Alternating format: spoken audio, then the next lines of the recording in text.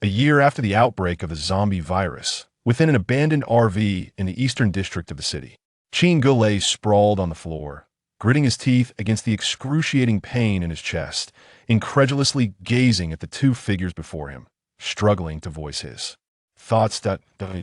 Why? The woman at the forefront yanked the dagger from Chin-gu's chest, casually twirling it in the air before scoffing dismissively. Chin-gu, did you really think I would want to be with a coward like you? Stop dreaming. With that, she plunged the dagger viciously back into his chest. Honestly, had you awakened a more formidable ability, I might have spared your pathetic life. But alas, you awakened the most useless spatial ability. If it weren't for your unwavering loyalty as my little lapdog, I would have disposed of you long ago. Chin-gu watched helplessly as the woman continued to stab him mercilessly, his body refusing to respond as he attempted to rise. He could not fathom why his girlfriend of 3 years, Chow Lily, would betray him so suddenly, and his good friend, Ding Yihong, stood expressionless behind her. As the final dagger thrust pierced his chest, Chin-gu succumbed to immobility, while the man behind the woman stepped forward, checking for signs of life. Once he confirmed Chin-gu was utterly still, he disdainfully spat. Waste. With that, he withdrew the dagger and wrapped his arm around the woman's slender waist, departing with an air of indifference. In the moment they turned to leave, blood gushed from Chin-gu's chest, soaking through the damp layers of clothing, slowly pooling on the RV floor, but a flash of dark red light shimmered over the bloodstained floor. Then a mechanical voice resonated in Chin-gu's mind. Ding. Host's first contact with the RV detected. Super RV system activated. Ding. Would you like to bind to this? RV. Yes, no. Just as his consciousness began to fade, the mechanical voice reemerged in his mind. Ding.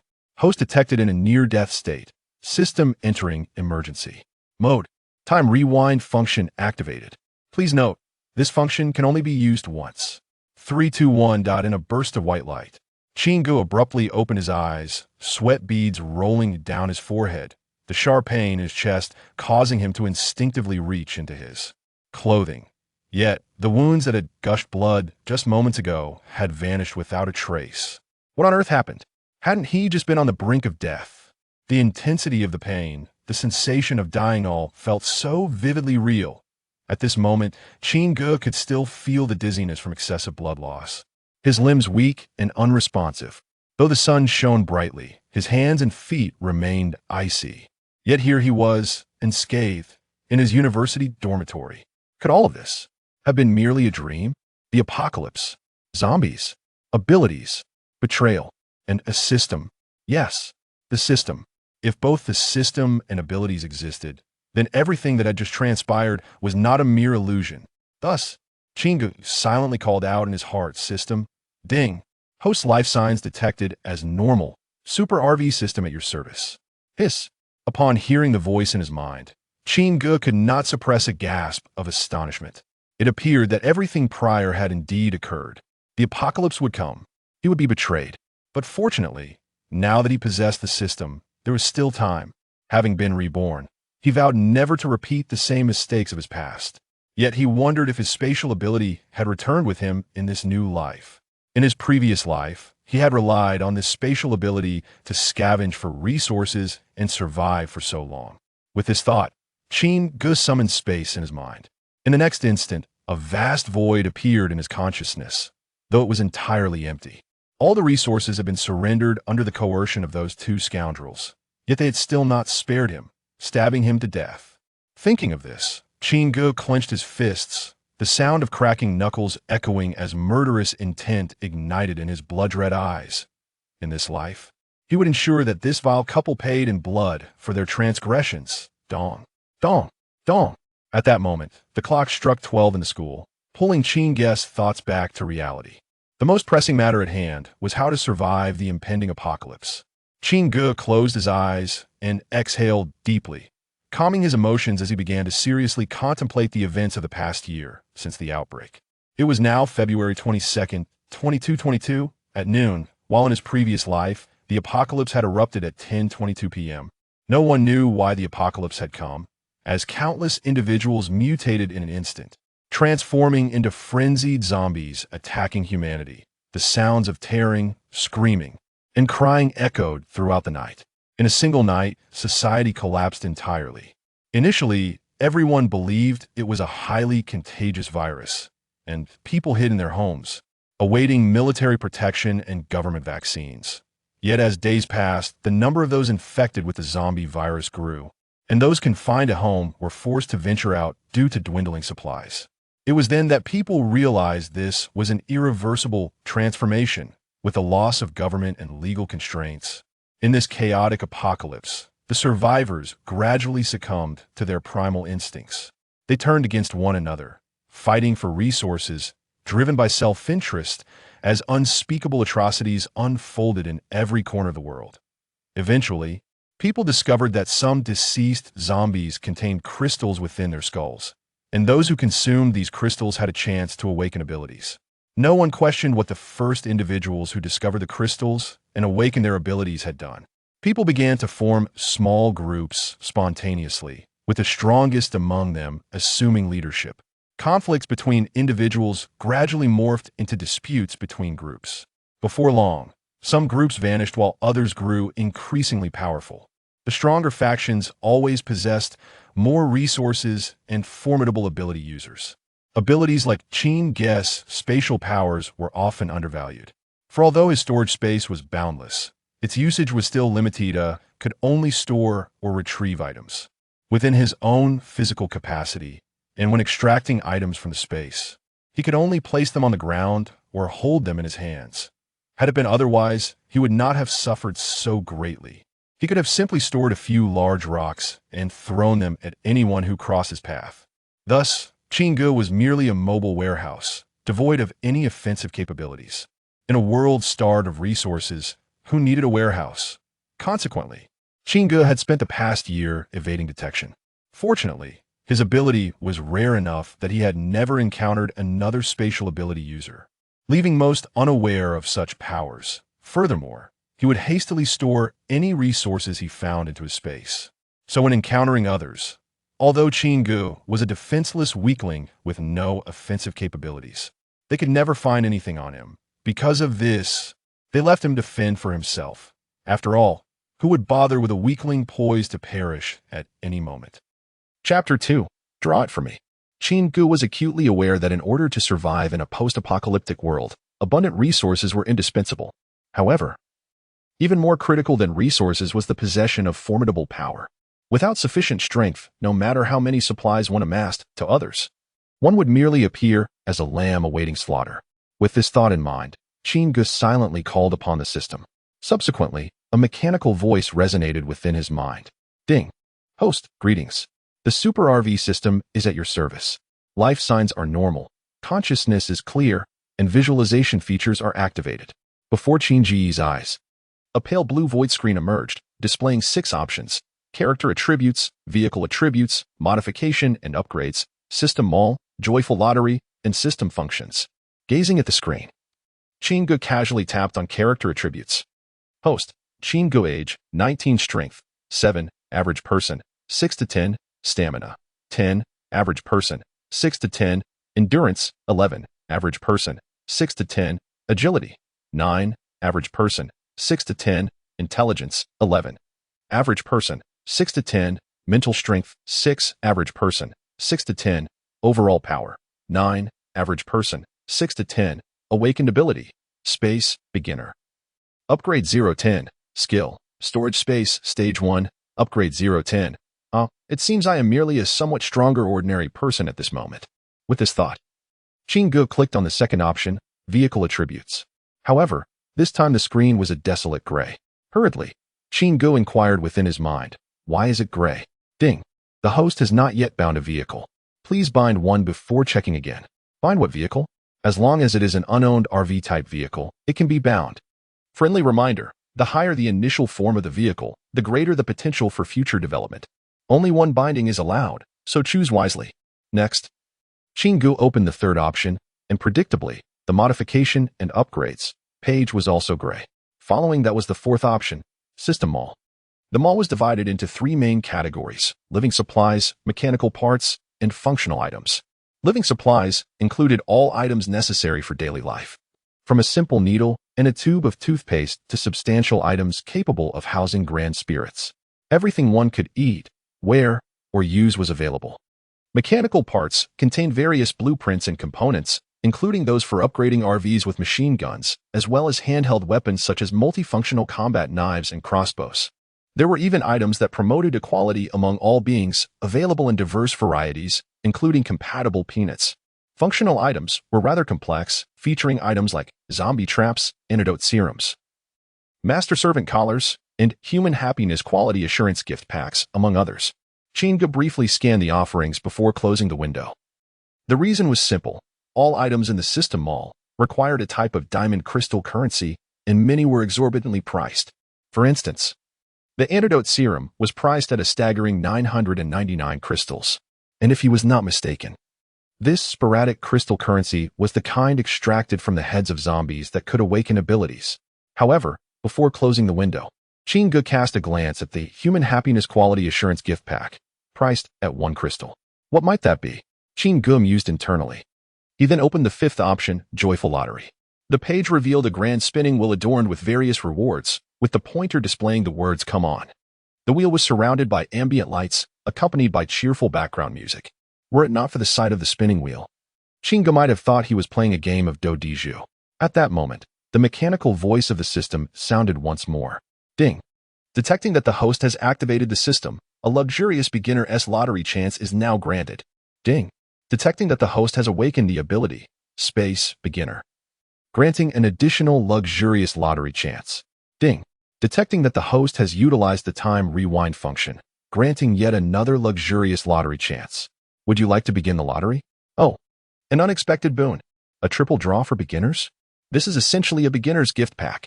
If not now, then when? With a thought, Chinga declared to the system, "Lottery. Draw it for me. Pull it with all your might. The luxurious lottery is commencing. Please remain calm, host." Before long, the first spin came to a halt, the pointer landing on a set of black battle armor. High-tech battle armor, beginner, functional armor capable of withstanding low-level attacks. Cannot be repaired. Automatically disappears when durability reaches 0. Current durability, 100. Before Chinga appeared a set of sleek, technologically advanced black armor, lightweight yet sturdy, appearing to offer decent protection against the early-stage zombies. After all, early-stage zombies had yet to evolve fangs and claws, merely capable of simple pursuit and biting. Chinga was thoroughly satisfied as he stored the armor in his storage space, and then turned his gaze back to the wheel. The wheel spun again and soon halted, this time indicating a bright silver Desert Eagle. It was the Desert Eagle, the Hand of Truth. Desert Eagle, large capacity version. An upgraded version of the original Desert Eagle, featuring an enlarged magazine compatible with all types of peanuts. Chinga, holding the upgraded Desert Eagle, felt his mouth water, and he immediately planted a kiss on the handgun. Although the metallic surface was cold to the touch, it ignited a passion greater than any fire-kissed lips could inspire. One must understand how difficult it was to acquire such an equality-promoting weapon in the Dragon Kingdom on Water Blue Star, let alone this upgraded version of the Desert Eagle. With a click, Chinga removed the magazine, revealing it brimming with gleaming golden peanuts. Counting them revealed a total of 21. A treasure. Truly a treasure. It is known that the greatest flaw of the Desert Eagle was its meager 7-round capacity, yet this upgraded version boasted 21 rounds. With the Hand of Truth in his grasp, facing crises in the early stages of the apocalypse was no longer a scenario of helplessness and vulnerability. Filled with joy, Chinga stored the Desert Eagle in his space and looked once more at the Great Wheel. This time, the pointer gradually settled on a syringe. Enhancement Serum, Beginner. Upon use, significantly enhances personal physical attributes, can only be used once. Repeated use is ineffective. The next moment, a pressurized syringe appeared in his hand. Studying the syringe and Oppo's instructions, Chinga inwardly inquired of the system. System, can I inject this now? Yes, host may inject at any time. The serum's effects will not alter based on injection timing or environment. Receiving the system's reply, Chinga promptly injected the enhancement serum into himself. Ding.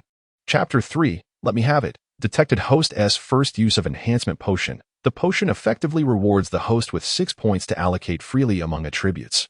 Indeed, the character attributes panel has been updated, with each category showing a significant increase. Host, Chinga age, 19 strength, 17, average person, 6 to 10, stamina, 20, average person, 6 to 10, endurance, 21, average person, 6 to 10, agility, 19, average person, 6 to 10, intelligence, 21, average person, 6 to 10, mental power, 16, average person, 6 to 10, overall strength, 19, average person, 6 to 10, awakened ability. Space, beginner. Level 0-10, skill, storage space, first stage, level 0-10, to Qin Gu's astonishment, each attribute has increased by 10 points. Moreover, each category features a small plus sign.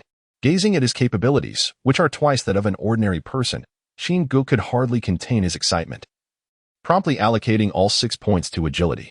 In the realm of martial prowess, nothing is invincible, only speed remains unbroken. Qin Gu understood profoundly how crucial agility would be in this perilous apocalypse. He had witnessed firsthand the demise of various warriors and tanks overwhelmed by zombies, or pulled to their deaths by agile adversaries. With his attributes now far surpassing those of the average individual, enhancing agility became the optimal choice. After allocating his points, the character attributes updated to host, Qin Gu age, 19 strength, 17, average person, 6 to 10, stamina, 20, average person, 6 to 10, endurance, 21, average person, 6 to 10, agility, 25, average person, 6 to 10, intelligence, 21, average person, 6 to 10, mental power, 16, average person, 6 to 10, overall strength, 20, average person, 6 to 10, awakened ability, space, beginner. Level 0-10, skill, storage space, first stage, level 0-10, this time, as Qin Gu glanced at the 2 rows of 0-10. He furrowed his brow and inquired of the system. System, what does the 0-10 signify? Can they be upgraded? Yes, the host can utilize mutated crystals for upgrades. The abilities and skills will become significantly more powerful post-upgrade. Upon hearing the system's response, Qin Gu couldn't help but reflect on why various factions in his previous life had fervently collected mutated crystals without limit. It turns out abilities can be upgraded. However, such secrets were not accessible to someone of his previous status. In this life, with the system and his awakened abilities coupled with his doubled strength, he felt that facing the apocalypse would not be a daunting task. With a full 10 hours remaining before the zombie outbreak, he had ample time to accomplish much. Presently, he lacked 2 essential items, a vehicle bound to the system and a substantial amount of supplies. Contemplating this, Qin Gu promptly retrieved his phone and confirmed the location of the Mercedes dealership in Longjiang City. He vividly recalled that in his past life, the leader of a certain faction had seized all the large RVs in Longjiang City after the apocalypse began. Thriving early on with the strongest and only fully armored RV that the dealership possessed, named Shilifan, purchasing it was out of the question. The price of that prized vehicle would undoubtedly be astronomical. Therefore, Qin Gu intended to arrive ahead of anyone else and seize it for himself, an opportunity for a zero-cost acquisition. With the RV issue temporarily resolved, he turned his attention to supplies. A vast quantity of supplies. If it were simply items sold in supermarkets, it would be straightforward. Once the apocalypse began, he could procure whatever he needed without cost. After all, during the early days of the apocalypse, most people would remain at home awaiting rescue, allowing him to reach the supplies first. The challenge lay in perishable goods, such as fresh fruits, vegetables, and various meats. His storage space could indeed preserve food in its original state indefinitely, but as an orphan with no parents, Qin Gu pondered the balance in his bank account with a frown. How could he afford to stockpile? At that moment, a notification chimed on his phone. Congratulations. You are now a premium customer. The Jiuzhou Shishio Loan Company has approved a limit of 20,000. For details, visit the website xxxxxxxxx. What a fortuitous stroke of luck. Let me have it. Let me seize it with vigor. With fervor, Qin Gu opened various websites and applied for loans, both legitimate and dubious. After all, with the apocalypse looming, who else would he rely on? Large sums or small, he would take it all. Before long, Qin Gu looked at his phone displaying a balance of 280,000 and nodded in satisfaction. He then dressed and headed straight to the largest agricultural wholesale market in Longjiang City. With his power bank connected, he walked through the market, purchasing fresh produce, apples, watermelons, eggplants, cabbages, leaving no item unturned, settling payments and providing delivery addresses. After completing his fruit and vegetable shopping, Qin Gu proceeded directly to the meat section. As for rice, flour, and oils, Those could easily be found in supermarkets, so there was no rush. With a remaining balance of 230,000, he discovered that pork cost 20 yuan per kilogram, beef and lamb were 30, and chicken and duck 15. Purchasing whole cuts would yield further discounts. Chingu found the largest butcher shop and bought 2 tons of pork, 1 ton of beef, 1 ton of lamb, and a ton of chicken and duck, settling the payments and providing delivery addresses. After this flurry of transactions, he had only about 5,000 yuan left. Yet he did not leave immediately. Instead, he observed the butcher wielding an axe to chop bones and asked, "Boss, are you selling that axe?" "What? You want to buy an axe?" The butcher looked at Chingu with a puzzled expression before continuing, "What will I use if you buy it?" Seeing the butcher's confusion, Chingu smiled and replied, "Oh, boss, since I bought so much meat from you today, your shop will be empty. You can buy another axe tomorrow." The butcher considered this and agreed. After all, with such a large sale, he would indeed need a reliable axe for his next round of meat preparation, and today he wouldn't need it. "All right then. This axe is yours. Since you bought so much meat, it's on the house."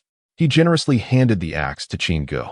Grateful, Chingu accepted the axe and expressed his thanks, advising the butcher to close early today and stock up on food before heading home.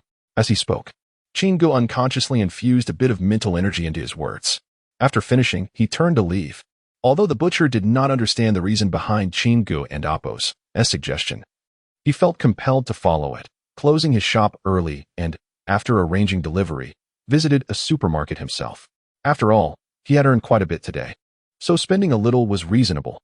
Who knew when it might come in handy? Deep down, a voice urged him that the young man's advice was sound, and it was wise to heed it. As the butcher hummed a cheerful tune, he soon pushed 3 large shopping carts filled with goods, returning home in high spirits. What a splendid day it was! Chapter 4. The Apocalypse of Zombies. Upon exiting the wholesale market, Chingu sought a secluded spot to stow away his axe in the spatial realm.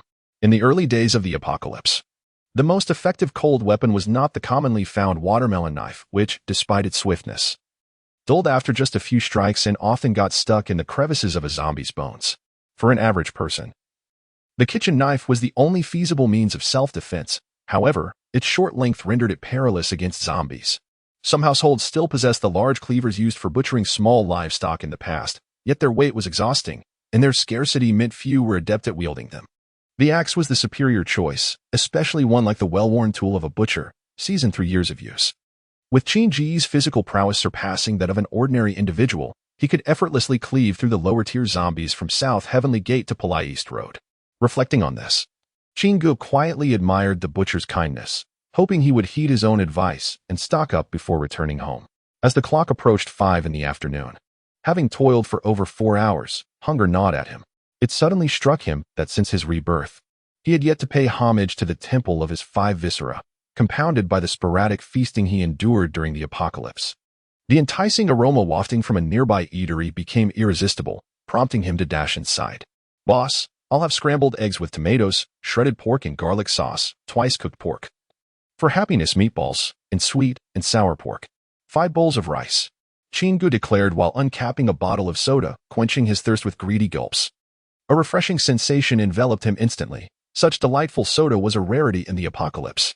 While the restaurant owner began instructing the kitchen staff to prepare his order, he chuckled at the sight of the young man. "Are you treating someone?" No, Chingu waved his hand dismissively. "I'm dining alone." "Dining alone? Our portions are quite generous. You might not be able to finish it all," the owner kindly cautioned, concerned that Chingu's eyes were bigger than his stomach. "Rest assured, boss, I can handle it.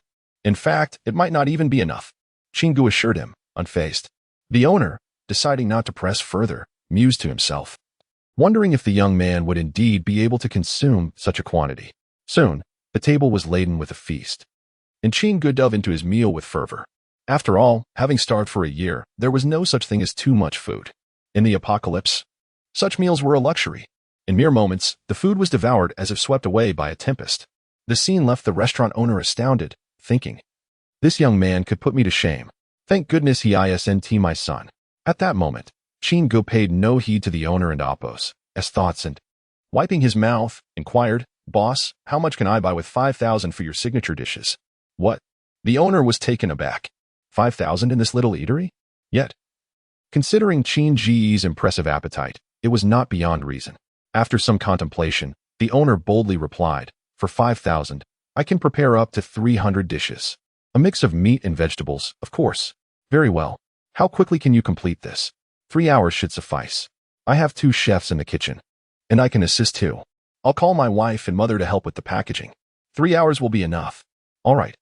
Please deliver it to this address in 3 hours." Chingu promptly jotted down the delivery address and left the remaining 5,000 with the owner before heading out to the designated location. By 6 in the evening, Chingu arrived at the delivery site, satisfied to see several trucks parked on the vacant lot. He gestured for the delivery workers to unload. "Boss, where should we unload?" one of the workers asked. "Just unload it right here. Someone will take care of it later." Following his command, the workers proceeded without hesitation, despite their initial concerns about the barren surroundings devoid of any warehouses. After unloading all the goods, they departed. Once the delivery men left, Chingu swiftly stored all the items in his spatial realm, awaiting the next batch of deliveries. At 9:00 and Opos clock that evening, the restaurant owner arrived with the 300 meals, and Chingu finally secured all the goods in his space. After bidding farewell to the owner, he set off towards the dealership, his destination not far, a leisurely hour's walk away. On the way, Chingu accessed the system again, clicking on the last option. System functions. The screen displayed 2 buttons, Time Rewind and System Upgrade. The Time Rewind option was grayed out, confirming its one-time functionality as stated by the system. The System Upgrade button shimmered blue, and he pressed it. Instantly, the familiar mechanical voice echoed in his mind. "Beep. Insufficient materials detected. Please prepare the necessary materials before upgrading." What materials are required? To upgrade this system, 99 mid-tier zombie crystals are needed. Current possession, 0.99. Mid-tier zombie crystals? What are those? Mid-tier zombie crystals are dropped by mid-tier zombies. Current possession, 0.99. System? Here, host. So, zombies can upgrade as well, correct? Indeed, host. The zombie levels increase along the timeline of the apocalypse. Through the system's explanations, Chingu learned that zombies were classified into 9 levels. Levels 1 to 3 were considered low-tier zombies, levels 4 to 6 were mid-tier, and levels 7 to 9 were high-tier zombies. Beyond these levels, there were copper-boned, silver-boned, and gold-boned zombies, culminating in the most formidable, the apocalyptic zombies. Previously, he had only known that zombies gradually evolved to develop claws and fangs. He never realized they could level up. So many tiers existed. But how did the system know all this? Could it be? Pausing in his tracks, Chingu inwardly pondered, "System, how do zombies originate?" Beep. Zombies are the result of humans mutating due to the zombie virus. Frowning at the response, Chingu rephrased his query. Is the zombie virus of human origin? Beep. That question exceeds query permissions. Please upgrade the system before inquiring again. The system and Opos' answer deepened Chingu and Opos' frown. It seemed the system possessed knowledge of the answer, yet his low level rendered him unworthy of such information. If the apocalypse was not a natural disaster, but rather a man-made calamity, what nefarious objectives lay behind the creation of the zombie virus? At that moment, a chill coursed through Chingu's body, as if an invisible hand was slowly dragging the entire world into an abyss. Chapter 5. Shilifin. It was now 10:12 p.m., with merely 10 minutes remaining until the cataclysm. Chingu had arrived at the entrance of the Benz dealership. Although the location was on the outskirts, a few pedestrians could still be spotted on the streets. Through the glass, he gazed at the colossal fully armored RV within the showroom, measuring 4 meters in height, 3 meters in width, and 10 meters in length. This must be the legendary Shilifin, he mused. Originally a Mercedes 88 Nomadison Navigator, also known as the Doomsday Fortress, it was priced at $13 million. After undergoing extensive modifications, an additional layer of thick armor had been affixed to its already formidable frame. The exterior was coated in a matte desert camouflage, and the headlights gleamed brightly, resembling a poised tiger waiting for its prey in the darkness of night. System, what do you think of this vehicle? Ding. Detected fully armored modified RV, Shilifin. Please bind quickly, host. Chingu was momentarily taken aback. The system's voice now seemed less like the cold, mechanical tone he was accustomed to and more akin to that of an eager old rogue, filled with excitement and urgency. System, please calm down. How do I bind it? Ding. Simply fuse your DNA with the RV. Hurry up, host. System, exercise some restraint. Please bind quickly. A super lottery awaits you. How many lottery chances? 1 time. Then I shall not bind. 2 times. 2 times will suffice. Not acceptable. I require at least 3. 3 it is, but please hurry and bind. I can't take it anymore. Bind it now. Bind it vigorously. Bind it fiercely. System, refrain from mimicking my speech. After reaching a transaction with the system, Ching-gu glanced at his phone. The time read 10:21 p.m. on February 22nd, 2222. Only 1 minute remained until the apocalypse. Calmly, he retrieved his high-tech battle armor from his spatial storage and grasped the butcher's axe in his hand. Taking a deep breath, he began the countdown. 3, 2, 1. Time was up at exactly 10:22 p.m. Suddenly, a purple lightning bolt illuminated the sky, followed by a thunderous roar. Boom. In an instant, the few pedestrians nearby convulsed and collapsed. The end of the world had begun. Ching-gu swiftly moved toward the several transforming zombies nearby, using his doubled strength and agility to dispatch them with a few swift strikes. After decapitating the last zombie, he rummaged through its remains. After 6 zombies, he finally found the first mutated crystal of his lifetime. Quite impressive, as the probability of uncovering such a crystal in his previous life was merely 1 in 10. Inspecting the crystal in his hand, he noted its familiar appearance. He pondered whether he could awaken his abilities again upon this rebirth. After stowing the mutated crystal away, Ching-gu raised his axe once more and charged at the surrounding zombies. Minutes later, he had cleared the area of all zombies. He then returned to the showroom, mustered all his strength, and smashed through the thick blast-proof glass, striding confidently toward Shilifan. Grabbing an art knife from the reception desk, he sliced open his left hand and pressed it against the hood of the prized Shilifan. A bloody handprint marked the vehicle, and at that moment, the system's voice echoed in his mind once again. Ding. Binding of the fully armored modified RV Shilifan successful. Level S. Host gains 3 luxury lottery chances. To Ching-gu, the initial part of the announcement was filled with excitement, while the latter half carried a hint of resentment. However, he paid it no mind and directly opened the car door, stepping inside. The interior of the RV was ingeniously designed and luxuriously furnished, featuring a living room, kitchen, bathroom, and bedroom, all that one could desire. The cockpit connected seamlessly with the RV's interior, and the vintage yet elegant control panel, adorned with a wooden grip and leather seats, harmonized perfectly with the high-tech decor. Ding. Detected that the internal system of the fully armored modified RV Shilifan is too rudimentary, unable to utilize all functions. Would you like to overlay this system onto the fully armored modified RV Shilifan? Yes, no. Without hesitation, Ching-gu selected yes. It was unacceptable for the functions to be incomplete, especially since he had exchanged blood for it. Soon, the system overlaid onto the entire vehicle and initiated self-diagnostic mode. With a resounding roar from the engine, all lights inside and outside Shilifan ignited. A 3-dimensional holographic image of a cute anime girl appeared on the control panel. Ding. System overlay successful. All functions of the fully armored modified RV Shilifan are now unlocked. As she spoke, the anime girl winked and posed with a peace sign. System? Here. Host. Open vehicle attributes. Of course, host. The system screen reappeared, now adorned with a blue background, displaying a 3-dimensional diagram of Shilifan. It not only indicated the various functions of the RV, but also presented numerous upgrade options. The current power system was based on the original Nomadison's self-developed inline 6-cylinder, high-pressure common rail, turbocharged diesel engine, enhanced with an additional electric hybrid system. Furthermore, a high-capacity solar charging panel had been installed atop the RV. An upgrade option was also available for the existing power system. Ching-gu clicked on the upgrade option, and the page transitioned to modification upgrade. How do I go about this modification upgrade? Please open System Mall.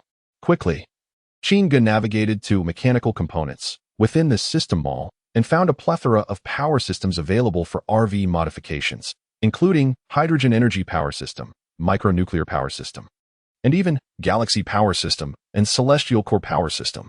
My goodness! However, he soon regained his composure. The reason was simple.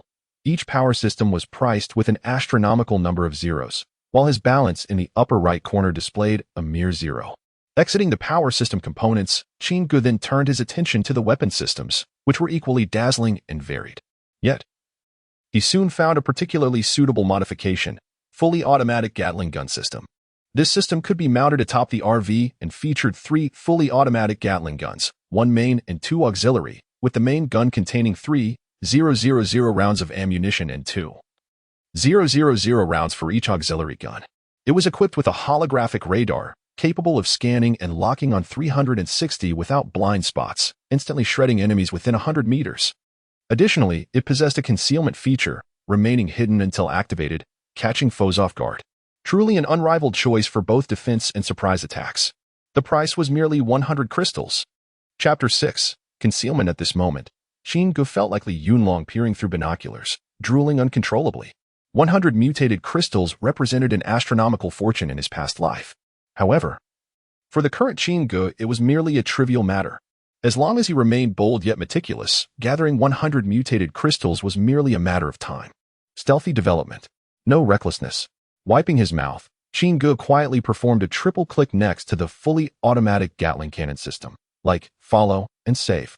Afterward, he returned to the main page and clicked on Joyful Lottery. He had not forgotten the 3 lottery chances he had just traded for with the system. But why had the system been so excited moments ago? It seemed eager to possess the RV? System, why were you so thrilled when you saw Shilliphan? This dates back to 5 million years ago, to a magnificent planet called Cybertron. Stop. Do you think I haven't seen Transformers? Speak plainly.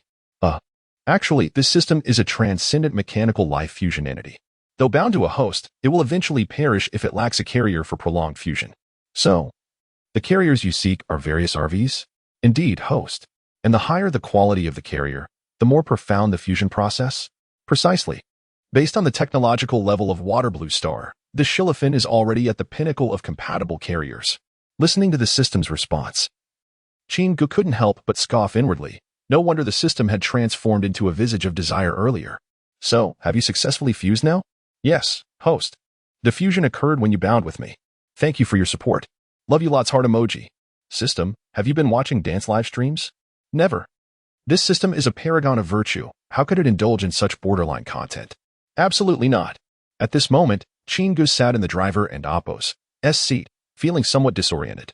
Is this truly a legitimate system? You just claimed to be a transcendent mechanical life fusion entity. Are you male or female? How did you come to be with me? As he spoke, Qin reached towards the 3D projection of an anime girl, tugging at the hem of her skirt to glimpse the underlying structure. However, after tugging for a while, the skirt remained unchanged. It was ultimately just a holographic projection. Host, please maintain decorum. The system's voice echoed in his ears again, now tinged with a hint of disdain and helplessness. Transcendent mechanical life fusion entities do not possess gender. As for how I came to be with you, that question exceeds query permissions. Please upgrade the system and inquire again. Damn, not this line again. Qin realized that any queries concerning core issues were always beyond his permissions. It seemed he could only ask after upgrading the system. For now, he would take it step by step. Perhaps knowing these answers too early was not necessarily a good thing. Resolving to proceed with the lottery, he prepared for the exhilarating moment ahead. As the lottery wheel began to spin slowly, familiar music filled the air. Soon, the pointer landed on Tyrant Summoning Card. Then spun again. The Tyrant Summoning Card could summon a Tier 3 mutated zombie, Tyrant, for 1 minute, during which the Tyrant would indiscriminately attack all human life forms. The host is advised to use it cautiously. Excellent. This could be a powerful tool to control the battlefield. Ion Amp, Oppos, LL keep it safe. With that thought, Qin stored the card in his space and turned his attention back to the wheel. This time, the pointer stopped at High-Tech Vibrating Dagger. High-Tech Vibrating Dagger, quality, green. Utilizes molecular vibration technology, enhancing cutting efficiency. Not too shabby. While it may not be an extraordinary weapon, it is quite handy for emergency self-defense. He added it to his space as well.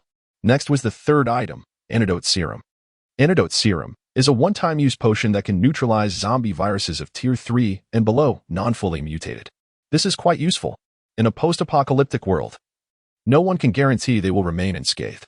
Having the Antidote Serum is akin to having an extra life. Pleased with his haul, Qin stored the Antidote Serum and then took out the mutated crystal he had just acquired, asking the system, if I consume this, can I gain abilities again? Indeed. Host, the apocalypse presents an opportunity to unlock the genetic locks of humanity.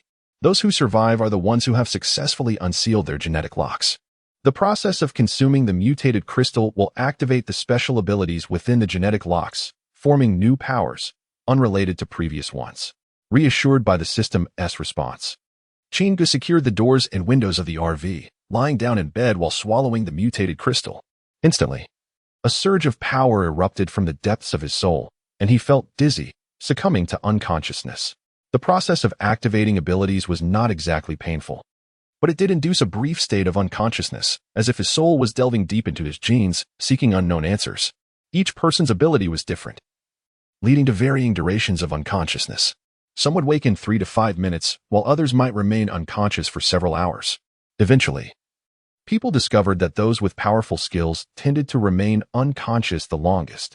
In his previous life, Chingu had been unconscious for a full 10 hours upon awakening his abilities, only to find he had acquired a storage space, an ability devoid of any offensive power.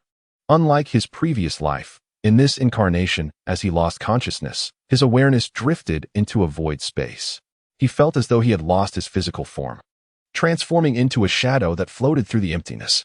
After an indeterminate time of wandering, Chingu opened his eyes to find new text in his mind. Awakened Nightshade Series ability, Skill Concealment. Upon activation, gain 10 seconds of absolute invisibility, including clothing, during which normal activities can be performed. Any active attack will cause invisibility to fail. Impressive. With concealment, he had gained another means of survival in the apocalypse. Moreover, during idle moments, he could use it to sneak a peek at girls' washing dates. Oh, no. I meant to secretly gather supplies. Yes, secretly collect supplies. Hiki. Eager to test its effects, Chingu made his way to the RV's bathroom mirror, silently invoking the skill concealment. In the next moment, he vanished from sight. Watching his reflection in the mirror disappear, Chingu was thoroughly satisfied with this skill. He then opened his storage space to retrieve the Desert Eagle and the axe, both of which were also rendered invisible. Not just a means of escape, this was an excellent tool for ambush. Imagine sneaking up on enemies while invisible and firing 2 shots from behind. The thought alone was exhilarating. Chapter 7. The Good Youth of the New Era. Soon after the 10 seconds elapsed, Chingu once again stood before the mirror. However, at this moment, he felt an unexpected weariness, as though something within him had been partially drained. With a furrowed brow, he inquired of the system, "What is happening? Why do I feel as if my body has become weakened?" Beep. Detected that the host has activated the skill, Invisibility. Stamina consumption, 10 points. Current stamina, 1121 points. Subsequently, the character attributes interface popped up. Host, Chingu. Age, 19. Strength, 1717. Average person, 6 to 10. Stamina, 2020. Average person, 6 to 10. Endurance, 1121. Average person, 6 to 10. Agility, 2525. Average person, 6 to 10. Intelligence, 2121. Average person, 6 to 10. Mental power, 1616. Average person, 6 to 10. Overall power, 20. Average person, 6 to 10. Awakened ability 1. Space. Beginner. Upgrade 010. Awakened ability 2. Nightshade. Beginner. Upgrade 010. Skill 1. Storage space. Stage 1. Upgrade 010. Skill 2. Invisibility. Stage 1. Upgrade 010. So, is the stamina represented by the blue bar? Chingu pondered as he scrutinized the updated attribute panel. How can I restore it? Indeed, host. The higher the stamina, the more frequent the skill can be utilized. There are 2 methods to restore stamina. The first is through rest, recovering up to 20 of maximum stamina per hour. The second is by using recovery potions. Recovery potions can be purchased from the store or obtained through lucky draws. Oh, I see. This meant he could only consecutively use invisibility twice, granting him a mere 20 seconds of stealth. At that moment, a voice from the system echoed in his ears. Beep. Detected that the host has activated the second ability. All attributes rewarded. 5. The character attributes, then updated once more. Host, Chingu. Age, 19. Strength, 2222. Average person, 6 to 10. Stamina, 2525. Average person, 6 to 10. Endurance, 1626. Average person, 6 to 10. Agility, 3030. Average person, 6 to 10. Intelligence, 2626. Average person, 6 to 10. Mental power, 2121. Average person, 6 to 10. Overall power, 25. Average person, 6 to 10. Awakened ability 1. Space. Beginner. Upgrade 010. Awakened ability 2. Nightshade. Beginner. Upgrade 010. Skill 1. Storage space. Stage 1. Upgrade 010. Skill 2. Invisibility. Stage 1. Upgrade 010. I didn't end Oppos. T expect such unexpected gains. Splendid. Particularly his agility, now thrice that of an ordinary person, brought immense satisfaction to Chingu. He mused that now not even the most common zombies could hope to catch him. Delightful. Closing the system panel, Chingu glanced at the time. It was already 10 in the morning, marking the true first day after the apocalyptic upheaval. The most pressing matter at hand was to swiftly gather supplies while the vast majority of survivors remained too frightened to venture outside. With a booming sound, Shilifan slowly exited the exhibition hall, then accelerated towards the largest Wadama supermarket in Longjiang City. On the way, Chingu pulled out his phone, noticing a flurry of messages on the green bubble. Various group messages and news alerts flooded in, numbering over 999. He casually opened the university class group, where, as in his previous life, classmates were engaged in discussions about the apocalypse, with the campus being overrun by mutated zombies. Some of the surviving students had fled back to their dorms, while others remained trapped in study rooms. Most of those who had been outside during the upheaval had already succumbed to becoming zombies. A few others attempting to break free from the school had become fodder for the undead. Shue, Wah, I'm so scared. There are zombie sounds everywhere. Lu Yang, I just looked through binoculars, and the area around the school is swarming with zombies. Everyone, please don't go outside. Sudama, yes. This morning, Zhang Kai from our dorm tried to escape through the back door, but was bitten before he could reach the school's back gate. Lu Mingyu, what should we do then? Just wait here? I have nothing to eat. I'm about to starve. Zhang Yi, Lu Mingyu, are you in the dorm? Come to me. I have 4 packets of instant noodles. We can each take 2 packs and survive for 2 days. Surely the army will come to rescue us. Lu Yuan, Zhang Yi, is that true? I saw on the news that the whole world is in chaos. Will the army really come to rescue us? Zhang Yi, Lu Yuan, they definitely will. You must trust the government. The government will not abandon us. After all, we are university students. Zhang Yi, if the youth is strong, the nation is strong. The government will prioritize rescuing us, the good youth of the new era. Lu Hailong, Zhang Yi, I can't stand your nonsense. Don't you see the world is in chaos? We can only save ourselves now. Shue, Wah, it's so scary. Is there anyone who can save me? Zhang Yi, Shue, stop crying. Zhang Yi, Lu Hailong, you must trust the government. Cursing me won't solve anything. As Chingu observed the messages in the group, he inwardly cursed the Navi youth. Good youth of the new era? Even if they had enough manpower to carry away the dog food and kennels from corrupt officials, no one would come to rescue them.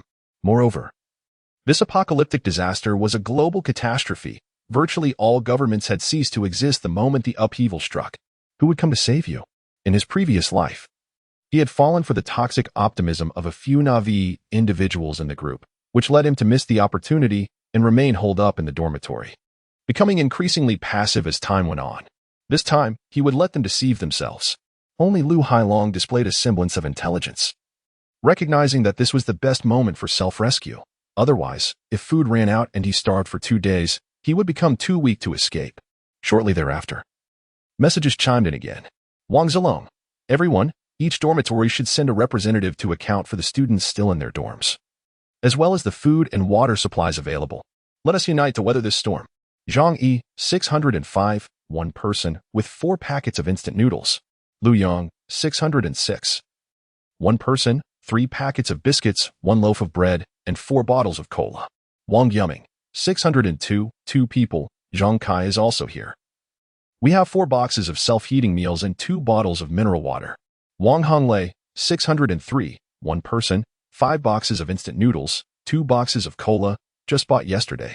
Lu Mingyu, 604, 1 person, no food. Lu Mingyu, Wang Honglei, please share a bit with me. I'll share all my study materials with you. Lu Yuan, Lu Mingyu, what are you thinking about studying at a time like this? What use is studying now? Lu Mingyu, Lu Yuan, these study materials are different. Lu Mingyu, Wang Honglei, I beg you, share a little with me. I'm starving.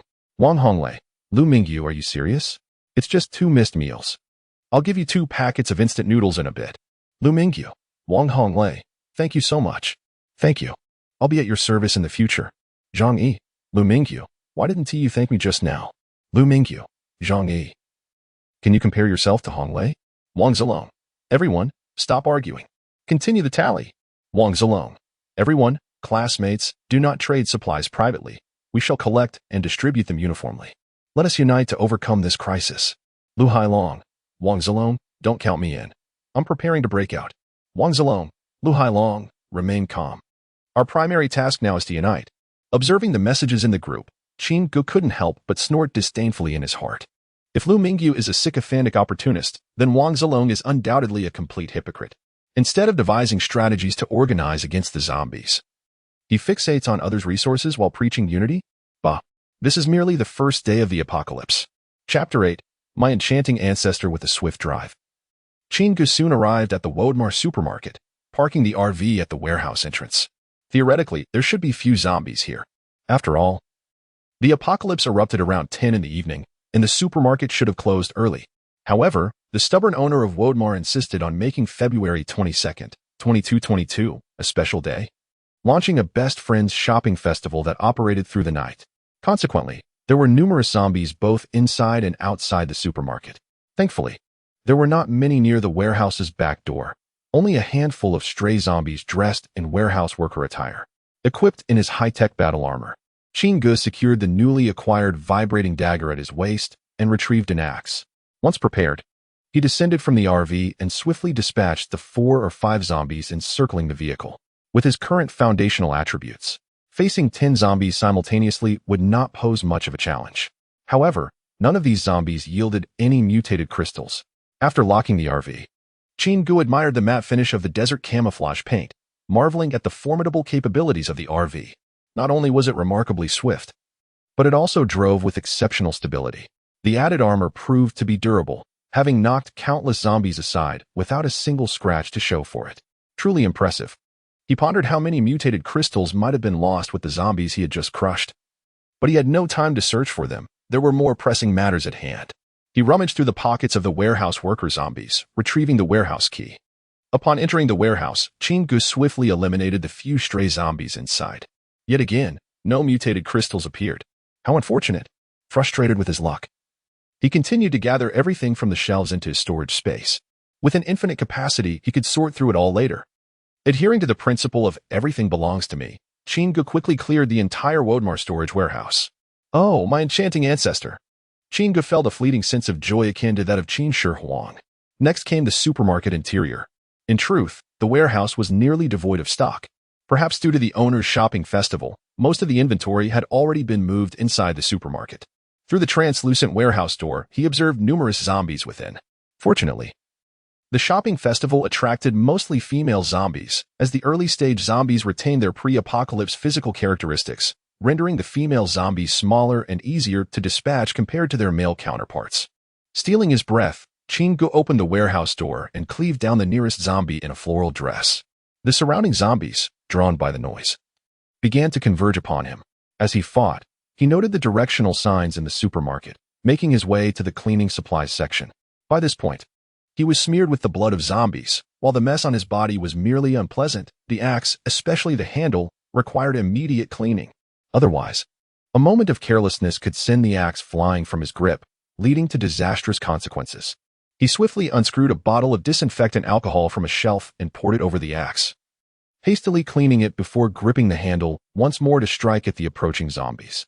After nearly an hour, Qin Gu finally felled all the zombies in the supermarket. Now came the moment of harvest. As he excavated the mutated crystals, he collected every useful item from the shelves into his storage. Snacks, chips, chocolate, beef jerky, biscuits, instant noodles, and self-heating meals. Once deemed junk food before the apocalypse, these were now treasures, especially the self-heating meals and canned meats, which could be stored long-term. In times devoid of fresh food, these items would become invaluable currency. Rumor had it that merely a month after the apocalypse commenced, the trade of goods for human lives began. Once pampered individuals would forego their beloved snacks for a mere 2 packs of instant noodles in exchange for an hour of enjoyment. In the later stages of the apocalypse, even celebrities from before the disaster found themselves trading for a single can or a box of self-heating meals. Now, an entire Wodmar belonged to Qin Gu. Oh, everything belongs to me. Not even the shelves were spared. However, he couldn't help but feel vexed. Among the nearly 200 zombie corpses scattered across the supermarket, only 6 mutated crystals had appeared. What dreadful luck! Damn it! Qin Gu cursed under his breath. Just then, a loud crash echoed from the direction of the meat cold storage. He halted, gripping his axe cautiously as he approached the cold storage. Peering through the door window, he saw a few individuals crouched on the floor, trembling. Beside them lay a stainless steel basin, evidently knocked over. The group shivered, whether from the cold or fear. Keeping their heads down, Gu couldn't help but smirk, preparing to turn away. Their fate was of no concern to him. In a world where order had collapsed, it was often wiser to avoid unnecessary complications. They may seem pitiable now, but who could predict what actions they might take once freed? After all, in this chaotic world, the human heart was the most terrifying entity of all. Just as Gu was about to leave, a faint voice emerged from behind the cold storage door. Gu? Upon hearing his name, he turned to look. Standing behind the door was a beautiful woman, even though she trembled from the cold. Her pale face adorned with frost did nothing to diminish her angelic features. Gazing at her exquisite visage, Gu furrowed his brow. He felt an uncanny familiarity, as if he had seen her before yet could not place where. "Do you know me?" he inquired. "Yes," the weak voice responded, as the woman's trembling lips struggled to form words. "You are a student from Longjiang University, in your 3rd year. I have seen you before. My name is Lin Juanxue." So, the woman named Lin Juanxue must also be a student from Z University. Before Gu could ponder further, she continued to tremble as she spoke.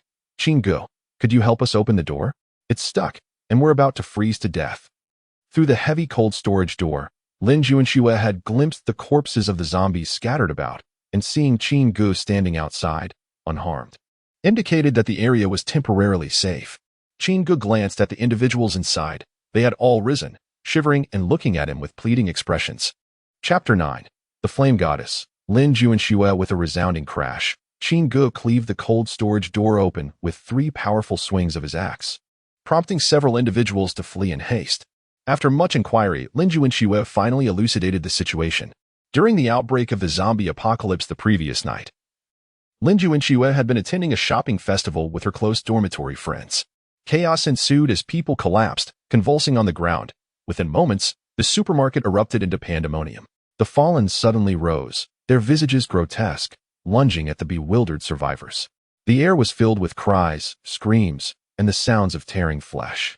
Tragically, Lin Juanxue's friend fell victim to the zombies, and amidst the turmoil, the remaining survivors sought refuge in the supermarket's cold storage. Thanks to the heavy steel door, the zombies were unable to breach their sanctuary, yet as the night dragged on, the occupants found themselves freezing, unaware that the door had become jam-tight. Their predicament was dire. If they did not succumb to the zombies, they might perish from the cold. Just as despair gripped them, Gu appeared. As Lin Juanxue recounted her ordeal, her delicate visage regained its color. Her fair complexion, complemented by exquisite features and a perfectly curvaceous figure, was accentuated by her long, lustrous black hair cascading over a striking red dress and glossy black high-heeled shoes. Though still slightly pallid from shock, she gradually returned to her usual radiant self. Gu, captivated by Lin Juanxue and Appo's extraordinary beauty, recalled that in his previous life during the apocalypse, there was a leader named Lin Juanxue.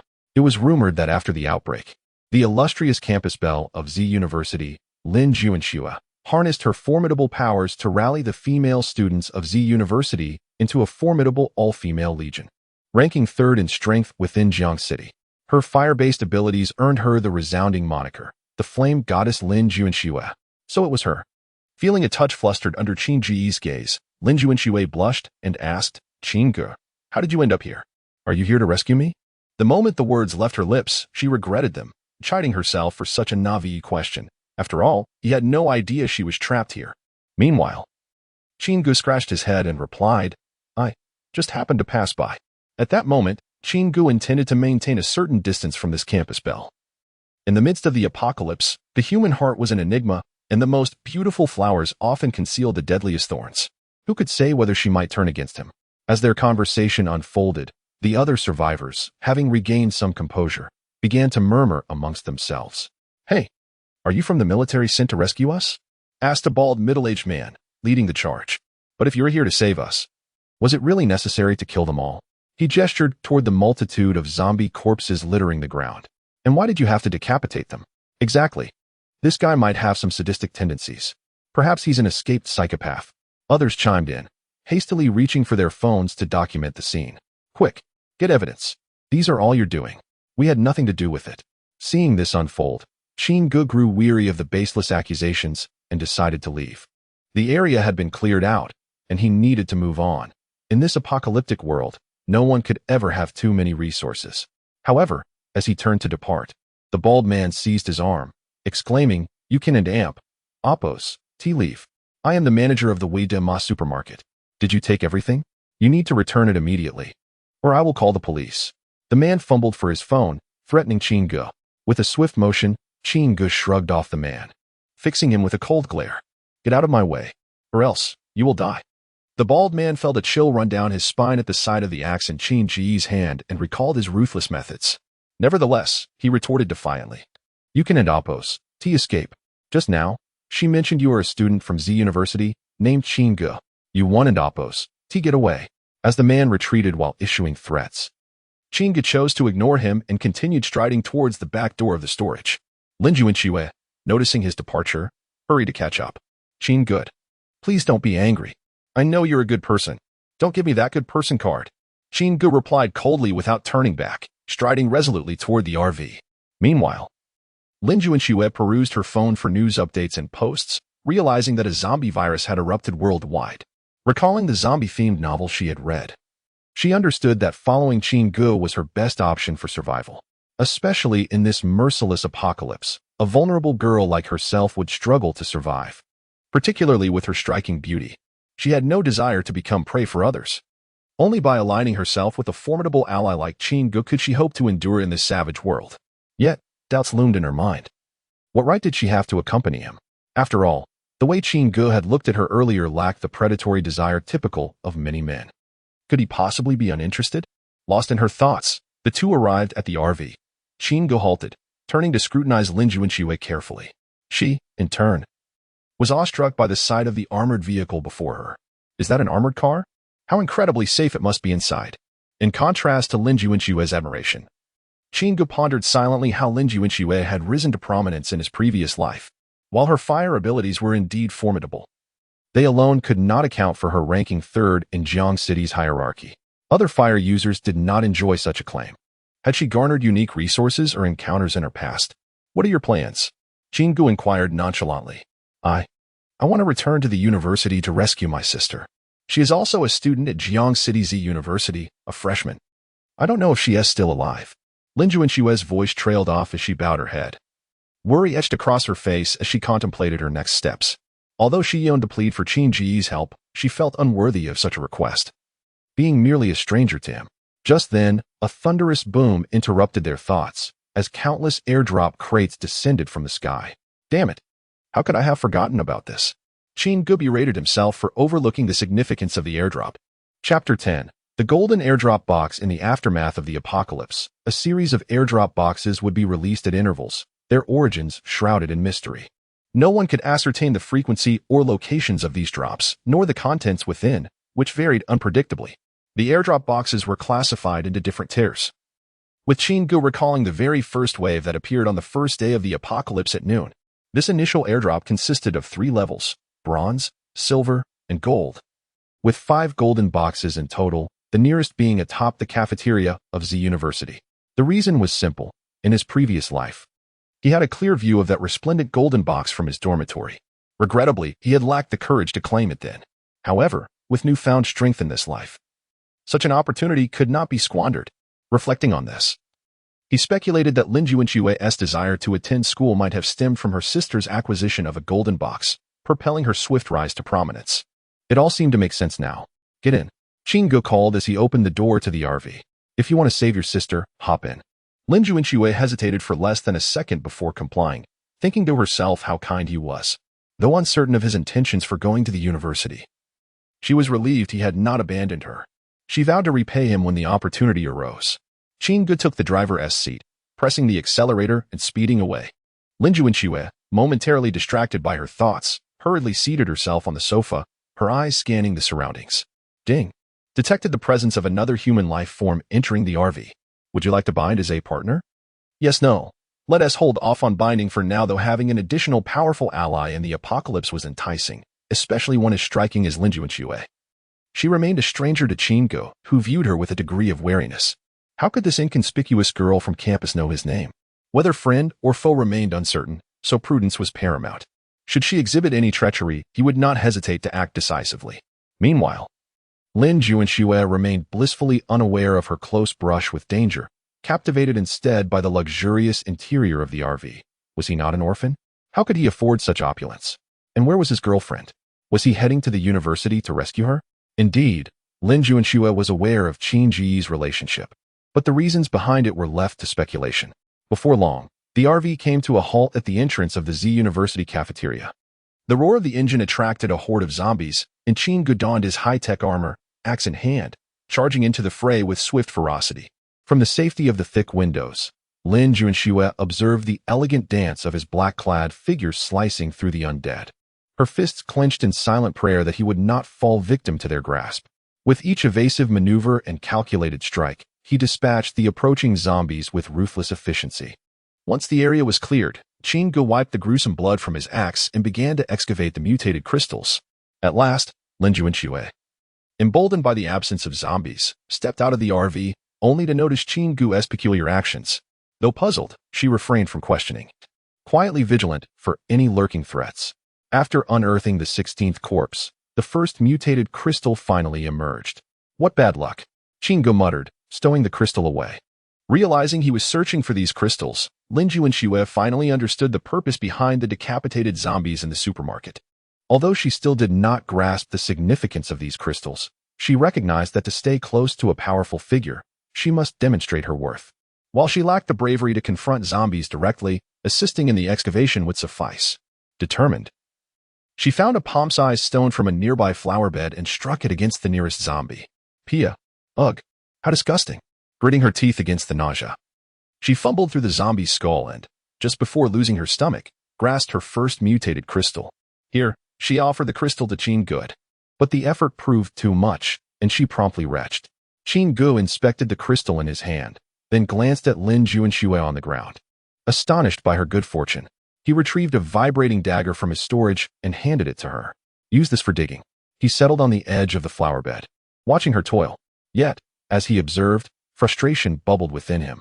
What kind of world was this?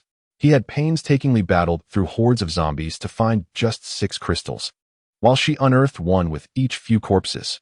In a short span, they had excavated 41 mutated crystals from over 130 corpses. The disparity was maddening. Yet, given her exceptional yield, it was no wonder she had ranked among the top 3 powerful figures in Jiang City during his previous life. Having collected the crystals, Qin Gu turned toward the cafeteria. The apocalypse had erupted around 10 at night, and the establishment had long since been locked, suggesting it would be deserted. However, caution was prudent. With axe in hand, he led the way, Lin Juanxue closely following, fearful of being left behind. They traversed the first and second floors, and as they approached the stairs to the 3rd floor, the unmistakable growls of zombies echoed from above. Judging by the sound, there were only 3 or 5. Recalling that the 3rd floor housed the cafeteria staff quarters, Qin Gu signaled Lin Juanxue to remain alert before charging upward to confront the zombies. Moments later, the skirmish concluded, and Lin Juanxue followed to search the bodies. Just as she triumphantly unearthed another mutated crystal, an unseen zombie silently approached from behind. As the creature prepared to ambush her, Qin Gu swiftly yanked her back, delivering a decisive blow with his axe that sent the zombie crashing to the ground. The sudden turn of events left Lin Juanxue pale and breathless, her heart racing in the aftermath. Chapter 11. Universal Spirit Fair, rounded, full, and upright. A multitude of words flooded Qin Ji's mind in an instant. He thought it prudent to procure a set of armor for this young lady. Perhaps he could find something in the marketplace or even expend a few mutated crystals. Gazing at her nearly flawless features, he mused, she is indeed a fortuitous one. Should she meet her demise, who would assist me in looting the corpses? Thus, it became imperative to ensure her safety. Indeed, it was not merely due to her beauty. As he contemplated this, Qin Gu inquired, "Are you all right?" "I'm fine," Lin Juanxue replied, having regained her composure and steadied her breath. In truth, the moment she descended from the RV, she had anticipated the possibility of a zombie ambush and had prepared herself for the worst. Yet, in a world fraught with peril, where could one find absolute safety? Even within the sturdy confines of Qin Gu and Appo's vehicle, there would inevitably come a day when supplies dwindled. Thus, adapting to the apocalypse and overcoming one's fears was essential to securing a foothold in this new reality. Observing Lin Juanxue swiftly regain her emotional equilibrium, Qin Gu felt a surge of admiration. Had it been any other girl, the screams would have echoed throughout the cafeteria. Truly, she was a formidable presence from her past life. However, in this lifetime, the golden box was destined to be his. After collecting the mutated crystals, they ascended to the rooftop of the cafeteria, where a resplendent golden airdrop box awaited them, precisely in the same location as in his previous life. Qin Gu approached the box, eager to inspect its contents, while Lin Juanxue, understanding her role, prudently remained at the stairway, gripping her dagger and keeping watch, casting occasional glances towards the airdrop box to satiate her curiosity. In his 2 lifetimes, this marked Qin Gu and Appo's inaugural opening of a golden airdrop box. Although the frequency of such boxes had increased in his previous life, they had remained coveted resources fiercely contested by various factions. Beyond the reach of someone as inexperienced as he had been, standing before the golden airdrop box, Qin Gu commanded, "Open."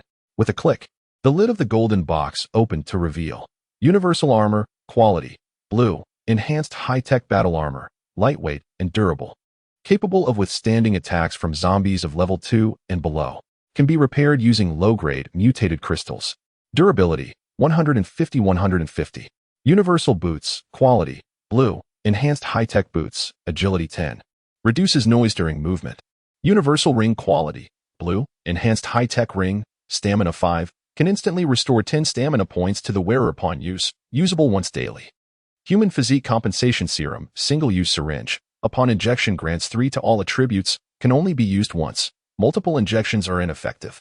Multifunctional battle axe, quality, green, special alloy material. Strength 3.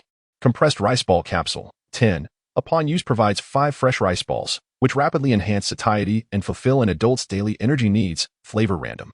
Compressed drinking water capsule, 10. Upon use provides 5 bottles of purified water. Portable military tent, throwaway tent, camouflage style. Goodness! Qin Gu exclaimed as he surveyed the 8 items that had emerged from the golden box. Even he, in his naivety, understood that this golden box had undoubtedly been opened by Lin Juanxue in his previous life. It contained equipment, weapons, and supplies. Coupled with the fire-related abilities she had awakened in her last incarnation, how could one not rise to prominence under such circumstances? Nevertheless, all of this was now his. Swiftly discarding his black battle armor, he donned the new gear and injected the serum into his body. Beep. Detected host using universal set. Activating hidden attribute. All attributes 5. To his astonishment, there was a hidden attribute. As the system and Appo's voice resonated, his character attributes panel updated accordingly. Host, Qin Gu age, 19 strength, 33-33, normal range, 6-10, stamina, 33-33, normal range, 6-10, endurance, 39-39, normal range, 6-10, agility, 48-48, normal range, 6-10, intelligence, 34-34, normal range, 6-10, mental strength, 29-29, normal range, 6-10, overall power, 36, normal range, 6-10, awakened ability 1, space, beginner. Upgrade, 0-10, awakened ability 2, nightshade, beginner, upgrade, 0-10, skill 1, storage space, stage 1, upgrade, 0-10, skill 2, stealth, stage 1, upgrade, 0-10. Qin Gu examined his outstanding attributes, nodding with satisfaction. This was merely the first day of the apocalypse. Remarkably splendid. At present, it seemed no one in Jiang City could pose a threat to him. Even if they wielded firearms, he remained unperturbed. For the upgraded Desert Eagle in his storage was not to be underestimated. In a moment of crisis, he could effortlessly execute a counterattack using stealth. Contentedly, he stored the rice balls, drinking water, and tent within his space, then admired the newly donned universal armor. It was indeed lighter and more comfortable than the previous high-tech suit, and its repairability perfectly addressed the issue of durability. The only drawback was the armor and Appo's vivid red hue. Unlike the high-tech suit, which was sleek and subtle, the universal armor was conspicuously bright.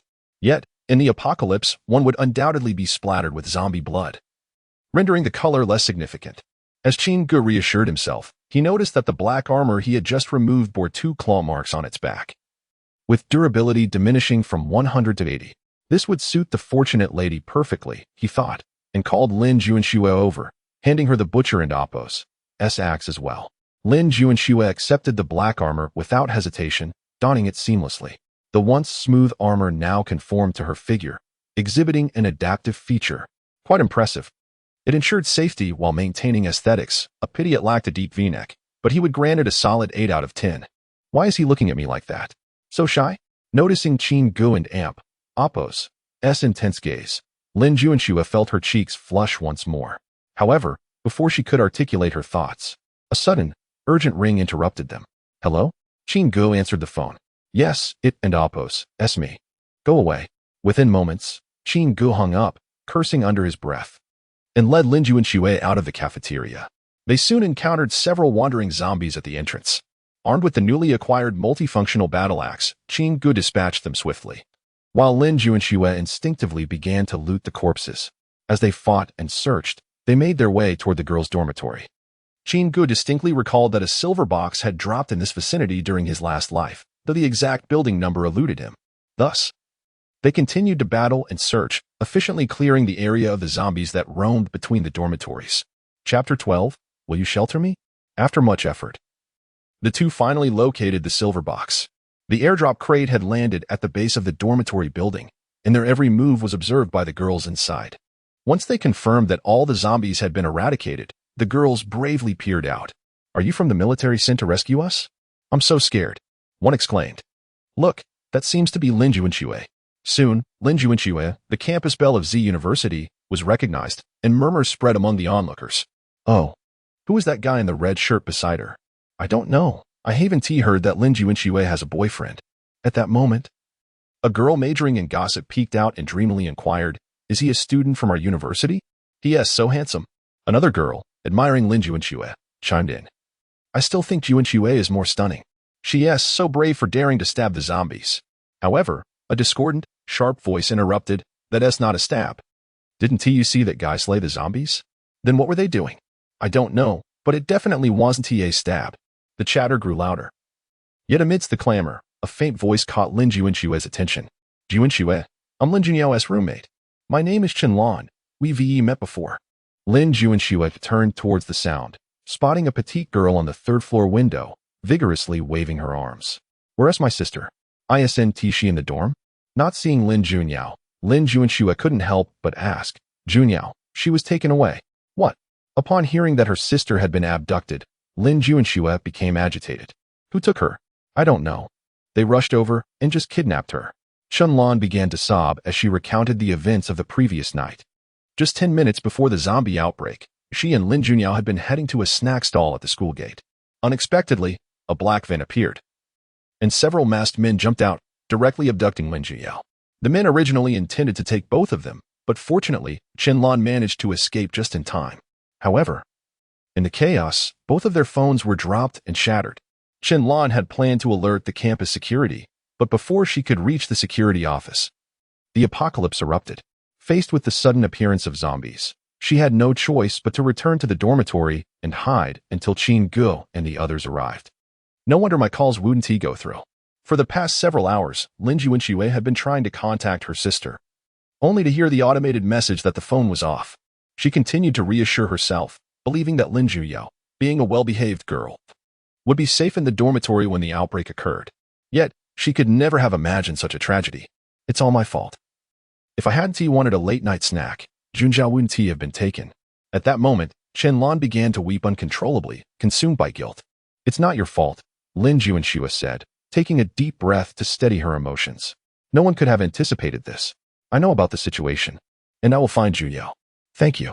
Despite her words, Lin Juanxue remained deeply worried for her sister. Anyone faced with an apocalypse while their sibling was kidnapped would find it impossible to remain unaffected. Yet, at that moment, her expression returned to calm, devoid of any visible emotion. Truly, she was a leader of the women's army in her past life, and her composure was commendable. Qin Gu silently admired Lin Juanxue and then approached the silver box. Upon opening it, he discovered 10 basic mutated crystals, multifunctional flashlight, high-intensity flashlight. Can release electric shocks 5 times. Battery at 100, alloy short knife, quality, green, made of special alloy.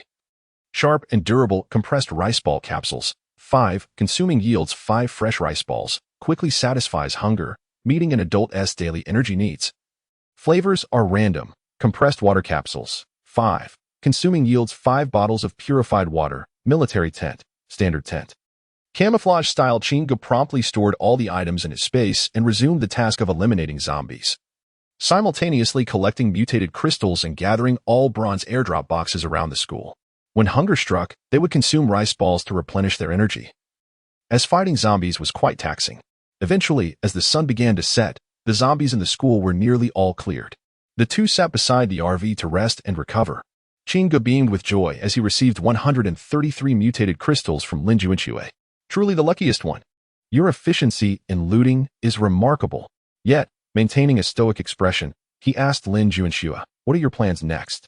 At his words, Lin Juanxue felt a surge of panic, fearing that Chinga might abandon her. In this zombie apocalypse, how could a lone, vulnerable girl survive without him? Her parents had traveled to a foreign country 2 weeks prior, and now her sister was missing, her fate uncertain. No matter how strong-willed she was still just a helpless girl, feeling lost. After a lengthy silence, Lin Juanxue tentatively asked, "Chinga, would you be willing to shelter me?" Chinga was taken aback, not expecting the once fiery goddess to pose such a near-pleading question. However, he quickly inquired of the system. "Is there any way to prevent her from backstabbing me?" "No method available. Once bitten by a snake, one is wary of a rope for 10 years. This time, Chinga was no longer the sycophant he once was and would not open his arms just because a beautiful woman acted coy. Ding. The host can choose to bind a partner. Binding a target will display their affection level towards the host. The higher the affection level, the lower the chance of betrayal. Currently detected bindable target. Lin Juanxue. Effectiveness. 95. 90 to 100 indicates infatuation. Binding a partner grants partial access to RV usage. Would you like to bind? Yes, no. At this moment, Chinga did not rush to respond to the system, but instead carefully scrutinized Lin Juanxue again. Effectiveness at 95? Could it be? No way. He swiftly dismissed the notion in his mind, concluding that she likely coveted his RV. Thus her high level of affection was merely a reflection of that. Yes, it must be so. Chapter 13. How dare you be so shameless? At this moment, upon hearing Chinji's response, Lin Juanxue's eyes suddenly brimmed with tears. She opened her mouth, attempting to articulate her thoughts, but before she could utter a sound, Chinga continued, "I will not take you in, but you may become my teammate." Teammate? Lin Juanxue was momentarily taken aback, unable to grasp the meaning behind Chinji's words. Yes, a teammate.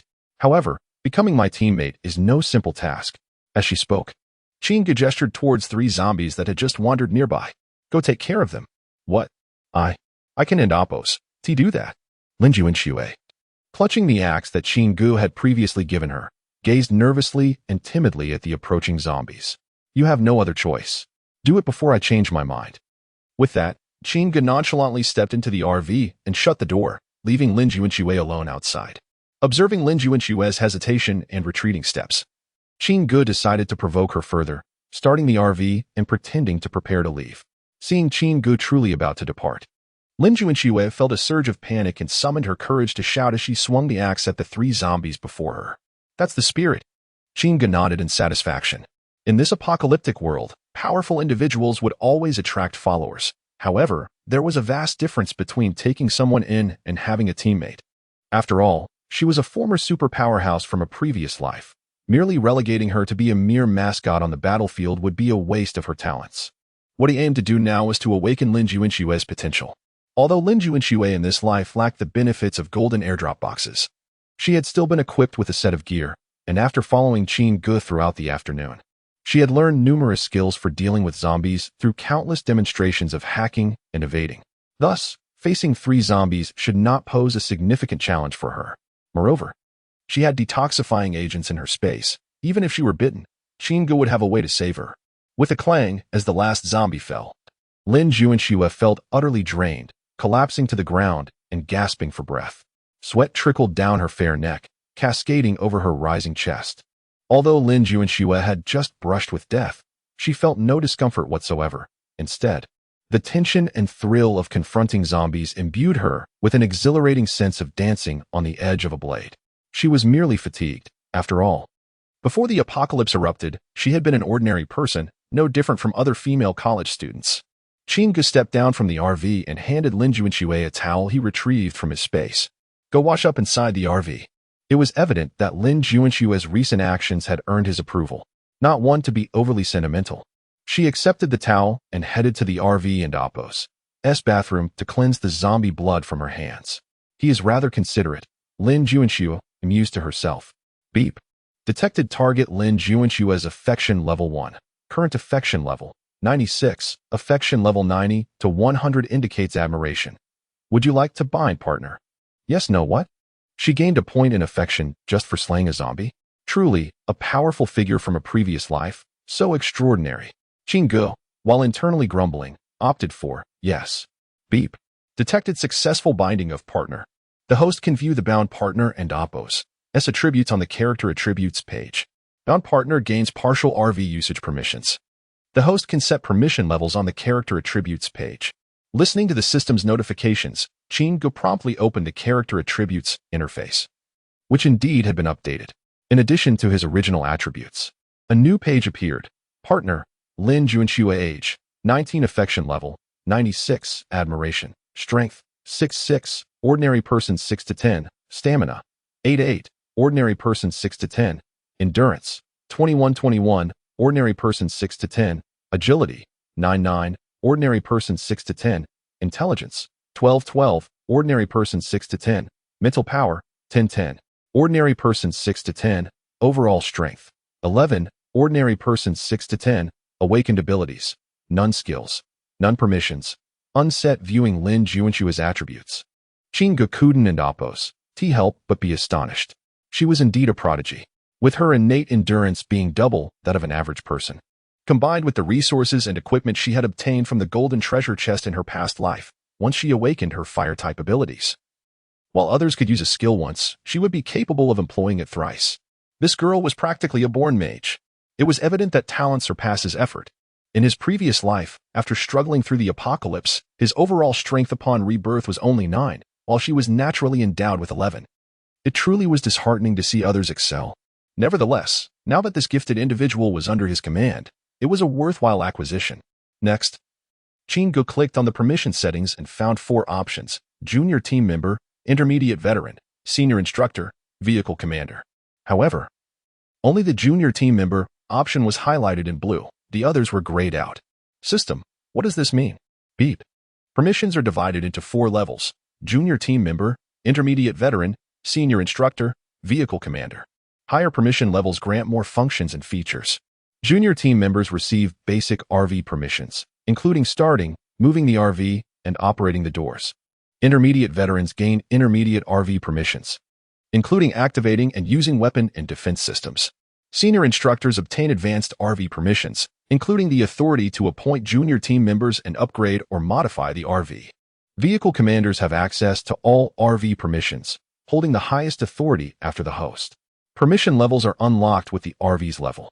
Current level, S. Upon hearing the system's explanation, Qinggu immediately set Lin Juanxue's permissions to junior team member. Beep. Setting successful. At that moment, Lin Juanxue had cleaned the blood from her body and stepped down from the RV, her face finally regaining its former radiance. The golden rays of the setting sun bathed her delicate, fair face, adorned in black armor, exuding a unique charm. Just then, a discordant voice broke the moment. Hand over the RV. Groups of students had appeared around the RV unbeknownst to them. After Qinggu and Lin Juanxue had nearly cleared out the zombies from the school, some bolder students began to emerge from their dormitories, gathering around the two. The leader, a burly young man standing at nearly 6 feet 3 inches and weighing around 200 pounds, shouted, "Hand over the RV." Qinggu narrowed his eyes, recognizing this individual as Li Zihao, a notorious bully at Z University and also one of Lin Juanxue and Oppo's suitors. Despite pursuing her for 3 years, Lin Juanxue had always remained indifferent to his advances. Now, upon seeing the two together, Li Zihao and Oppo's anger flared anew as he shouted, "Hand over the RV." Qinggu regarded Li Zihao, whose eyes seemed to blaze with fury, and couldn't help but sneer. "On what grounds? Your shamelessness?" Chapter 14. Why are the flowers so red? Do you resemble a gorilla? What a fool. As Qinggu and Oppo's mocking words echoed, Li Zihao and Oppo's defenses crumbled. He despised being compared to a gorilla. In a fit of rage, Li Zihao charged forward, raising his fist to strike Qinggu's head. "You little wretch. You merely rely on your good fortune to scavenge some gear. And you dare to boast." His followers rallied behind him, echoing their leader's bravado. "Yes, Yes. How go? Destroy him. Let him understand why the flowers are so red. Just as Li Ziheo's fist was about to connect with Qinggu, the latter suddenly flashed a devilish grin, evading the blow with a mocking glint in his eyes. Li Ziheo was incredulous. No one had ever managed to dodge his fists. The insolent brat was still laughing. You won't be so fortunate with the next punch. Li Ziheo thought, raising his hand to attack again. However, this time, Qinggu merely sidestepped slightly, and before Li Ziheo's fist could descend, delivered a swift left kick that sent him sprawling. As Li Ziheo attempted to rise, Qinggu swiftly executed a right roundhouse kick to his face. Pa! A mouthful of blood spewed forth, accompanied by a few dislodged teeth. I was careless, Li Ziheo thought, his face now under Qingji's foot, yet he stubbornly retorted. But still, I refused to back down. However, internally he pondered, is this the long-lost receive, transform, and unleash technique of the martial world? Qinggu, amused by Li Ziheo's obstinacy, stood upon his face, retorting, I'm asking you why? Seeing no response from Li Ziheo, he pressed down harder, demanding, speak. Why? Instantly, Li Ziheo began to wail. Because I am shameless, because I am a fool. Please stop. It hurts. At this moment, a few of Li Ziheo and Appo's followers rushed forward upon witnessing his plight. Brothers, let and Appo's go. He can end Appo's possibly take us all down before he tires. In less than 3 seconds. More groans filled the air as several more contenders found themselves on the ground. Fools. Observing the writhing figures on the ground, Qinggu lost interest in further dealing with them. To him, these simple-minded opponents were far easier to handle than zombies, their bodies already hollowed by indulgence. Leaving them behind, he prepared to turn away when yet another annoying voice rang out. Qinggu, you can't end Appo's leave. A tall boy, about 180 centimeters, wearing gold-rimmed glasses emerged from the crowd. Despite his ordinary attire, he exuded an air of hypocrisy. This was none other than Wang Zilong, the class monitor, followed closely by several male classmates. That's right. You can end Appo's just leave. What will we do if you go? Echoed Zhang Yi and Lu Mingyu from behind. In truth, it was Wang Zilong who had called earlier. His attention fixed on the golden airdrop box atop the cafeteria since it had appeared. When Qinggu showed up, he had momentarily forgotten about the inconspicuous figure of Qinggu. Yet, to his astonishment, Qinggu had actually approached the golden box. There had to be valuable items inside, particularly as he witnessed Qinggu donning the red battle armor after opening it. This only solidified Wang Zilong's resolve to contact Qinggu, urging him to share the loot. However, he had not anticipated that the usually affable Qinggu would hang up before he could finish speaking, even cursing him out. Fuming, Wang Zilong attempted to call back, but the line was dead. This left him feeling utterly humiliated. As Qinggu and his companions cleared out the zombies in the school, he boldly decided to confront Qinggu for a power play. Unfortunately for him, Li Ziheo had jumped the gun, but it was fortuitous that Li Ziheo had taken the brunt of Qinggu's overwhelming strength. Seeing that brute force had failed, Wang Zilong opted for a softer approach, resorting to moral manipulation.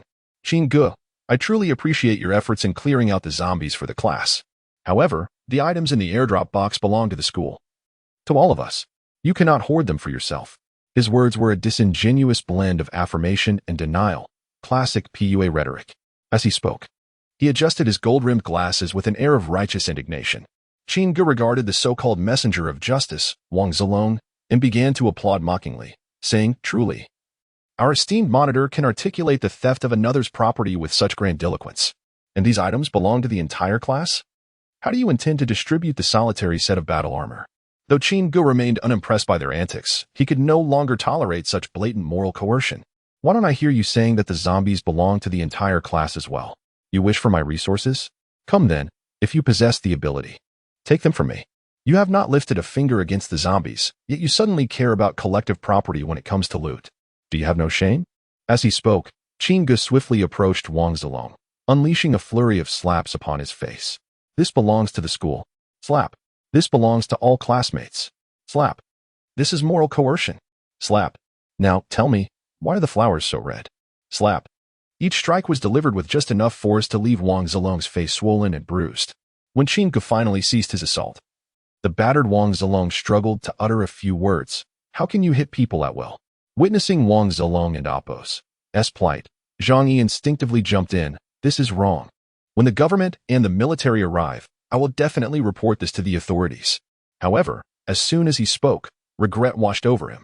Under Qin Ji's icy glare, Zhang Yi shrank back, quickly altering his stance. But I believe the authorities will understand your actions. After all, Wang Zilong attempted to seize your possessions first. Teaching him a lesson is only fair. At this point, Qin Ge had grown weary of these petty clowns. He turned to address all the surrounding students. Is there anyone else who wishes to take my resources? In the face of Qin Ge and Apos' commanding presence, the crowd fell silent, their breaths held in trepidation, reluctant to draw the attention of this fierce figure. If not, I shall take my leave. Qin Ji's piercing gaze swept over the assembly once more. Just then, a timid voice emerged from the crowd. Can I join you? Chapter 15, No Favoring Outsiders. Upon hearing the voice, Qin Ge turned to see a timid girl in the crowd raising her hand. Junior sister Juanxue, may I follow you? With the first girl's gesture, more followed suit. Junior sister Juanxue, take us with you. Junior sister Juanxue, you're so amazing, please don't leave us. I'm so scared. Woo woo. Junior sister Juanxue, don't abandon us. The crowd erupted into chaos, filled with pleas and sobs. In truth, they were unaware of the intricate relationship between Lin Juanxue and Qin Ge. Yet they recognized Lin Juanxue's merit in boarding that RV. They had witnessed her single-handedly vanquishing 3 terrifying zombies. Given that Qin Ge, the ruthless one, was so hard to approach, it seemed more prudent to pin their hopes on Lin Juanxue. As the campus belle of Z University, Lin Juanxue's beauty and kindness were deeply etched in the hearts of her peers. Furrowing her brow, Qin Ge glanced at Lin Juanxue. As the sole female leader of a girl group in Longjiang City in her previous life, Qin Ge held faith in Lin Juanxue's capabilities. This was merely a minor ordeal. If she could not handle this, she would have long since been reduced to nothing in this chaotic apocalypse. At that moment, Lin Juanxue sensed Qin Ji's gaze, realizing her time to step up had come. However, how should she manage these individuals? It wasn't that her compassion was overflowing. Lin Juanxue did not possess the delusion of bearing the burden of saving the world. Instead, in this apocalypse, beyond the tangible resources of clothing, food, shelter, transportation, weapons, and gear, people were also a crucial resource. After all, in the apocalypse, survivors were already scarce. With each death, there was one less. Currently, with Qin Ge's combat prowess, her 2 fists could rival 4 hands. But what if there were 10, 100, or even 1,000? As others formed formidable teams, they would become lambs to the slaughter. If they could not swiftly bolster their strength, they would ultimately be devoured by the apocalypse. Yet, when forming a team, they could not accept just anyone. Those with unscrupulous intentions or a mindset of merely surviving off others were to be firmly rejected. They needed individuals who could follow orders, win battles, and possess unwavering resolve. Moreover, having just one male, Qin Ge, in the team would suffice. After all, in the apocalyptic novel she had read, men like Qin Ge were rare treasures. It wouldn't be long before he was surrounded by admirers. Instead of allowing outsiders to take advantage, it would be wiser to establish an exclusive girl group for easier management. Resolved, Lin Juanxue called out to the crowd, "All girls, come over here." She gestured towards a vacant space nearby. Although the girls were puzzled, they complied. Soon, they huddled together, and Lin Juanxue roughly counted. There were about 200. She then retrieved the dagger Qin Ge had previously given her. "Those willing to help me extract zombie crystals, stay. The rest may leave." As Lin Juanxue and Apos' words echoed, the girls began to murmur.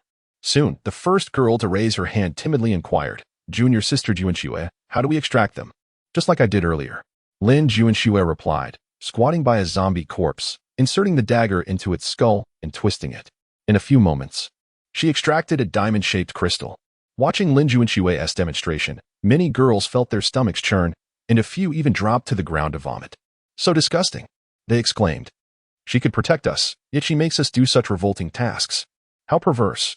Many girls adopted their pre-apocalyptic and Apos, little fairy and Apos, demeanor, chattering incessantly, as if Lin Juanxue had committed some heinous act. At that moment, a sharp voice from the dormitory echoed again, "Let us go." What's so impressive about her? Lin Juanxue glanced at the speaker, a gaunt girl with prominent cheekbones and heavy makeup, reminiscent of a character from an animated series. Lin Juanxue felt a flicker of familiarity but couldn't place her. As she pondered, the girl spoke again in her piercing tone. "What a ridiculous campus belle. Just a shameless woman relying on men to satisfy her twisted desires. Do you really think we can't survive without you? Let us go." Under the girl's lead, Most of the girls began to disperse, leaving only about 30 behind. Lin Juanxue felt no anger. She intended to filter out those seeking to reap rewards without effort. The departing girls were in line with her thoughts. No one had an obligation to support them in this apocalypse. Facing the remaining 30 or so girls, Lin Juanxue pointed to the several zombies that still needed to be cleared. Like I just did, extract the crystals from their heads. If you lack tools, find something. If not, use your hands. After all, Lin Juanxue had started without any tools, so her demands were not unreasonable. This was also an opportunity to assess their adaptability. The girls formed pairs and groups of 3, diligently working on the zombie corpses. Some resourceful ones scavenged for suitable stones, while others used branches. Though their efficiency was low, they persevered, with one girl even removing her shoe to use the heel to smash. Moments later, the first girl to succeed was one who had worked alone and used her bare hands. As she presented the mutated crystal, Qin Gu retrieved a pack of wet wipes from his space and gestured for her to clean the zombie blood from her hands. "What is your name?" Lin Juanxue asked the short-haired girl, nodding in acknowledgement. "My name is Wu Shinan, a sophomore and a sports major," she replied while wiping her hands. "Very well. I've remembered you. Wait over there," Lin Juanxue instructed, pointing to a space beside the RV.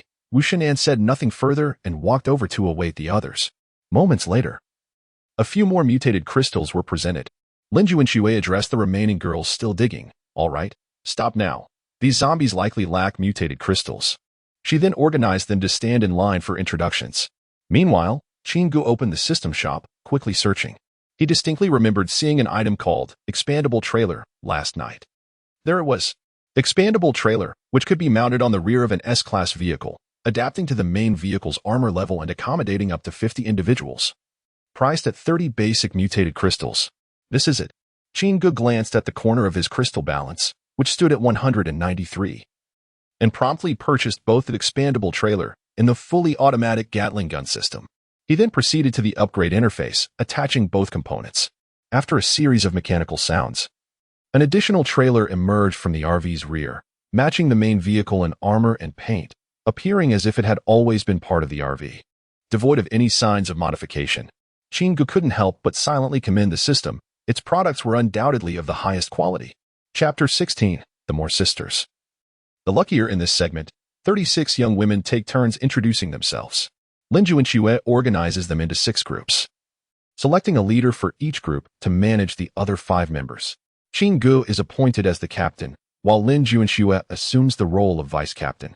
Affectionately referred to as Qin Gu by the assembled sisters, Lin Juanxue refrains from providing extensive explanations about Qin Gu, as at this stage, they do not need to know much. Their primary responsibility is to follow orders and comply with arrangements. Observing the neatly organized group of young women, Qin Gu nods in satisfaction. He acknowledges that Lin Juanxue's ability to achieve this in such a short time is commendable. He has never doubted her management skills. Checking the time, he notes that it is still before 6 o'clock. Recalling a golden airdrop from his previous life that landed on an abandoned road in the western suburbs, which went unnoticed until the next day due to its remote location, he decides they can make it in time. With a wave of his hand, he points to the trailer and commands, "Let us set off." As the young women board the trailer, the RV slowly starts moving, with Shilifan roaring along under the setting sun towards the western suburbs. It is noteworthy that among the 6 team leaders chosen by Lin Juanxue, in addition to the short-haired girl Wu Shengnan, there is also a long-haired girl named Zhang Jingya. These 2 were part of the girl group Lin Juanxue formed in his previous life and served as her right and left hands. Although Qin Gu is unaware of their specific abilities, he believes that under Lin Juanxue's leadership, they will quickly rise to become the backbone of the team. In addition to Wu Shinan and Zhang Jingya, Chen Lan has also joined the team, along with the girl who was the first to raise her hand. However, they are merely ordinary members. As a team manager, Lin Juanxue can never provide absolute fairness, yet she excels at recognizing and utilizing talent, selecting outstanding individuals for the team. She meticulously evaluates each member's actions and introductions, ensuring that the chosen leaders can fulfill their roles effectively. In her world, favoritism and nepotism do not work, which is one reason she was able to solidify her girl group as standing in Jiang City in her previous life. As she puts it, the presence of connections only leads to the team in Oppo's downfall. Before long, the RV arrives at the abandoned road in the western suburbs. From a distance, Chin-gu spots the shimmering golden airdrop box. Upon reaching the box, he and Lin Juanxue disembark to clear the surrounding area of zombies attracted by the roar of Shilifan. Here in the western suburbs, the number of zombies is relatively low. Chin-gu deliberately slows their pace, keeping a vigilant eye on Lin Juanxue and Appo's surroundings, ready to provide support at any moment. Under his protection, Lin Juanxue diligently engages the zombies, each swing and dodge serving as a form of training.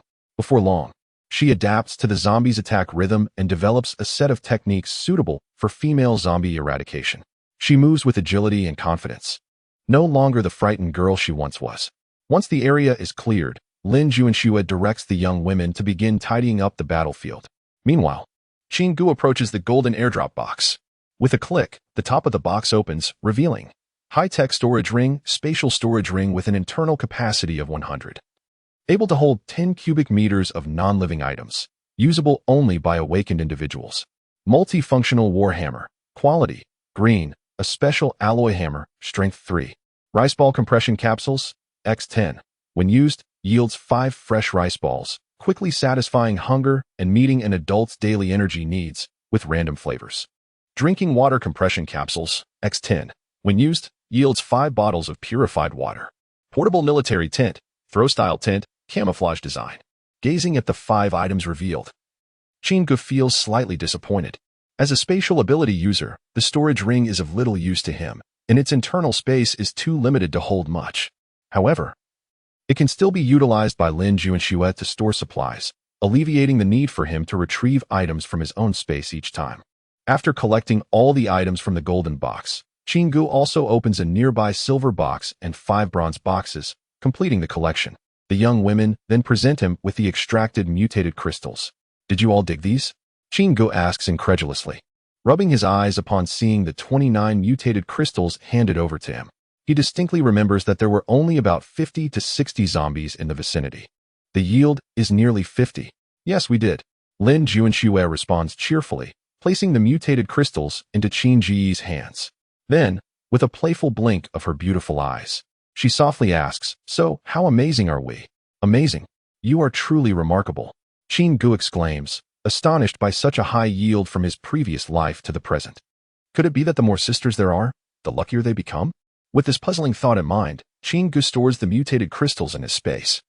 As night falls completely, he promptly retrieves the tint obtained from the airdrop and instructs everyone to set up camp on a clean patch of ground nearby.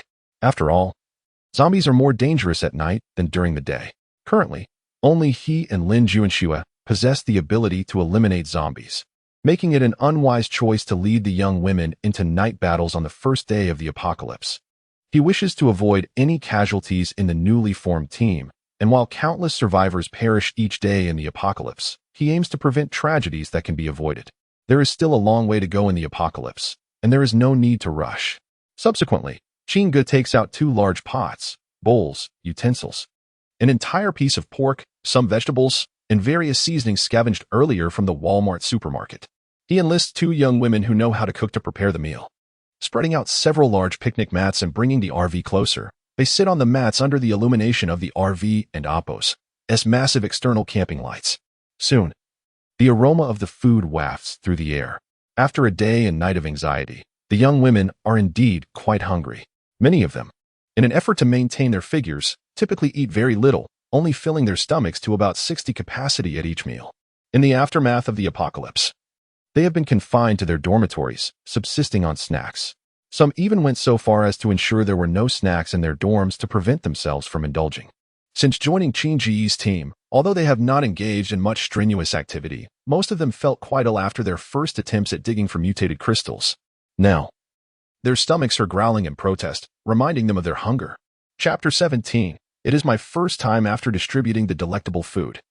Chin-gu began to narrate the tales of the apocalypse and the undead while he ate. For the novice team members, it was imperative to grasp the harsh realities of the end times to enhance their chances of survival. At this moment, the girls finally comprehended the brutality of their circumstances, and each silently rejoiced in their decision to follow Chin-gu and his companion, recognizing it as the most prudent choice of their lives. Every individual is destined to awaken a unique ability, albeit of varying types. As Chin-gu elaborated, everyone, including Lin Juanxue, listened intently. After all, each word he uttered pertained to the crises they would inevitably face. Abilities are broadly categorized into 5 types. For instance, I belong to the rather exceptional space category. As he spoke, Qin Ge demonstrated his spatial powers by casually retrieving a pack of instant noodles and then returning it, followed by an apple which he began to munch on. The group had long been astonished by his ability to conjure objects from thin air. Yet none dared to voice their curiosity. In their minds, Qin Ge was both a savior and a formidable force. Such strength inevitably harbors secrets. Overwhelming curiosity, they believed, was not a virtue. As Qin Ge generously showcased his abilities, the admiration in the eyes of the girls was palpable. Meanwhile, he continued to speak while savoring his apple, stating that his particular ability lacked substantial offensive power, rendering it rather insignificant in the apocalypse. Upon hearing this, Lin Juanxue could not help but roll her eyes inwardly. You insignificant? Your ability may lack offensive capabilities, but you certainly do not. With your skills, even the top-tier soldiers from before the apocalypse would struggle against you. What a tall tale. Before Lin Juanxue could finish her mental critique, Qin Ge continued. The truly formidable abilities belong to the elemental category, which includes gold, wood, water, fire, earth, ice, thunder, and various other elements capable of awakening offensive skills, akin to mages in games, delivering explosive damage. Following that are the physical abilities that enhance the body, such as strength enhancement, stamina enhancement, and agility enhancement, resembling warriors, tanks, and assassins. Lastly, there are lifestyle and support abilities, such as construction or culinary skills. As Qin Ge expounded upon these classifications, the group gradually developed a rudimentary understanding of abilities. He then transitioned to sharing insights and experiences concerning airdrop boxes and resource searches. After 2 hours, he had conveyed all the essential knowledge regarding the apocalypse, though he prudently withheld details about his second ability, reincarnation, and the system. These were secrets he would not divulge.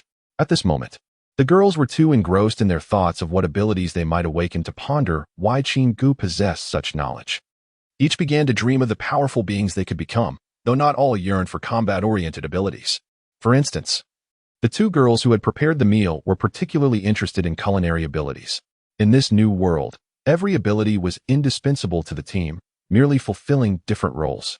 Having concluded his lecture, Lin Juanxue took the opportunity to share her combat experiences as a female confronting zombies, noting that the type of ability one awakens was irrelevant. In the early days of the apocalypse, ordinary individuals without abilities could indeed defeat a lone zombie, though few had the courage to do so. Furthermore, although females might lack the brute strength of males, their smaller stature afforded them greater agility, significantly enhancing their safety. She then meticulously imparted the combat techniques she had just grasped to the group. Qin Ge listened attentively, nodding in agreement and promptly correcting any errors. Thus, after Lin Juanxue had completed her instruction on combat techniques, she reorganized the group into 6 smaller teams, clearly delineating their respective roles and functions. However, this was merely a preliminary adjustment. Further modifications would be necessary based on the abilities each person would awaken. Time passed unnoticed until it was 10 o'clock in the evening. After assigning the night watch, the other girls retired to their designated tents for rest. Lin Juanxue had initially planned to reserve a spot for herself in the tent. But unexpectedly, Qin Ge opened the RV door and called out, "Juanxue, come here for a moment." Upon hearing the change in his address and seeing him waiting at the door, Lin Juanxue's face flushed crimson. However, she was not one to dawdle. Promptly following Qin Ge into the RV and swiftly locking the door behind her. This scene did not escape the notice of the girls on night watch, who captured every moment without missing a beat. Wow, Senior Juanxue and the captain are indeed in a romantic relationship. How exciting. The gossip ignited fervently among the girls, speculating about their captain and Appo's prowess. He must be impressive. Senior Juanxue is so beautiful. The captain must be exceptional. Absolutely. Just look at how fierce he was during the day. He must be incredibly strong. I envy Senior Juanxue. I also want to experience the captain's strength. Be quiet. How shameless. As the night watch girls chattered away, their faces filled with envy, they gazed longingly at the securely locked RV door. Inside, Qin Ge observed Lin Juanxue, who was blushing and appearing somewhat bashful, and furrowed his brow. Am I not merely preparing to help you awaken your ability? Why the blush? Is it the campfire's heat that has rendered your face so flushed? That shouldn't be the case. If it were too warm, why would you close the door? Perhaps the prospect of awakening an ability has her overly excited. He decided to dismiss the thought, focusing on helping her awaken her ability first. With that in mind, Qin Ge gestured towards the sofa and instructed Lin Juanxue, lie down on it. The moment she heard his request, Lin Juanxue became even more flustered, burying her already rosy cheeks into the lofty mountains of her chest. She then whispered in a barely audible voice, I would prefer the bed, is that all right? It's my first time. Deep down, Lin Juanxue had already committed herself to Qin Ge, yet the thought of her first experience occurring on the sofa was somewhat disconcerting. Given enough time, she could easily yield to him anywhere, be it on the sofa, in the restroom, or anywhere else. However, for her first time, she yearned for it to be on the bed, passionate and beautiful. Yet if he insisted on the sofa, she was willing to comply, not wanting to dampen his enthusiasm. Chapter 18. The Trials of Manhood. The complexities of manhood. In bed? Perhaps. After all, one cannot ascertain how long it takes for an awakening. Lying on the sofa for an extended period may prove rather uncomfortable. My oversight indeed. Upon hearing Lin Juanxue's request, Qin Ge readily acquiesced. All right then. Let us recline on the bed. With that, he shed his crimson armor, feeling a sense of relief as the constricting battle gear was removed, allowing him to breathe freely. Lin Juanxue, blushing at Qin Ge and Oppo's agreement, perched shyly on the edge of the bed. However, her heart raced when she saw him undressing. My heavens, why is he so eager? Shouldn't we share a kiss or embrace first? Can I take a shower first? She stammered, overwhelmed by a sudden urge to flee at Qin Ge's impatience. Yet, his subsequent words drained her of resolve. You can wash up afterward. It makes no difference. Just lie down. Resigned, Lin Juanxue lay back on the bed, wondering if his eagerness might lead to some roughness. But she thought, it matters not, so long as he treats me well in the future. Comforting herself, she closed her eyes, awaiting Qin Ge and Oppo's advance. After a while, Lin Juanxue noticed that Qin Ge had not pounced upon her as she had anticipated. Instead, he sat quietly at the edge of the bed, holding a mutated crystal. Eat this, he instructed. Huh, what? She replied, bewildered. Don't you wish to awaken your abilities? Qin Ge observed her dazed expression. Eating this will grant you powers. Really? She asked, her curiosity piqued. Yes, he affirmed, but during the awakening, you will fall into a coma. The duration varies for each person. Enough talk. I and Oppo's, I'll eat it. Lin Juanxue thought she might perish from embarrassment. Reflecting on her earlier demeanor made her wish to slip into a coma and never awaken. Without hesitation, she snatched the crystal from Qin Ge's hand and swallowed it whole, disregarding whether it had been excavated from a zombie's brain. All she wanted was to sink into unconsciousness and bid farewell to this world. As Lin Juanxue quickly succumbed to a faint, Qin Ge raised an eyebrow, bemused by her peculiar behavior. Yet, he could not deny her admirable figure. Even while lying on the bed, her curves remained enticingly pronounced. A desire ignited within him to reach out and explore, to experience the thrill of scaling those majestic mountains. However, he chastised himself, fearing he might lose control. Qin Ge was no self-proclaimed paragon of virtue. He too wished for something more with a beauty like Lin Juanxue. Yet, he believed such matters should never occur while one is incapacitated. Coercion and taking advantage of vulnerable moments were beneath him. With resolve, Qin Ge descended from the vehicle and gulped down some bottled water, striving to regain his composure. Observing his swift exit, the night watchwomen exchanged glances, astonished by how little time had passed since Lin Juanxue entered the vehicle and Qin Ge emerged. Less than 3 minutes, and he appeared rather discomposed. Alas, it was a pity. It seemed there were no flawless men in this world. Who would have thought that the formidable leader by day would prove so ineffectual by night? The watchwomen felt an urge to sing a lament for Qin Ge. Oh, the trials of manhood. A hero by day, a mere mortal by night. As Qin Ge approached, he sensed a peculiar aura from the women, as if their gazes held pity and sympathy. Perhaps they were fatigued from the day's anxieties. After all, these girls, unaccustomed to the harsh realities of the apocalypse, were still adjusting. Qin Ge pondered whether to grant them a reprieve. It was the first day of the apocalypse, and they had yet to hone their skills against the undead. If zombies were to appear, it could spell disaster. Yet, he quickly reminded himself that everyone had endured their own struggles in this world. A little hardship now would foster rapid growth in the future. He could always keep watch with them. After all, with his current stamina, going without sleep for days was not an issue. Furthermore, Lin Juanxue lay in his bed awakening, and he had no idea when she might regain consciousness. The accommodation was limited. There was only one bed, large enough for 4 or 5 people. Yet he felt awkward sharing it with Lin Juanxue. 2 tents were already filled with girls, and in his previous life, he had never dared to intrude upon a women and Oppo's dormitory. Thus, remaining on watch seemed the most prudent option at that moment. As he approached, his expression a mix of uncertainty, the women stood, concern etched on their faces. "Are you all right, Captain?" one asked, her voice laced with worry. Qin Gu was taken aback, confusion clouding his mind. "I'm fine," but his vague response only made the women perceive him as evasive.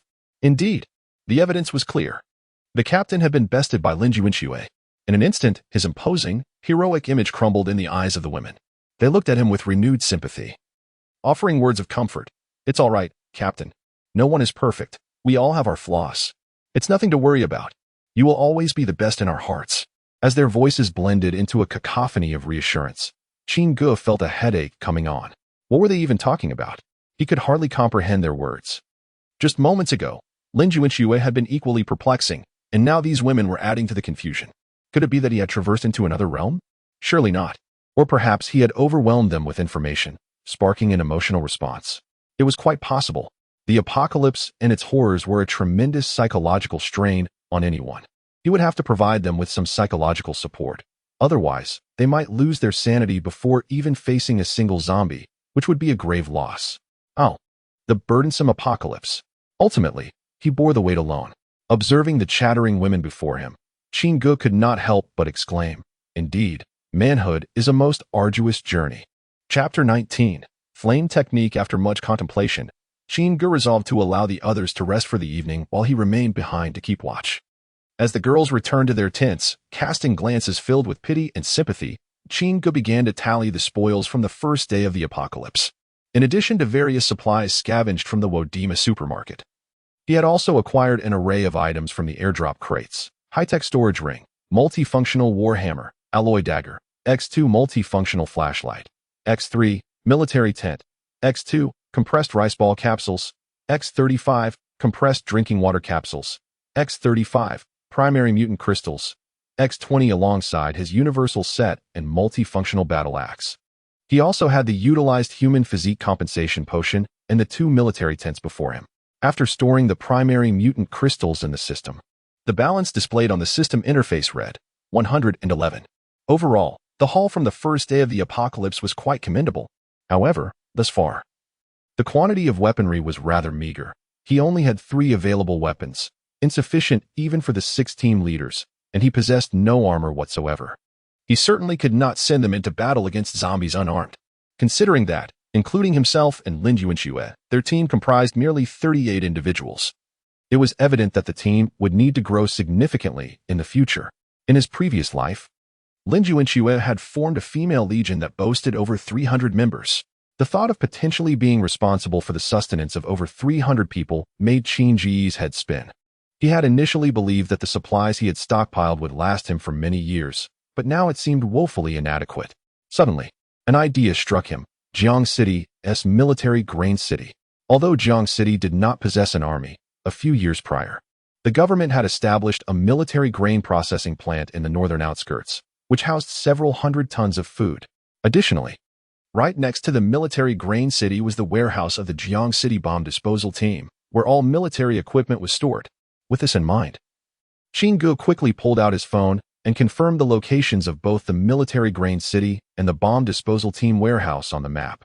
He mentally noted the route and then opened his system interface. Ding.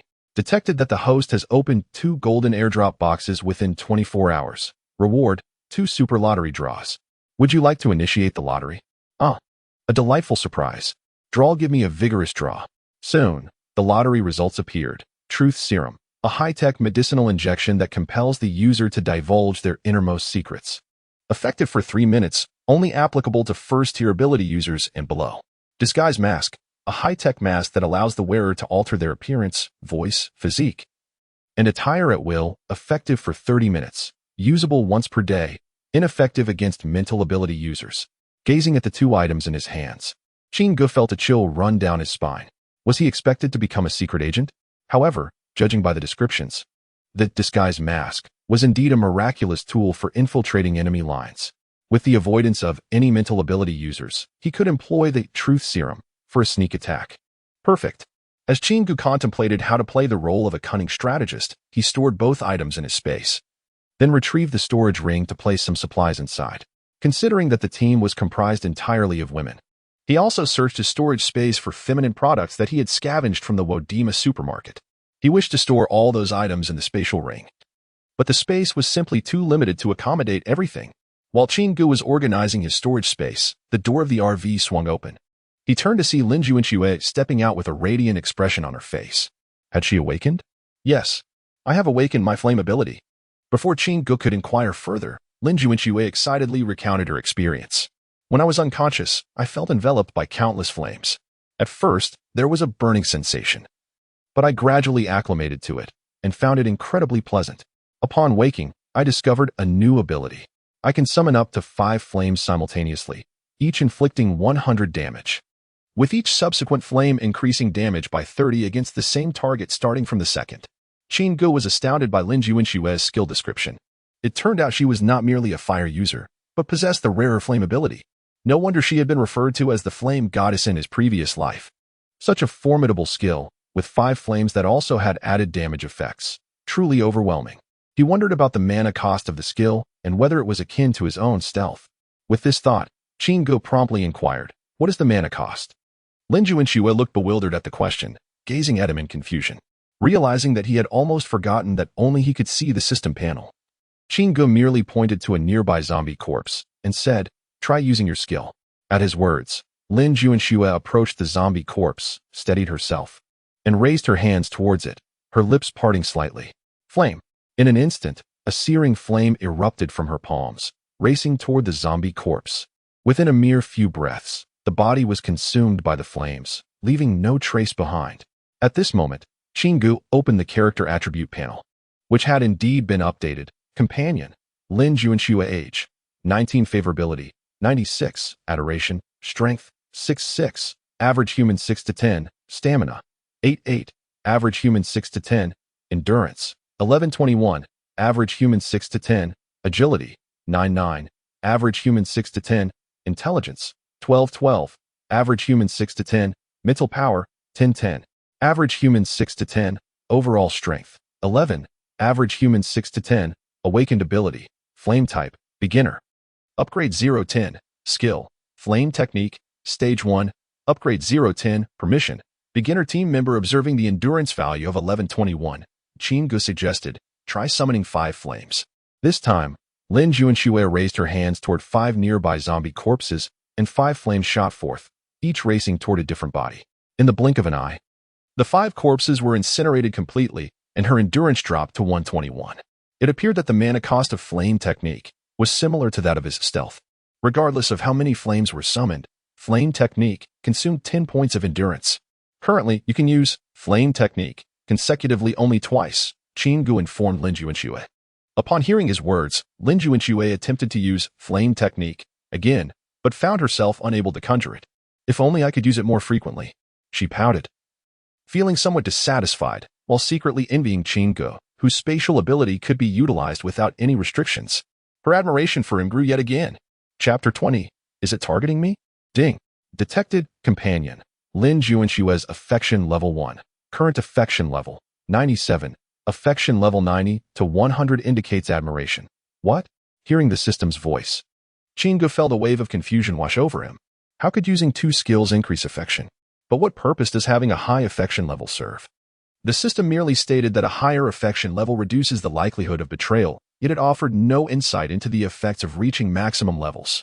Filled with questions, Chingu closed the system interface. By now, the sky was beginning to brighten, and he glanced at the time, 6:30 a.m. A new day had dawned.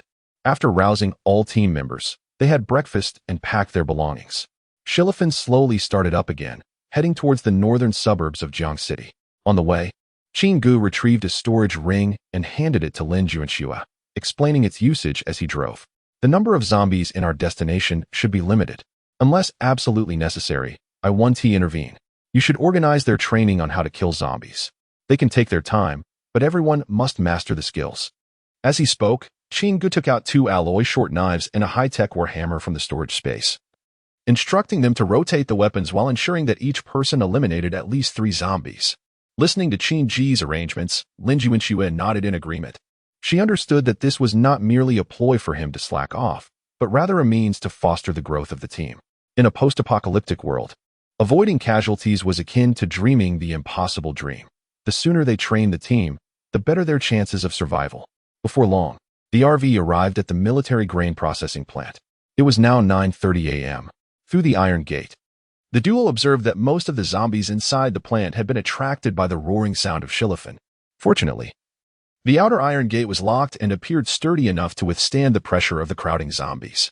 The zombies outside were indeed sparse, with only a few milling around the RV.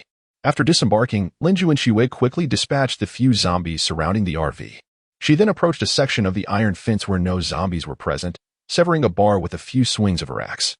Subsequently, she instructed her team members to line up and select suitable weapons to take turns attacking the zombies.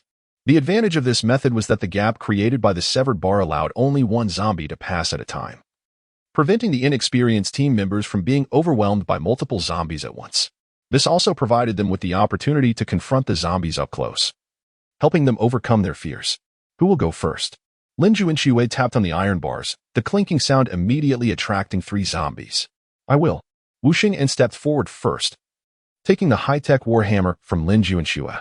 She raised it and smashed it down on the head of the zombie that had just emerged from the iron bars. The sound of a loud bang echoed as the zombie's head exploded, its blood and brain matter splattering in all directions. Following swiftly, she dispatched the second and third zombies with consecutive strikes, leaving them lifeless on the ground.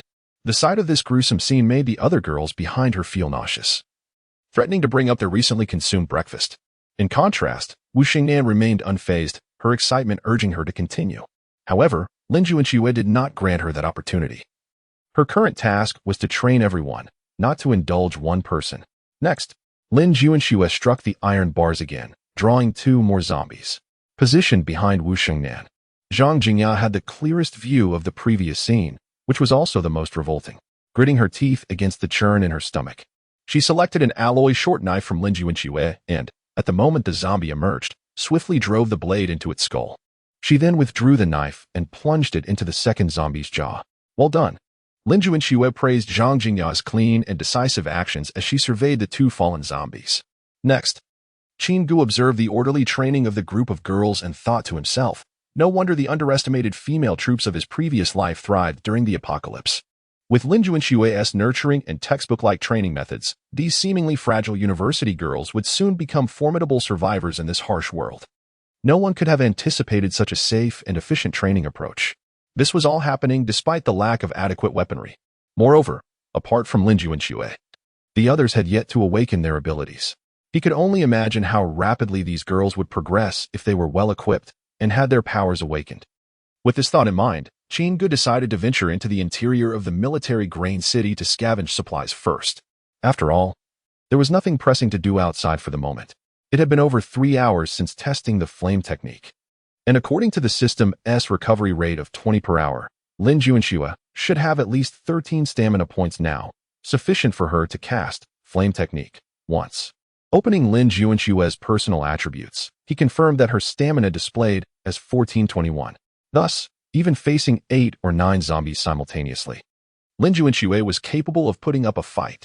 After briefly conveying his intentions to Lin Juanxue, Qin Gu found a spot devoid of zombies and slipped inside. However, before departing, he quietly activated the automatic Gatling gun system, setting the girls as protected targets. In case of an emergency, the 3 automatic Gatlings would deploy and execute 360 coverage fire, ensuring absolute safety. Soon, Qin Gu entered the heart of the military grain city. As he moved through the area, he hacked, collected, and scavenged. Along the way, he opened several airdrop boxes scattered throughout the city, though all were bronze, with not even a silver box in sight. Within an hour, Qin Gu had thoroughly looted the interior of the military grain city. Now, looking at the solitary mutated crystal in his hand, he felt more miserable than if he had eaten something vile. He counted carefully. He had eliminated 19 zombies along the way, yet they yielded only 1 mutated crystal. Is this targeting me? Qin Gu silently raged in his heart, his expression darkening. Fortunately, he had gathered a significant amount of supplies during his expedition, including over 100 tons of food and several tons of processed military rations. Driven by his resentment over the low drop rate of the zombie crystals, Qin Gu didn't overlook the machinery for producing military rations, taking the entire production line into his storage as well. Meanwhile, the girls had successfully cleared all the zombies. During this time, each member had taken down 2 to 3 zombies without sustaining any injuries. This achievement was commendable for the second day of the apocalypse, especially for girls facing zombies up close for the first time. Listening to Lin Junshue's report and observing the 43 mutated crystals collected by the girls, Qin Ji's expression finally improved slightly. Chapter 21. It's quite remarkable that you can fire it to Qin Ji's surprise. Ever since Wu Xingnan was the first to wield the multifunctional warhammer, no one else had dared to touch it. Conversely, Wu Xingnan had grown quite fond of the warhammer and was currently requesting it from Lin Junshue. Since no one else was willing to use the hammer, Qin Gu thought it best to let her have it.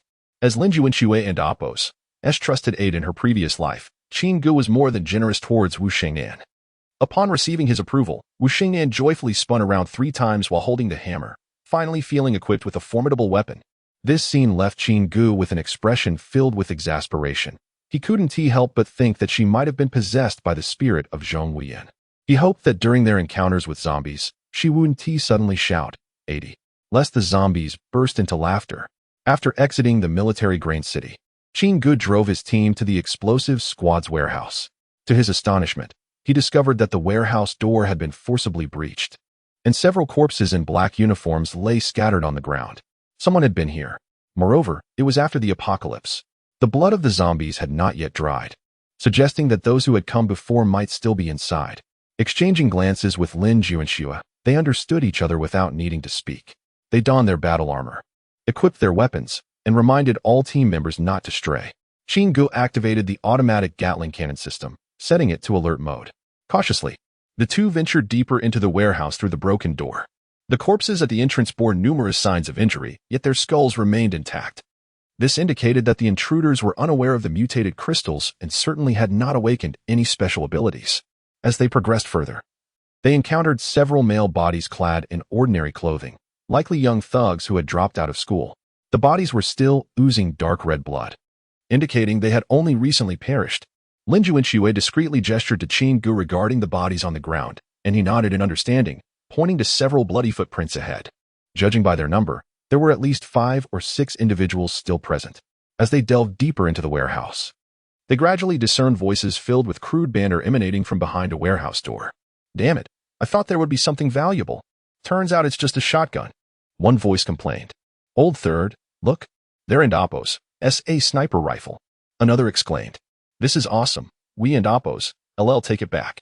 Peeking through the door and Appo's crack, they saw 4 young men with colorful hair gathered around a table, fiddling with a police sniper rifle, alongside a shotgun and scattered bullets.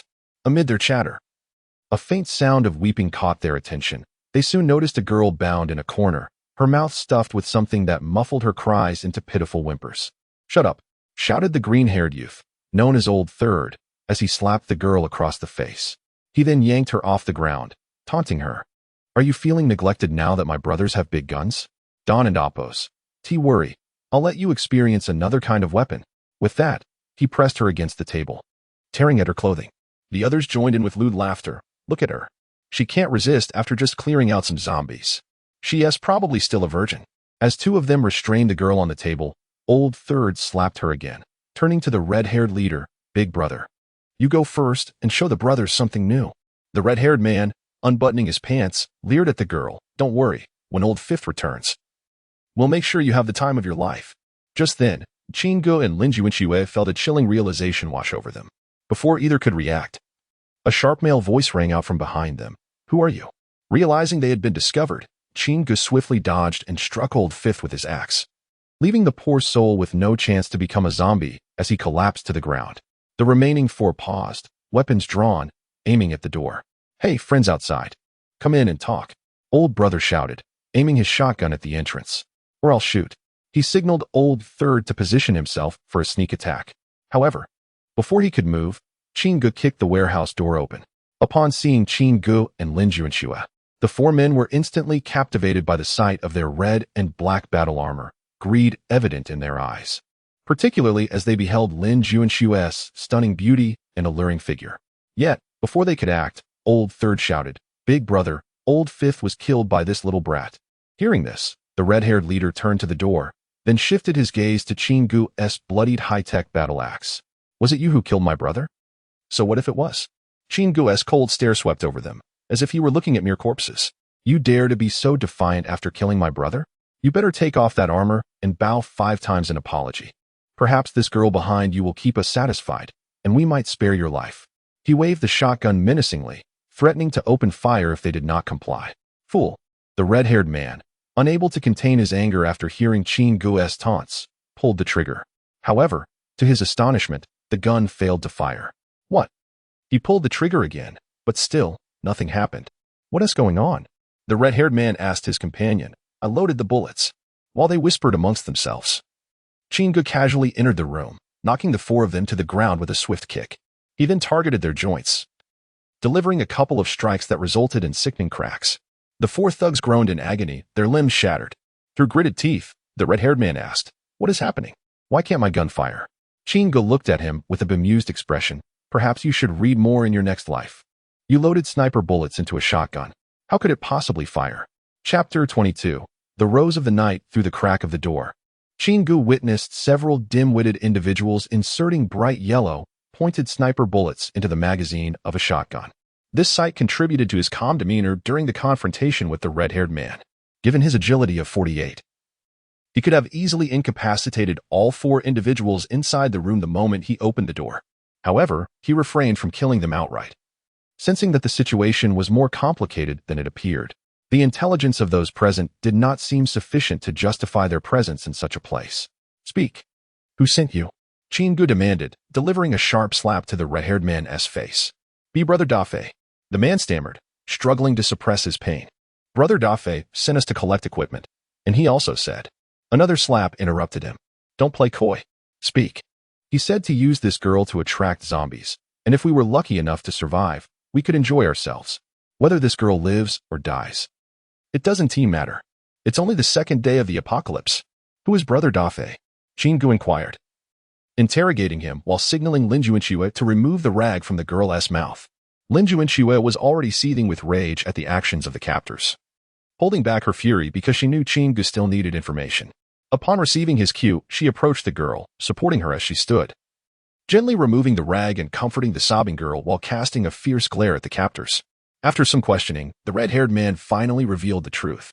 Brother Dafe was a small-time leader of a local gang notorious for targeting solitary female university students, engaging in kidnapping, sexual assault, and human trafficking. Following the outbreak, he had dispatched his followers to scavenge for supplies, and this group was sent to this location. The girl they had bound was one of the university students they had abducted before the apocalypse, and there were several others like her in their hideout. Lin Juanchua felt a shock run through her as she absorbed the implications of his words. Kidnapping, abductions, specifically targeting female students. Her sister might be among the captives. She quickly turned to the bound girl and asked, Is there anyone among you named Lin Junyao? The girl, gradually ceasing her tears, replied, I don't know. They don't let us speak. They brought us here and locked us in a dungeon, tossing in a few moldy buns every few days. Anyone who dares to speak gets beaten. I've been here for several days, and they take one girl away now and then. When they come back, she has been violated beyond recognition. I'm so scared. Seeing that they were not obtaining any useful information from the girl, Lin Juanchua approached the red-haired man directly and kicked him in the joint. Is there a girl named Lin Junyao? The man cried out in agony, I don't know. I truly don't. We only target solitary, attractive girls. We don't even know their names. Realizing he genuinely didn't know, Lin Juanchua changed her tactic. Did you abduct anyone from Z University the night before last? The night before last? The day of the outbreak? The red-haired man thought for a moment before replying, Yes, but I was involved. It was Awe's group. They were supposed to capture 2 girls, but one escaped. Brother Dafe even beat Awe over that. They returned just before the outbreak, and that girl is still in the dungeon. Upon hearing about her sister's possible whereabouts, Lin Juanchua could no longer contain her emotions and looked at Chingu with red eyes. He nodded slightly and then turned his cold gaze back to the red-haired man. Before he could act, the red-haired man exclaimed, Brother, please don't hit me. Brother Dafe's hideout is in a derelict building to the east of the city. I know the location of the dungeon, and I can take you there. The supplies Brother Dafe has gathered are all there. I'll tell you everything. Please don't kill me. Perhaps sensing the threat of death, the red-haired man's will to survive surged. I hope you're not deceiving me. Hearing the icy tone of Chingo, he fell to his knees, knocking his head against the ground repeatedly. Thank you for sparing my life. I will tell you the truth. I'll take you to Brother Dafei's lair right now. Ignoring him, Chingu approached the bound girl, untied her restraints, and then bound the red-haired man instead. The girl fell to her knees, crying, Thank you for saving me. I, Jean Curson, am willing to follow you both for the rest of my life, serving you without complaint. Jean Curson? That name sounds familiar, Chingu mused internally. It seemed she was among the top 10 martial artists in Jiang City, known as the Rose of the Night. Rumor had it she awakened a dark ability allowing her to meld with shadows, moving freely in the night, wielding her dual daggers with extraordinary skill. However, it was said that she had suffered grave indignities at the beginning of the apocalypse, leading her to harbor a deep hatred for men, causing anyone who sought to possess her to perish beneath her blades. Yet now, it appeared that her fate may be altered by his presence, sparing her from the tragic events of her previous life. Whether she would still become the thorny Rose of the Night remained uncertain. Observing the timid Jean Curson before him, Chinga gestured for Lin Juanxue to hand her the high-tech vibrating dagger from before and pointed at the 3 captives on the floor. Prove your worth if you wish to follow me. Upon hearing this, Jean Curson picked up the dagger, trembling, and said, I can't kill anyone. Seeing her fearfulness, Chinga responded coldly, Then you may stay here with them. With that, he gathered the 2 guns and other supplies in the room into his space, dragging the red-haired man out like a lifeless dog. As Chingu and Lin Juanxue left without a backward glance, Jean Curson finally found her courage. With a cry, she plunged the blade into the 3 captors, seemingly releasing the pent-up torment and humiliation she had endured for days. Chapter 23, A Great Catch. As Chingu dragged the red-haired man, he collected all the equipment from the warehouse into his storage space, while Lin Juanxue swiftly excavated all the zombie crystals. Behind them, Jean Curson, covered in blood, trembled uncontrollably, her hands still shaking from the recent violence. Upon returning to the RV, Chinga navigated towards the unfinished building mentioned by the red-haired man. With a roar, Shilifan sped away. During the journey, Chinga handed Jean Curson a towel and a set of women and appos as clothing that he had scavenged from the Walmart supermarket. After she cleaned herself in the bathroom, she quietly sat next to Lin Juanxue, though her hands still quivered slightly. Chinga glanced at Jean Curson in the rearview mirror, now freshened up. He mused to himself how unassuming she had appeared moments ago. Now, sitting beside Lin Juanxue, she exuded an undeniable charm. Her voluminous black hair cascaded down her shoulders, her fair skin radiated a soft blush, and her long, slender legs were complemented by her ample bosom, which swayed gently with the RV's motion, as if yearning to embrace the world outside. Ding. Detected bindable target. Jean Curson. Affection level 90. Affection level 90 to 100 denotes admiration. Binding a partner grants partial access to RV usage. Would you like to bind? Yes, no. Chingu was momentarily taken aback by the system's voice. An affection level of 90? Could it be due to saving her? Just as he hesitated over whether to bind Jean Curson as a partner, her stomach audibly protested. Gurgle, she shot a sheepish glance at Chingu and Lin Juanxue. Observing this, Chingu generously produced some food and offered it to her. Eat, he said. Jean Curson quickly expressed her gratitude, taking the food and devouring it without concern for her image. During her captivity, she had not enjoyed a proper meal. Watching Jean Curson consume her food ravenously, Lin Juanxue felt tears welling in her eyes once more. Seeing her in such a state made her wonder if her sister had suffered similar torment. Not wanting to dwell on the sorrowful sight in the rearview mirror, Chingu simply accelerated the vehicle. Before long, guided by the red-haired man's directions, Shilifan came to a gradual halt in front of an abandoned building. Chingu pulled the red-haired man out of the vehicle, followed closely by Lin Juanxue and Jean Curson. Initially, Chingu had intended for Jean Curson to remain in the RV, but she insisted on accompanying them. I want revenge. I will personally send them to hell. Seeing the determination in her eyes, Chingu eventually relented. All right, let us proceed this way. He secured the RV, activated the Gatling system, and the trio, along with the dog, ventured into the dilapidated building. On the 6th floor, a man clad in a leopard print shirt and tight jeans, sporting a ponytail, stood on an unfinished balcony, gazing down. As he observed the roaring RV and the trio disembarking with the red-haired man in tow, he extinguished his cigarette and retreated inside. He retrieved a black handgun from the safe and loaded it. Everyone, come here, he commanded, and his languid subordinates gathered around him. What is going on? Big Fei? Inquired a lanky lackey, brushing off the chair beside him. Big Fei nonchalantly settled into the chair and addressed his men. A big catch has come down. He pointed towards the nearby elevator, adding, no matter who comes out, kill them on the spot, even if it's the red-haired man. Huh, why Big Fei? A green-haired youth, who was particularly close to the red-haired man, stepped forward. Because he betrayed me. Big Fei had already surmised that the red-haired man was being held against his will, and that his team had likely fallen to the three outsiders.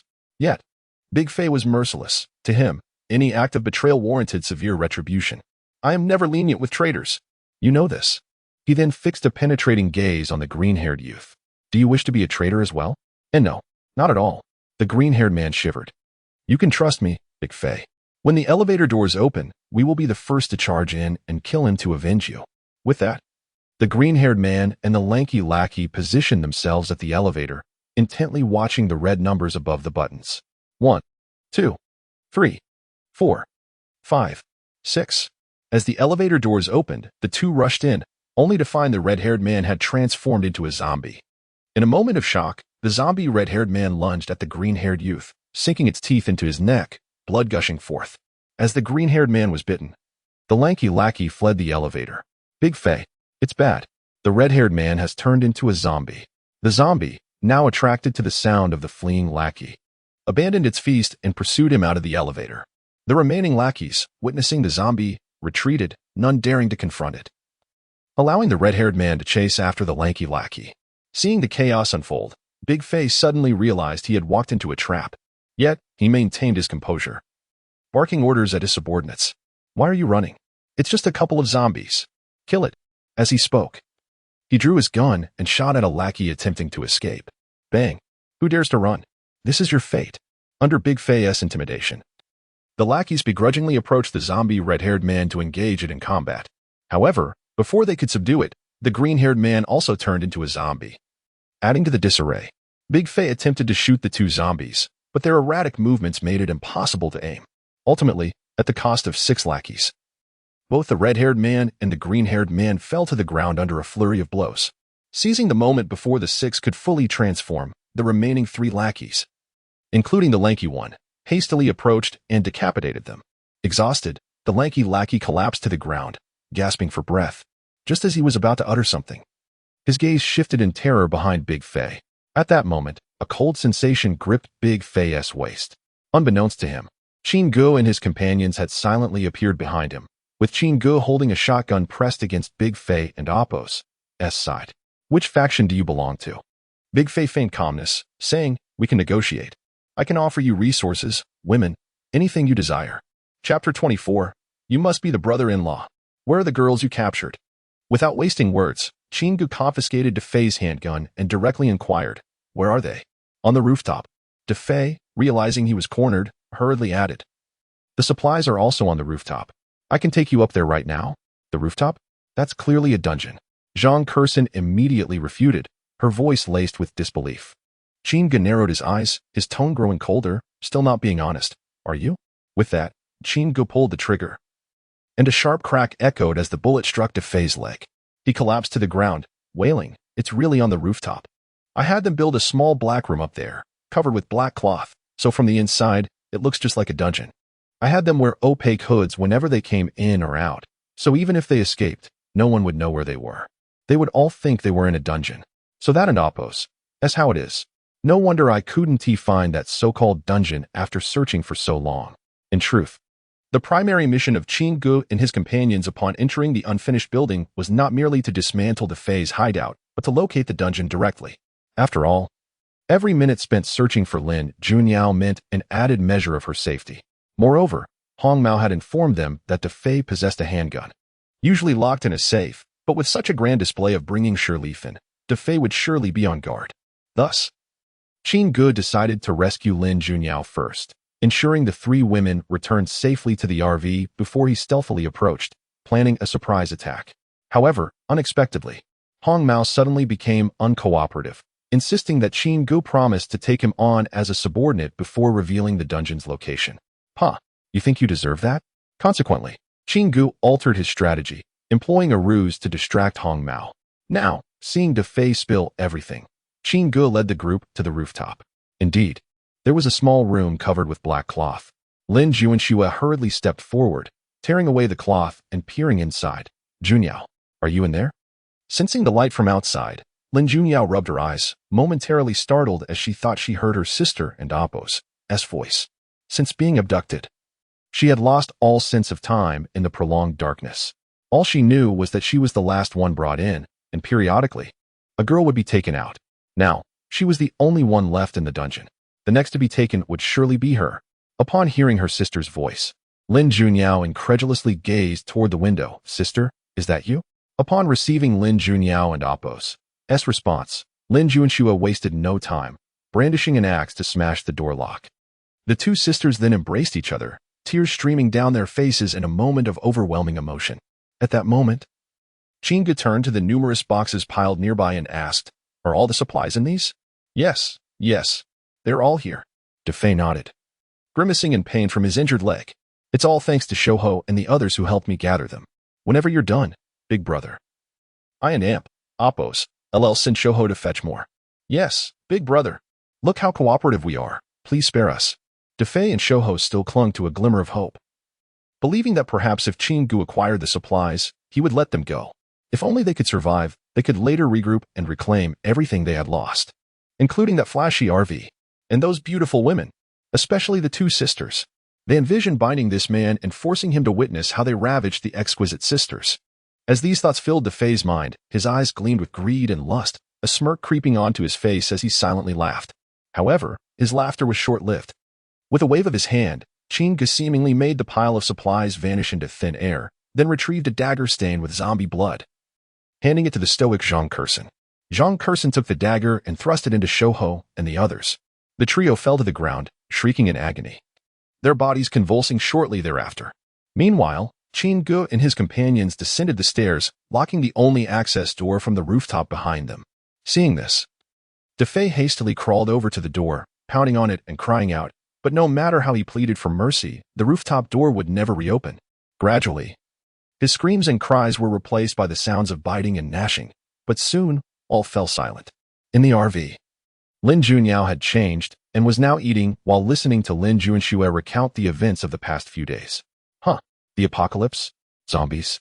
Abilities? The team leader? Lin Junyao looked at her sister in disbelief, as if she were choking on her words. However, upon exiting the building, she had seen the disarray of zombie corpses on the ground. At that moment, she found it strange. The corpses were not only grotesquely contorted, but also absurdly unattractive. Now, looking out the window at Qin Ge instructing his team to excavate mutant crystals, she thought to herself, so he is the one I have secretly admired for years? Hearing Lin Juanyao's teasing, Lin Juanxue's face flushed crimson. "Come on, sis. Isn't the team leader my brother-in-law?" As Lin Juanyao's banter intensified, Lin Juanxue waved her fist playfully, pretending to scold her mischievous sister. Wait, sis. I was just kidding." Lin Junyao quickly begged for mercy, her heart now believing nearly wholeheartedly.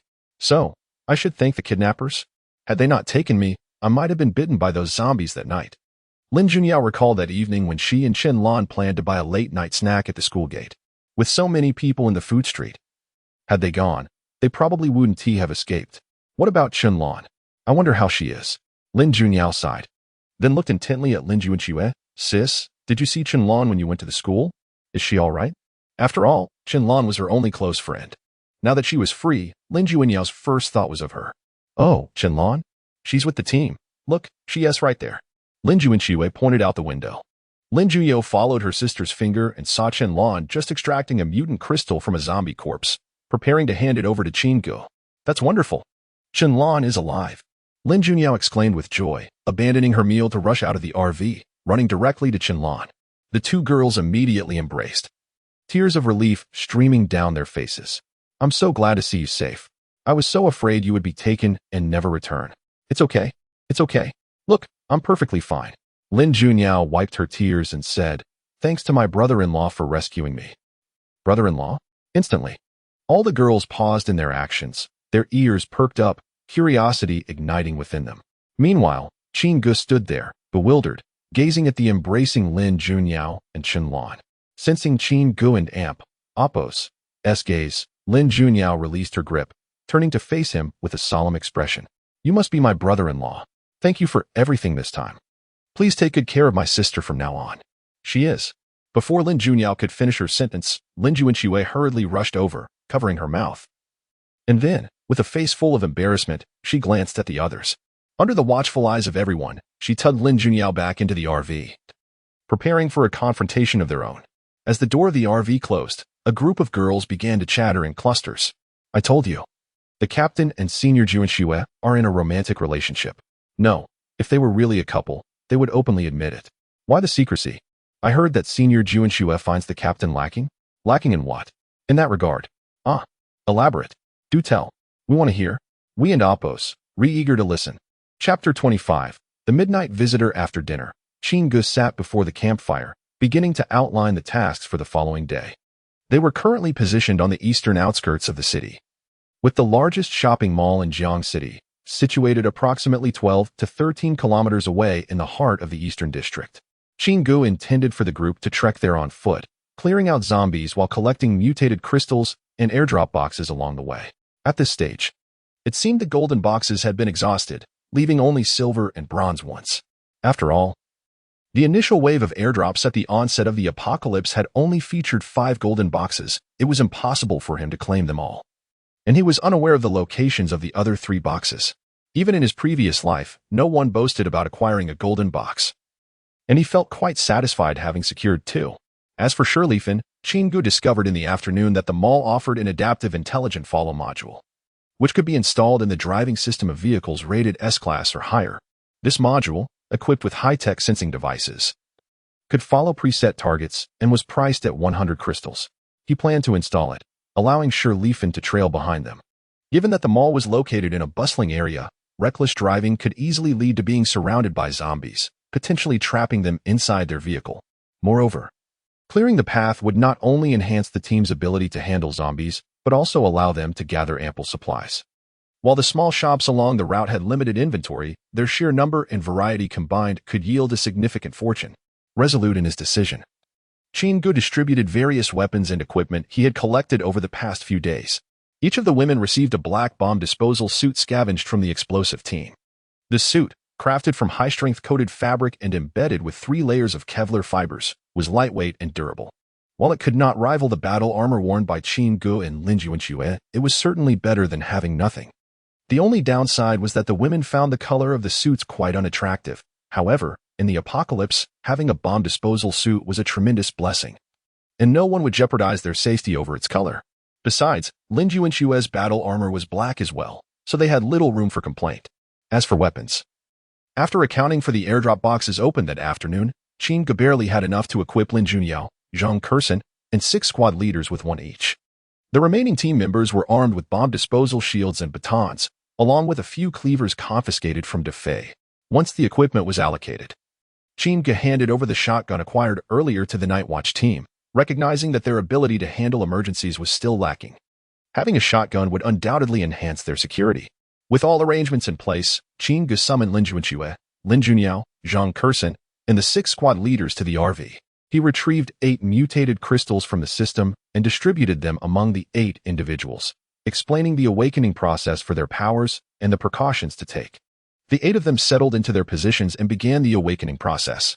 Lin Junyao, Zhang Kursen, Zhang Jingya, and 3 other girls lay on the beds, while Wu Shinan and another girl reclined on the sofa. As the 8 swallowed the mutated crystals and drifted into unconsciousness, Qin Gu shifted his gaze to Lin Junshui. At that moment, Lin Junshui was not clad in her battle armor, but had chosen a casual outfit from the space ring Qin Gu had given her.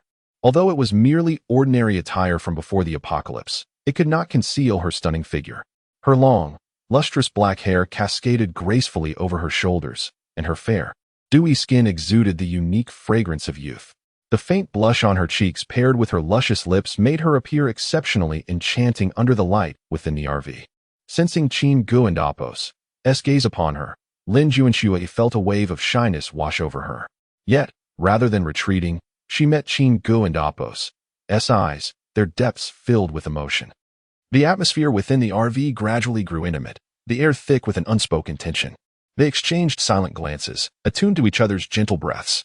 Unable to resist the allure of her exquisite beauty and captivating gaze, Chinga finally leaned down to kiss her.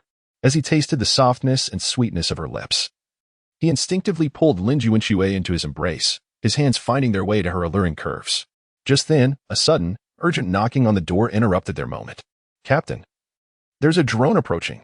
Upon opening the RV door, Chinga and Lin Junshui beheld a night watch woman pointing at a drone hovering nearby. It was alarmingly close, enough for them to hear the drone's propellers buzzing.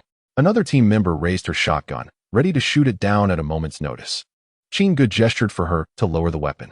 Although they were on the outskirts of the Eastern District, firing a weapon in the stillness of the night could easily attract a horde of zombies, and he had no desire to be besieged in a chaotic frenzy. Chinga frowned at the drone hovering above. He had encountered such nighttime visitors in his previous life. Most often, they hovered at a distance, either observing or searching for supplies or scouting areas with fewer zombies.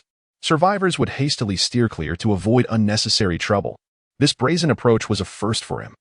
This could be troublesome, he thought, turning to Lin Junshui and whispering, "Can your flame technique reach it from this distance?" After a brief consideration, Lin Junshui confirmed that the distance was indeed sufficient, though she lacked confidence in hitting a target in the air. Theoretically, it should work as long as it remained stationary. With her response in mind, Chinga devised a plan. He instructed Lin Junshui to quietly maneuver behind the drone while he distracted it. "Hey, buddy, can you hear me?" Chinga waved his arms and called out to the drone. "Give me a sign. Are you survivors too?" Meanwhile, in a nearby abandoned factory, a tattooed man wearing lace-trimmed glasses monitored the drone and Appos' remote feed and remarked to the man behind him, "Kai, that idiot and Appos' talking to us. Should we respond?" Kai, the man addressed, promptly slapped the tattooed man on the back of the head. "Shut up. Who told you to fly so close? Can't you see they have a shotgun? Get it to fly farther away. If they shoot it down, I'll make you regret it." The tattooed man hastily attempted to maneuver the drone away, just as a flash of fire erupted on the screen, followed by a blackout of the signal. "You can't even handle this simple task," Kai seethed, ready to unleash a beating on his subordinate. To avoid the impending punishment, the tattooed man quickly retrieved another drone from his bag. "This time, let us keep it at a safe distance." Chapter 26. What a temptation. Brother Kai. This fool is indeed fortunate in his romantic endeavors. As the tattooed man maneuvered the drone, he remarked, "These ladies are simply captivating." In response to his words, Brother Kai delivered a sharp slap to the back of his head, admonishing him, "Enough with the nonsense. Focus on flying that thing. Keep your eyes peeled. As soon as dawn breaks, we'll take care of him. A man with so many women must be a fool. Once we eliminate him, that RV and those lovely ladies will be ours." As he spoke, a greedy and lascivious expression crept across Kai and Appos' face, as if he were already seated in the RV, with countless beauties waiting in line for his favor. However, he was interrupted by the tattooed man. Brother Kai furrowed his brow, contemplating before tapping his bald head and exclaiming, "I've got it. We can do it this way." The two men briefly conferred before breaking into lewd laughter once more. Outside the RV, several girls on night watch gazed at the drone that had been scorched by the flame technique. "Wow, Senior Junshui, you've awakened your powers. So impressive. I wish I could awaken such formidable abilities too." They looked at Lin Junshui with envious faces, mimicking her gestures excitedly.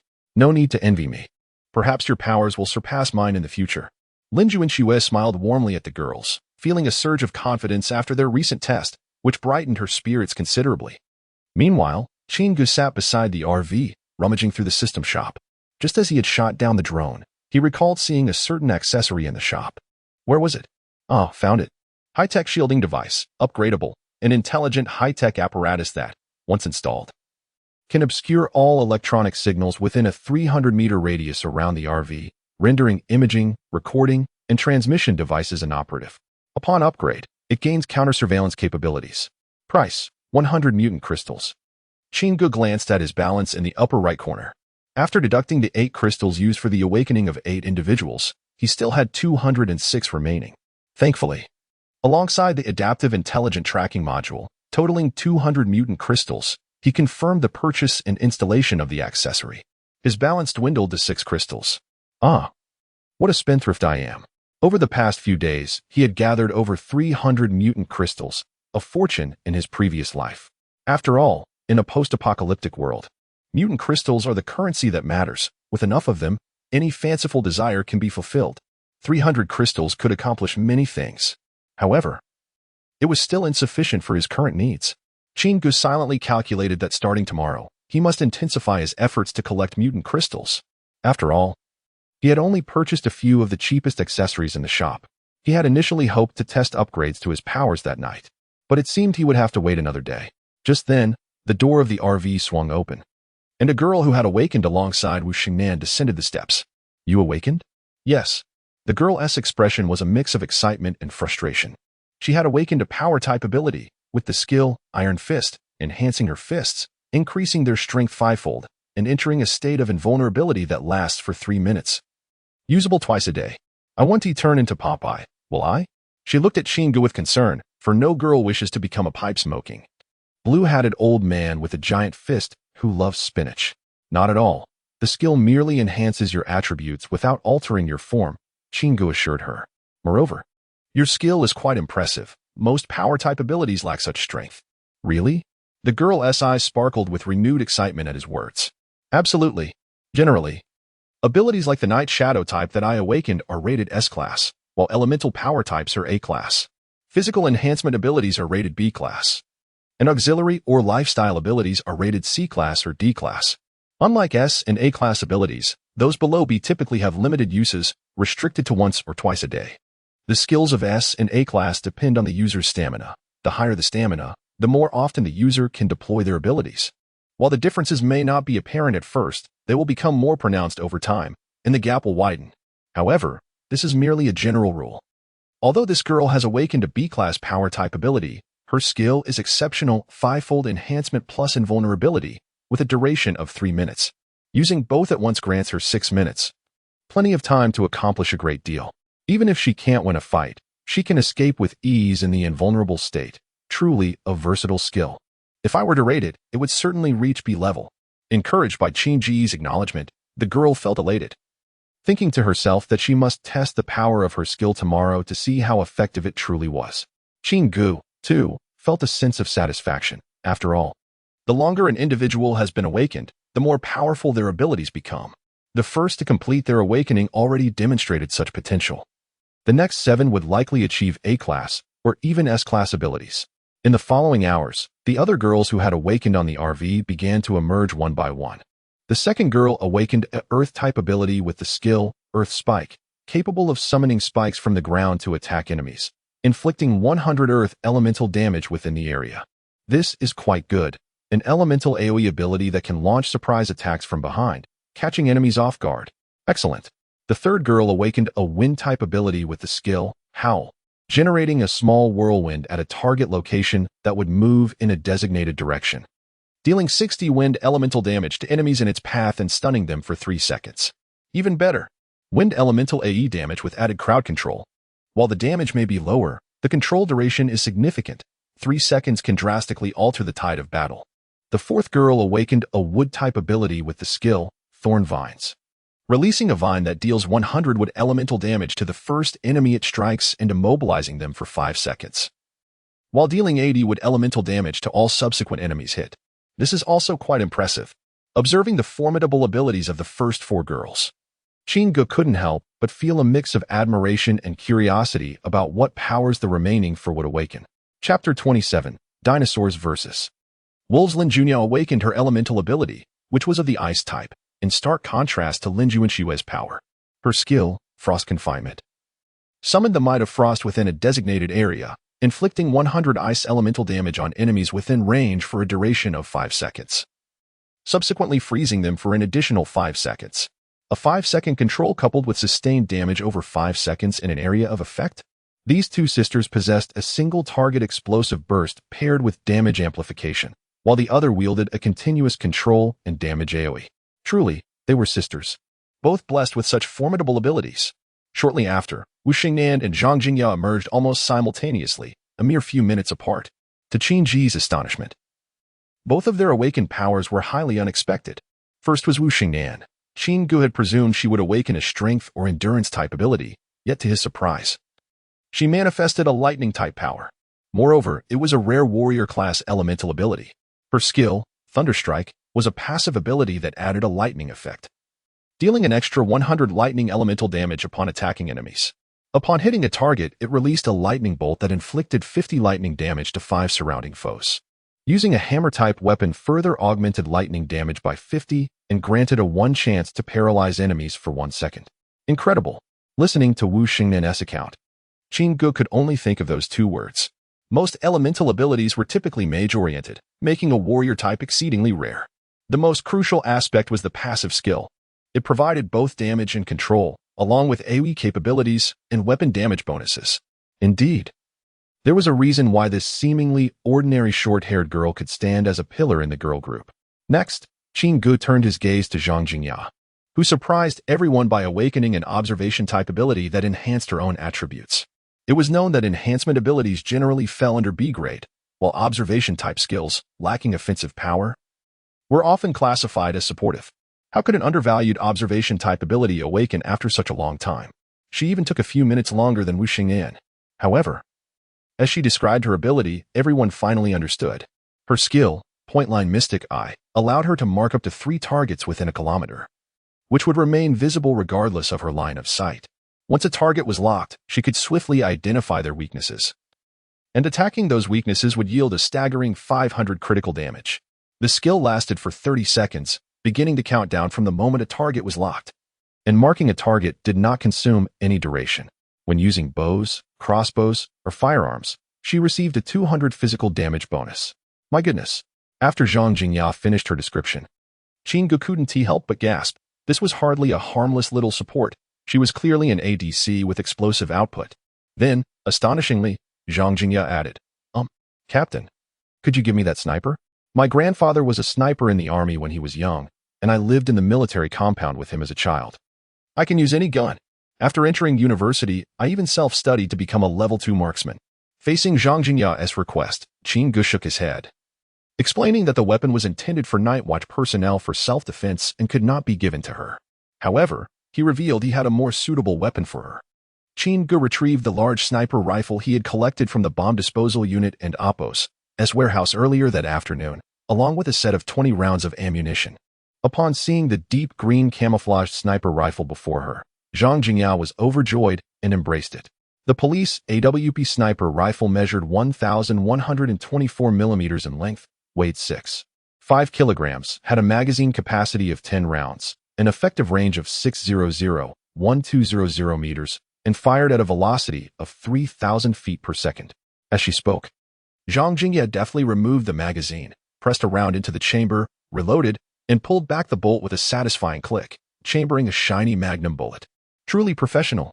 Although the ammunition was limited, it should suffice for her needs for a while. Qin Ge recalled seeing Barrett rifles for sale in the system's shop, but the price. Perhaps when he had more mutated crystals, he could get her one.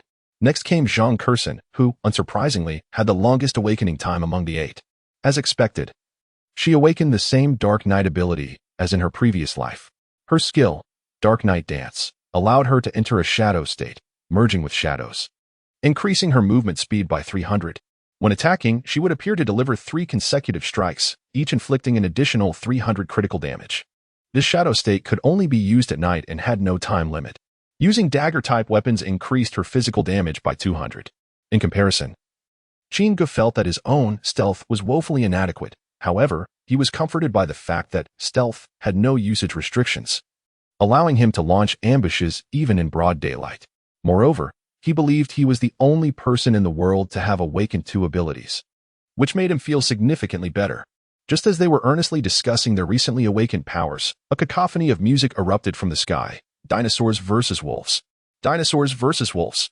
As Qin Ge looked up, he noticed a drone identical to the previous one approaching, flanked below by a horde of zombies. Concurrently, the system and Appos S voice rang in his ears. Ding.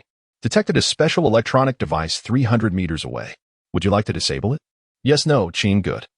Observing the approaching loudspeaker drone, did not rush to respond but instead inquired of the system, can we send false imagery back? Ding. High-tech shielding devices have not yet upgraded this feature.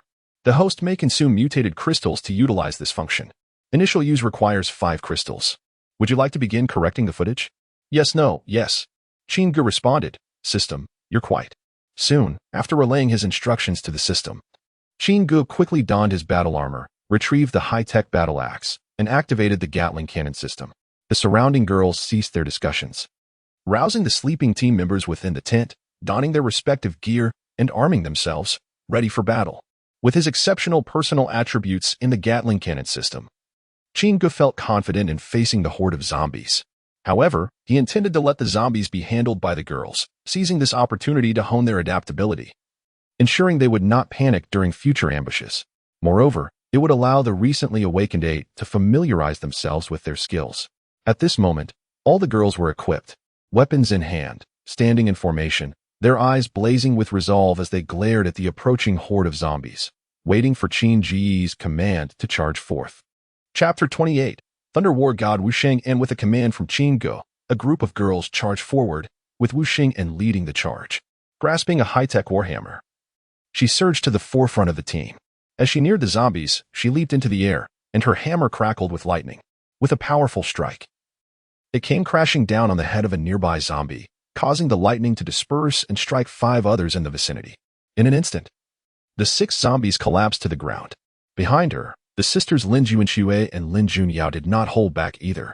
Lin Junshui raised her hands, summoning 5 streams of fierce flames that raced toward 5 zombies. The fiery glow illuminated the dark sky, as if it sought to incinerate all malevolence in the world. The fire snakes coiled around the zombies, and within moments, they were reduced to ashes. Meanwhile, Lin Junyao unleashed her frost confinement upon the most densely packed group of zombies. They were instantly encased in ice, only to explode moments later. In the blink of an eye, the area covered by frost revealed no trace of the zombies, merely a scattering of shattered ice remnants. Adjacent to the frosty expanse, a shadow suddenly emerged. Zhang Kursen brandished her dagger, executing 3 swift strikes that severed the heads of 3 zombies. She then vanished into the night, reappearing on the opposite side of the battlefield, launching another trio of attacks. The rapidity of her movements left Qin Ge in awe. Despite her slight awkwardness, it appeared she had grasped the essence of her night-based powers, fluidly adapting her actions and movements as she weaved through the horde of zombies with an elegant grace. Zhang Jingya, on the other hand, refrained from gunfire, diligently practicing her marking and locking techniques. She quickly acclimated to the usage of her skills, recognizing that they possessed a distinct advantage on the battlefield and did not need to waste ammunition on a mere handful of zombies. As their skills continued to unfold, the girls without awakened powers rallied with newfound vigor, fearlessly combating the approaching zombies, delivering finishing blows, and clearing the battlefield. Within 10 minutes, all the zombies attracted by the drones had been eradicated. As they gazed at their awakened companions, envy flickered in the eyes of the girls, especially for Wu Shengnan, who had wielded her hammer fearlessly amidst the throng of zombies, embodying the might of thunder as she fought with unmatched valor. They affectionately dubbed her the Thunder War God. Qin Ge, however, remained silent. He had no reason to harbor jealousy towards his subordinates. He believed that Wu Shengnan was destined to become a formidable force within their team, and her emergence as a war god would undoubtedly strengthen their collective resolve. Once the battlefield was cleared, dawn began to break. Qin Ge glanced at the time 6:10 and instructed everyone to have a light breakfast, not rushing to dismantle their camp. Instead, he observed the drone hovering above before returning to the RV, patiently awaiting the next development.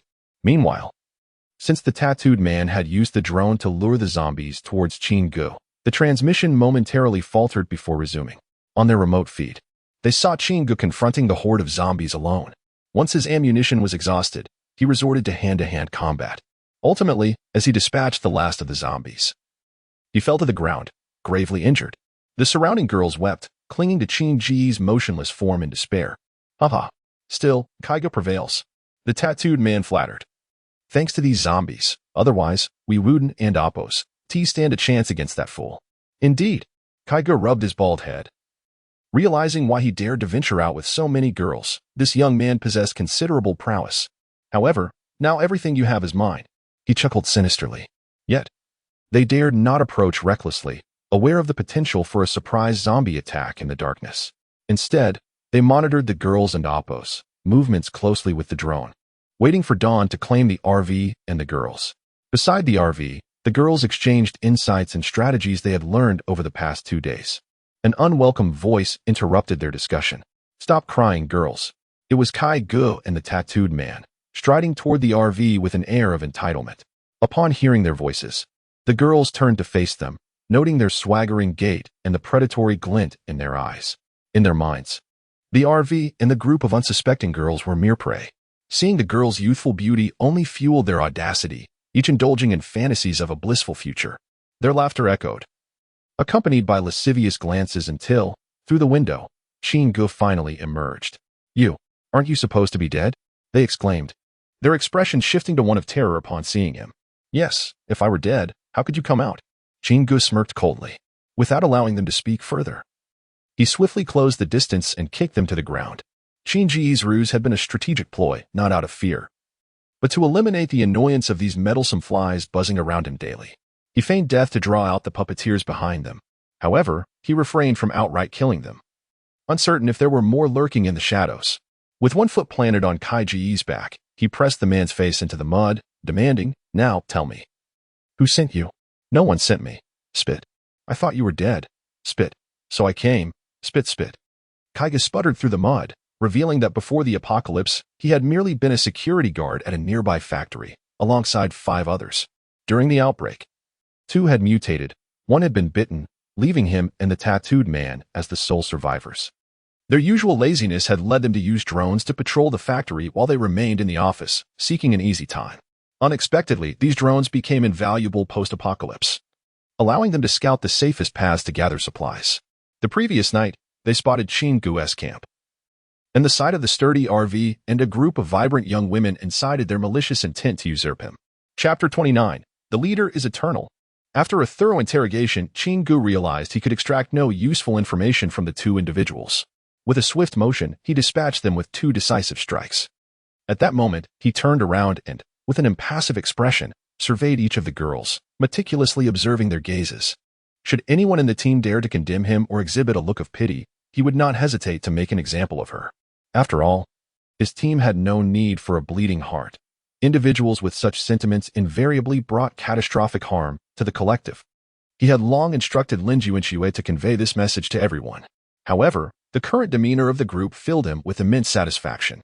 The girls displayed no signs of distress, though it was their first encounter with Chin-ji's lethal actions. In their hearts, he was the core of the team, and they would unconditionally support all his deeds. Without Chin-gu, their present circumstances would be unthinkable. He provided them with sustenance and shelter, taught them how to confront zombies, and guided them to survive in this apocalyptic world. A leader like him was irreplaceable. To them, Chin-gu was a deity, their leader forever revered. Chin-gu nodded in satisfaction, then instructed everyone to tidy up before leading them towards the shopping center in the east of the city. As they traversed the streets, Wu Shengnan took the lead, while the other awakened abilities dispersed along the flanks of the group. Most of the girls, who had yet to awaken any powers, focused on finishing off the zombies and collecting mutated crystals. Chin-gu, accompanied by Shilifan, brought up the rear, occasionally raiding small shops along the roadside. He had advised the others to refrain from using their abilities unless absolutely necessary, emphasizing the importance of honing their fundamental skills in dealing with zombies, including those who had already awakened their powers. The girls nodded in agreement, understanding that Chin-gu and Appo's intentions were to genuinely cultivate their skills. However, this directive had little effect on one individual, Wu Shengnan. After all, her awakened ability was passive. It was unreasonable to expect her to fight barehanded. Thus, at that moment, Wu Shengnan was the busiest and most exuberant, swinging her hammer incessantly, as if engaged in a game of whack-a-mole, joyfully darting around. As the group ventured deeper into the city center, residents began to peek from the windows of the buildings lining the streets. Initially, they observed quietly, cautious of drawing attention, as Chin-gu and his companions were indeed a striking sight. However, it soon became evident that this group of girls clad in black tactical gear was formidable. Their actions slashing, encircling, finishing off, and clearing were executed seamlessly, maintaining order amidst the chaos. Particularly impressive was the short-haired girl wielding a hammer at the front of the line, who struck down zombies with electrifying blows, taking down multiple foes with each swing. Meanwhile, the man in red armor at the rear ambled leisurely, seemingly unperturbed, leisurely observing the surroundings, exerting little effort while the girls did the heavy lifting. Occasionally, he would slip into a small shop, only to emerge moments later, his intentions a mystery. Most notably, a remarkably impressive RV trailed behind him, leaving the onlookers filled with a sense of injustice. Why was he afforded such luxury in this apocalypse? Soon, someone could no longer contain their frustration and directed their ire towards the seemingly weakest member of the team. Chin-gu. Hey, brother, you're living the life. At that moment, Chin-gu glanced towards the source of the voice and saw a scrawny, bare-chested man leaning out from a third-floor window of a nearby building. Rather than displaying fear in the face of Chin-gu and Appo's icy gaze, the man became emboldened, taunting. Need a hand? Don't overexert yourself. Before he could finish, Chin-gu swiftly dashed to the street, seizing a still lively zombie. With strength exceeding 3 times that of an average person, he hurled the creature towards the third-floor window with a powerful throw. In an instant, the window was met with a horrifying scream, quickly followed by the sounds of gnawing and tearing. However, silence soon enveloped the room, leaving behind only blood splatters on the window pane that sent shivers down the spines of those watching in the morning sunlight. None expected that this seemingly idle youth, wandering about, possessed such terrifying strength and capabilities. Not only did the onlookers fail to anticipate this, but even the zombie, which had just experienced a brief flight, was now enjoying a complimentary meal. Should it ever gain the ability to speak, it would boast about this experience for a lifetime. It would surely relish the opportunity to flaunt its tail among the other zombies. Witnessing Chin-gu's actions, the onlookers finally grasped that he was far from the weakling he appeared to be. His fierce methods indicated that he was no ordinary adversary. Their attention swiftly shifted towards the group of girls below. Although clad in black tactical gear, it was evident they were merely young women. Perhaps students who had fled from some institution, having acquired their equipment from who knows where. Instantly, they looked down upon the girls once more, believing them to be innocent college students, only formidable due to their weapons. Surely, if they had such gear, they would be far superior to these girls. Before long, a second reckless voice emerged, a middle-aged woman nearing 40. Hey, young lady. Yes, I'm talking to you. The woman stood at the second-floor window, imperiously addressing Zhang Jingya. Tell your boyfriend to toss some food up here. My son hasn't eaten in 2 days. Surveying the team, all the girls wielded cold weapons, while Zhang Jingya stood out with a military-green sniper rifle slung on her back. Recognizing her difference from the rest, the middle-aged woman assumed that Zhang Jingya's status was distinct, likely due to her connection with Chin-gu, the sole male in the group with such impressive combat prowess. Naturally, she concluded that this girl with a gun must be his girlfriend. With so many girls together, that man must possess ample provisions. And the RV trailing behind Chin-gu only reinforced her assumptions. In a flash, the middle-aged woman completed her mental gymnastics and called out to Zhang Jingya once more. What are you waiting for? Hurry up. My son is starving. Chapter 30. The commander's bed is spacious and comfortable. At this moment, Zhang Jingya gazed in disbelief at the window, pointing at the woman outside. What was this aunt yelling about? Who bestowed her with such audacity and confidence? Was it Liang Jingru? And her claim that her precious child was starving? How could one expect anything less from a mother like her? To think she would ask the commander for food, what a vain hope. If she continued her raucousness, she might soon provoke the commander. One could only imagine how he would deal with her. Stealing a glance at Chin-gu, Zhang Jingya noticed he too was coldly observing the babbling woman on the second floor. A surge of delight coursed through her. However, she pondered. Did she truly seem compatible with the commander? Would senior sister Juanxue be upset if she heard this? With this thought, Zhang Jingya furtively glanced at Lin Juanxue, relieved to find her unperturbed. It appeared that senior sister Juanxue bore no objection. If the commander were willing, it might not be out of the question. After all, the commander was both handsome and strong, and he treated her so well, gifting her such a precious AWP. Surely, he must harbor some feelings for her.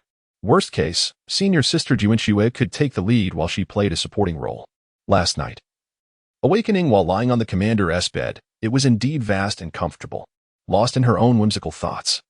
A blush crept onto Zhang Jingya's cheeks as she instinctively squeezed her legs together.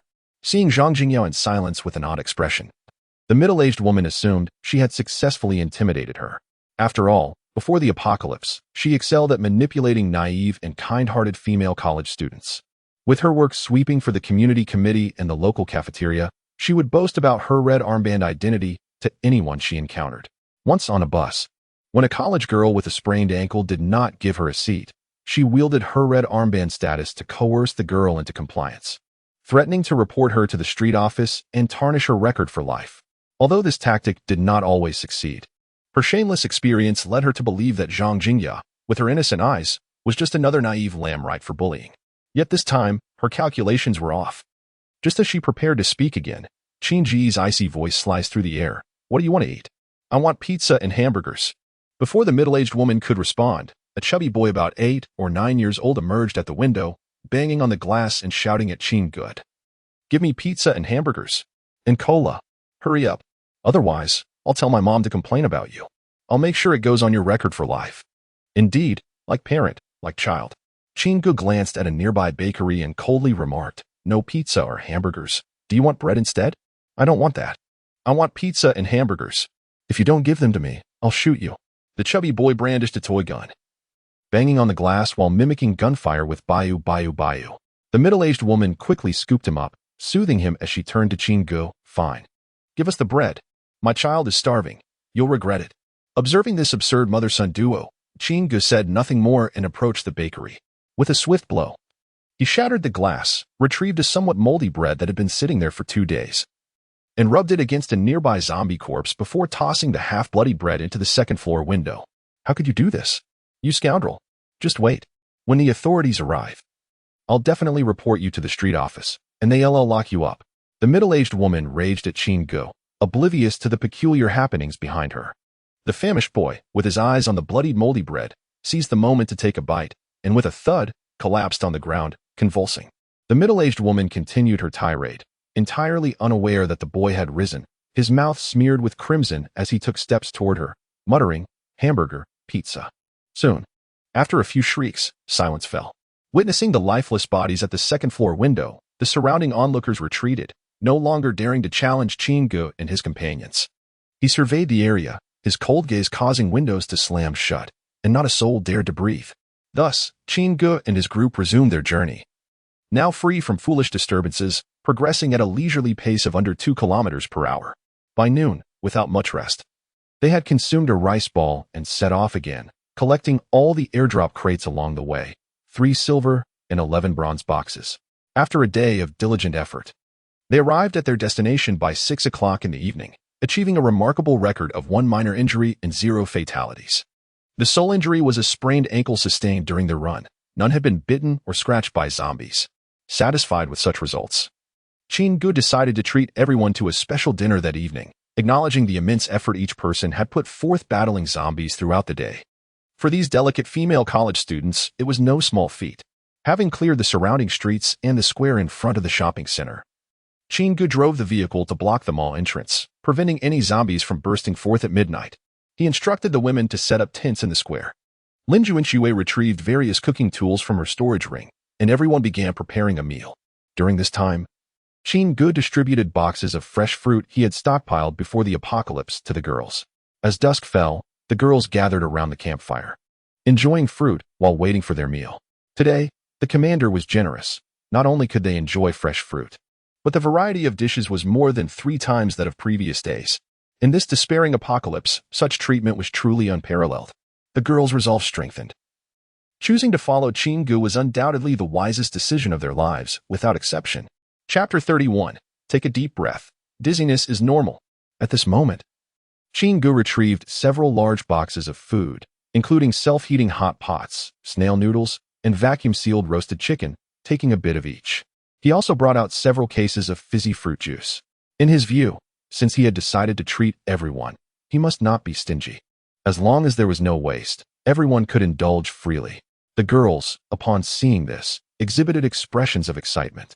After all, they had toiled throughout the day, and a hearty meal was more delightful than anything else. Just as they were joyfully enjoying their feast, shadows began to appear in the square, gradually approaching them in clusters. These individuals were local residents who had initially been too frightened to leave their homes. However, with the zombies in the nearby blocks having been cleaned out by Qin Good and his companions, they finally mustered the courage to step outside after observing the girls skillfully dispatching the undead. Many of these people were office workers who typically did not cook at home, relying instead on meals at work during the day and takeout in the evenings. Consequently, their pantries were nearly bare. Those who could cook had managed to avoid starvation in recent days, yet they did not wish to deplete their meager supplies entirely. Thus, with the area cleared of zombies, they rushed outside in hopes of gathering some provisions to sustain themselves while awaiting rescue from the government. However, upon venturing out, they found no resources.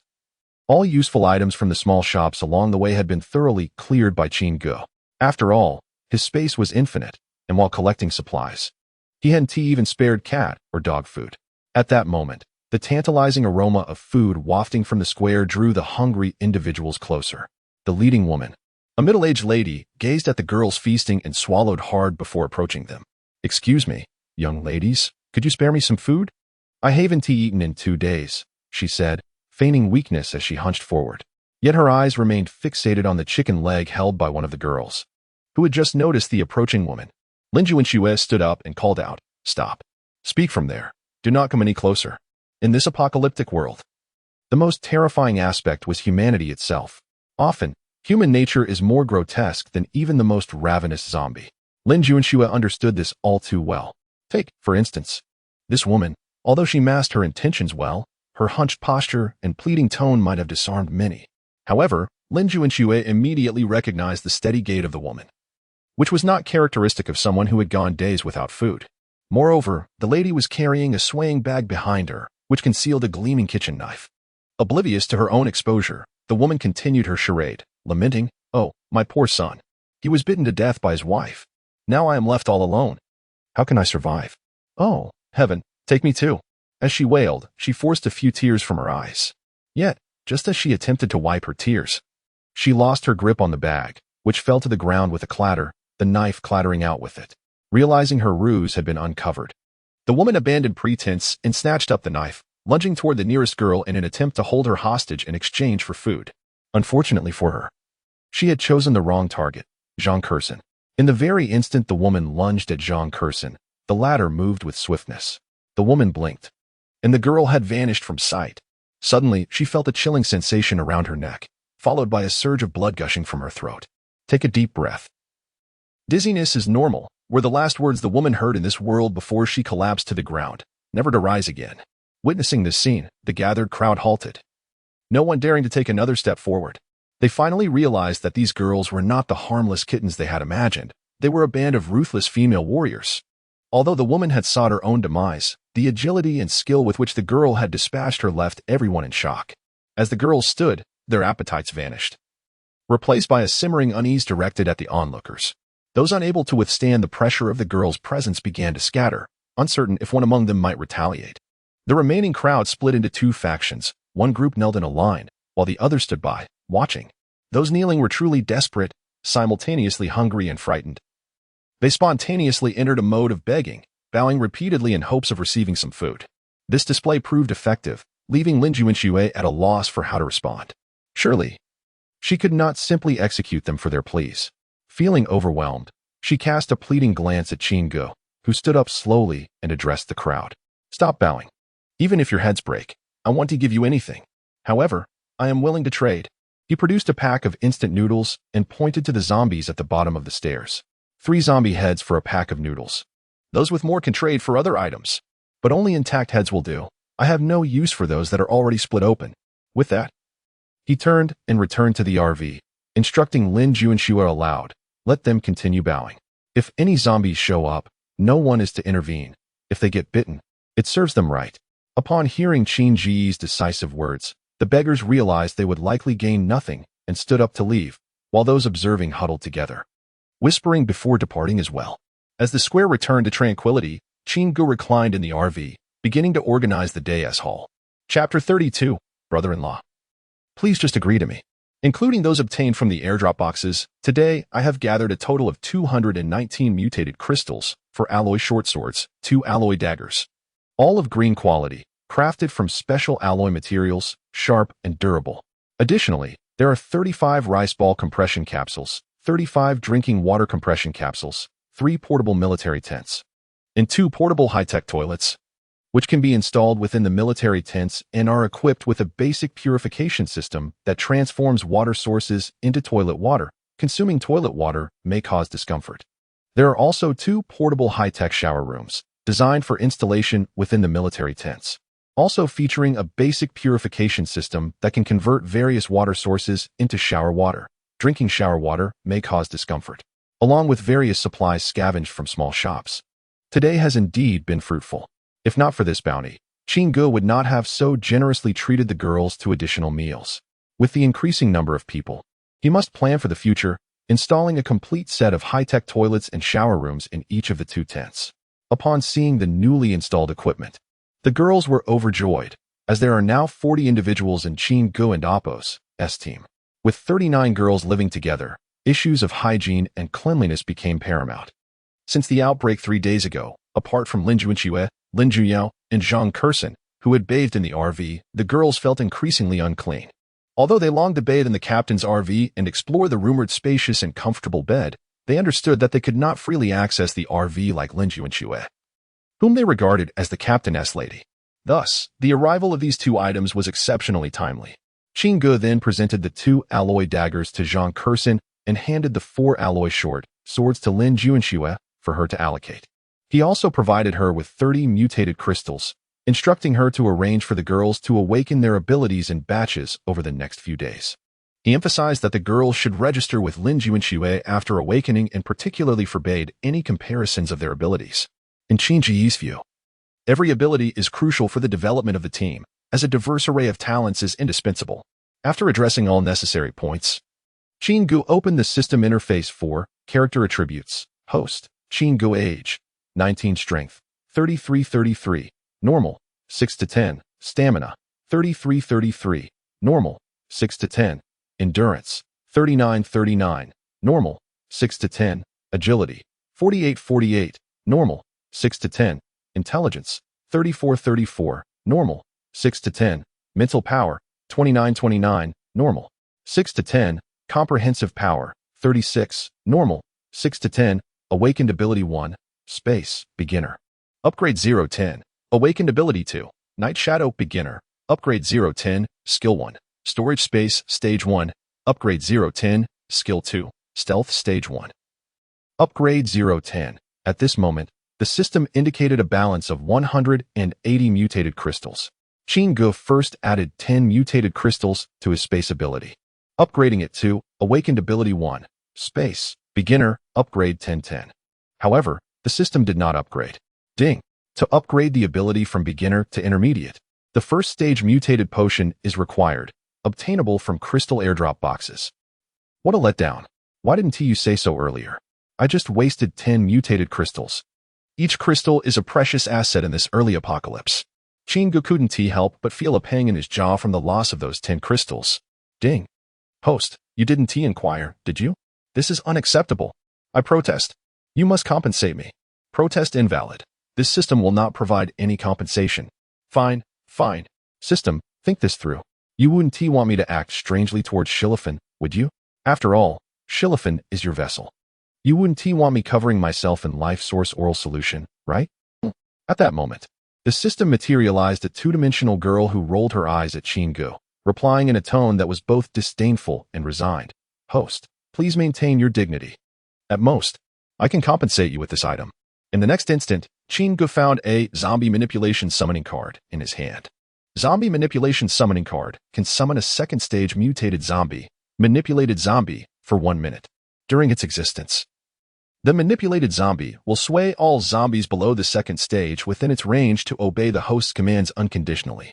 The manipulated zombie has no combat capability. The host should use it with caution. Upon receiving the zombie manipulation summoning card, Chin-gu was satisfied and stored the card in his space. He then inquired of the system, does upgrading skills require anything else? Upgrading skills requires only mutated crystals. The system reverted to its previous cold, mechanical tone. After hearing the system's response, Chin-gu allocated 10 mutated crystals to skill 1, storage space. Instantly, he sensed a change in the storage space within his mind. Upon opening it, he found a new line of text, space level, 2, capacity for non-human life forms. 1, non-human life forms? What might that entail? Cats, dogs, or sparrows? With this thought, Chin-gu descended from the RV and aimed at a nearby crow pecking at the exposed wires of a damaged billboard. With a mental command, the crow instantly appeared in the storage space, remaining motionless.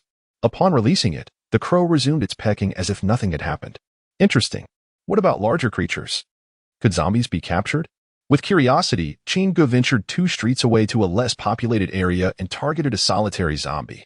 In the next moment, the zombie appeared in the storage space, still motionless. Once released, the zombie seemed unchanged, continuing to wander aimlessly. At this point, Qin began to grasp the upgraded storage space's capabilities, finding it increasingly intriguing. He wondered what would happen if he leveled up again. As he walked back toward the RV, he opened the character interface once more. To his shock, Skill 1, Storage Space, Stage 2, Upgrade 010, 000. 10,000 mutated crystals. How long would it take to gather that many?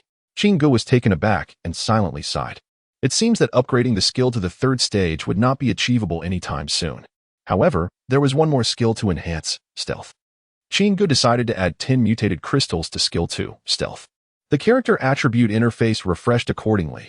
Host, Qin Age, 19 Strength, 33-33, Average Person 6-10, Stamina, 33-33, Average Person 6-10, Endurance, 39-39, Average Person 6-10, Agility, 48-48, Average Person 6-10, Intelligence, 34-34, Average Person 6-10, Mental Power, 29-29, Average Person 6-10, Overall Strength, 36, Average Person 6-10, Awakened Ability 1, Space, Beginner. Level 10-10, Awakened Ability 2, Nightshade, Beginner, Level 0-10, Skill 1, Storage Space, Phase 2, Level 0-10,000, Skill 2, Stealth, Phase 2, Level 0-10,000, this time. He did not perceive any significant changes within himself, only the description of the skill in his mind had slightly altered. Upon activation, Stealth Phase 2 would grant him 15 seconds of absolute invisibility, including any worn clothing, during which he could move normally while increasing his speed by 300. However, any active attack would cause the invisibility to dissipate. Not only had the duration of invisibility increased by 5 seconds, but his speed was now enhanced as well. The true value of those 10 mutated crystals was indeed remarkable. Qin felt immense satisfaction with the upgraded skills, and a slight smile crept onto his lips as he hummed a tune while approaching his RV. Just as he was about to step onto the vehicle, a soft, almost boneless hand intertwined with his arm from behind. A sweet, playful voice chimed in his ear, "Brother-in-law, please just agree to me."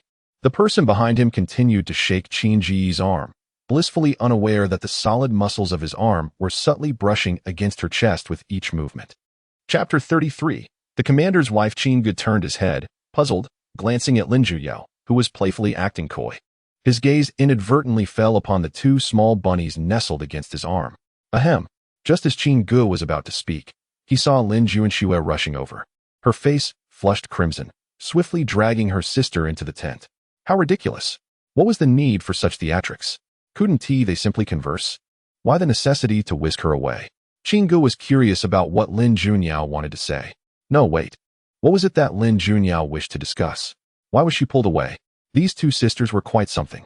However, at this moment, Qin did not dwell on it too much, merely assuming that the sisters were engaged in some playful banter, harmless enough. After taking a quick shower in the RV, he intended to retire for the night, having gone 2 days without rest. Even with his extraordinary physique, he felt a touch of fatigue creeping in. Just as he was about to lay down, there was a knock at the RV door.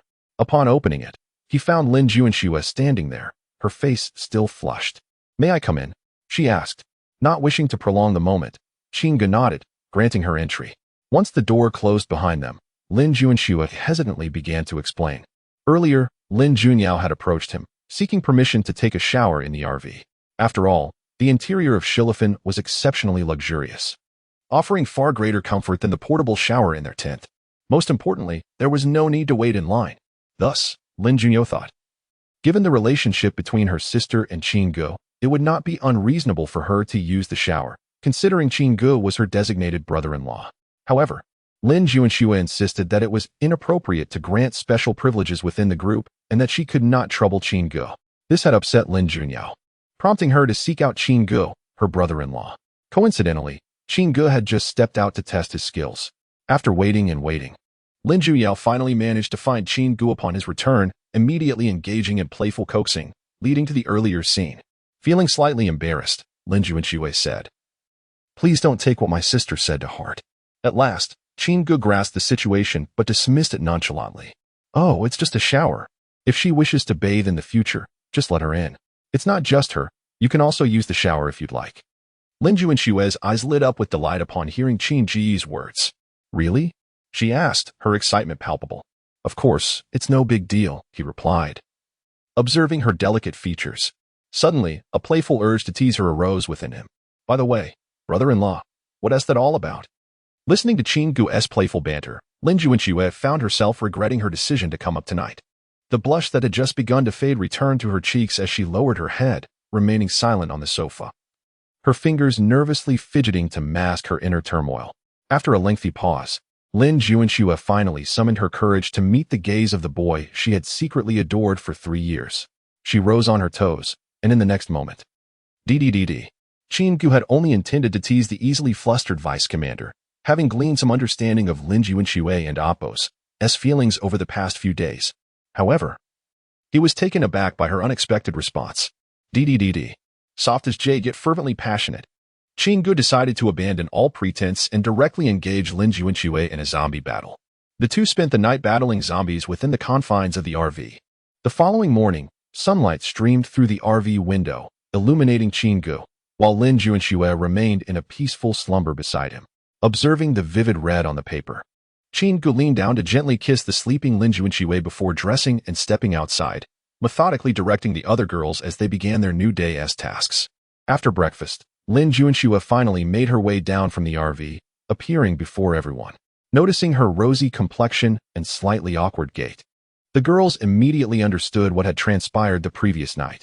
Though they were all inexperienced, they had certainly heard tales of such matters.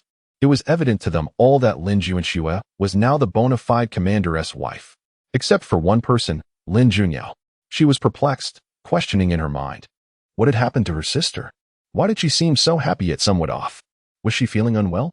And why were the gazes of those around them so peculiar? Why did they stare at her sister that way? With a sense of curiosity, Lin Junyao resolved to ask Lin Juanxue for clarity when they were alone. Meanwhile, Lin Juanxue, surrounded by the girls, once again felt a wave of shyness wash over her. After all, she was also new to this experience.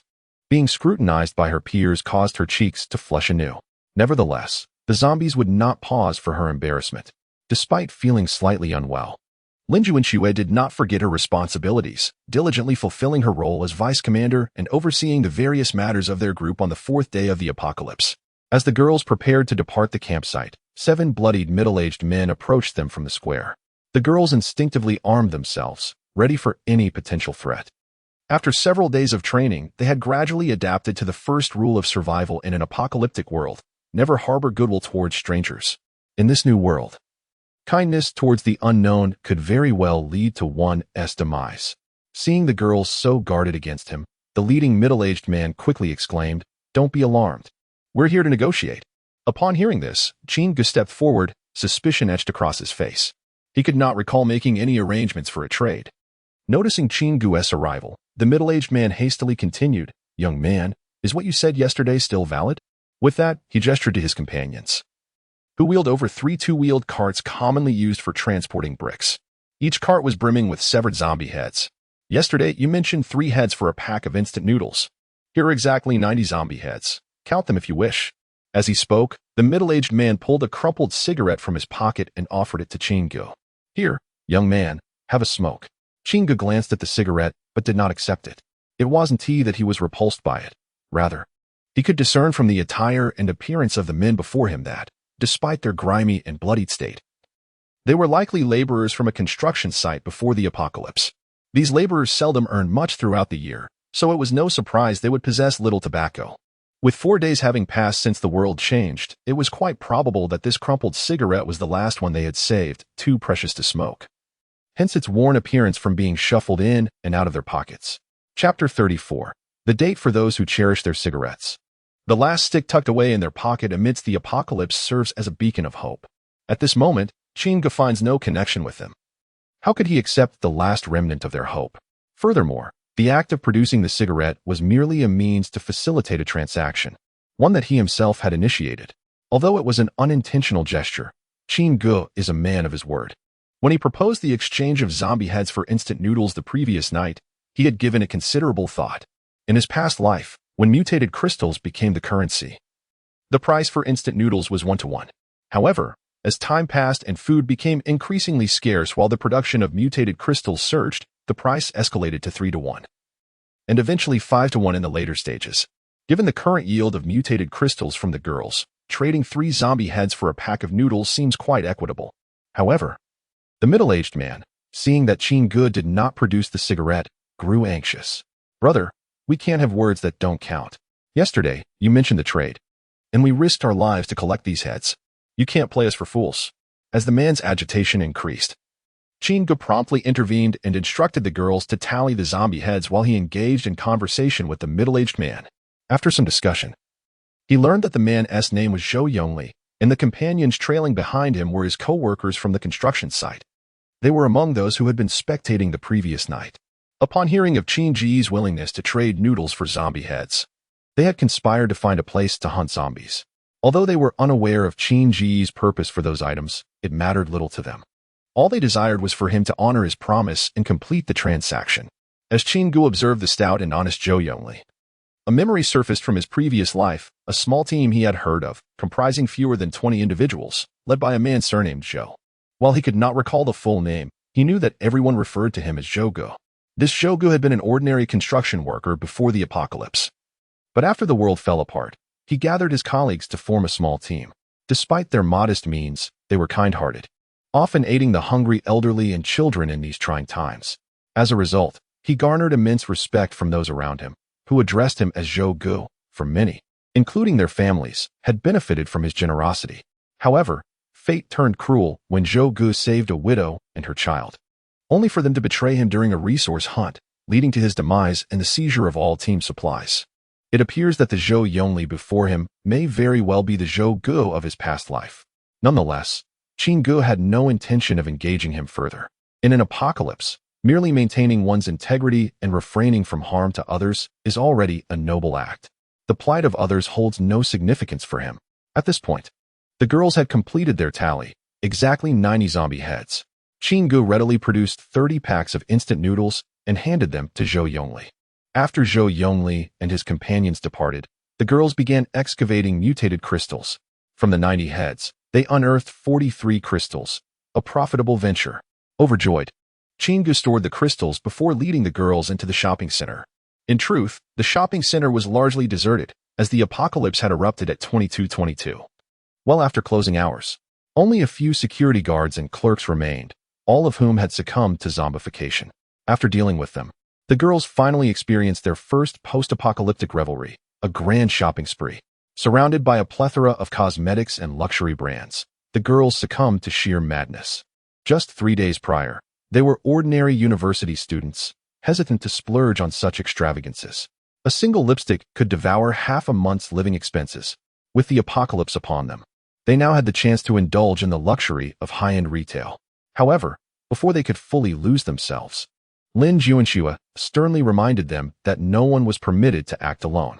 They must stay in groups, maintaining a safe distance from one another, lest a solitary zombie emerge from a restroom. They must not let their guard down due to the allure of the goods around them. In case of danger, they were to call for their teammates immediately. Under no circumstances should they venture alone, especially those who had yet to awaken their abilities. Finally, they had only 1 hour for shopping. After that, all were to return to the RV for assembly, with strict penalties for any tardiness. The girls eagerly agreed, forming small groups to explore. As Lin Juanxue watched her lively teammates, she instinctively linked arms with Qin, and the two began to stroll through the shopping center together. During this time, Qin made a point of taking her to several lingerie boutiques and high-heeled shoe counters, unabashedly selecting a few outfits and shoes for her amidst Lin Juanxue's bemused expressions. Yet, each time they prepared to leave, Qin stored all the items away, as the purpose of their shopping was to savor their precious time together amidst the apocalypse. Such leisurely outings were exceedingly rare, and they cherished every moment, their closeness evident in every corner of the mall. Soon, as the hour elapsed and everyone reconvened, Qin had gathered all useful supplies from the building. The girls, having savored the experience of wealthy heiresses, were now thoroughly satisfied as they set out toward their next destination. Today, they aimed for the western district of the city, home to the largest water supply company in Jiang City. The journey was slightly longer than the previous day, approximately 16 kilometers from their current location. They set off on foot, the girls honing their skills against zombies along the way, while Qin raided the small shops flanking the streets. The reason for heading to the water company was that Qin had discovered an item in the system mall. A complete set of large-scale water purification equipment could be purchased for 30,000 crystals. while upgrading the existing city water supply system would only require 5,000 mutated crystals. Thus, he resolved to seize the equipment directly from the water company. Whoever claims it in this apocalypse shall possess it. Chapter 35. Grateful for nature's bounty. As Qin and his companions slowly advanced, the streets and roads were strewn with the corpses of zombies. Observing that the majority of the undead had been cleared away by the girls, the residents of the surrounding buildings began to emerge. Why did they cut open the zombies' heads? It was unclear. It seemed they were searching for something. The crowd murmured among themselves, with some even squatting down to closely inspect the dismembered heads, eager to uncover the mystery. However, all the mutated crystals had already been extracted by the girls, leaving behind only repulsive, blood-filled cavities. Seeing little to gain, some of the more astute individuals hastily rushed into the small shops lining the street, hoping to salvage some discarded items that Qin deemed worthless, even if it was merely a few packets of expired snacks. Noticing the actions of those around them, the remaining individuals finally reacted, but it was too late. The meager offerings in the shops had already been thoroughly scavenged by those who arrived first, witnessing the last remnants of leftovers being snatched away. The empty-handed ones could only watch with envy, trailing behind Qin as they continued their search for any remaining supplies. However, as more people emerged onto the streets, the envious glances gradually morphed into jealousy, and it wasn't long before conflict erupted. Hearing the commotion behind him, Qin knew instinctively what had transpired without needing to look back. In his previous life, he had witnessed far too much. It was not uncommon for strangers to attack one another over resources, and sometimes even brothers or fathers would turn against one another for the slightest gain. Qin felt powerless in such situations. After all, he was not a savior. All he could do was lead his team to survive in this apocalyptic world, and the fates of others were of no concern to him.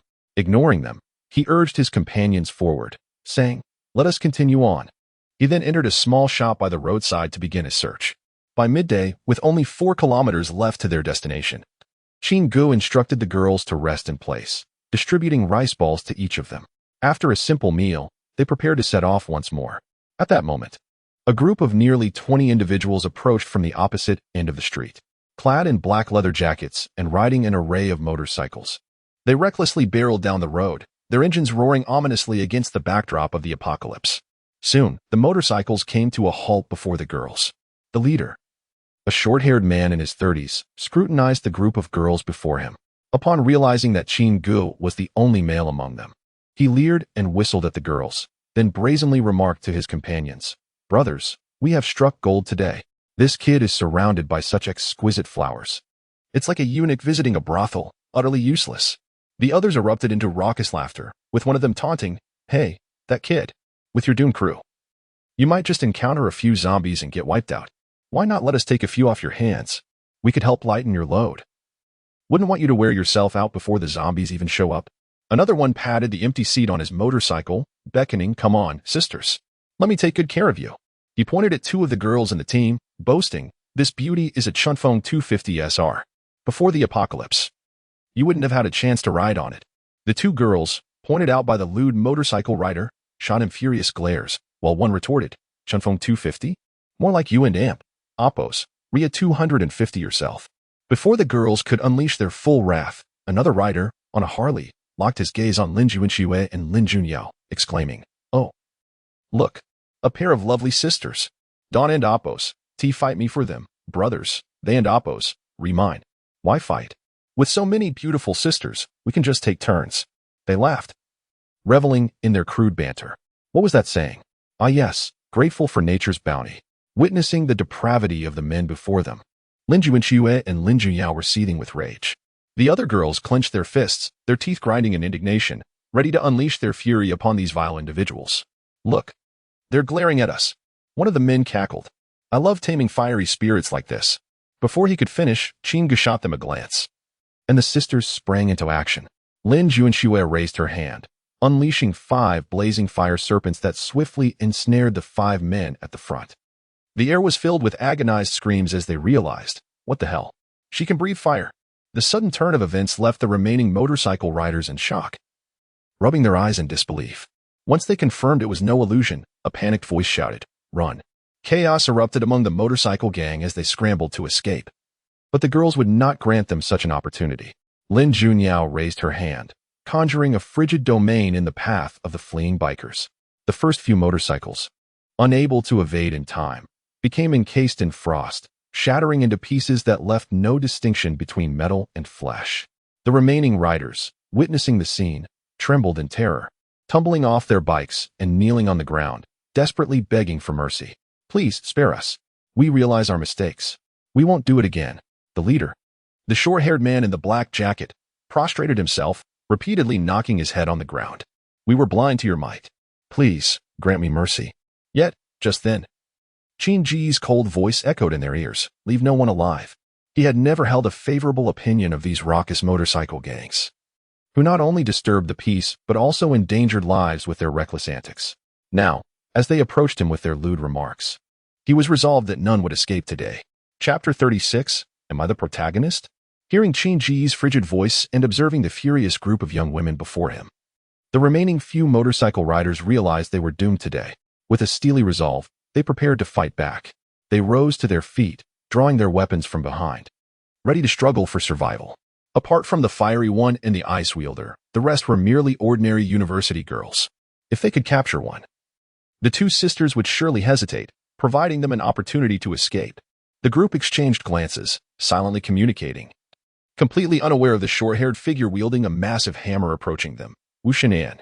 Before they could position themselves, Wu Xingnan dashed forward, delivering a crushing blow to the nearest attacker. In a flash, 5 bolts of lightning struck down the others, leaving only a trembling, scrawny figure clutching a watermelon knife. As the skinny monkey witnessed the unfolding chaos, he felt a warm sensation in his pants, followed by an uncontrollable flow of liquid pooling at his feet. Wu Xingnan, glancing at the trembling figure, smirked, ready to deliver a blow to the coward.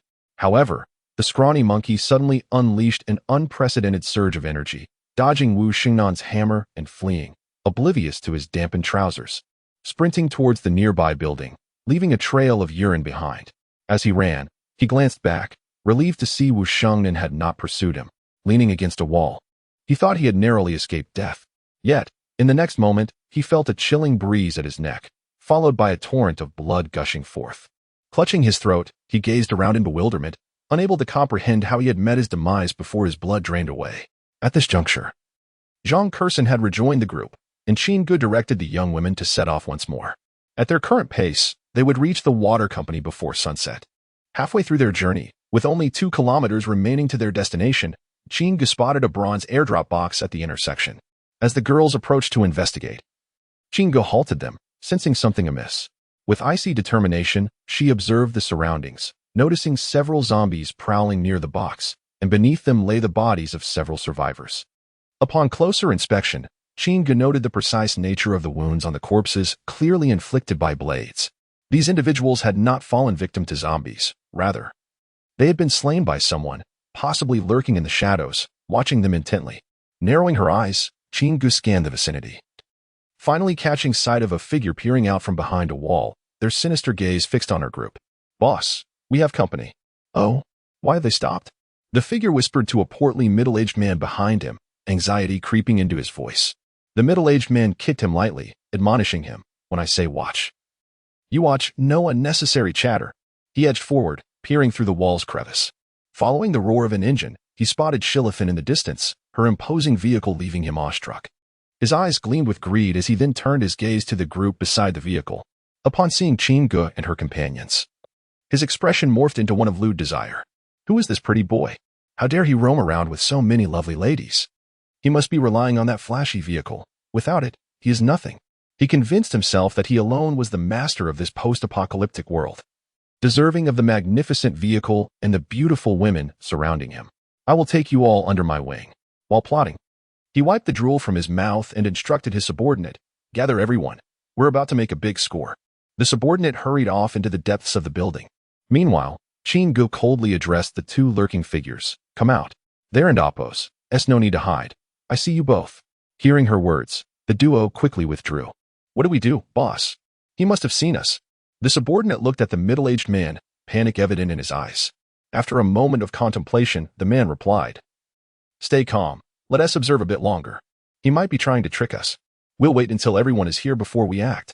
Seeing the pair hesitating, Qin Gu devised a plan. She directed her attention to a nearby zombie, and in an instant, the creature appeared in the space beside the two. Both the men and the zombie were momentarily stunned, but the zombie quickly regained its composure, lunging at the subordinate with its gaping maw, biting down on his neck. The middle-aged man, caught off guard, was splattered with blood as he swiftly drew his machete, cleaving both the subordinate and the zombie in one motion. Wiping the blood from his face, the middle-aged man stepped out from behind the wall, a dark expression on his face. "Well done, brother." He approached Chingo, cleaning his blade as he walked. The machete was a prize he had claimed from another bronze box the day before, which had also contained rice balls and a mutated crystal. Initially unsure of the crystal's purpose, he had pocketed it as a mere trinket. However, that morning, during a skirmish over supplies, the crystal had fortuitously found its way into his mouth, rendering him unconscious. When he awoke, he discovered he had gained extraordinary powers. He realized he had awakened a superhuman ability, one that amplified his strength by 300 for 30 seconds, usable twice daily. In that moment, he felt akin to the protagonist of an apocalyptic novel, for not everyone possessed the capability to awaken such powers. Chapter 37. What constitutes true power upon awakening his extraordinary abilities? The middle-aged man's first act was to confront the individual who had previously robbed him of his supplies. In full view of the surrounding crowd, he unleashed his newly awakened skill, Mighty Bull's strength, delivering a series of devastating blows that resulted in the man and Appo's demise. With his newfound identity as an ability user, the middle-aged man quickly gathered a few sycophants to serve as his subordinates. Yet, he was acutely aware of their unreliability. After all, his powers could only be utilized twice a day, rendering him no different from an ordinary person in the absence of his abilities. To safeguard his secret, he resolved to refrain from using his powers unless absolutely necessary. However, how could he continuously procure resources without employing his extraordinary skills? After much contemplation, he devised a cunning plan to use airdrop crates as bait and lead his subordinates in a surprise attack. To his astonishment, this tactic proved effective, as within mere hours, two groups had already fallen prey to his scheme. Chingo and his companions represented the third wave they had lured in. Initially, the middle-aged man perceived them as easy prey, but he soon realized that the stern-faced young man among them was no ordinary foe. Observing the latter's adept manipulation of zombie positions, he deduced that this individual too must possess abilities. No wonder he dared to roam with so many young women. It appeared he had awakened powers that allowed him to shift the positions of the undead. As long as he remained vigilant, the young man posed no threat to him. Moreover, judging by his physique, he likely lacked prowess in close combat. If he could manage a close encounter, he would undoubtedly catch him off guard. With these thoughts swirling in his mind, the middle-aged man approached Chingo, exclaiming, "You are an ability user as well. Allow me to introduce myself. I am Shu Pa, but you may call me Brother Shu. I too am an awakened one, blessed with formidable strength. With your talents, we could conquer this apocalyptic world together. Together, we shall forge a powerful alliance and achieve greatness." As Shu Pa drew closer to Chingo, feigning friendliness with an outstretched hand, he speculated that Chinji's abilities might also allow for some form of position manipulation. If he could manage to engage in a handshake, he would unleash his skill and trap him effectively. However, Chingu disregarded him entirely, letting out a derisive snort and dismissing him with disdain. "With your meager abilities, you are hardly worthy of collaboration. A mere girl from my team could easily knock you down." Chingu then gestured towards the young woman who had previously awakened her strength-based abilities. "Go, show him what true power is." The girl, emboldened by Chinji's command, stepped forth without a hint of trepidation, for she knew that on the day of her awakening, Chingu had proclaimed that none among strength users could surpass her. As the girl approached, Shupa and Appo's face flushed with anger. "How dare you humiliate me? I am the protagonist of this apocalypse." His fury intensified as he clenched his fists, his rotund belly heaving with each breath. "Prepare to feel my wrath." With that, Shupa activated Mighty Bull's strength and hurled a punch towards Chingu. To his astonishment, Chingu did not flinch. He simply raised a hand to catch Shupa's incoming fist. Then, with a swift sidestep, he delivered a kick to Shupa and Appo's ample belly, sending him tumbling to the ground, rolling thrice before coming to a halt. "Your opponent is not me, but her," Chingu declared, pointing at the girl beside him. "Defeat her, and you may live to see another day." On the ground, Shupa stared in terror at Chingu, his mind racing with confusion. What kind of ability did this young man possess? How could he be so strong? However, he quickly realized that now was not the time for such reflections. His primary concern was survival. His skill had been active for 4 or 5 seconds, and he needed to defeat this girl within 20 seconds. If he could not overpower this young man, how could he hope to defeat this girl? With that thought in mind, Shupa sprang to his feet and charged at the girl. Yet, to her, he appeared utterly feeble. Not only was he a fellow strength user, but his sluggish movements made him seem akin to a stumbling infant, although she did not possess agility-enhancing abilities. Her recent encounters with zombies had honed her reflexes and agility beyond the ordinary. In her estimation, vanquishing this corpulent adversary required no extraordinary skills. The most basic fighting techniques would suffice to leave him reeling. However, Chin-gu had instructed her to demonstrate what true strength entailed. As Shupa lunged forward, she activated Iron Fist. With a resounding bang, the 200-pound behemoth was sent flying, his rotund form tracing a parabolic arc before crashing onto the nearby airdrop crate, rendering him unconscious. This time, however, luck was not on his side. As several zombies converged upon the fallen mass of flesh, they eagerly feasted upon the unexpected bounty from above. Meanwhile, the subordinate who had been dispatched to summon help finally arrived, only to witness Shupa being sent flying. In an instant, the group scattered, fleeing in terror, not daring to glance back, fearing that they might be next to meet a similar fate. After all, anyone capable of launching Shupa with a single punch was not to be trifled with, regardless of gender. Yet, Chin-gu harbored no intentions of exterminating the fleeing lackeys. They were merely insignificant nuisances, unworthy of his time. His priority lay in reaching the water company. He recalled from his previous life that the city of Jiangcheng faced a complete water shutdown 5 days after the outbreak. A survivor, in a desperate bid for escape, had inadvertently led a horde of zombies to the water company, resulting in the contamination of the clean water system and the destruction of various equipment. Now, while the zombies had yet to be lured away, it was imperative to arrive at the facility before it was too late. After all, if the water purification systems were tainted, they would be rendered utterly useless. Before long, the group arrived at the entrance of the water company. It was now 5:30 in the afternoon. Chin-gu instructed the others to set up camp and rest, while he ventured inside to conduct a thorough sweep. However, it did not take long for him to sense an unusual presence. There were living individuals within. Chapter 38, a notorious pair at this moment. The courtyard of the water company lay desolate, devoid of any zombies. Chin-gu furrowed his brow as he observed the scattered blood stains on the ground. It was evident that someone had been here. Otherwise, even during the apocalypse, there should have been a few security guards on duty, regardless of the time. Soon, he spotted 3 SUVs parked in front of the office building, accompanied by several men clad in black security uniforms, who were busy disposing of zombie corpses. Chin-gu squinted, a sense of familiarity washing over him regarding the uniforms worn by the guards, though he could not recall where he had seen them before. He swiftly concealed himself around the corner of the office building to observe discreetly. "Captain, are we really going to stay here?" inquired a team member who was hauling a corpse. "I feel like Ding Xiao is rather unreliable. Indeed, I think he is untrustworthy too. If it weren't for the chairman being bitten by a zombie, would he have the audacity to bark orders at us?" Another member chimed in. "And those he brought from the headquarters, they treat us like we're nothing." "Exactly. But that girl named Chao is quite provocative. It seems she has been taken out for rides by Ding Xiao quite often."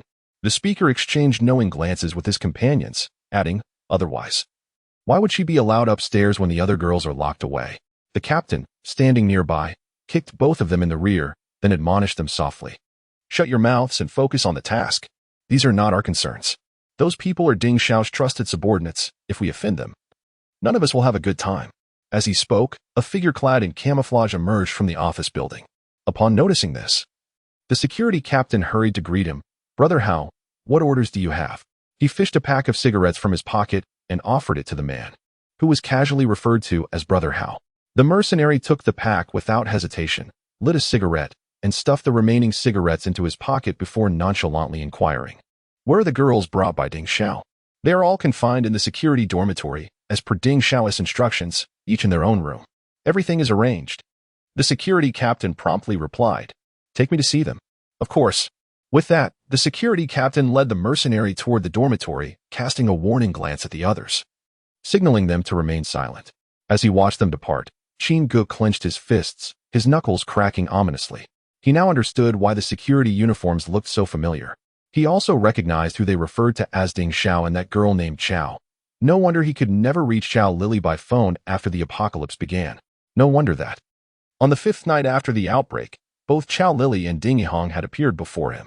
How ironic that he hadn't encountered those two scoundrels when he had previously visited the school. It turned out they were hiding here.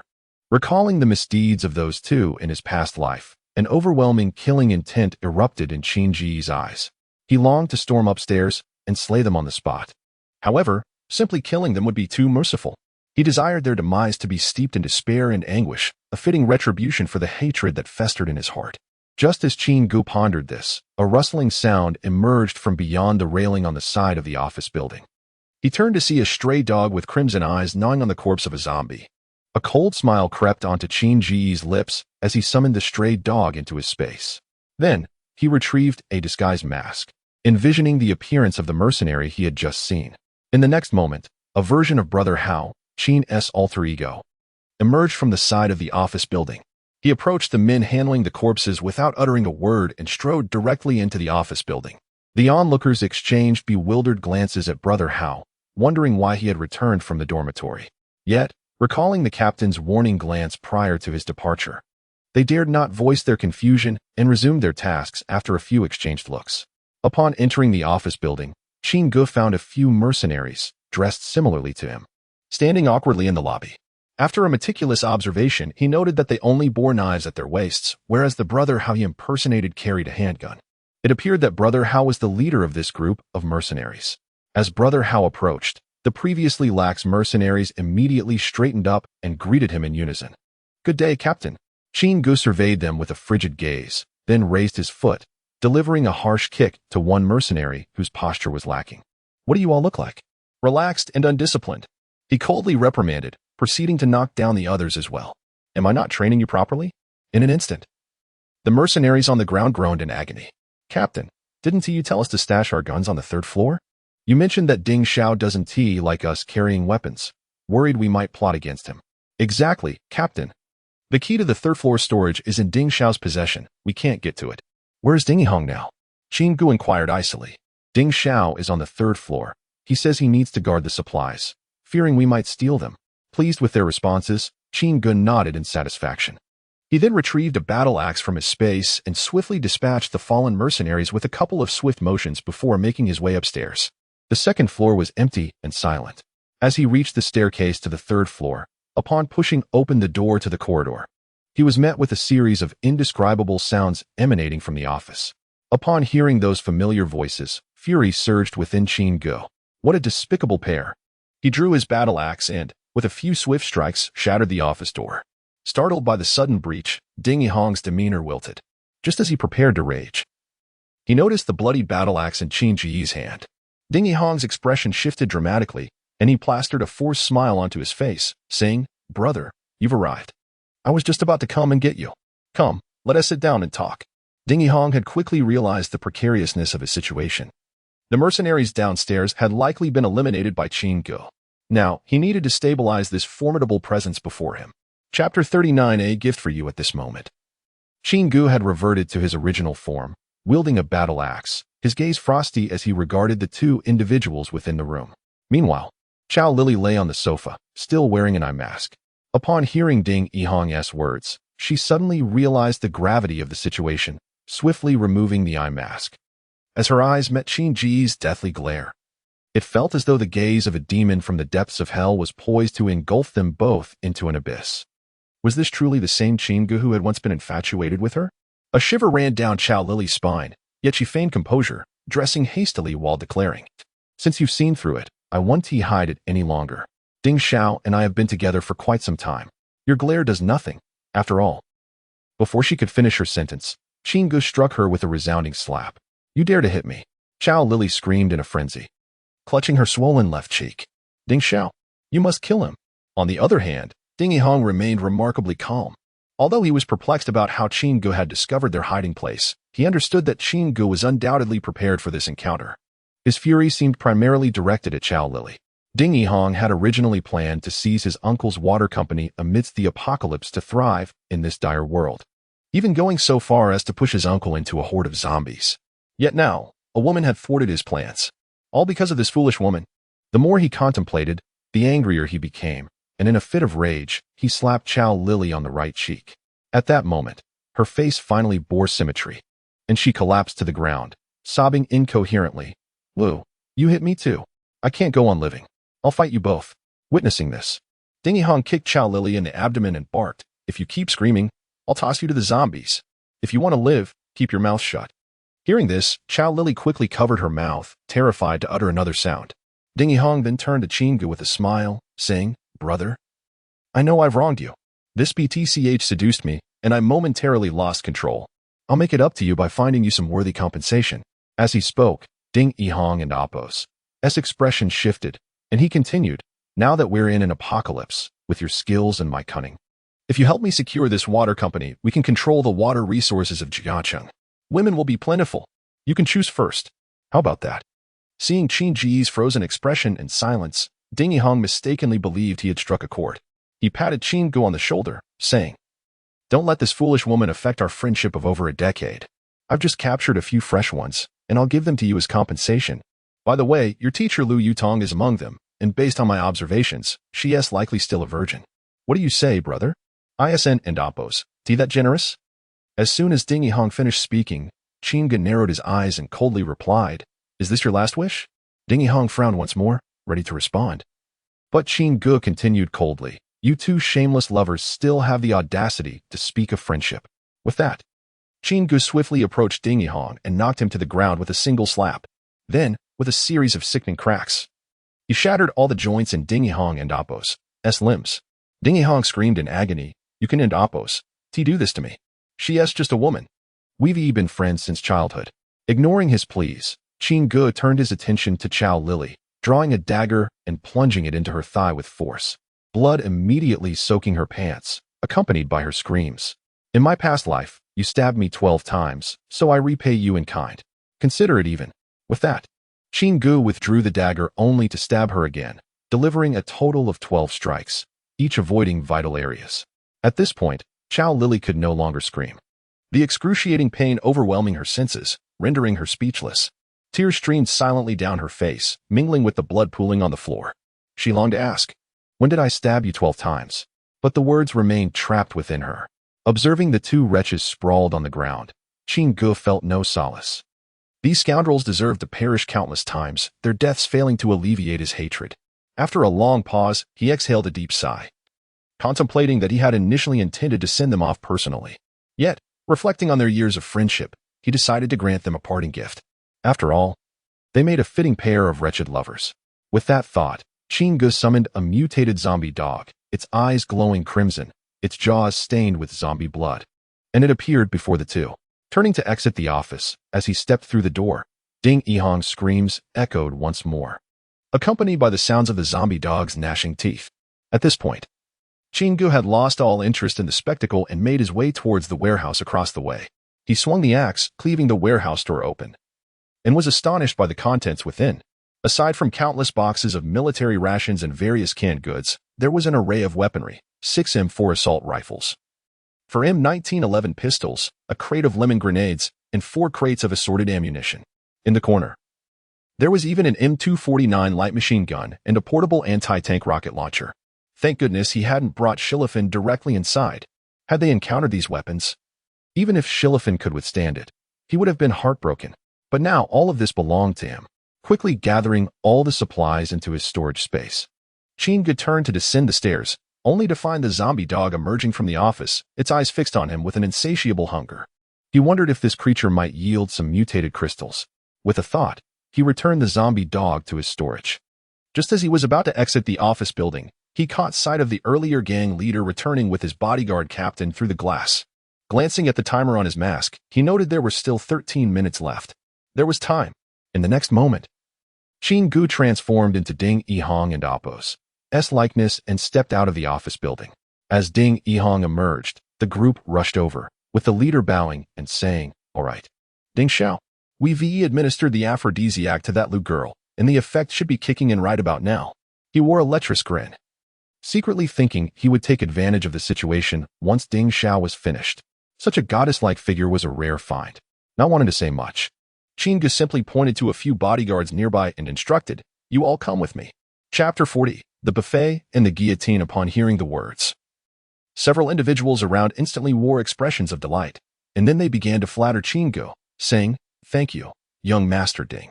Thank you, young Master Ding." They then surrounded Chingu and proceeded toward the security dormitory. Along the way, they incessantly discussed what martial arts techniques they would employ shortly, completely oblivious to the fact that in mere minutes, their lives would be forfeit. Upon arriving at the entrance of the security dormitory, Chingu instructed them to open all the doors. The moment they heard this, their faces lit up with joy. They initially believed they would be treated to leftover food, but it seemed that young Master Ding was preparing a buffet instead. Eagerly, the oblivious contestants hastened to open the doors of the rooms housing 5 girls, dragging them out one by one. "Young Master, all 4 of them are here. That girl with the surname Liu is in that room." Hauge lewdly pointed toward the innermost room, his face brimming with anticipation as he awaited Qin Ji's command to commence the feast. However, what they did not foresee was that, just as Hauge finished his last sentence, an oddly shaped axe had mysteriously appeared in Qin Ji's hand. In the blink of an eye, he decapitated the individuals before him. With their eyes wide open in disbelief, they stared at their fallen bodies, unable to comprehend how a banquet had so swiftly transformed into a guillotine. As they lay there, their heads severed from their bodies, the recently dragged-out girls shrieked in terror and huddled together. Yet, at that moment, Chingu had no intention of attending to them. He walked directly toward the innermost room. Over the past 3 years in university, the person who had shown him the most care and assistance was none other than teacher Liu Yutong. How could he possibly turn a blind eye to her predicament? Rushing to the room where Liu Yutong was confined, Chingu found her lying on the bed, her consciousness clouded, her gaze vacant. Her movements were no longer governed by thought, but driven solely by primal instinct, as she muttered incoherently. Chingu approached her, attempting to help her up, but to his surprise, Liu Yutong clung to him like an octopus. Feeling the warmth emanating from her face, he took a deep breath, striving to calm his emotions, and then carried her out. At this moment, Chingu had retracted his mask, revealing his true appearance. Upon seeing Liu Yutong draped over him, the girls stood frozen in place, bewildered. Wasn't the person who went in just now someone else? One girl whispered, "Yes, where did that murderer go?" Another girl, noticing that Chingu had not acknowledged them, began to murmur, "Who is this boy? He is quite handsome. What happened to Teacher Liu? Why is she clinging to him? Wait, I think I've seen him before." One girl quietly interjected, "Once, I saw a financial aid application on Teacher Liu's desk, and it had his photo on it. What was his name again?" She scratched her head, trying to recall. Meanwhile, Chingu had already exited the security dormitory with Liu Yutong in his arms. The 4 girls hurriedly followed him out. "Chingu, your name is Chingu. I saw your photo on Teacher Liu and Appo's desk." Upon hearing that the girl was also one of Liu Yutong's students, Chingu did not look back. He simply continued toward the camp, urging them to follow if they wished to survive. Fearing further mishaps, the girls quickened their pace to keep up with Chingu. Upon reaching the camp, they found a group of girls preparing food, eagerly awaiting Qin Ji's return. When they saw him, they all stood up and gazed at him, wondering, who is he holding? "Oh, it looks like it's Teacher Liu." Several sharp-eyed classmates recognized her, as Liu Yutong was the teacher responsible for financial aid and many girls were familiar with her. Indeed, it was Liu Yutong. As more and more girls identified her, whispers of gossip ignited among them once again. Their embrace looked so intimate. "What kind of relationship do you think the captain has with Teacher Liu?" "I don't and Appo's, know, but they seem quite close. I wonder if Senior Jun Shui will be upset upon seeing this, especially since they..." At that moment, Chingu had no inclination to explain anything to them. He simply provided a brief directive and carried Liu Yutong to the RV. Observing the scene, Lin Junshui showed no reaction. She instructed others to take the newly arrived 4 girls to the tent to wash up and change clothes, then stood by the RV door, patiently awaiting his return. "System, is there an antidote available to cure her?" Ding. Detected that the target is poisoned with Appo's. Poverty cannot move and Appo's, a low-level antidote, is available for purchase in the system store, which can alleviate the target's poison state upon use. Not recommended? What does that mean? Ding. Detected that the target has not yet awakened any abilities. You can use a mutated crystal to awaken her powers. The process of awakening powers will automatically eliminate all adverse conditions. Is that truly possible? Hearing the system's response, Chingu quickly retrieved a mutated crystal and placed it in Liu Yutong's mouth. Within moments, her face began to return to normal, and she fell into a deep unconsciousness, entering the process of awakening her abilities. At that moment, Qin Ge felt a sense of relief wash over him. After washing his face briefly, he exited the RV. Lin Junshui, standing guard at the RV door, did not inquire further. In her heart, she resolved to support Qin Ge in whatever decisions he made, recognizing that Lu Yutong had clearly not been in a normal state. While Qin Ge was away, many events must have transpired, and her role was to maintain order within the team and lend a helping hand when needed, rather than act irrationally and undermine him.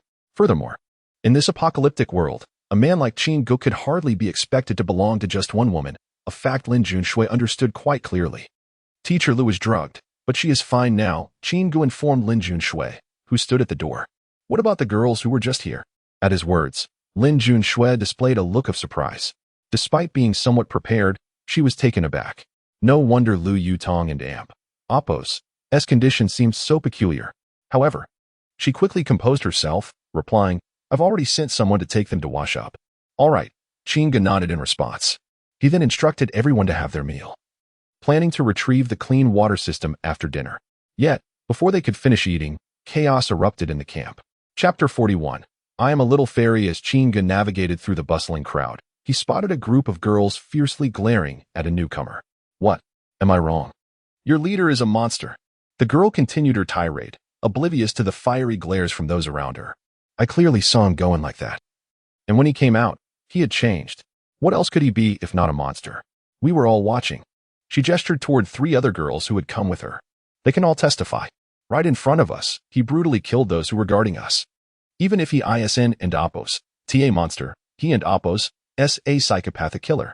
The 3 girls hurriedly tugged at her sleeve, signaling her to stop, but the girl, noticing the silence around her, assumed she had gained the upper hand. She grew increasingly outrageous, launching personal attacks. And look at him. He carried Teacher Lu right onto the RV. What does he intend to do? That and Appo's as Teacher Lu. Just a poor student, and now he and Appo's as turned against us. Upon hearing the slander against Teacher Lu and Appo's as character, Qin Ge finally spoke, his expression cold. However, he felt no obligation to explain himself. Whether he was a psychopathic killer or a monster, he could disregard their opinions. But when it came to using Teacher Lu and Appo's reputation as a weapon against him, Qin Ge would not tolerate it. What do you think should be done? She asked. Of course, you should vacate the RV for us. Without a moment's hesitation, the girl replied, but she quickly realized her slip of the tongue. She amended her statement. Now that Teacher Lu is unconscious in the RV, it must be inconvenient for a boy like you to take care of her. Moreover, alone with a girl. Who knows what your intentions are? What if you have ulterior motives in the middle of the night? Wouldn't Teacher Lu be jumping from the frying pan into the fire? I say you should let us little fairies stay in the RV. You, a big man, occupying such a nice RV while we stay in tents. Do you understand what it means to have gentlemanly conduct? Do you understand what it means to respect women? Listening to her outrageous claims, Qin Ge nearly burst out laughing. Well, taking advantage without gratitude and even wanting to strike back at the benefactor.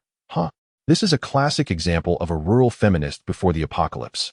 If it weren't for the impending doom, it would indeed take considerable effort to deal with you. Unfortunately, the apocalypse is upon us, and your opponent is Qin Ge. Before he could say another word, the girls in the team could no longer restrain themselves and began to retort. Leading the charge was Zhang Jingya. Stop. This little fairy, do you even hear what you're saying? Zhang Jingya stepped forward from the crowd of girls, her face twisted in disdain. Let alone the life-saving grace our leader has shown you. Since you arrived here, everything you eat, wear, and use has been provided by our leader. What face do you have to criticize us? Exactly. Our leader has treated us so well. How can this person be like this? The girls echoed behind her. If it weren't for our leader leading us, I doubt any of us would still be alive. Some people come here without contributing a thing and instead covet the leader's RV. How despicable. And you dare to slander our leader. Sisters, let's drive her out. Get lost. Get lost. You are not welcome here. The girls angrily denounced the Appo's, little fairy, and Appo's, deeming such a toxic presence unworthy of joining their ranks.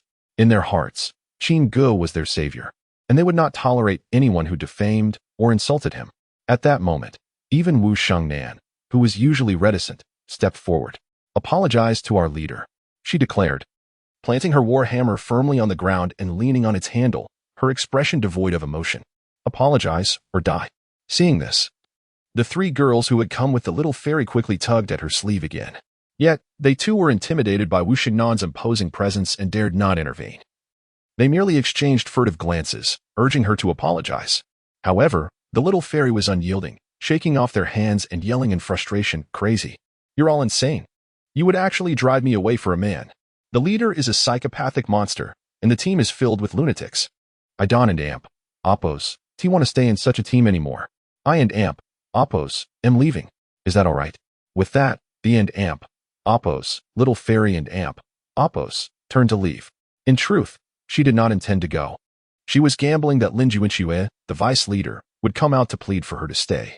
After all, she had heard of Lin Yuanxue's kind reputation in school. Thus, upon learning that Lin Yuanxue was the vice leader, she began her ruckus, even planning to incite Lin Yuanxue to revolt before gradually undermining her and ultimately taking her place. Unfortunately, she had miscalculated. Lin Yuanxue did not come forward to retain her. In fact, no one among the crowd stopped her departure. Instead, they applauded her leaving. She couldn't comprehend it. She was utterly baffled. All for a man. As she walked away, the little fairy cursed inwardly, "These women are truly foolish." But in the next moment, a figure swiftly blocked her path. Humph. I knew it. Lin Yuanxue is indeed as soft-hearted as the legends say. Now, she is completely in my grasp. I will make her beg me to return. The little fairy felt a surge of triumph and was about to speak when she realized that the person before her was not Lin Yuanxue as she had imagined, but a girl she did not recognize. Moreover, the girl's exquisite beauty rivaled that of Lin Yuanxue. At that moment, Zhang Kursen stood in front of her, casually playing with the dagger in her hand. Although her gaze remained fixed on her weapons, the little fairy could sense an icy chill emanating from her peripheral glance. "Did you not hear what I just said?" Zhang Kursen asked expressionlessly. "Apologize or die." As her words fell, Zhang Kursen's cold gaze swept over the little fairy. The latter suddenly felt a wave of frost wash over her, as though she had plunged into an abyss. She involuntarily shivered. "I'm sorry. Is I'm sorry enough?" At that moment, apologizing felt more unbearable than death itself. She spoke with a face full of humiliation, as if she had suffered a tremendous grievance. Just as she turned to leave, the chilling voice rang out once more. "You think you can come and go as you please? What do you take this place for?" Chapter 42. This person seems to be unwell. I have already apologized. What more do you want from me? At this moment, the little fairy realized that Zhang Kursen had no intention of letting her off the hook.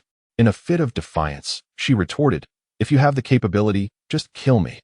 Upon hearing this, Zhang Kursen swiftly pressed the dagger against the little fairy's neck, questioning, "Do you think I wouldn't dare?" However, as she spoke, her gaze shifted towards Qinggu, for he was their true pillar of support. Whether to release her or not ultimately depended on Qingji's decision. With a cold snort, Qinggu instructed her to dig up 10 mutated crystals and then leave, considering it a meal expense. Subsequently, he disregarded the little fairy and turned to the 3 newly arrived girls, stating, "Anyone who wishes to leave will have to dig up 10 mutated crystals, just like her." Witnessing this, the girls promptly shook their heads, assuring him that they would remain obedient and certainly not cause trouble like the little fairy. Satisfied with their response, Qinggu gave a few more directives before departing, returning once again to the interior of the water treatment plant. After a brief search, he soon collected several powerful water purification devices into his space. In the empty factory, with a mere thought, Qinggu released the zombie dog.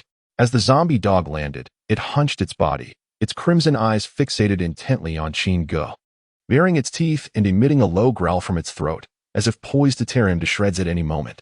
Observing this zombie dog, Qinggu furrowed his brow. In his previous life, he had never encountered such a creature. He had only heard whispers that animals could mutate, but only carnivorous species like dogs, wolves, lions, and tigers underwent such transformations, becoming exceedingly ferocious and capable of shredding an ordinary human within moments. Even skilled supernatural beings often found themselves fleeing from such beasts. It was said that in his former life, a person had fed zombie flesh to their pet Brazilian tortoise, only to have the small creature mutate into a zombie tortoise overnight, growing significantly larger and developing a mouthful of steel teeth, becoming vicious and fast. Tragically, that individual met their end in their sleep at the hands of their own zombie tortoise, and it took considerable effort for those nearby to subdue the creature. Reflecting on his past, Qinggu considered himself fortunate to have never encountered a mutated animal. Otherwise, with his former frail combat abilities, he would have perished within 3 minutes of an encounter. However, the longer Qinggu observed the creature before him, the more he sensed something amiss. The zombie dog did not charge at him like an ordinary zombie. Instead, it circled around him, its crimson eyes meticulously analyzing him, seemingly searching for a weakness. This patient demeanor made Chingu realize that this zombie dog was not as straightforward as it appeared. It was likely not a mere zombie dog. Or perhaps not even a dog at all. System, what is this creature? Ding. Target detected. Check wolf dog, mutated form. Check wolf dog. A canidi mammal from Water Blue Star, hybrid of Carpathian wolves and German shepherds, it possesses a larger physique, robust limbs, and adult characteristics for color and movements similar to those of a wolf. Loyal to its master, wary of strangers, quick to react, possesses strong endurance and intelligence exceeding that of most canids, making it an excellent working breed. With the system's explanation, Chingu finally understood the odd behavior of the creature before him. He then inquired within his mind, what is a mutated form? A mutated form refers to an organism that has not completely undergone mutation and evolution. During the mutation process, there is a chance of evolving into a mutated form due to irreversible transformations caused by human intervention. What a convoluted explanation. Speak plainly. According to this system's analysis, this Czech wolf dog, mutated form, likely underwent mutation after being injected with an antidote serum. Mutated forms typically retain the biological characteristics and personality traits of their original forms, while possessing stronger evolutionary capabilities than mutated entities. Listening to the system's response, Chingu narrowed his eyes and scrutinized the creature. Indeed, there was a distinct zombie claw mark on its flank, and just above the mark was a clear injection site. Chingu retrieved the antidote serum he had previously obtained from the airdrop box, and the needle hole matched the mark perfectly. This suggested that its owner had acquired the antidote serum and used it after the creature was scratched by a zombie. However, the reason for its mutation was not Chingu's primary concern at that moment. What mattered most to him was whether he could tame it. This was a Czech wolf dog in its mutated form, possessing double the evolutionary potential of ordinary mutated dogs. If he could subdue it, it would undoubtedly become a fierce ally on the battlefield. System, is there any way to tame it? Ding. The host can choose the master-slave collar. Quickly searching through the system's marketplace, Chingu soon found the master-slave collar. The master-slave collar was originally developed as a remote control device for special groups, consisting of a master and oppos, S bracelet, and a slave and oppos, S collar. Once both parties don the items, they would enter a master-slave mode. In this mode, the master could issue commands to the slave within a certain range using the master's bracelet, and could also punish the slave through the slave's collar. The effectiveness of the device was influenced by the loyalty of the slave. The higher the loyalty, the better the effect. Without the master's consent, this slave cannot remove the device, and forcibly removing it will result in the slave and oppos' death. The price was 300 mutated crystals. After reading the description of the master-slave collar, Chingu couldn't help but smirk, appreciating the ingenuity of the creators. However, the price of 300 mutated crystals was a tad steep. After leveling up his skills last night, he had 150 crystals left, and after trading 90 zombie heads with Zhou Yongli this morning, he had obtained 43 mutated crystals. His journey had yielded another 108 crystals, and having used one for Lu Lauscher's antidote, he was left with exactly 300 mutated crystals, just enough to make the purchase. He immediately chose to buy it, and in the next moment, the master and oppos' bracelet and slave and oppos' collar appeared in his hands. Donning the master and oppos' bracelet on his wrist, Chingu picked up the slave's collar and flashed a wicked grin at the Czech wolf dog. Hey, little one, come and wear this, and I'll give you this piece of meat. The Czech wolf dog glanced at the fresh beef in Chingu's hand, then at him, who resembled a wolfish grandmother, thinking, this person seems to be unwell. He appears quite mentally unstable. Perhaps I should escape. Chapter 43. The Silver-Horned King. At this moment, the Czech wolf dog gradually retreated, noticing that Chingu had no intention of pursuing. In an instant, it turned and sprinted deeper into the factory. You can be the weirdo yourself. I'm not playing with you anymore. Upon seeing the Czech wolf dog flee, Chingu lost the desire to tease it. With a mere thought, the Czech wolf dog appeared in the space beside him. After releasing it, the wolf dog instantly returned to its previous position. What is happening? Why did I end up back here while running? The Czech wolf dog stared at Chingu in disbelief, then glanced at the paw prints it had just left behind. Unwilling to accept its fate, it dashed out again, only to find itself back in place once more. Is this place haunted? Wait, I'm a dog. Why should I be afraid of ghosts? Let me try a different direction. Again, it ran out. only to reappear at the starting point. 5 hours passed, and the Czech wolf dog finally collapsed, panting heavily.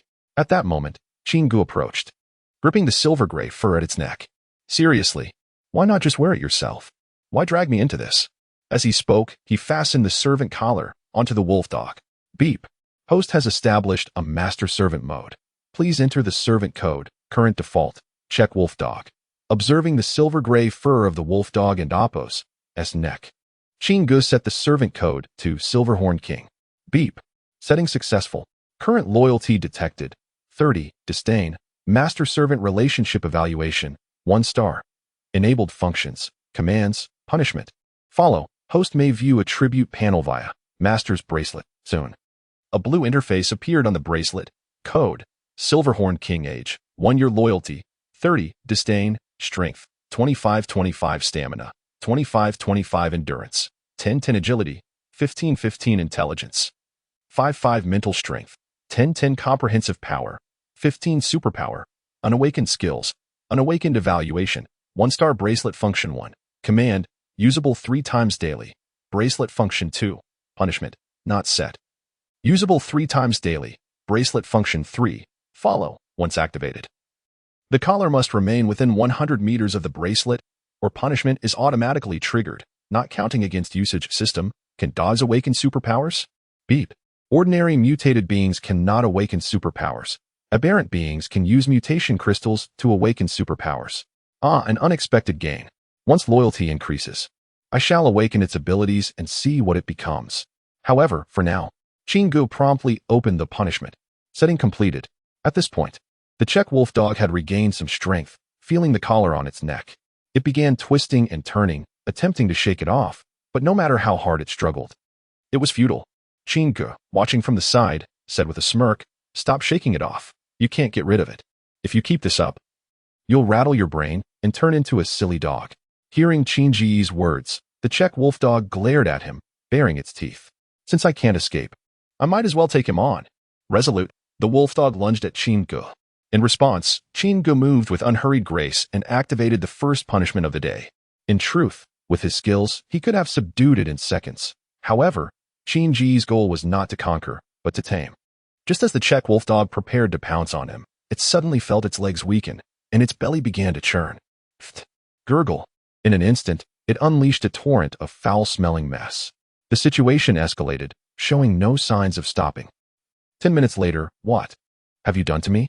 The wolf dog, weak and with a drooping tail, glared at Chingu, who wore a mischievous grin. Internally, it roared in anger. "This is not fair. Can't you take a joke? Woof, woof." In that moment, it was clear that it was cursing profusely. Yet, Chingu's expression shifted, and he coldly addressed the Czech wolf dog. "What? Do you want to experience it again?" Feeling the chill in Chingu's gaze and recalling his incomprehensible methods, the wolf dog shivered, letting out a whimper, its eyes devoid of the earlier defiance and anger, now reflecting clarity. Yet, deep down, it thought, "I must find a chance to escape. I cannot remain by this weirdo's side." Before it could dwell further, Chingu turned and walked toward the factory's exit. "Don't even think about running. If you stray more than 100 meters from me, you'll still be punished." Hearing these words, the Czech wolf dog quickly got up to follow. It certainly did not want to experience that feeling of weakness and turmoil again. "By the way, I've given you a new name, Silverhorn King.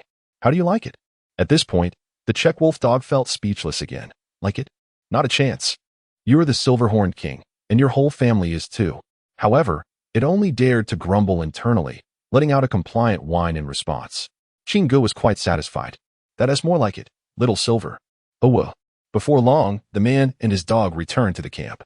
Upon seeing the Silverhorn King following Chingu, some girls who were naturally afraid of dogs quickly retreated into their tents, while those unafraid approached with smiles, eager to pet the dog, knowing it was now Chingu's pet. Chingu did not stop them. Instead, he walked straight up to the RV. Closing the door behind him, he issued the first command of the day to the Silverhorn King: "Stay with the girls and keep watch tonight." At that moment, the Silverhorned King, feeling the girls' attention, wished to show them its prowess, yet was compelled to submit to Chingu's overbearing presence. It simply laid down and embraced a laid-back demeanor, letting things unfold as they may.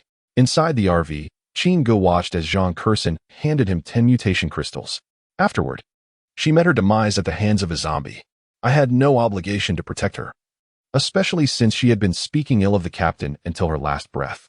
At this time, several girls, including Lin Juanxue, Lin Junyao, Zhang Jingyao, and Wu Shangnan, were inside the RV, waiting for Lu Yutong to complete her awakening while listening to Zhang Kursen report on the developments regarding the little fairy. However, on the way back, I discovered something quite peculiar. Chapter 44. Evolution. It is not so strange to say. I observed a zombie that appeared distinct from others.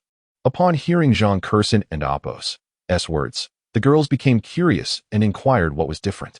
The zombie had developed a layer of black, hardened shell on its hands, resembling the claws of an animal. Zhang Kursen spoke while contemplating, and moreover, this zombie exhibited a much swifter movement compared to its counterparts. Although dispatching it was effortless, an instinctual sense of its uniqueness lingered. Listening to Zhang Kursen's description, Qin Gu recognized that this was a preliminary sign of the zombies beginning to evolve. Although he had encountered such clawed zombies in his previous life, that phenomenon had occurred a month after the apocalypse had begun. Yet now, the cataclysm had only erupted 4 days prior. Could it be that his rebirth had induced a butterfly effect? It seemed imperative to expedite their actions. As these thoughts raced through his mind, Qin Gu furrowed his brow, a sudden wave of crisis awareness washing over him. After collecting 10 mutated crystals into his system, he spoke again, urging calm. There is no need for alarm. This is merely a manifestation of the zombie's evolution. In the future, they will develop fangs, and some may even mutate further. At present, this poses minimal threat to those with awakened combat abilities. However, those with auxiliary or survival abilities must exercise extreme caution. He instructed that starting tomorrow, everyone must approach the extermination of zombies with utmost seriousness. If an evolved zombie is discovered, they should immediately summon teammates to eliminate it. They must not grow complacent simply because they have dispatched a few ordinary zombies. At this moment, Qin Gu, with a serious expression, addressed the girls in the vehicle. Seeing his demeanor, they nodded earnestly, taking note. It was the first time since the apocalypse began that they had witnessed Qin Gu in such a solemn state, underscoring the gravity of the situation. Just then, Lu Yutong, who had been in a state of unconsciousness, gradually began to awaken. She had been dreaming. In her dream, Ding Yihong was leading a throng of individuals relentlessly pursuing her, intent on violating her. No matter how she ran, she could not shake them off. Just as exhaustion threatened to overtake her, Qin Gu appeared, effortlessly dispatching her pursuers. The dream then shifted, transporting her to a desolate desert, with nothing but endless sands and swirling dust. However, she soon noticed green shoots sprouting beneath her feet, rapidly spreading outwards until the barren landscape transformed into a verdant oasis. Then she awoke. As she regained consciousness, Lu Yutong sensed a fragment of text forming in her mind, yet she was too frightened to ponder it. Her memories were clouded, lingering on the moment she had been forcefully drugged, leaving her disoriented. What had transpired? Had that person truly? As she gazed at the ceiling of the RV, feeling the soft bed beneath her, despair washed over her. Had she already fallen victim to that scoundrel Ding Yihong? In a flurry of concern, Lu Yutong reached for the blanket, and after a few seconds, her heart settled slightly. With a sigh of relief, she realized her clothes were still intact. She had not lost her purity. But where was she? Sitting up, Lu Yutong carefully surveyed her surroundings and soon noticed Qin Gu and others discussing zombies, mutations, abilities on the nearby sofa. As she moved, they all turned to look at her. Before this, Qin Gu had briefly recounted the events to the group, omitting the details about the drug, only mentioning that Lu Yutong had been poisoned. Now, upon noticing her awakening, they approached her with concern. "Teacher Lu, are you feeling better?" "Yes, much better," Lu Yutong replied, despite being unclear about the exact events that had unfolded or how she had arrived here. Nevertheless, she had surmised much, suspecting that the occurrences in her dream were indeed real, and that Qin Gu had rescued her. Looking at this student she had once assisted, a warm wave of gratitude surged within her. Since the outbreak, these past few days had been fraught with fear and evasion. Beyond her role as a teacher, she was merely a young woman in her 20s. Qin Ji's presence provided immense reassurance, causing her to let down her guard, and her eyes welled with tears as she cried out. Seeing this, Lin Juanxue and Zhang Jingya each embraced Lu Yutong, softly reassuring her. "And Appo's, it's all right, Teacher Lu. It's all in the past now. You are safe." "Yes, with us here, no one can harm you," they continued, providing comfort as Lu Yutong recounted her recent tribulations. On the day of the apocalypse, she had been camping with several students on a nearby mountain. Unexpectedly, around 10 o'clock that night, after a flash of lightning, two of her students mutated.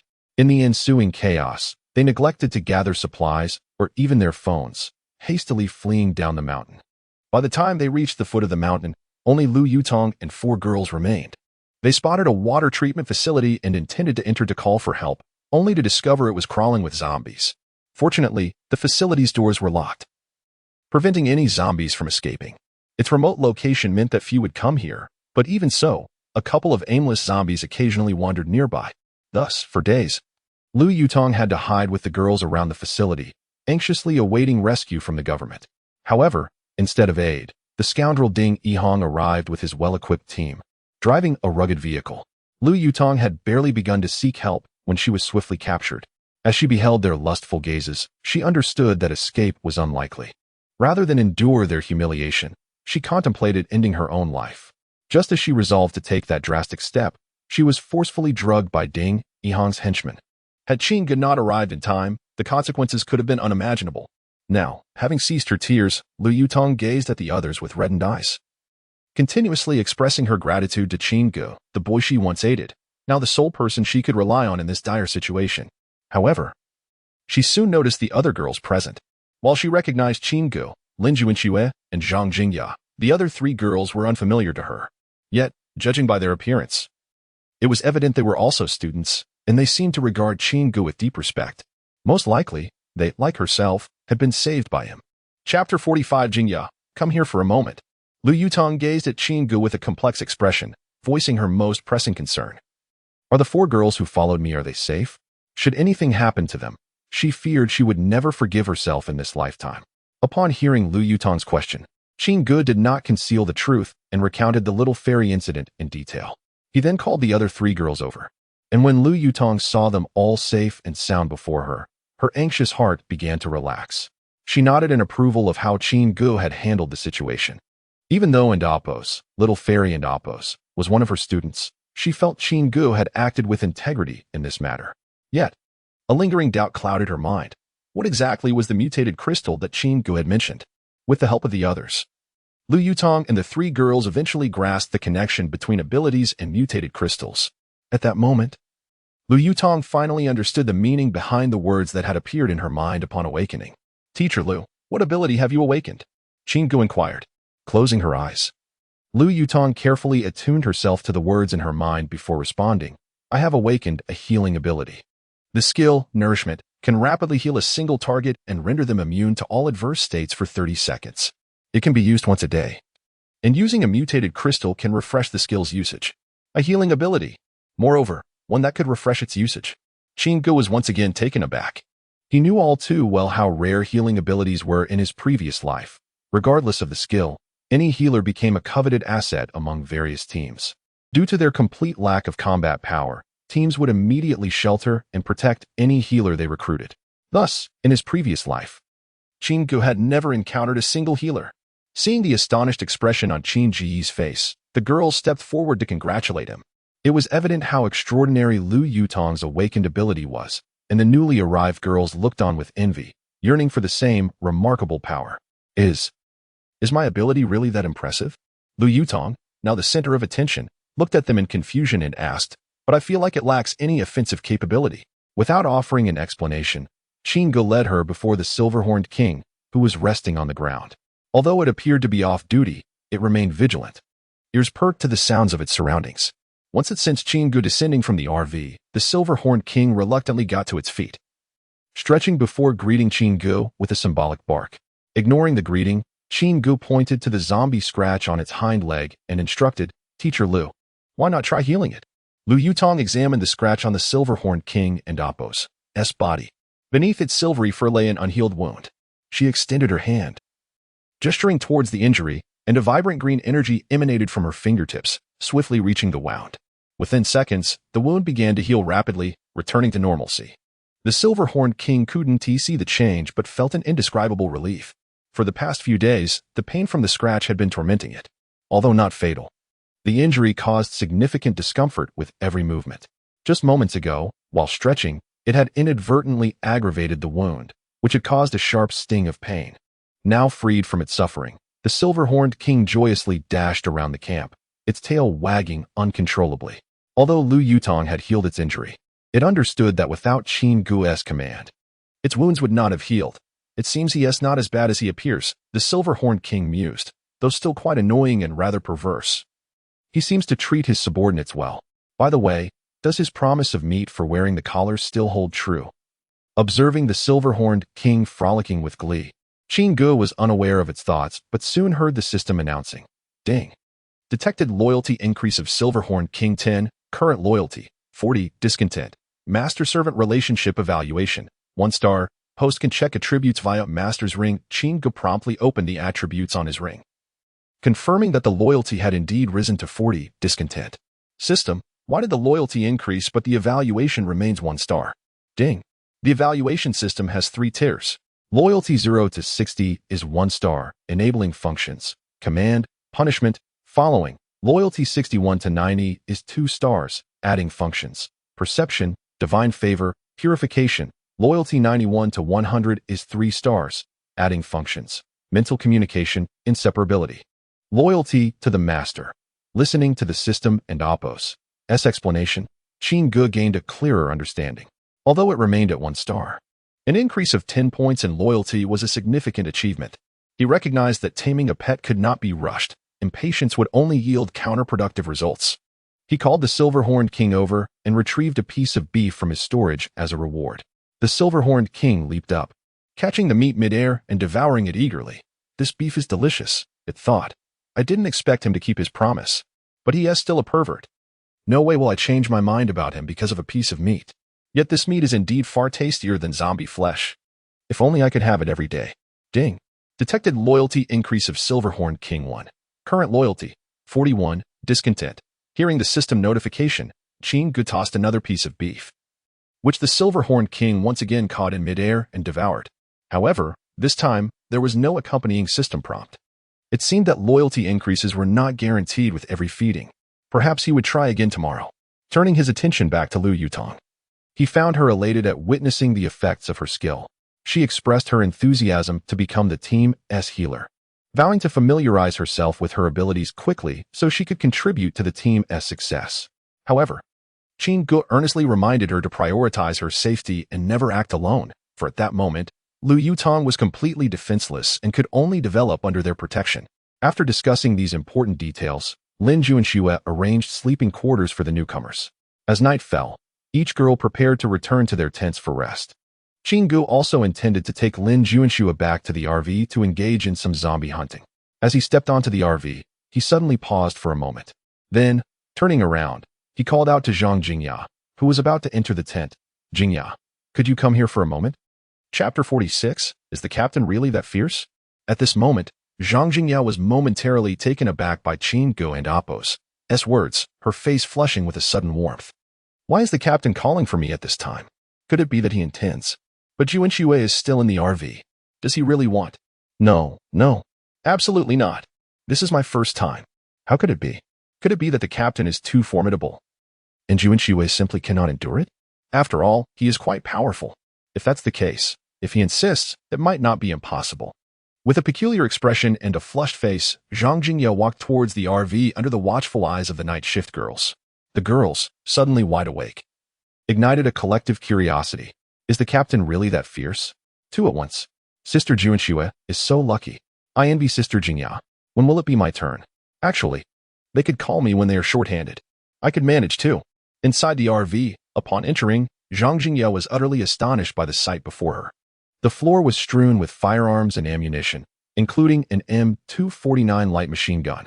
It dawned on her that she had completely misunderstood Qin Gu, her expression shifting from embarrassment to one of sheer surprise, and then to joy. With her big, sparkling eyes brimming with desire, she looked at Qin Gu. Are all these for me? Of course not. Qin Gu smirked, thinking to himself that even if they were given to her, she wouldn't be able to handle them. I recall that your skill has a passive ability that increases damage by 200 when using firearms. It applies to any firearm, right? Yes, and the higher the base damage of the firearm, the greater the damage output after the enhancement. Receiving her affirmative answer, Qin Gu pondered for a moment before pointing at the M249 on the floor. Why don't you give this one a try and see if you can lift it? With Qin Ji's permission, Zhang Jingya gripped the M249's handle, but soon set it down again after a few seconds, shaking her head. It's too heavy, and that's without bullets. I definitely couldn't lift it if it were loaded. Noticing this, Qin Gu quickly searched the system shop. He remembered seeing a set of exoskeleton equipment that would be perfect for Zhang Jingya, and it was quite affordable, costing only 10 mutated crystals.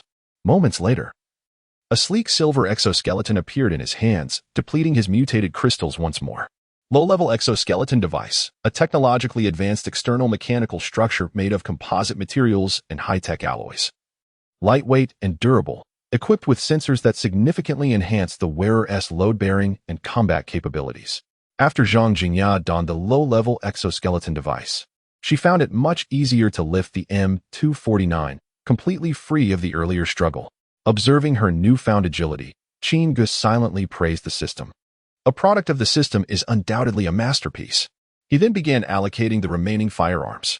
First, he distributed 4 M1911 handguns, 2 for Zhang Jingya as sidearms and 2 for Lu Yutong for self-defense. Next, he assigned 6 M4 automatic rifles, giving the first to Lu Yutong, whose abilities lacked combat utility and relied solely on firearms. The significance of her healing abilities for the team was paramount. Her safety must be ensured. The remaining 5 rifles were temporarily designated for other team members who had either not awakened their powers or had non-combat abilities. Once everyone had awakened their powers, further redistribution would occur. Additionally, he retrieved a black pistol previously confiscated from Big Brother Fei, handing it over to the night shift girls for their protection. Moreover, Qin Gu assigned Zhang Jingya a task to teach the girls how to use firearms in the shortest time possible. However, considering the circumstances, it was unrealistic to expect them to achieve perfection in a brief period, as marksmanship is honed through practice. Currently, Qin Gu was not in a position to provide each of them with thousands of rounds for training. They would need to accumulate experience gradually during their routine zombie-clearing missions, aiming for an eventual goal of not wasting a single bullet. After conveying all necessary instructions, Zhang Jingya summoned several girls to help her transport the firearms and ammunition. As the RV door closed, Qin Gu and Lin Juanxue finally commenced their most enjoyable activity of the day, zombie hunting. The following morning, Qin Gu descended from the RV feeling invigorated, while Lin Juanxue remained asleep in bed, just as she had the previous day. Glancing at the time, it was 6:25. As he observed the sun rising slowly on the horizon, an unsettling feeling crept into his heart. He sensed that he had overlooked a crucial detail, one that might significantly impact his plans for the day. He had initially intended for Zhang Jingya to instruct the girls on firearm usage in the morning, waiting for the survivor from his past life to arrive, as that individual would attract a horde of zombies. This would serve as an excellent opportunity to test the team and Oppo's adaptability and defensive capabilities. After all, the evolving zombie that Zhang Kursen had discovered the previous day had sounded an alarm for him. Qin Gu understood the necessity of preparing for future team battles. He remembered that in his past life, zombie hordes erupted every month, and now with zombies evolving ahead of schedule, he could not be certain if the horde would arrive sooner this time. Despite his careful planning, he found himself unable to discern what he had overlooked, akin to an itch on his back that he couldn't and Oppo's scratch, a most uncomfortable sensation. Forget it, I won't dwell on it. This is the apocalypse. Unexpected situations can arise at any moment. No one can guarantee that events will unfold as anticipated, even someone like Qin Gu, who has been reborn. After breakfast, Zhang Jingya organized the girls in the camp to learn how to handle firearms, especially Lu Yutong and the 5 girls assigned weapons. Mastering the use of firearms was their only means of survival. At that moment, Qin Gu observed the silver-horned king standing beside him and tossed a piece of meat from his inventory. Ding! Loyalty of silver-horned king increased by 1. Current loyalty, 42. Dislike. Listening to the system's notification, Qin Gu understood that loyalty only increased with the first feeding each day. Shortly afterward, another system notification chimed in. Ding. Detected that Silver-Horned King has executed the Night Watch command for over 8 hours. Would you like to complete the command? Yes, no, yes. Ding. Upon detecting the completion of the first command, the system announced an upgrade in functionality, now enabling the features of command validity and command rewards. Subsequently, Qin Gu observed that the command settings on the interface of the wristband had transformed into 3 distinct lines. Command content, not set. Available uses today. 3. Command time, not set. Command rewards, not set. Chapter 47. The Starry Formation. Gazing at the updated command interface, Chingu promptly entered his instructions. Command content. Alert, scout for zombies and strangers within the following range. And report immediately upon discovery. Command duration, 12 hours. Command reward, a piece of beef. Once set, the Silverhorn King instantly received the command and commenced patrolling the area. Closing the interface on his wristband, Chingu turned to observe the girls in training. At this moment, Zhang Jingya had finished imparting all fundamental knowledge of firearms and was distributing weapons to several girls. Noticing the firearms in their hands and the M249 resting on the ground beside Zhang Jingya, a sudden realization struck Chingu. He had overlooked something significant. There were far too many weapons in the warehouse. Initially, he assumed that the rumored survivor would attract a relatively small horde of zombies. But it appeared that was not the case. The individuals previously eliminated by Chingu were seasoned mercenaries, and even with 6 rifles, a light machine gun, a rocket launcher, and grenades at their disposal, they had failed to defend the waterworks. This was no mere horde of a few hundred zombies. It was likely a collective movement of thousands, or even tens of thousands. Yet, in this remote location, how could a single survivor summon such a multitude of zombies? As this thought crossed his mind, an ominous premonition engulfed Chingu. This could very well be a meticulously orchestrated conspiracy. Moreover, the strength of the orchestrators could not be underestimated. Just 5 days into the apocalypse, and one could summon such a vast number of zombies. Regardless of the motive, the ruthlessness and malice of this individual were indicative of a sinister mastermind. Currently, with the addition of the new arrivals, Lu Yutong and her companions, the entire team consisted of merely 44 individuals, nearly half of whom had yet to awaken their abilities. Engaging in a direct confrontation with tens of thousands of zombies was far from prudent. While Chingu had confidence in his own survival in this battle, he could not guarantee the same for his team.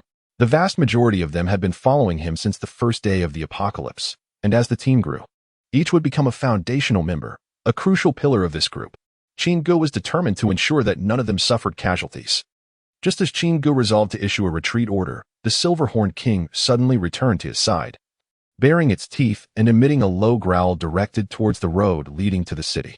Observing this, Chingu swiftly climbed atop the RV and retrieved a telescope he had previously scavenged from a military supply store on the street. Indeed, on the other side of the road, a large wave of zombies was rapidly approaching. However, there was no sign of the rumored survivor ahead of this horde. Only a few remote-controlled cars with small speakers. Chingu meticulously scanned the horde and estimated there to be around 2,000 to 3,000 zombies. Fortunately, this quantity should not pose an insurmountable problem. Yet, the pressing concern was how to confront the impending zombie tide with minimal casualties. Suddenly, inspiration struck him. He recalled the starry formation devised by the renowned General Yu Fei to counter large cavalry units.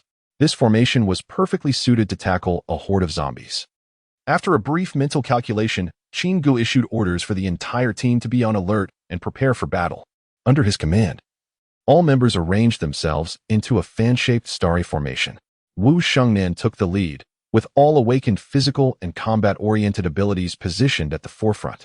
Tasked with directly facing the oncoming zombies, serving as the first line of defense for the team, the Lin sisters, Lin Junshui and Lin Junyao, led all elemental mages to form the second line, responsible for restraining and dealing damage to the horde.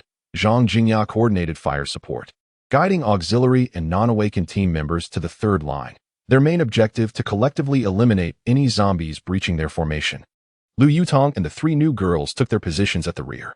Chingu had initially planned for them to engage zombies from the RV shooting ports, as they lacked any combat experience. Unlike the other team members who had undergone rigorous training under Lin Junshui and Apos' guidance for the past few days. However, Lu Yutong and her companions insisted on standing with the team, believing that even without combat prowess, they could contribute by delivering finishing blows. Moreover, they had already grasped the basics of firearm usage, making this the perfect opportunity for practice. Recognizing the futility of resisting their wishes, Chingu understood that overly shielding Lu Yutong would not be a sustainable strategy. It was imperative for her to learn and adapt as soon as possible, especially since he still possessed an antidote serum in his storage, ensuring he could save her should she accidentally become infected by a zombie. After reiterating his concerns, he ultimately acquiesced to their request. Nonetheless, he issued a second command to the Silver-Horned King: protect Lu Yutong, with the reward remaining a piece of beef. Upon receiving the command, the Silver-Horned King sprang into action, encircling Lu Yutong to maintain vigilance against their surroundings. Qin Good, clad in the Wanling's suit and wielding a battle axe, stood atop the RV, his eyes ablaze with battle fervor, fixated on the approaching zombie tide. As the horde drew closer, a roar erupted from the RV's roof. Kill. The girls at the forefront immediately engaged the zombies, with Wu Xingnan leading the charge. Wielding a warhammer imbued with thunderous power, dashing into the horde. Bolstered by the thunder strike, she swiftly carved a path through the zombies, while the others eagerly followed suit. Ready to engage as soon as the zombies drew near. Following them, the second line, under Lin Juanxue and Imp, Appos, S command, utilized elemental abilities in succession to control the battlefield, providing constant support to their frontline allies and preventing them from being overwhelmed. Those with direct damage capabilities stood ready to eliminate any zombies that managed to breach their defenses. As the second line completed their skill rotation, Zhang Jingya unleashed a barrage from her M249. And the third line commenced their counteroffensive against any zombies that slipped through the cracks. Observing her teammates engaged in fervent combat, Lu Yutong and her companions did not remain idle. Although still mastering the use of their firearms, they diligently aimed and fired from the rear, gradually honing their shooting skills and improving their accuracy. Chapter 48. The Farmer's Three Thieves. As Qin Gu beheld the valiant struggle of the young women on the battlefield, a surge of fervor coursed through his veins, and the battle axe in his grasp yearned for action. Yet, it was not yet his moment to join the fray. His primary task lay in overseeing the larger strategy. At that instant, he noticed several remote-controlled vehicles whose music had begun to fade, subsequently turning to retreat in the opposite direction. The puppeteer controlling them must be nearby, among the crowd. Another individual had also taken note of this, a young woman named Zhang Kursen. Qin Gu exchanged a knowing glance with her, and she discreetly followed suit. Meanwhile, as the relentless tide of zombies surged forth, the formation of young women began to exhibit signs of disarray. A few zombies managed to slip through the gaps in their defenses while they focused on dispatching others, nearly pouncing upon the elemental girls in the second line. Fortunately, Zhang Jingyao was quick to dispatch them, averting potential tragedy.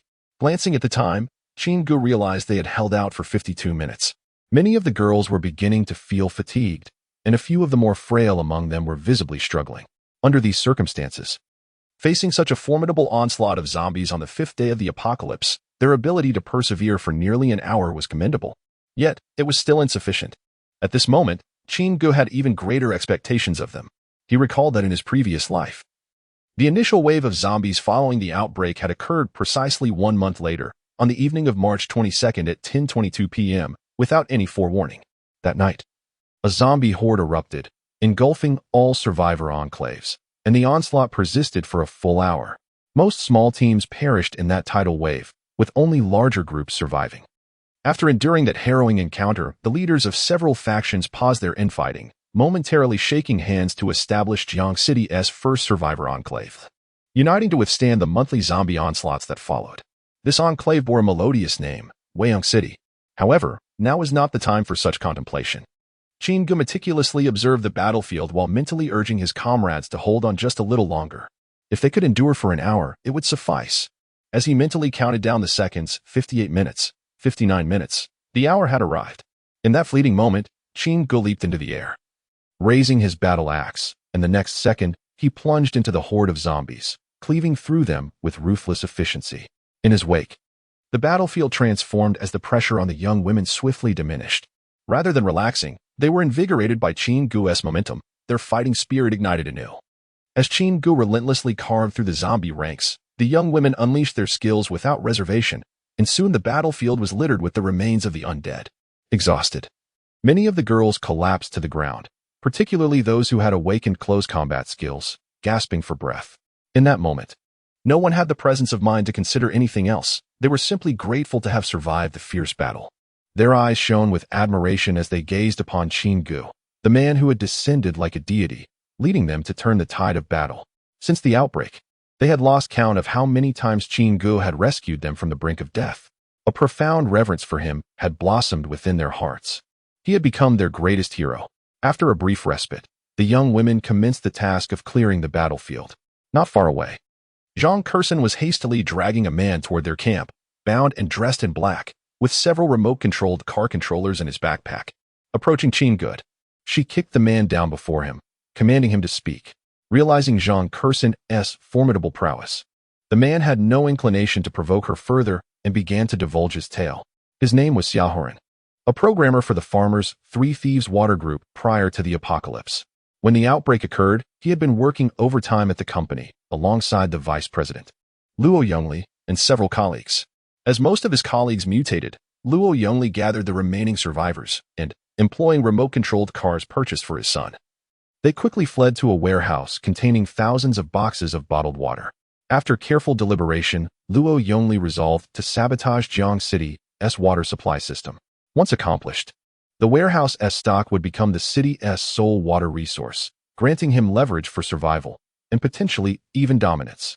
Xiaohuren was dispatched to execute the plan. However, upon arrival, he discovered that the water plant had already been occupied by Ding Yihong and his group.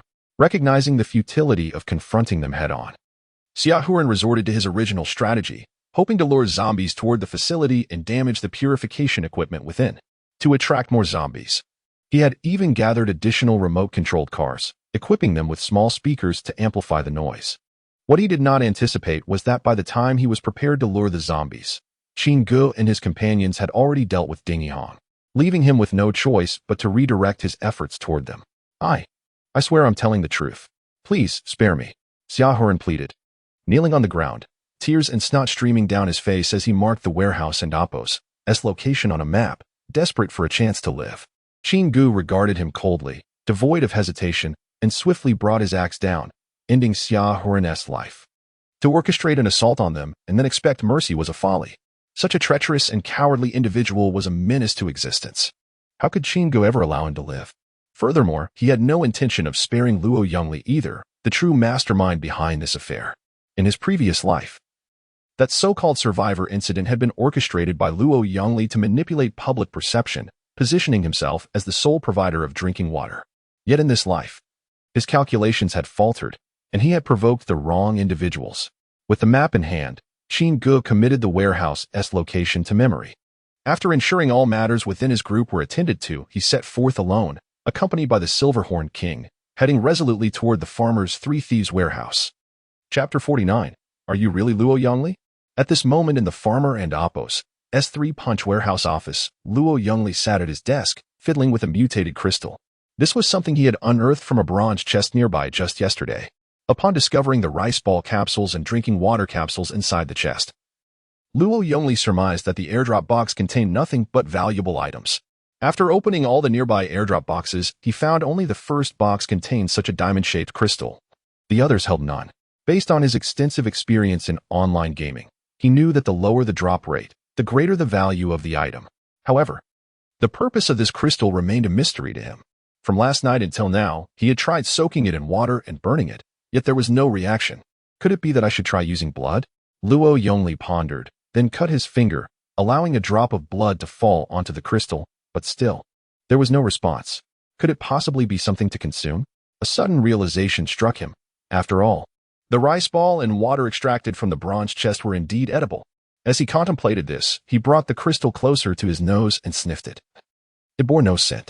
With a furrowed brow, he made a decisive move and placed the crystal into his mouth, subsequently collapsing onto the desk of the warehouse office.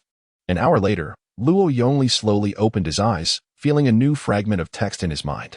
He had awakened a transformation ability, and the skill, Wolf Lord, had activated, allowing him to transform into a werewolf, increasing his strength by 300, agility by 300, and stamina by 100 for a duration of 1 minute, once per day. The passive ability granted him permanent werewolf claws, and with each transformation, the werewolf transformation rate would increase by 1. Upon reaching 100, he would permanently become a werewolf, retaining his consciousness. At this moment, Luo Yongli gazed at his hands, now possessing werewolf claws, extending his claw tips and making a gentle swipe on the desk, leaving a deep scratch. I never expected that this diamond-shaped crystal would have such an effect. With newfound abilities and control over the sole drinking water resource in Jiang City, he was certain he would thrive in the apocalypse. Luo Yongli and Appo's heart brimmed with joy, a smile creeping onto his lips. Indeed, as he had anticipated, in his previous life, he leveraged these two advantages to establish the Poison Wolf Gang in the early days of the apocalypse. Coupled with his cunning and ruthless tactics, he swiftly expanded the gang, achieving a peak ranking of 5th among the major teams in Jiang City. However, as he overused his abilities, he eventually transformed completely into a werewolf and seldom appeared in public, becoming the shadowy boss of the gang. This led him to become increasingly sinister. His personality warped to the point of ruthlessly slaughtering his own subordinates to satisfy his twisted psyche. Yet, in this life, he was fated to miss the chance to rise, for he had unwittingly provoked someone he should not have. At this moment, Luo Yongli was not lost in his elation for long. He soon furrowed his brow. If this item can drop from the airdrop box, then I cannot be the only one with abilities. He realized he must quickly gather all the airdrop boxes to prevent others from discovering crystals and awakening even stronger powers. Although he was unaware that mutated crystals could also drop from zombie heads, he now understood that he was certainly not the sole possessor of abilities. It was highly likely that others had already awakened more powerful abilities before him. With the supplies he had obtained from the airdrop boxes and the few employees who had accompanied him during the apocalypse, Luo Yongli now commanded a group of 13. Excluding Xiaohuren, who had sabotaged the water plant. Thinking of Xiaohuren, Luo Yongli went to the restroom to check, only to find that the water had already been cut off. He assumed Xiaohuren had succeeded and immediately summoned all 12 remaining individuals, instructing them to spread the word that Jiang City and Apos' water supply system had been contaminated by zombies and would never be restored. He also tasked them with recruiting more members, promising that anyone who joined his team would have access to drinking water. Once they left, he stepped outside the warehouse, eager to test his newfound skills. Spotting a solitary zombie at the entrance, he swiftly clawed at its head, slicing it open with ease. Luo Yongli marveled at his claws. With these, he need not fear the zombies any longer. Just as he reveled in his newfound power, a person and a dog appeared at the warehouse entrance. Qing Ge had just arrived with Silverhorn King. Observing Luo Yongli, who bore black claws and wore a foolish grin, Qing Ge frowned, contemplating, what on earth is this? At that moment, Qing Ge felt compelled to inquire whether Luo Yongli was human or zombie. However, before he could speak, Luo Yongli noticed the red battle armor he wore and, with a glint of greed in his eyes, remarked, "Friend, are you alone?" Realizing that this creature and Apos could still converse, Qing Ge deduced that Luo Yongli had likely awakened a beast-like ability. "Do you know Xiaohuren?" he inquired, his brow furrowing. Upon hearing Xiaohuren and Apos' name, Luo Yongli immediately assumed he was a newcomer summoned by Xiaohuren. "Did Xia summon you? Where is he? Why didn't Apos' come back with you? He and Apos' already dead." Luo Yongli, upon hearing Qin Ji's response, dismissed it as he assumed Xiaohuren had been bitten by a zombie on the way back. "No matter, he is not important. If he is dead, then so be it. Although you were summoned by Xia, I must clarify that not just anyone can join our gang. Only those who contribute are welcome." As he spoke, Luo Yongli and Apos' gaze greedily fell upon the red battle armor once more. "Hand over all your supplies, including that armor you wear." Seeing Qin Ji's lack of response, Luo Yongli pressed on. "What are you standing there for? If you join my Poison Wolf gang, you must abide by the rules. And as for that dog, you should prepare it for dinner tonight." Upon hearing Luo Yongli's intention to use him for a meal, Silverhorn King bared his teeth and growled fiercely, "You think you can make a meal out of me? I'll feast on you first. What a pathetic fool. You think you're worthy? You're nothing but a worthless piece of trash." However, to their ears, it sounded like a series of barks and growls.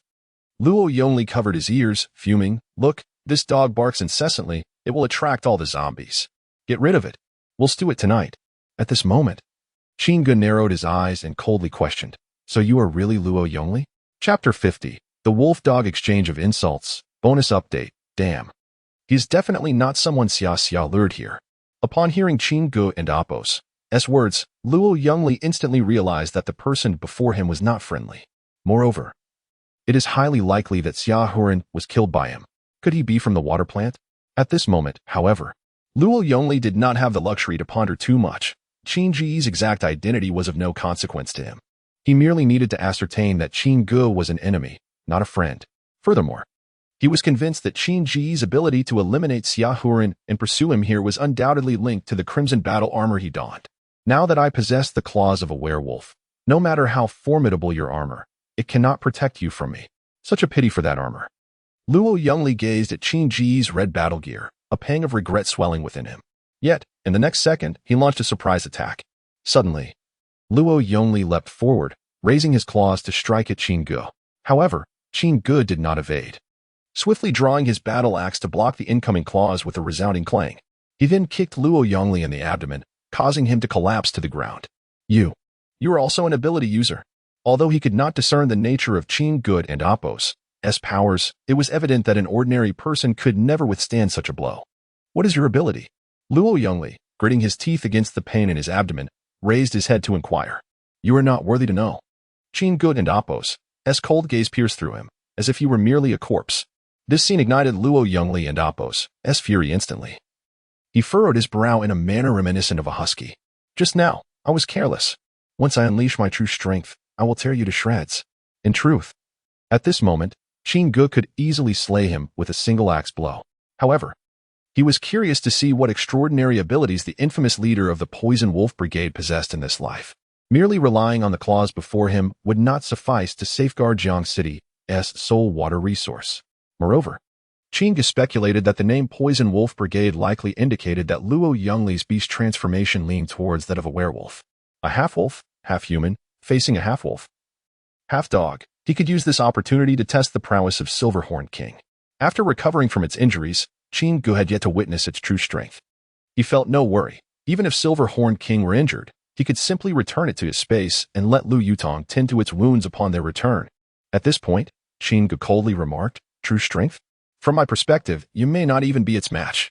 He gestured towards Silverhorn King, which let out a timely bark, arching its body, poised to launch an attack on Luo Yongli. Faced with such scorn from both man and beast, Luo Yongli erupted in rage, instantly activating Wolf Master to transform into a werewolf for the first time. Once transformed, Luo Yongli stood at an imposing height of 2 meters. His body cloaked in brownish-gray wolf fur. Although he stood upright, his head had morphed into that of a wolf, complete with a tail that had sprouted from who knows when. With a howl, Luo Yongli charged forward, his blood-red eyes fixated on Qin Ge, as if intent on tearing him apart. Yet before he could close the distance, Silverhorn King leaped forward, knocking him down. Its sharp claws sunk into his chest, and its fangs tore away a large chunk of flesh in an instant. Feeling a searing pain in his chest, Luo Yongli scrambled to his feet, shaking off the clinging Silverhorn King. He now regarded the silver-gray Czech wolf dog with newfound respect, daring not to make any rash moves. His eyes remained glued to Silverhorn King, which prowled around, searching for openings, while he panted heavily. With another howl, Luo Yongli realized he could not afford to prolong the battle. After all, his transformation lasted only 1 minute. If he could not resolve the conflict within that time, survival would be impossible. As he prepared to launch another attack, Silverhorn King barked back at him. Woof, woof, woof. Silverhorn King thought, I cannot lose momentum. You bark, I will too. Woof, woof, woof. Aru. Seeing both sides exchanging barks, Qin Ge rolled his eyes. Stop wasting time with him. Just fight. Upon receiving the command, Silverhorn King ceased its banter and pounced once more, engaging Luo Yongli in a fierce struggle. Despite the considerable size difference, Luo Yongli was unable to gain any advantage due to Silverhorn King's agility. Instead, he found himself repeatedly wounded, soon succumbing to exhaustion. Ultimately, he lay on the ground, barely alive, as his werewolf form gradually reverted to its original state. Qin Ge approached him, eschewing further dialogue, and delivered a decisive axe blow to send him to meet Yin Wang. He then turned to the victorious Silverhorn King, inquiring, How are you? Not injured, I hope? Woof. Silverhorn King barked proudly, wagging its tail and circling Qin Ge thrice, as if to declare, that weakling could not even lay a scratch on me. Seeing it unscathed, Qin Ge felt relieved and opened the warehouse door. 3 minutes later, the warehouse lay barren, and the duo turned to make their way back. At the camp, the girls had already cleaned the battlefield. Under Lin Juanxue and Appo's guidance, some were cooking, while others practiced with firearms alongside Zhang Jingya. When Qin Ge and Silverhorn King returned to the camp, it was already 6:30 p.m. The group shared a meal, discussing their insights from the day's encounter with the zombie horde. Lin Juanxue recounted their afternoon achievements to Qin Ge, a total of 399 zombies slain, with 698 mutated crystals collected. As soon as Lin Juanxue finished speaking, Qin Ji's eyes widened in disbelief. So many. He had anticipated only 2,000 to 3,000 zombies, never expecting the figure to exceed 4,000. Given this perspective, it was remarkable that the girls had managed to endure for an hour amidst the onslaught, truly their limit. In truth, Qin Ge did not intend to risk their lives merely to test their resilience. Based on experiences from his previous life, the most perilous aspect of a zombie outbreak was not the zombies themselves, but rather other human factions. Those morally bankrupt scoundrels would not unite with you in times of crisis. They would seize the moment to strike when you were most vulnerable. Such individuals were the most despicable, especially in apocalyptic times. For Qin Ge, the most terrifying element of the apocalypse was not the zombies, but the pervasive ugliness of human nature. He understood this well, which compelled him to keep a backup plan, ensuring a sliver of hope for his team in critical moments. After dinner, Qin Ge instructed everyone to rest early, as they were all utterly exhausted from the day's battle. Returning to his RV, he planned to take a shower before heading out to hunt zombies with Lin Juanxue, only to be surprised by the sound of rushing water emanating from the bathroom. Instantly invigorated, he realized he had yet to engage in a zombie fight with Lin Juanxue in the shower. With a swift motion, he lifted his garment and approached the bathroom door. Just as he pulled it open, a woman's voice pierced the air with a sharp scream. Brother-in-law? Chapter 51. Is your face blushing? At this moment, Qin Ge stared wide-eyed at the person before him, momentarily entranced. How can it not be Lin Juanxue? Although doubt lingered in his mind, it did not deter him from relishing the scene unfolding before him. Men, at times, may exhibit a sluggishness in thought, yet their reactions in other realms can be remarkably swift. Qin Ge found himself embodying this very essence. Inside the bathroom, a dense mist mingled with the fragrance of youthful femininity, enveloping Qin Ge's senses. The water curtain cascaded from the showerhead, striking the delicate nape, coalescing into rivulets that coursed down the curves of her form. The tender skin glistened beneath the bathroom lights, exuding a faint, unique rosy hue inherent to young maidens. A pair of long, slender legs, with toes shimmering like pearls, emerged subtly from the shroud of vapor, igniting a rush of warmth within Qin Ge, causing heat to surge through his nostrils. With a soft drip, a vivid crimson flowed from his nose, pooling onto the floor. Are you still staring? Lin Juanyao's voice interrupted, as she shielded her pet rabbit with one hand while the other concealed her soft bangs. Her face was flushed with embarrassment and a hint of irritation. Glaring at the dazed Qin Ge, a fleeting glance revealed her youthful visage was suffused with color, as if it might bleed. She quickly shut her eyes. Yet the image had already imprinted itself indelibly in her mind. Reluctantly, Qin Ge closed the bathroom door. To his surprise, this young lady possessed considerable allure. Not much younger than her sister. He muttered to himself, his thoughts flickering back to the captivating scene he had just witnessed, pondering whether the tactile experience would differ in any way. Unconsciously, his hands mimicked the gestures, and once more, a drop of blood fell. Meanwhile, Lin Juanxue was downstairs, organizing the night watch. Upon hearing her sister's shriek, she hurried toward the camper. Noticing someone approaching, Qin Ge hastily donned his clothing, just as Lin Juanxue flung open the door. What happened? Lin Juanxue inquired anxiously as she entered the camper. The vehicle and Oppo's soundproofing was commendable, and with an additional layer of armor, she had barely discerned her sister's voice. Upon seeing Qin Ge's presence, her concern eased slightly, though she continued with a softened tone. What has happened to Yao Yao? Did she perhaps scald herself? Qin Ge, feeling guilty, cast a sidelong glance at Lin Juanxue. And what about your nose? She probed, her expression shifting to one of suspicion. Did you burn it too? The weather is dry. I'm just having a nosebleed, Qin Ge replied, hastily wiping away the blood as he dashed down the camper steps under Lin Juanxue's scrutinizing gaze. Once outside, Qin Ge took a moment to calm himself, allowing the evening breeze to wash over him, the refreshing sensation coursing through his being, bringing a wave of comfort. At that moment, the Silverhorn King bounded over to him, exclaiming, "Woof! 12 hours have passed. Time for your reward." "What woof? Hurry up with the payment. You can end Oppo's. Fool me." Seeing the Silverhorn King anxiously circling him, tail wagging fervently, Qin Ge chuckled and retrieved 2 pieces of beef from his inventory, tossing them to the eager creature. He then activated his wristband, setting the directive to night watch for a duration of 8 hours, with a reward of 1 piece of beef. The Silverhorn King devoured the meat in no time, then settled beside the night watch girls, feigning slumber. Inside the camper, Lin Junyao emerged from the bathroom, fully dressed. "Yao Yao, what happened earlier?" Lin Juanxue asked with genuine concern. Caught off guard, Lin Junyao hesitated, her mind replaying the earlier scene, blushing profusely. After a moment of silence, she stammered, It's nothing. The water temperature was off, and I accidentally burned myself." She spoke while covertly gauging Lin Juanxue's reaction, fearful of revealing any inconsistencies. "Burned? How could it leave your face so flushed? Lin Juanxue continued to scrutinize her, sensing that something was amiss between the two. Unable to decipher the mystery, she fixated on her sister's face, attempting to unearth any hints of truth. Eventually, unable to endure her sister's peculiar gaze, Lin Junyao bolted from the camper. As she dashed into the tent, Qin Ge stepped into the vehicle. You two are hiding something from me. Lin Juanxue directed her enigmatic gaze at Qin Ge once more. He, however, chose silence, stepping forward to embrace her. He had been holding back for far too long. It was high time to engage in the thrill of battling zombies. Soon enough, Lin Juanxue cast aside her doubts and surrendered to the exhilaration of the hunt. The following morning, Qin Ge descended from the camper at 6:15 a.m. He instructed the girls to prepare breakfast, then checked his wristband to confirm the directives were completed before tossing a piece of beef to the Silverhorn King. Ding. Detected target Silverhorn King's loyalty 1. Current loyalty, 43, discontent. Watching the Silverhorn King devour the meat, Qin Ge mused that daily feeding would gradually increase its loyalty. While the progress was slow, he anticipated that within 2 months, he could fully cultivate its loyalty. By then, he would be eager to discover what abilities it might awaken, preferably something capable of soaring through the skies or spewing fire and venom, thereby augmenting their team's formidable strength. With these thoughts, a smile spread across his face.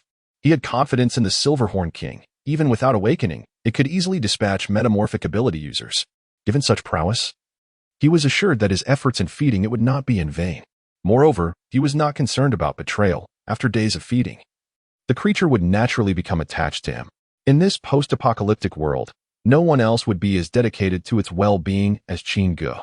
After breakfast, Qin Ge instructed the sisters to prepare for departure, setting their sights on the southern district of the city. Despite the modifications made to the vehicle, which included a massive fuel tank, an electric hybrid system, and high-capacity solar panels, their fuel reserves were running low after 5 consecutive days of travel. Even though Qin Ge primarily utilized electric power while driving, occasionally pressing on the accelerator in haste had depleted a significant portion of the tank. The vehicle's fuel consumption was already alarmingly high, and with the full armor, it had become even more exorbitant. Today, their destination was near the southern district, adjacent to the outskirts of Jiang City, where the largest civilian fuel depot awaited them. Chapter 52, Managing Your Harem. The water company is situated on the western outskirts of the city, less than 20 kilometers from the oil depot. The journey is not particularly long, and along the way, the girls continue to clean and collect the mutated crystals. Compared to the previous days, the pace of the group has significantly improved, partly due to the increasing number of awakened individuals, making the elimination of zombies more efficient. Additionally, since the route runs along the city's edge, the number of zombies encountered is relatively sparse compared to the densely populated urban areas of the past few days, posing minimal resistance to the team. How have they all awakened? Qin Ge inquired as he walked beside Lin Juanxue, then produced 3 mutated crystals and placed them in her hand. These are from the 3 new girls. Lin Juanxue accepted the crystals and pondered briefly before responding, currently, including Teacher Lu and the 3 newcomers. Our group consists of a total of 43 girls. Excluding myself, that leaves 42, of which 35 have awakened their powers while 7 have yet to do so. As she spoke, she counted on her fingers. Among the 35 awakened, there are 7 elemental types, 11 strength types, 9 physical types, 4 support types, and 2 life types. Adding Teacher Lu's healing abilities and Zhang Kerson's shadow powers, it perfectly totals 35. How about that? I've managed your harem quite well, Haven Ti? Lin Juanxue added with a playful expression, her beautiful eyes blinking eagerly at Qin Ge. Qin Ge looked at Lin Juanxue, feeling somewhat speechless. What harem? I've never thought of it that way. Besides, Teacher Lu is still part of the group. In response, Lin Juanxue pouted. What of Teacher Lu? It's the apocalypse now. Who cares about titles? As long as you're willing, even if you fancy Yao Yao, I would support you. She then shifted her tone, continuing, men, after all, desire multiple wives and shared nights. I can understand that. But regardless of how many girls you take in the future, I must remain the primary one. She turned back to Qin Ge, her eyes squinting into a charming crescent, wearing an expression that said, I understand you. So, what do you say, my dear leader? Hearing Lin Juanxue's words, a vivid image from the previous night flashed in Qin Ji's mind, causing a rush of warmth to his cheeks, almost prompting a nosebleed. He quickly changed the subject. Is your supply sufficient? Do you need me to replenish it? Lin Juanxue pointed to the storage ring on her hand. I have plenty of supplies. I hardly used any. She paused, then added, every day, it's you who takes things out. I haven't touched much of it. Well, if you run low, just let me know. I'll check ahead. With that, Qin Ge hastily moved to the front of the group. Observing Qin Ji's hasty retreat, Lin Juanxue furrowed her brow, pondering internally. Could it be that I've hit the nail on the head? Does he truly have feelings for Yao Yao? But how should I explain this to Yao Yao at this moment? Qin Ge had reached the front of the group, drawing his battle axe with elegance, effortlessly dispatching several nearby zombies. Though the girls behind him had seen Qin Ge in action before, they still gazed at him with admiration, thinking, the leader is so handsome. I really like him. One girl, caught in her infatuation, unconsciously squeezed her legs together, as another beside her doused her enthusiasm with a cold splash of reality. Can you compete with Senior Juanxue? At this, the lovesick girl's expression fell. As fellow women, she knew she stood no chance against Lin Juanxue. What could she possibly compare? Not only herself, but likely few in the group could rival Lin Juanxue, as most were ordinary university students, lacking in appearance, figure, courage, talent, and capability compared to her. Only a few close to the leader might dare to contend with Lin Juanxue. However, compared to those girls who remained trapped in the confines of campus life, those following Qin Ge were indeed fortunate. With this thought, the lovesick girl felt a sense of resolution within. Leader, I will strive diligently. One day, I will earn the right to stand by your side. Her gaze towards Qin Ge regained its determination. Qin Ge continued to forge ahead. The route today skirting the city's edge where shops were sparse. He swiftly eliminated the majority of zombies in his path, with the girls behind him handling the finishing blows and looting. This method significantly increased their pace, and while shops were few, they still needed to occasionally raid them and wait for the larger group to catch up. Thus, Qin Ge maintained a distance of 300 to 500 meters ahead of the girls. Upon reaching an intersection, Qin Ge spotted an overturned van in the middle of the road. Focusing intently, he noticed a zombie partially lodged in the driver's seat, struggling and clawing at him from outside the window. The rear of the van was open, with several boxes of instant noodles scattered on the ground. Shaking the zombie blood off his axe, Qin Ge scanned the surroundings coldly. Come out, he said icily. There's no need to hide. When no one emerged, Qin Ge lost patience and swung his axe toward a nearby thicket. A man's agonized scream erupted from within the bushes. I told you to come out. Didn't I? You forced my hand. Turning his gaze to another thicket, he taunted. What, do you wish to receive an axe as well? As he raised his axe again to strike, a trembling woman finally stood up from behind the bushes. We were just hiding from the zombies. We mean you no harm, she pleaded, terror etched across her face. Please, spare us. To this, Qin Ge merely responded with a cold laugh, his voice growing even icier. Hiding from zombies? Do you need a bear trap for that? He picked up a stone and threw it at a few inconspicuous newspapers next to the noodle boxes. The papers, along with the stone, were instantly crushed. This is how you hide from zombies? Qin Ge glared at the woman, who realized she could no longer maintain her facade. Seeing her husband moaning on the ground, she steeled herself, drawing a dagger and plunging it into his chest 3 times before turning to Qin Ge. I know you have power. Now that I've killed him, I'll be yours from now on. With that, she thrust out her chest defiantly, a look of do as you wish on her face. However, what awaited her was not the outcome she imagined, but rather a swift axe strike that struck her squarely between the eyes. You are not worthy. Chapter 53, Wrath Indeed. He had witnessed such scenarios far too frequently, whether it be the entrapment of individuals or the betrayal between spouses. In his previous life, these dramas unfolded daily in every corner of Jiang City, leaving Qin Ge desensitized to the spectacle. Moreover, he himself had experienced betrayal, only to be reborn from it. He stored the instant noodles and the animal trap into his space, then decisively dispatched the zombie lodged in the car window with a swift swing of his axe. Qin Ge set forth once more, exhibiting no discernible emotional fluctuation. After traveling for approximately 6 kilometers towards the oil depot, the sun was positioned directly overhead. Glancing at his watch, he noted the time, 12:35. He instructed his companions to rest in place while Lin Junyao distributed rice balls to stave off hunger. A quick calculation revealed their current pace was roughly 3 kilometers per hour, suggesting they would arrive at their destination in about 2 hours. At that moment, a survivor team approached from the opposite side of the road.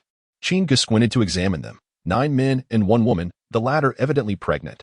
The group surrounded her protectively as they walked.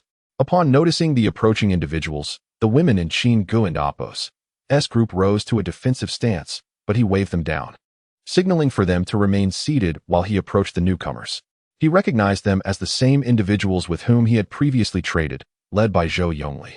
Zhou quickly identified Qin Ge as well. After all, in this apocalypse, who else would dare to barter instant noodles for zombie heads? Qin Ji's distinctive traits were hard to miss. Clad in red combat armor, surrounded by a group of women, indulging in lavish meals, with a striking RV trailing behind him. "Ah, it's you, young brother. We've been looking for you these past few days. Where have you been?" Zhou Yongli exclaimed, rubbing his somewhat parched hands, his face brimming with anticipation. "By the way, do you still want those zombie heads?" Qin Ge nodded, adding, "3 heads for a pack of instant noodles. Take as many as you have." Zhou's face lit up with joy at the agreement, but soon he seemed to recall something, his expression turning somewhat troubled. Young brother, can we negotiate something? My sister-in-law is about to give birth. Do you have any baby formula?" He gestured towards the pregnant woman behind him. "If possible, I'd like to exchange zombie heads for it. Name your price." Qin Ge did not respond immediately. Instead, he furrowed his brow in contemplation. Seeing this, Zhou Yongli hastily added, "I'm just worried, given the current apocalypse. Hospitals are all in ruin. If my sister-in-law cannot produce milk after giving birth, the child might." Worry etched across Zhou's face as he spoke. After a moment's thought, Qin Ge replied, "All right. For baby formula, it will be 30 zombie heads per can." Drawing from his experience in his previous life, he recalled that during the early days of the apocalypse, the price of baby formula was relatively low, typically around 10 mutated crystals. However, as time progressed and supplies dwindled, baby formula became a coveted item among the elite, skyrocketing to prices as high as 200 mutated crystals per can. Nonetheless, since it was still the early stage of the apocalypse, and given Zhou's earnest nature, Qin Ge opted not to exploit him, offering a fair price instead. Upon hearing Qin Ge and Apos' proposal, the worry faded from Zhou and Apos' face, replaced with gratitude as he looked at Qin Ge. However, a crucial question suddenly struck Zhou. "Young brother, where shall we conduct the exchange? Set a time and place, and I will gather the heads to deliver to you." Fearful of losing track of Qin Ge as he had in the past, Zhou was anxious. After all, he could not carry so many zombie heads around indefinitely. It would only tire him out without yielding any kills. Estimating their current pace, Qin Ge calculated that they would reach the oil depot around 3 o'clock. He was confident he could clear it out within an hour. Just 5 kilometers ahead lay Jiang City's largest logistics hub, where he planned to sweep through the oil depot and reach the hub before nightfall. Although the items there would be chaotic, their sheer quantity would allow him to gather a substantial amount quickly, which could be sorted later. Therefore, he decided they would camp there for the night, instructing Zhou, "Come find me at the logistics hub before 8 tomorrow morning. The quantity you can exchange depends on your capabilities." "I will not wait for anyone." Zhou Yongli nodded eagerly. "It is settled then. Young brother, thank you immensely." With a sense of relief, Zhou's eyes glistened as he bowed deeply to Qin Ge before expressing his heartfelt gratitude and departing with his group. He knew that Qin Ji's promise indicated he would deliver on his end of the bargain, and he believed Qin Ge to be a man of his word, unlikely to deceive him. In truth, whether before or after the apocalypse, genuine individuals like Zhou Yongli rarely thrived. Their honesty, lack of cunning, and willingness to help others could sometimes be their undoing. As he watched Zhou and his companions fade into the distance, Qin Ge sighed inwardly, hoping, may he not become another victim in this life. At 3 o'clock in the afternoon, the group arrived punctually at the oil depot. To Qin Ji's astonishment, several armored vehicles were stationed outside the iron gates. All the rear doors of the vehicles were ajar, revealing that the occupants had transformed into zombies, wandering aimlessly nearby. Upon seeing the zombies clad in camouflage military uniforms, Qin Ji's fury ignited, veins pulsing on his forehead. There was no need for conjecture. These soldiers had been dispatched from another province, as no military forces were stationed in Jiang City. Now, 6 days into the apocalypse, those despicable officials, instead of contemplating how to save lives, had sent the dwindling remnants of their forces to plunder resources from elsewhere, specifically oil. Such avaricious, inhumane creatures. Did they intend to continue selling gasoline at 8 yuan per liter in the midst of the apocalypse? It was no wonder he had never encountered a soldier in his previous life. They had all perished on battlefields far removed from their homeland. The more he thought about it, the angrier he became. With his battle axe drawn, his gaze cold and resolute, he charged forward. With each strike, he vowed silently, "Rest easy, brave souls who bled for our nation. One day, I, Qin Ge, shall avenge you. I will drown those wretched beasts in filth, one by one." Chapter 54, The Smoke Sisters ding. Detected A-Class Armored Vehicles 6 can be decomposed into Universal Armor Modules 12. Do you wish to decompose? Yes, no. As Chin-gu approached the armored vehicle, the system and Apos' voice echoed in his mind. System, what is the purpose of this and Apos? Universal Armor Module and Apos. Ding. Universal Armor Modules can be used for the synthesis of armor components below S-Class or for emergency repairs. The host can purchase S-Class armor schematics in the system mall when existing armor below S-Class is damaged. It can be quickly replaced at any time. Decompose. Listening to the system and Apos' explanation, Chin-gu made his decision without hesitation. Currently, Shilafeng was precisely at S-Class, making it quite useful. Ever since he had seen that rocket launcher, a heavy stone had settled in his heart. He had once thought that Shilafeng's built-in armor was formidable, yet now it seemed insufficient. It could certainly handle these low-level zombies. But what about the advanced weaponry left over from the apocalypse? Although he had yet to encounter tanks or cannons, they would inevitably appear in the future. After all, Long Country boasted nearly 40 million soldiers, with many skilled in wielding such heavy weaponry. Moreover, in the current situation, some officials had survived, albeit hiding like cowards. Once Chin-gu threatened their interests, they would undoubtedly reveal themselves. He felt excessively weak. The only way to survive in this apocalypse was to continually grow stronger. To become stronger, he required a vast amount of mutated crystals. The path ahead was long and arduous.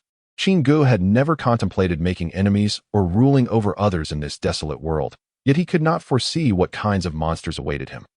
He understood that only by fortifying himself could he protect not only his own life but also those he cherished. At that moment, Chin-gu's gaze grew resolute, and his hands moved with increased urgency. He stored the armor modules in his space and strode purposefully into the oil depot. The girls trailing behind him saw the fallen soldiers, and their faces contorted with fury. Even as women, they possessed a fierce spirit, each clenching their fists, silently vowing to make those scoundrels pay. For the next hour, Chin-gu transformed into a relentless harvester, wielding his axe with precision until the last zombie fell. Only then did his emotions begin to ease as he stored all the oil barrels in his space. The girls swiftly completed their and Apos' body search and Apos' behind him, and the group set out once more towards the logistics distribution center. Along the way, Chin-gu resumed discussing team matters with Lin Junshui. He expressed his desire to categorize combat-oriented and non-combat-oriented ability users, rather than having them intermixed as they currently were. This would provide a clearer and more accurate assessment of the team and Apos' combat capabilities, facilitate management, and identify the talents the team lacked for future recruitment. Listening to Chin-gu and Apos' plans, Lin Junshui nodded in agreement, their thoughts aligning. After a brief conversation, Chin-gu called Zhang Jingya over, retrieving the weapons and ammunition he had taken from the soldiers' corpses. He then found a shopping cart from the looted Wodima supermarket and filled it with the guns and bullets, handing it to Zhang Jingya to distribute among the team members. She was to ensure that all members learned how to use these firearms by the following morning. Chin-gu counted the spoils and discovered they had acquired a total of 36 rifles, excluding Zhang Jingya and Lu Yutong. Along with the shotguns and handguns previously allocated for night watch personnel, each member of the team would receive a rifle and 3 magazines. With such a configuration, it could be said that they could traverse Jiang City with confidence. However, Chin-gu found himself troubled by the ammunition supply. While there were still many bullets in his space, he dreaded the thought of Zhang Jingya chasing after him for more bullets after every battle. Moreover, the girls were using different firearms, leading to a myriad of bullet types. Previously, after battling a horde of zombies, resupplying them had been quite the endeavor, especially since the items he had collected in the apocalypse were numerous and varied. He had little time to organize them, as he spent his days fighting zombies alongside Lin Junshui. With this in mind, Chin-gu couldn't help but grimace. For now, he had no choice but to manage as best he could. In the future, he would definitely have to equip Zhang Jingya with a storage ring as well. 2 hours quickly passed, and Chin-gu and his group arrived at the logistics distribution center. The sky had darkened, and glancing at the time, he noted it was 1825. After ensuring all nearby zombies had been cleared, he instructed the girls to set up camp while he and Silver Horn King approached the storage warehouse entrance. Upon entering, he noticed the lights in the second-floor dispatch office were on. He spotted 2 figures waving at him from either side of the window, while 2 zombies outside incessantly battered the office door. Inside, the sisters anxiously waved their arms, trying to catch his attention. "Do you think he can see us?" whispered the younger sister, Shin Yunru.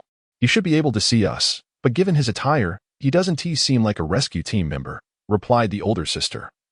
Shin Yunin, keeping her eyes fixed on Qin Ge, clad in red armor and wielding an axe. At this point, it doesn't matter who he is. He is the only one who can save us.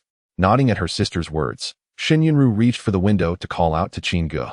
However, Shin Yunin quickly stopped her, a look of terror on her face. Are you mad? Doing that would attract all the zombies.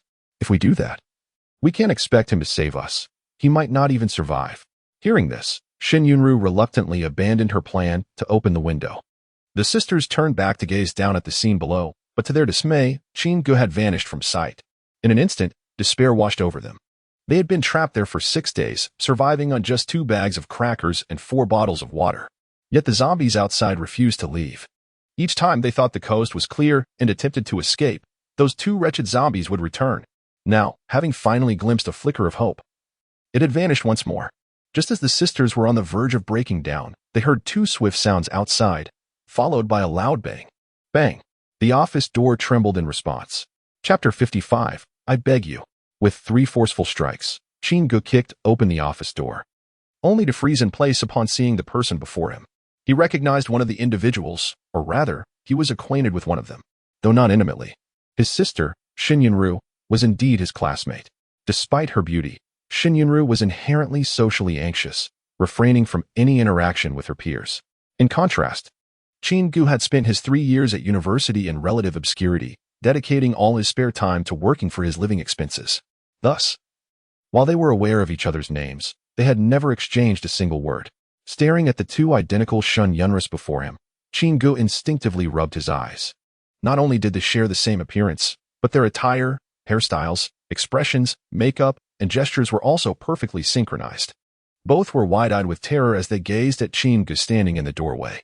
At that moment, he found himself uncertain about which one was Shin Yunru. However, this distinction was of little consequence to him. His purpose for being here was solely to locate the key to the cold storage door he had encountered earlier. The door was locked, and given its thickness, Qin Ge surmised that he could not breach it with merely his battle axe. Meanwhile, Shin Yunru felt an increasing familiarity with the man clad in red battle armor before her. Isn't he my classmate? His name is Qin Ge? She pondered internally, and then timidly addressed him. Qin Ge? Is that you? Yes, Qin Ge replied, stepping inside and beginning to search for the key to the cold storage door. What a relief. It really is you, Qin Ge, Shin Yunru exclaimed, her excitement evident as she slowly released her tight grip on her sister. I thought we would be trapped here forever. Overcome with emotion, she wept. And soon both sisters were shedding tears of joy. They were just 2 ordinary university students, thrust into a dire situation due to their father's gambling debts. The loan sharks had threatened to take them as collateral if the debts were not repaid promptly, believing that their beauty as twins would fetch a high price. With no other options, they had resorted to working various jobs to quickly raise money to help their father, only to be caught off guard by the apocalypse. On that fateful day, they had been working as temporary staff when they witnessed their co-workers collapsing and convulsing. Shin Yunyan had pulled her sister into the office and locked the door, recalling from a novel she had read about the impending zombie outbreak. For 6 long days, they had remained hidden, and if not for Qin Ge's timely arrival, they might not have survived much longer. Yet, Qin Ge was preoccupied with his search for the key, oblivious to their plight. As he rummaged through the room, the sisters gradually composed themselves, curiosity piquing Shin Yunru's interest. Qin Ge, what are you looking for? She asked, though she hesitated to ask him to take them to safety, given their lack of prior interaction. Shin Yunyan, sensing his intentions, quickly deduced what he sought and presented him with a large keyring. Are you looking for this? A melodious voice reached Qin Ge and Amp Oppo's ears as he accepted the keyring. Swiftly locating the key to the cold storage door, he then scrutinized Shin Yunyan more closely, thinking to himself, what a clever woman. Hello, I am Shin Yunyan. Shin Yunru's twin sister, she introduced herself, her voice as sweet as before. Thank you so much for saving us, as she extended her hand for a handshake. A sudden rumble echoed from their stomachs. Both sisters had not eaten in days. We haven't had anything to eat for several days, Shin Yunru confessed, her cheeks flushing with embarrassment. Without a word, Qin Ge retrieved 2 rice balls and bottles of water from his supplies and handed them to the sisters. A gesture of gratitude for Shin Yunyan's assistance in finding the key before turning to leave the office. Seeing Qin Ge depart, the sisters hurriedly followed. Qin Ge, Wait for us. Shin Yunru called out, eating as she rushed after him. Where are you going? Can you take us with you? Please. We will certainly repay you. In their desperation, they set aside any notions of pride, fully aware that following Qin Ge was their only chance for survival. Hearing their pleas, Qin Ge turned to face the two, his expression unreadable. He then produced a dagger from his supplies, the very one he had given to Lin Juanxue on the first day of the apocalypse. Tossing it to them, he stated, If you wish to accompany me, first prove your worth. He gestured toward the two corpses of zombies lying behind them. Go extract the crystals from their heads. The sisters exchanged glances at the lifeless bodies that had tormented them for days. A shiver ran through them, despite the creatures being incapacitated. The fear they instilled was deeply ingrained in their minds. They could almost hear the haunting sound of their relentless knocking, echoing in their souls. When they hesitated to move, Qin Ji's patience waned, and he turned to leave. At that moment, Shen Yunyan steeled herself. Just as Qin Ge was about to exit, she seized the dagger from his hand and approached the zombie corpses outside the office door. She immediately retched, expelling the scant food she had managed to consume over the past 6 days. However, she quickly regained her composure, extracted the mutated crystal, and handed the dagger to Shin Yunru, encouraging her with a determined glance to do the same with the other zombie. She understood that this was Qin Ji's test. As he had said, only by proving their value could they earn the right to survive. Chapter 56 The Lady's Subtle Thoughts. Witnessing her sister's previous actions. Even though Shun Yunru had mentally prepared herself, she could not help but retch at this moment, her movements and posture mirroring those of Shen Yuyan.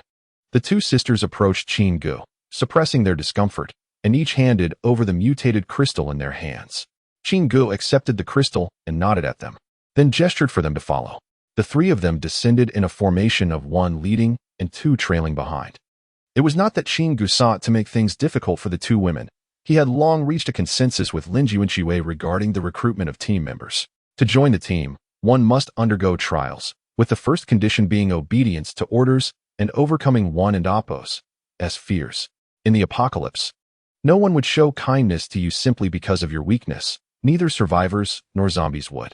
Qin Ge would never accept those who wished to enjoy the benefits without contributing, merely relying on their status as classmates. Even if they were to join the team, Qin Ge would treat them equally, without any preferential treatment due to their previous relationship as schoolmates. Moreover, Lin Juanxue's sister, Lin Junyao, had consistently lived and dined with the team members. That one time she sought to bask in her sister's glory by taking a shower in the RV, she was thoroughly scrutinized by Qin Ge. Soon, the trio reached the ground floor. At that moment, the Silver-Horned King had just killed a zombie and was disdainfully shaking off the zombie blood clinging to its mouth. As a mutated creature, the Silver-Horned King could not be infected by zombie blood, yet the foul stench was utterly repugnant to it. Indeed, it has developed a refined taste. Qin Ge mused, observing the Silver-Horned King shaking its head, secretly amused and feeling a sense of cunning triumph. He remembered the first time he encountered the Silver-Horned King. It had been gnawing on zombie flesh. After several meals of beef, the creature had transitioned from frugality to extravagance, quite a difficult adjustment. Ugh, how foul. Beef is far more delicious. I truly cannot comprehend why I was gnawing on zombie flesh just days ago. The Silver-Horned King complained internally, glancing at Qin Ge, who had just descended. This guy has brought along 2 more girls. Are they also following him for the sake of beef? As it pondered, the Silver-Horned King approached the 2 sisters to sniff them closely. But I can't detect any scent of beef on them. Ugh, humans are so complicated. Being a dog is much simpler, as long as there's beef to eat. In that case, following this guy isn't too bad. At least I get to enjoy beef every day. With this thought, the Silver-Horned King wagged its tail at Qin Ge, a broad grin on its face. Ding. Detected loyalty increase for Silver-Horned King 1. Current loyalty, 44, disgusted. Host, please continue to strive. Hearing the system's voice, Qin Ge cast a surprised glance at the Silver-Horned King. Puzzled, what did I do to merit an increase in loyalty? However, he did not dwell on it further. Any increase was better than none.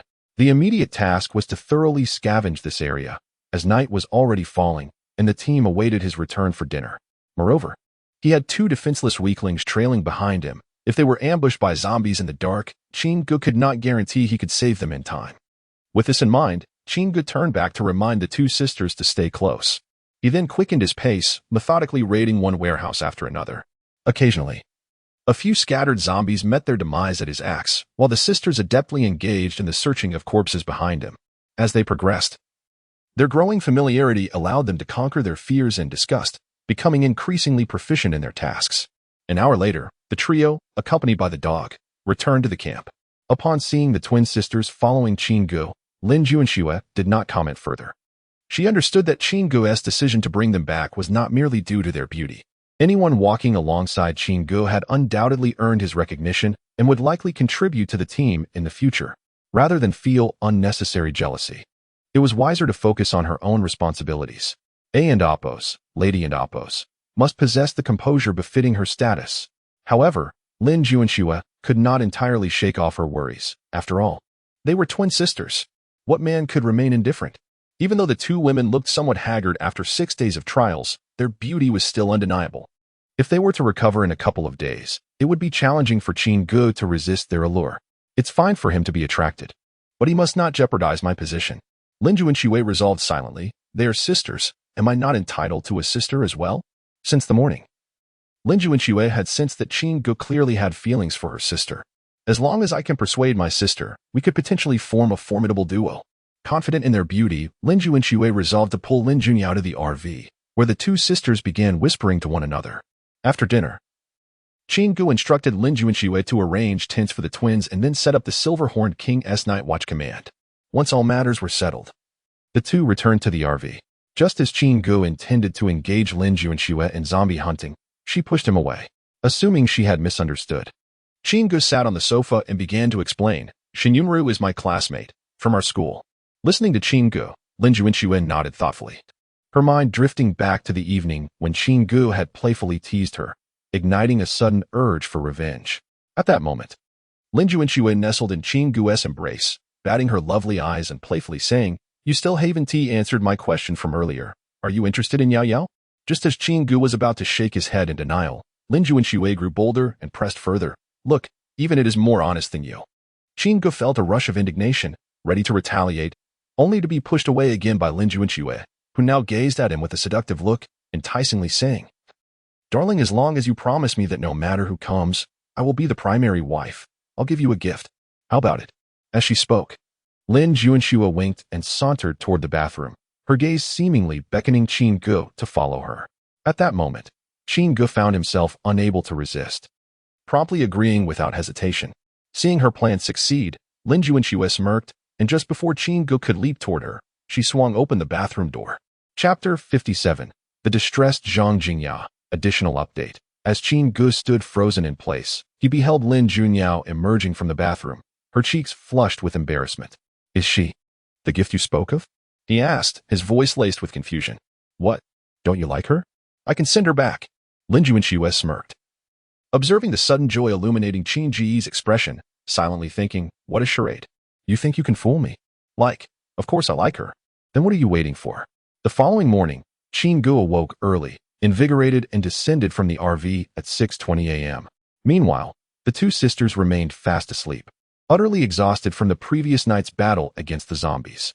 This was Lin Juanyao's first encounter with such horrors, and she had much to learn, especially at the tender age of 18. Both women were fatigued yet marveling at their husband-brother-in-law's seemingly endless energy. Unable to resist, Qinggu instructed the girls to prepare breakfast, then activated his wristband. Ding. Detected loyalty of Silverhorn King 1. Current loyalty, 45, displeased. Please continue your efforts. Observing the silver-horned king devouring its meal voraciously, Qinggu pondered, and Appos. I wonder what this creature consumed before the apocalypse. And Appos, and Appos, theoretically. If its former owner had been generous enough to provide it with antidote serum, they must have treated it well, and its diet wouldn't have been lacking. Why does it act so recklessly at the sight of beef? After all, Qinggu had witnessed how those who genuinely adored their pets indulged them extravagantly. It was and Appos, uncommon for people to celebrate their pets and Appos birthdays with lavish gifts, including cakes worth 170,000 yuan. Although he was unaware of the silver-horned king and Appos, as previous owner and Appos, as capabilities, he surmised that anyone able to care for a Czech wolf dog would hardly be as destitute as he appeared. Before he could delve deeper into his thoughts, the lookout sisters alerted him to a group approaching. Roughly 20 to 30 individuals, both men and women, were making their way toward them. Upon hearing the lookout's report, Chingu approached. The newcomers were none other than Zhou Yongli and his associates, who had arranged a transaction the previous day. Has so many joined your ranks in just one afternoon? Chingu inquired, a frown of suspicion creasing his brow as he regarded Zhou Yongli. Zhou Yongli quickly explained, Brother, we thought it was a rare opportunity to trade with you, so we summoned our former colleagues from the construction site to assist us. More hands make lighter work, right? While speaking, he retrieved a pack of cigarettes from his pocket and offered it to Chingu. Unlike before, the cigarettes were no longer crumpled. Seeing this, Chingu waved his hand. I don't smoke. Oh, Zhou Yongli exclaimed, smacking his forehead with a grin as he retracted the offer. I completely forgot. I actually didn't know you didn't smoke. I assumed you turned it down last time because you found them lacking. We come across some decent ones while scavenging these past few days, and I thought I'd offer you a good selection, given that you're our boss now. Zhou Yongli then signaled for a few of his companions to bring forth the collected zombie heads. Brother, look, we have a total of 420 zombie heads. As he spoke, he counted on his fingers. We'd like to trade 300 heads for 100 packs of instant noodles and 120 heads for 4 buckets of powdered milk. What do you think? With an eager expression, he turned to Chingu, who wasted no time calling over the sisters to begin counting the heads. Once the numbers were confirmed, Chingu retrieved the noodles and milk powder, handing over 2 bottles for mixing the powdered milk. After the transaction was completed, he regarded Zhou Yongli with a contemplative gaze as he watched him depart. At that moment, he sensed a change in Zhou Yongli, who once seemed so straightforward. Yet, Chingu considered, and Oppos, people change. What difference does it make to me how he evolves? Let him be. And Oppos. After breakfast, Chingu commanded the group to pack up and depart. Their destination was Jiangxing Normal University in the coastal district, a decision reached after discussions with Lin Juanxue and the other women the previous evening. With 46 members in their team, aside from the newly arrived sisters Shin Yunyun and Shin Yunru, all others were equipped with weapons. And most had acquired skills to combat zombies and awaken their abilities. Now, on the 7th day of the apocalypse, it was time to expand their ranks before other teams could establish themselves. Additionally, Zhang Kursen, a former student of Jiangxing Normal University, was well acquainted with the area. She revealed that beside the university lay the largest pharmaceutical company in Jiangxing, Shui Wangxingchen Pharmacy. Not only did Shui Wangxingchen Pharmacy stock a comprehensive range of medicines, but it also boasted an extensive inventory, including various medical equipment found in hospitals. After all, in an apocalyptic world, no one could guarantee they would and Oppos, fall ill. And every pill consumed was one less in stock. In the later stages of the last apocalypse, once various teams realized the urgency, medication prices skyrocketed. Seizing the moment while others remained focused on scavenging food and supplies, Chingu resolved to raid Shui Wangxingchen Pharmacy first. As they journeyed, Lin Junyao, newly married, walked closely beside Chingu, her face still flushed. It wasn't that she wished to avoid work. Rather, her movements appeared somewhat awkward. Having woken late, she had stepped down from the RV under the scrutiny of many, now lowering her head, her cheeks aflame, unable to meet anyone's gaze, a stark contrast to her previously lively and outspoken demeanor. Everyone, including Lu Yutong and the rest of the team, understood Lin Juanyao's situation well, and not a single person revealed any unusual expression. Instead, their gazes were filled with warmth and envy, as though this circumstance was entirely natural to them. However, Lin Junyao struggled to face the others, having called out brother-in-law for several days, now wishing she could hide in the RV forever. Another person whose demeanor was less than normal was Zhang Jingya, who was consumed by questions. Why is it Lin Junyao? Does the leader not fancy me? Chapter 58. Defiance until death. Within the gymnasium of Jiangxing Normal University, several young women huddled in a corner, their bodies trembling. Some wept softly in clusters, while others appeared dazed, their gazes vacant. One girl, clad in black, cast a menacing glare at those around her. Yet, without exception, all bore ashen faces, devoid of the strength to move. Nearby, beneath the basketball hoop, 3 young men stood, a mound of food stacked on the ground behind them. Xingge, which game shall we play next? The slender boy in a yellow hoodie, his hair dyed green, leered at his more robust companion. I say we take care of Jiang Wanqing today. As he spoke, he cast a lascivious look toward the girls. That little wretch Jiang Wanqing has probably been stringing you along. It's been days, and her wealthy father hasn't shown up. Perhaps he has already been devoured by zombies. The plump boy in a red hoodie squinted his beady eyes and chimed in, right. Xinggu, that little vixen is just stalling for time. Let us show her who is boss today. As the two egged each other on, Xinggu furrowed his brow and retrieved a loaf of bread from the pile of food. With a dark expression, he approached Jiang Wanqing. In the corner, Jiang Wanqing was softly comforting a girl who was quietly sobbing. Upon noticing someone approaching, she instantly furrowed her brow, knowing without a doubt that it was that rogue Li Xing coming her way. The thought of their recent vile actions made her wish she could hurl them all into the jaws of the undead, though they had yet to commit any egregious acts against her. Having even given her 2 loaves of bread, she was acutely aware that they were merely intimidated by the rescue team she had mentioned, and that she could not deceive them for long. Furthermore, Jiang Wanqing was fully aware of Li Xing and Oppo's intentions towards her. In truth, Jiang Wanqing had known him even before the apocalypse. Though they had never exchanged words, each time their paths crossed, she could see the lewd desire in his eyes. Thus, whenever he attempted to strike up a conversation, she would find an excuse to slip away, keeping her distance. However, as the captain of the basketball team and the cheerleading squad at Jiangxing Normal University, their encounters were unavoidable. Over time, she noticed that Li Xing's girlfriends changed every few days, further tarnishing her impression of him. Not long ago, the university had been preparing for the spring basketball tournament, demanding extra hours of practice from both the team and the cheerleading squad. Consequently, when the apocalypse erupted, they found themselves in the gym even past 10 o'clock at night. As the remaining boys fought to evade the undead, Li Xing callously pushed 2 of his peers, with whom he had a strained relationship, into the clutches of zombies. While the trio managed to dispatch the zombies feasting on their fallen comrades and seal the gymnasium doors to prevent anyone from entering or exiting, they subsequently smashed several vending machines and hoarded all the food, positioning themselves as saviors and demanding the surviving girls serve them in exchange for sustenance. Initially, the girls vehemently refused, but it wasn't long before hunger forced them to capitulate. When the first girls succumbed to their tyranny, the rest realized the true nature of these beasts. They employed grotesque methods in plain view of all, utilizing whatever implements they could find: badminton rackets, table tennis paddles, and even dumbbells. Within 2 hours, that girl had met a tragic end. From that point onward, the 3 brutes discarded all pretense, no longer needing to resort to threats of starvation, as the girls, weakened by days of hunger, could not resist. Over the course of 7 days, every girl fell victim to their depravity, with Jiang Wanqing being the sole exception. Had she not used her wealthy father's status as a shield, promising that a rescue team would surely come for them, she would have likely suffered the worst fate of all. In truth, by the 3rd day of the apocalypse, when Jiang Wanqing attempted to call her father, the line was dead. It was then she realized he might have met with misfortune, yet she had no alternative but to keep fabricating excuses. Now, as she watched Li Xing approach with a sinister expression, she knew that today would not end well. Determined, she resolved, if it comes to that, I would rather die than endure the humiliation at the hands of these scoundrels.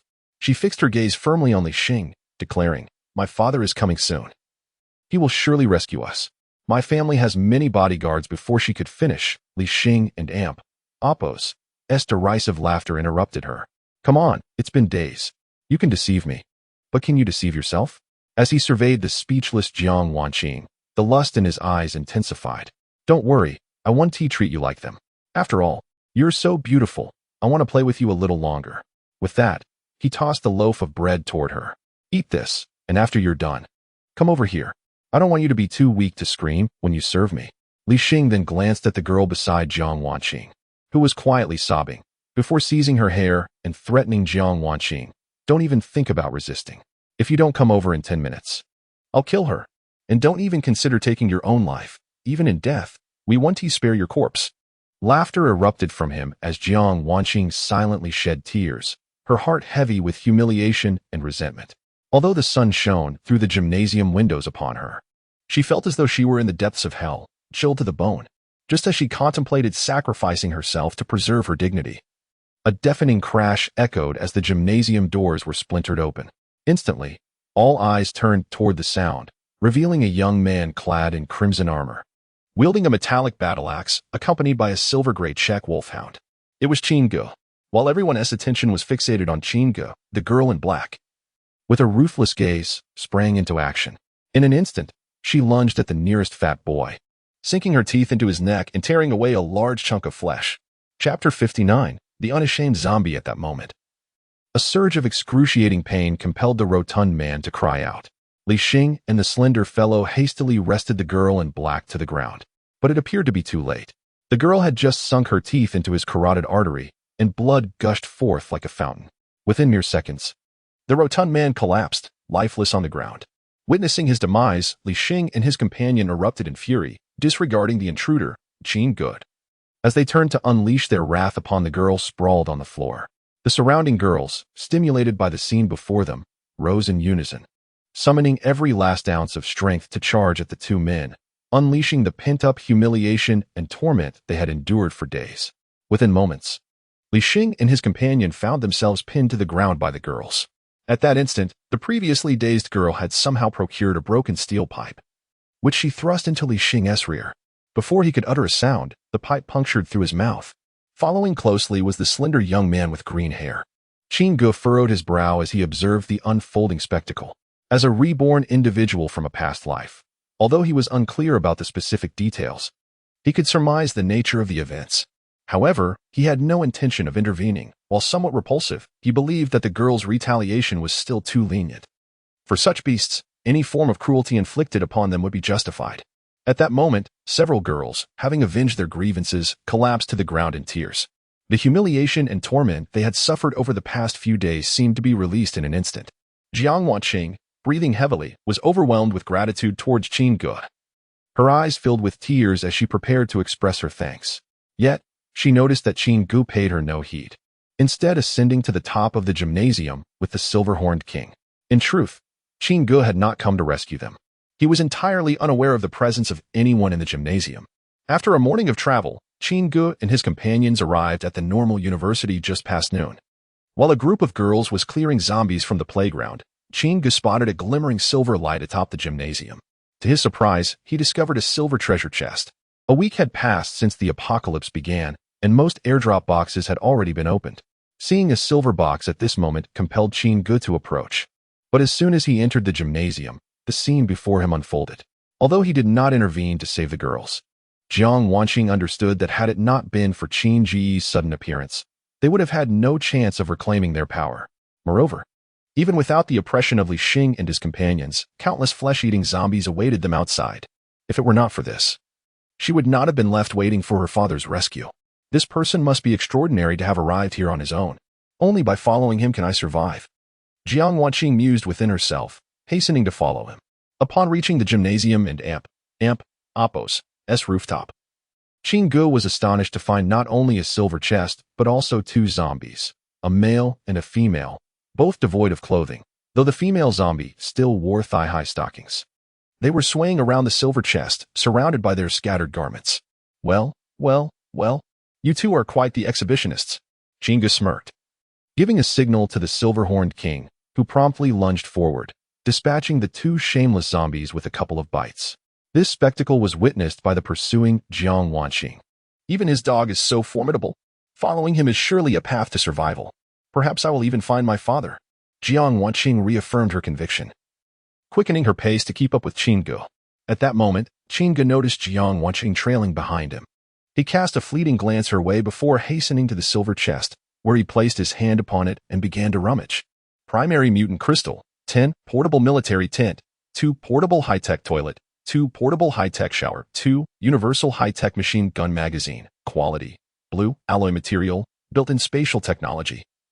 Miniature anti-gravity device. The magazine can hold 2,000 rounds for compatible firearms without increasing its weight, suitable for all light heavy machine guns on Water Blue Star. Please do not use continuously to avoid overheating the barrel. To Qin Ge and Oppo's surprise, the silver chest contained no rice balls or water. Instead, it was filled with essentials.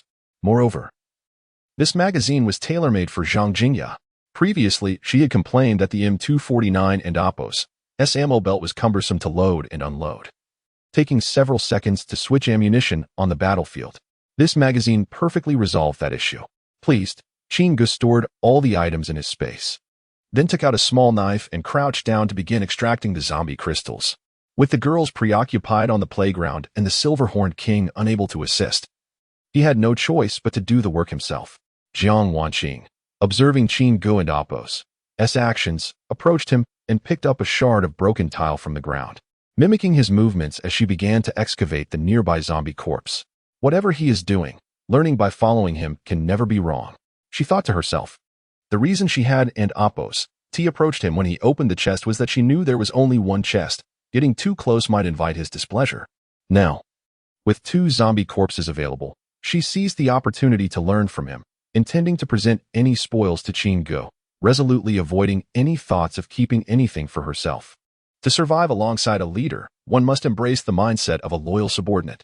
As Chin-go watched Jiang Wanqing's actions, he couldn't help but regard her with newfound respect. She was the first girl he had encountered who could maintain her composure while excavating mutant crystals without succumbing to nausea. It was evident that she had not eaten much over the past few days, just as Chin-go was keenly observing her. Jiang Wanqing seemed to discover something within the zombie's head. Upon touching it, she extracted a diamond-shaped crystal. Glancing briefly at the mutant crystal in her hand, she promptly handed it over to Chin-go. She said nothing further, instead picking up a piece of clothing strewn nearby to wipe her hands.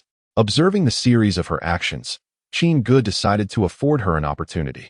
What do you find most terrifying in this apocalypse? Listening to Chin-go and Appos' words, Jiang Wanqing paused for a moment, then after a few seconds of contemplation, replied, "The human heart." Chapter 60, The Beautiful Doctor, additional update, in Jiang Wanqing's perspective. Amidst the apocalypse, zombies were not the true terror, nor was the scarcity of resources particularly frightening. After all, one could fight zombies and find resources despite the challenges. These issues were resolvable. However, the most daunting aspect was the absence of legal constraints, the exposure of those vile and grotesque facets of humanity that had no moral compass. Zombies would not bring about the extinction of humanity. Rather, it was humanity itself that would do so. Jiang Wanqing spoke with a serious expression. Chin-go squinted as he observed Jiang Wanqing, his mind racing with recollections. He did not recall anyone by that name in his previous life in Jiang City. Her perspective, intellect, and decisive approach suggested that, given time, her achievements would rival those of Lin Yuanxue. Yet, in the chronicles of the past, there had been no second female powerhouse. Perhaps she had not survived the early days of the apocalypse? Chin-go pondered silently. It is quite possible. Had he not intervened, she might have faced dire consequences. With that thought, he nodded at Jiang Wanqing, signaling her to follow. The trio swiftly descended from the rooftop. Upon reaching the first floor of the gymnasium, Chin-go was met with a harrowing scene. The girls who had just avenged their grievances lay hand in hand on the ground, each with a deep gash at their necks, blood pouring forth. The last among them clutched a utility knife in her hand. Witnessing this tragic sight, Chin-go sighed deeply. In this apocalypse, some lived in humiliation, while others chose to embrace death with fervor. Given their harrowing experiences, rather than languishing in painful memories, their choice now could be seen as a form of liberation. Many women had faced similar fates, yet only Zhang Kursin had achieved self-redemption. Exiting the gymnasium, it was now 12:50. Under Qin Ji's guidance, the girls had dispatched all zombies but had not excavated any mutated crystals. Instead, they had gathered the corpses together. Chin-go then instructed them to prepare a meal, asking the cook to add extra seasoning to ensure the aroma wafted throughout the university campus. Meanwhile, several girls remained in the dormitory, peering out of windows to observe the activities below. They watched as the girls cleaned up the zombies and arranged their bodies, feeling puzzled by their actions. However, their minds were soon consumed by the tantalizing aroma of food, which surged to their brains, stimulating their senses. Having holed up in the dormitory for a week without daring to venture outside, most had exhausted their supplies days ago and were now ravenously hungry. Seeing the girls below enjoying their meal, they rushed downstairs. With the objective achieved, Lin Yuanxue knew it was her turn to step forward. She took a megaphone and began to speak to the gathering girls, recounting her experiences at Z University. She even demonstrated how to extract mutated crystals. Upon hearing the request, a significant portion of the girls dispersed, while the remaining few formed groups to excavate the crystals. The scene evoked deep reflections among the team members, reminiscent of their own past experiences. After enduring numerous trials together, they felt grateful for their wise choices. Soon, those newcomers, who were simultaneously retching and digging, would also find solace in their decisions. Before long, all the remaining girls had finished excavating the mutated crystals and submitted them. Lin Yuanxue then arranged for the newcomers' first meal. Though everyone received the same food, The new arrivals found it exceptionally delicious, as it was their first hearty meal in days. Some even began to cry, stuffing their mouths with food as tears streamed down their faces. At that moment, a somewhat frail girl wearing round glasses appeared to recall something. She raised her hand to address Lin Juanxue, Sr. May I request a favor? Having just heard the old team members call Lin Juanxue Sr., she imitated them. What is it? Lin Juanxue, who had just taken a bite, looked at the girl with a slight frown, wondering why the newcomer would make a request right after receiving food.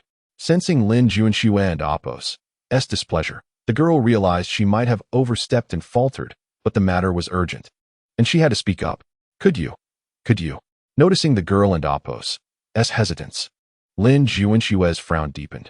Could it be that she has something of great importance to convey? With that thought, Lin Juanxue set down her bowl and approached the girl to inquire further. Eventually, the girl unveiled her thoughts. On the day the apocalypse erupted, she had been running a fever. Around 10 at night, feeling increasingly unwell. She had called the school infirmary, where the on-duty nurse, Wei Ningru, was preparing to bring her medicine when the apocalypse began. Though her illness had since subsided, Wei Ningru remained trapped in the infirmary. Now that she had escaped, the girl remembered her and, recalling the scene of their battle against the zombies, believed they could rescue Nurse Wei. However, as soon as she spoke, she realized her naivety. During an apocalypse, no one had an obligation to save a stranger. Thus, she became increasingly hesitant, torn between desperation and uncertainty. Yet, having voiced her plea, she could only muster the courage to implore Lin Juanxue. Nurse Wei is truly a wonderful person. She is beautiful, skilled in medicine, and always treats us with kindness. At that moment, Chingu overheard the girl's words. He had been troubled by the absence of a doctor in their group, and hearing about a beautiful doctor, a skilled physician, trapped in the infirmary, piqued his interest. He interrupted the girl's request to Lin Juanxue, lead the way. Following the girl's guidance, Chingu and the Silver-Horned King swiftly arrived at the administrative building housing the infirmary. However, as they reached the entrance, the Silver-Horned King hunched low, warily peering inside while emitting low growls, as if sensing something dreadful within. At that moment, Chingu too felt an ominous presence, swiftly brandishing his battle axe and shielding the girl behind him. In an instant, a deafening crash echoed as the entrance of the administrative building was shattered. Chapter 61, The Perverse Master and Servant. At this moment, a muscular, half-naked zombie appeared at the entrance of the administration building. Unlike other zombies, this one had green eyes and slightly bluish skin, covered in a multitude of purple boils. Fragments of shattered glass from the door were embedded in its body, slicing open the boils and causing filthy pus and blood to ooze out, provoking a wave of nausea. Dog Ding? The girl leading the way exclaimed, hiding behind Chingu. Despite the zombie and Apos' drastic transformation, she instantly recognized it as Ding Wei, the notorious head of the academic affairs office at their school. He was infamous, having taken advantage of his position as the principal and Apos' brother-in-law to harass female teachers and even students, coercing them to his office under the pretext of academic discussions. Several timid girls had even been subjected to his lewd behavior, with videos recorded for blackmail.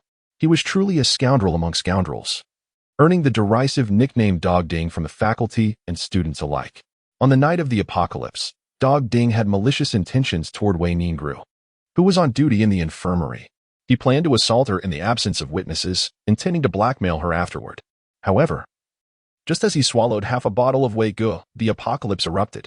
The girl with glasses briefly explained the origin of Dog Ding's nickname, but was equally baffled by his current grotesque form. Chingu squinted, scrutinizing the oddly shaped Dog Ding. He recalled that, 6 months into the apocalypse in his previous life, some unusual zombies had indeed emerged, but he had never encountered one like this. Could this be the evolved zombie mentioned by the system? He pondered, inquiring, System, what is this creature? Ding. Detected mutated zombie. Please exercise caution. Host. A mutated zombie? This zombie consumed a large quantity of expired medication prior to mutation, resulting in its aberrant transformation. Hearing the system's explanation, Chingu felt a sigh of relief. Fortunately, it's not one of those upgraded special zombies. Otherwise, their evolution would be alarmingly rapid. However, the system and Apos' voice interrupted his thoughts again, detected that the mutated zombie possesses overall strength superior to ordinary zombies. Please exercise caution. Host. At this moment, the transformed Dog Ding lunged at Chingu, its muscles bulging as it charged like a mountain of flesh. Just as it was about to collide with him, Chinga deftly sidestepped, pushing the girl with glasses behind a stone pillar at the entrance for cover. He then leaped into action, swinging his battle axe down at Dog Ding, severing its right arm in one swift motion. The severed limb fell to the ground, shrinking back to its normal size, while dark zombie blood continued to pour from the stump. Yet, the now zombie Dog Ding felt no pain and reached out with its left arm to grasp Chingu. Slow. Too slow. Chingu thought disdainfully. It seemed that even as a zombie, Dog Ding remained sluggish. Despite its mutation, its movements were still inadequate in Chingu's eyes. You don't even deserve those expired Wei Gu. With a smirk, Chingu, with his 48 agility points, easily evaded the grasp of this feeble creature. He leaned back, dodging the attack, then executed a swift kick at Dog Ding's chin, sending it flying. Seizing the opportunity, Silver Horn King leaped onto Dog Ding and Appo's back, delivering a barrage of strikes to its lower back, extracting its 2 decayed kidneys within seconds. As the mutated Dog Ding attempted to rise, Chingu swiftly approached and cleaved its head off with a single swing of his axe. Drawing his dagger, he instructed the girl with glasses to extract the mutated crystal, and together they proceeded into the administration building. Before leaving, Chingu spat on Dog Ding and Appo's corpse, then activated his wristband. Upon receiving the command, Silver Horn King hesitated momentarily, confusion filling its canine eyes. However, it soon complied, lifting its hind leg to urinate on Dog Ding's remains. It's ridiculous for me to urinate on its corpse. Silver Horn King mused. This creature has truly become more depraved. But as long as there's beef to eat, it's worth it. After finishing, Silver Horn King hurried to catch up with Chingu, recalling its previous weakness and instability. A shiver ran down its spine as it hurried to follow, thinking, what a perverse fellow, always engaged in such disgusting antics. It's best not to provoke him, but as long as I obey, there's beef to be had? Ding. Detected target Silver Horn King's loyalty increased by 1.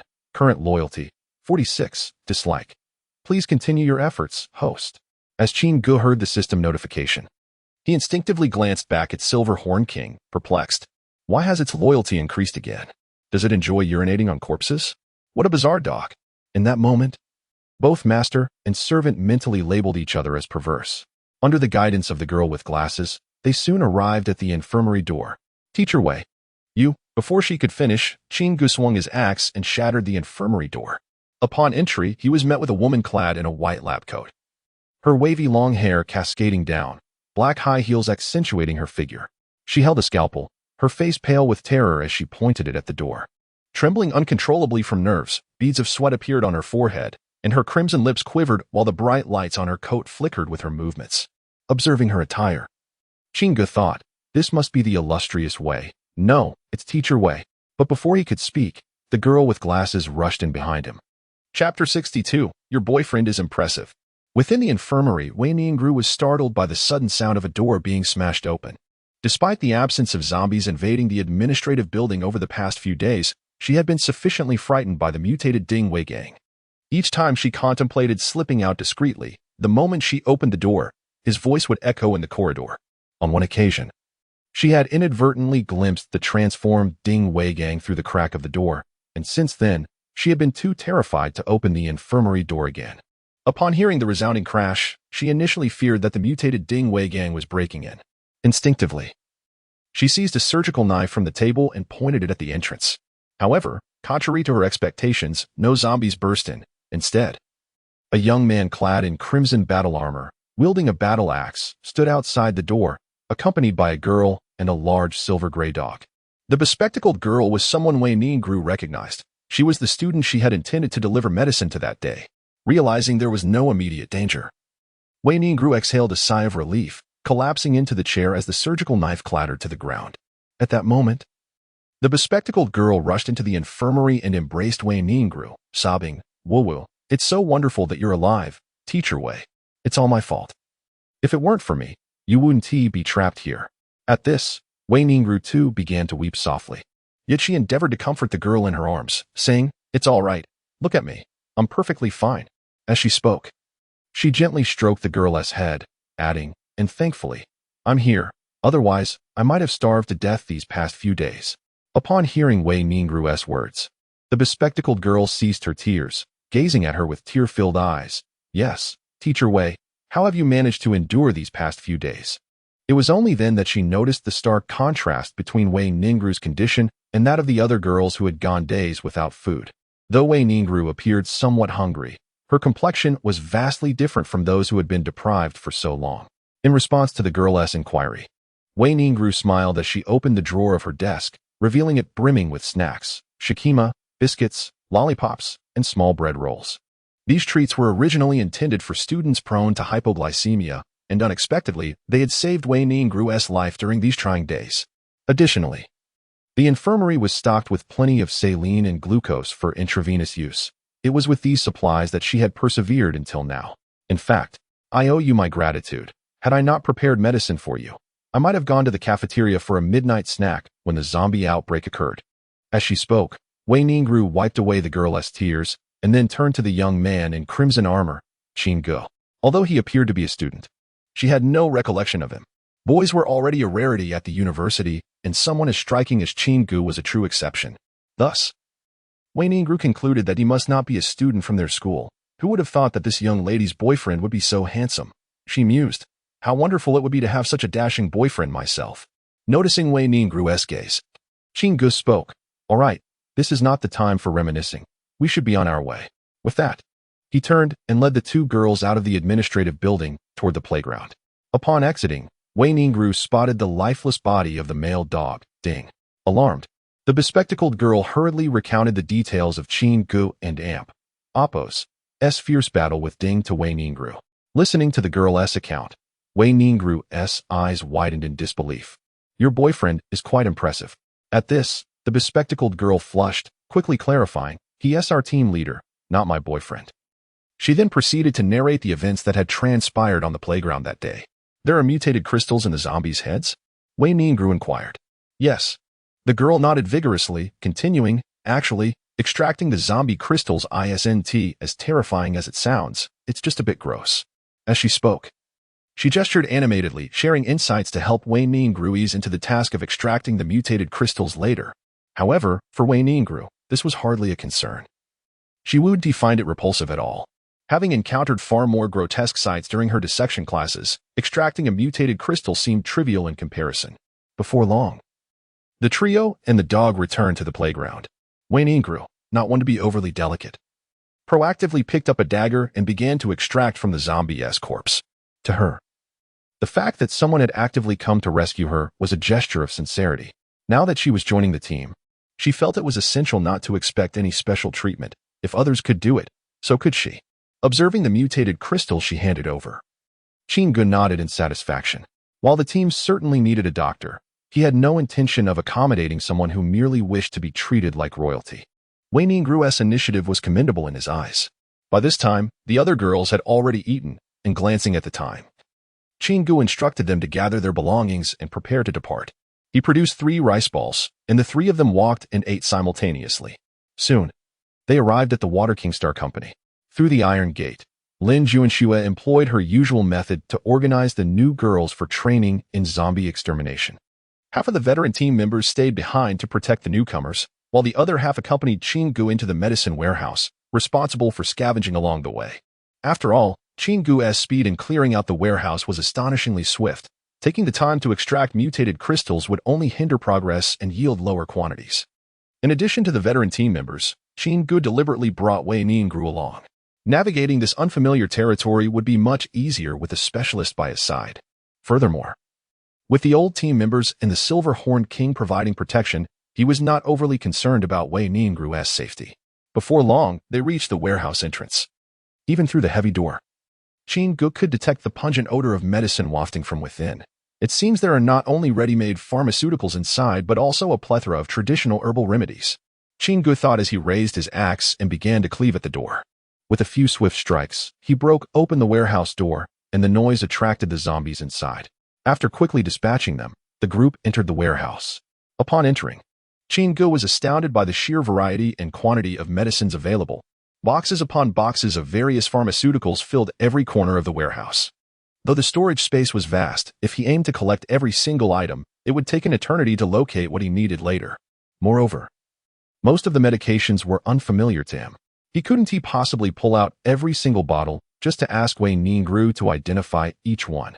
Bringing her along was indeed a wise choice. As they ventured deeper into the warehouse, Wei Ningru began to explain the effects of the boxed medications while Qin Ge listened and took notes.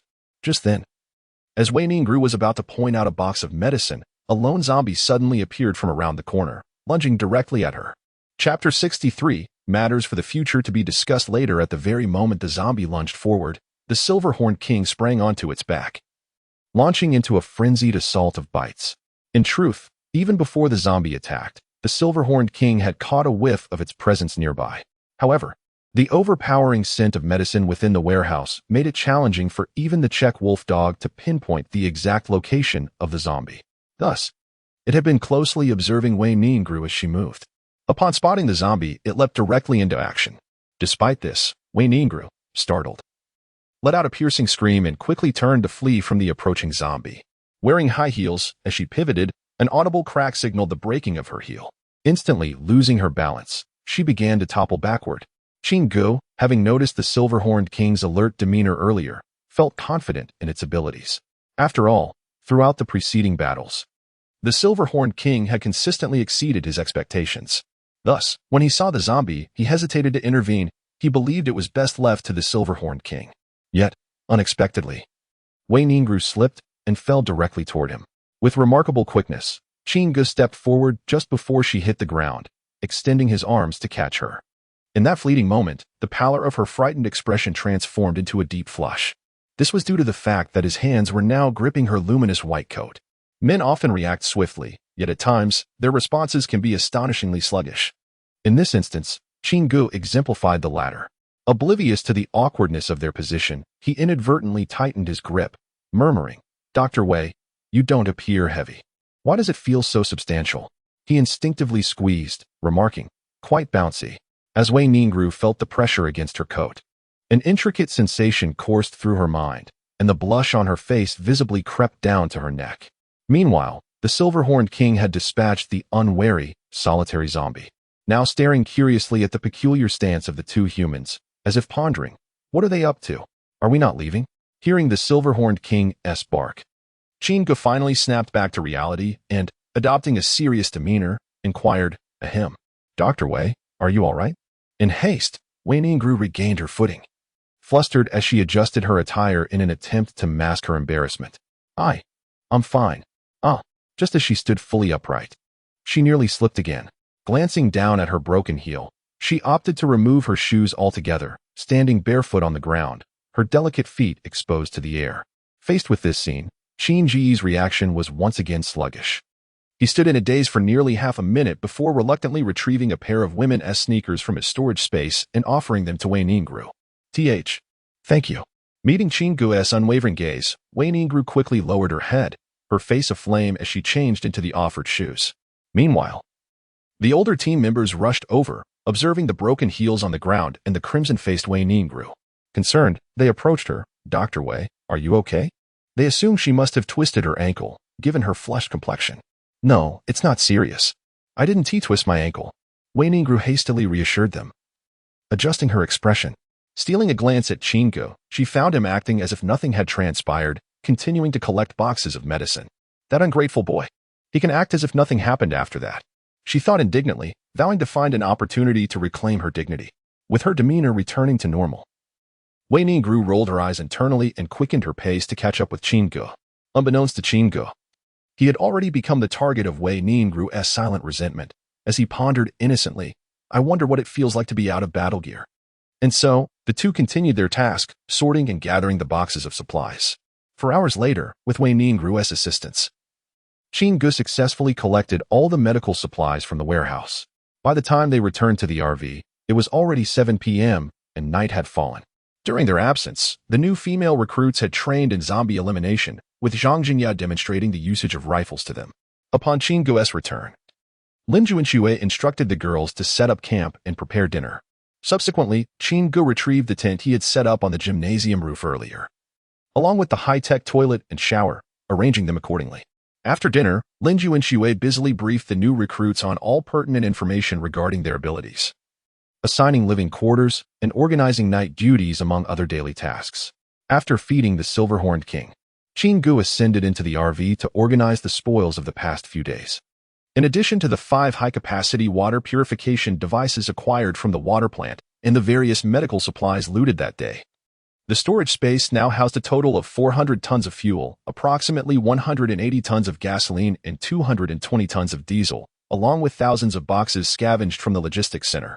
Gazing at the myriad of boxes of varying sizes, Qin-ge felt a wave of exasperation wash over him, pondering how long it would take to sort through them all. Nevertheless, he soon found solace in the thought that, during times of boredom, he could enjoy unboxing with his wives, as women often delight in such surprises. With a smile tugging at his lips, Qin-ge envisioned the delightful moments ahead, but decided that matters for the future could wait. First, he needed to fill the fuel tank. Resolute, he took several barrels of gasoline and descended from the RV, directing the spout toward Shifeng's fuel inlet. 1 barrel, 2 barrels, 3 barrels. Before long, he found himself astonished. It seemed as if the tank was never going to fill. As he poured barrel after barrel, it became evident that Shifeng required a staggering 21 barrels before reaching capacity. Typically, the fuel tanks of medium-sized RVs range from 70 to 180 liters. And even larger heavy-duty RVs only hold about 300 to 500 liters. Yet, the original Normadison was designed with a 600-liter tank. However, given the current situation, Shifeng's tank capacity must be at least 1,500 liters. Before refueling, the gauge on the control panel indicated that a third of the fuel remained, leaving Qin-ge once again astounded by Shifeng's extraordinary configuration. Chapter 64. My husband is so enthusiastic. After refueling, Qin-ge returned to the RV and activated the system. Ding! Detected the host and amp. Oppos's first kill of a mutated zombie today. Reward. 1 super lottery draw. Would you like to initiate the draw? Oh, how delightful. I never expected that slaying a drugged scoundrel would yield such unexpected rewards. Qin-ge grinned widely at the system and exclaimed, Draw, give it to me hard. Pull with all your might. Initiating the lottery now. Please remain calm. At that moment, a virtual anime girl materialized on the central control platform. Glancing at Qin-ge with a mix of exasperation, she then opened the lottery interface, accompanied by a cheerful tune. The pointer soon came to rest on a pair of black and white stockings. As Qin-ge gazed at the lottery results, he couldn't help but mentally berate the system. System, are you messing with me? What use are these stockings to me? I and Oppo's got plenty of those in my inventory. I barely managed to take down. No. I mean eliminate a mutated zombie. Do you realize that a mutated one possesses greater strength than a regular zombie? As he ranted internally, he pretended to wipe non-existent tears from the corners of his eyes. That battle was nothing short of earth-shattering. I nearly lost my life multiple times to bring that monster down. And this is what you reward me with? Unacceptable. I demand a reroll. No. I want 3 more draws. Just as Qin-ge was furiously cursing in his mind, he heard the system's resigned voice again. Please remain calm. The prize is 2 pieces of blue-quality equipment, not ordinary stockings. Please examine them closely before making comments. Additionally, this system has recorded the entire process of your battle against the mutated zombie. Please do not exaggerate or attempt to extort this system. With that, the anime girl rolled her eyes at Qin-ge and vanished from the control panel. At this point, Qin-ge noticed the 2 stockings in his hands. Black flame stockings, quality, blue, enhanced high-tech equipment, agility 5, flame elemental damage 50. Lightweight and durable, does not snag, for female ability users only. Frost stockings, quality, blue, enhanced high-tech equipment, agility 5, ice elemental damage 50.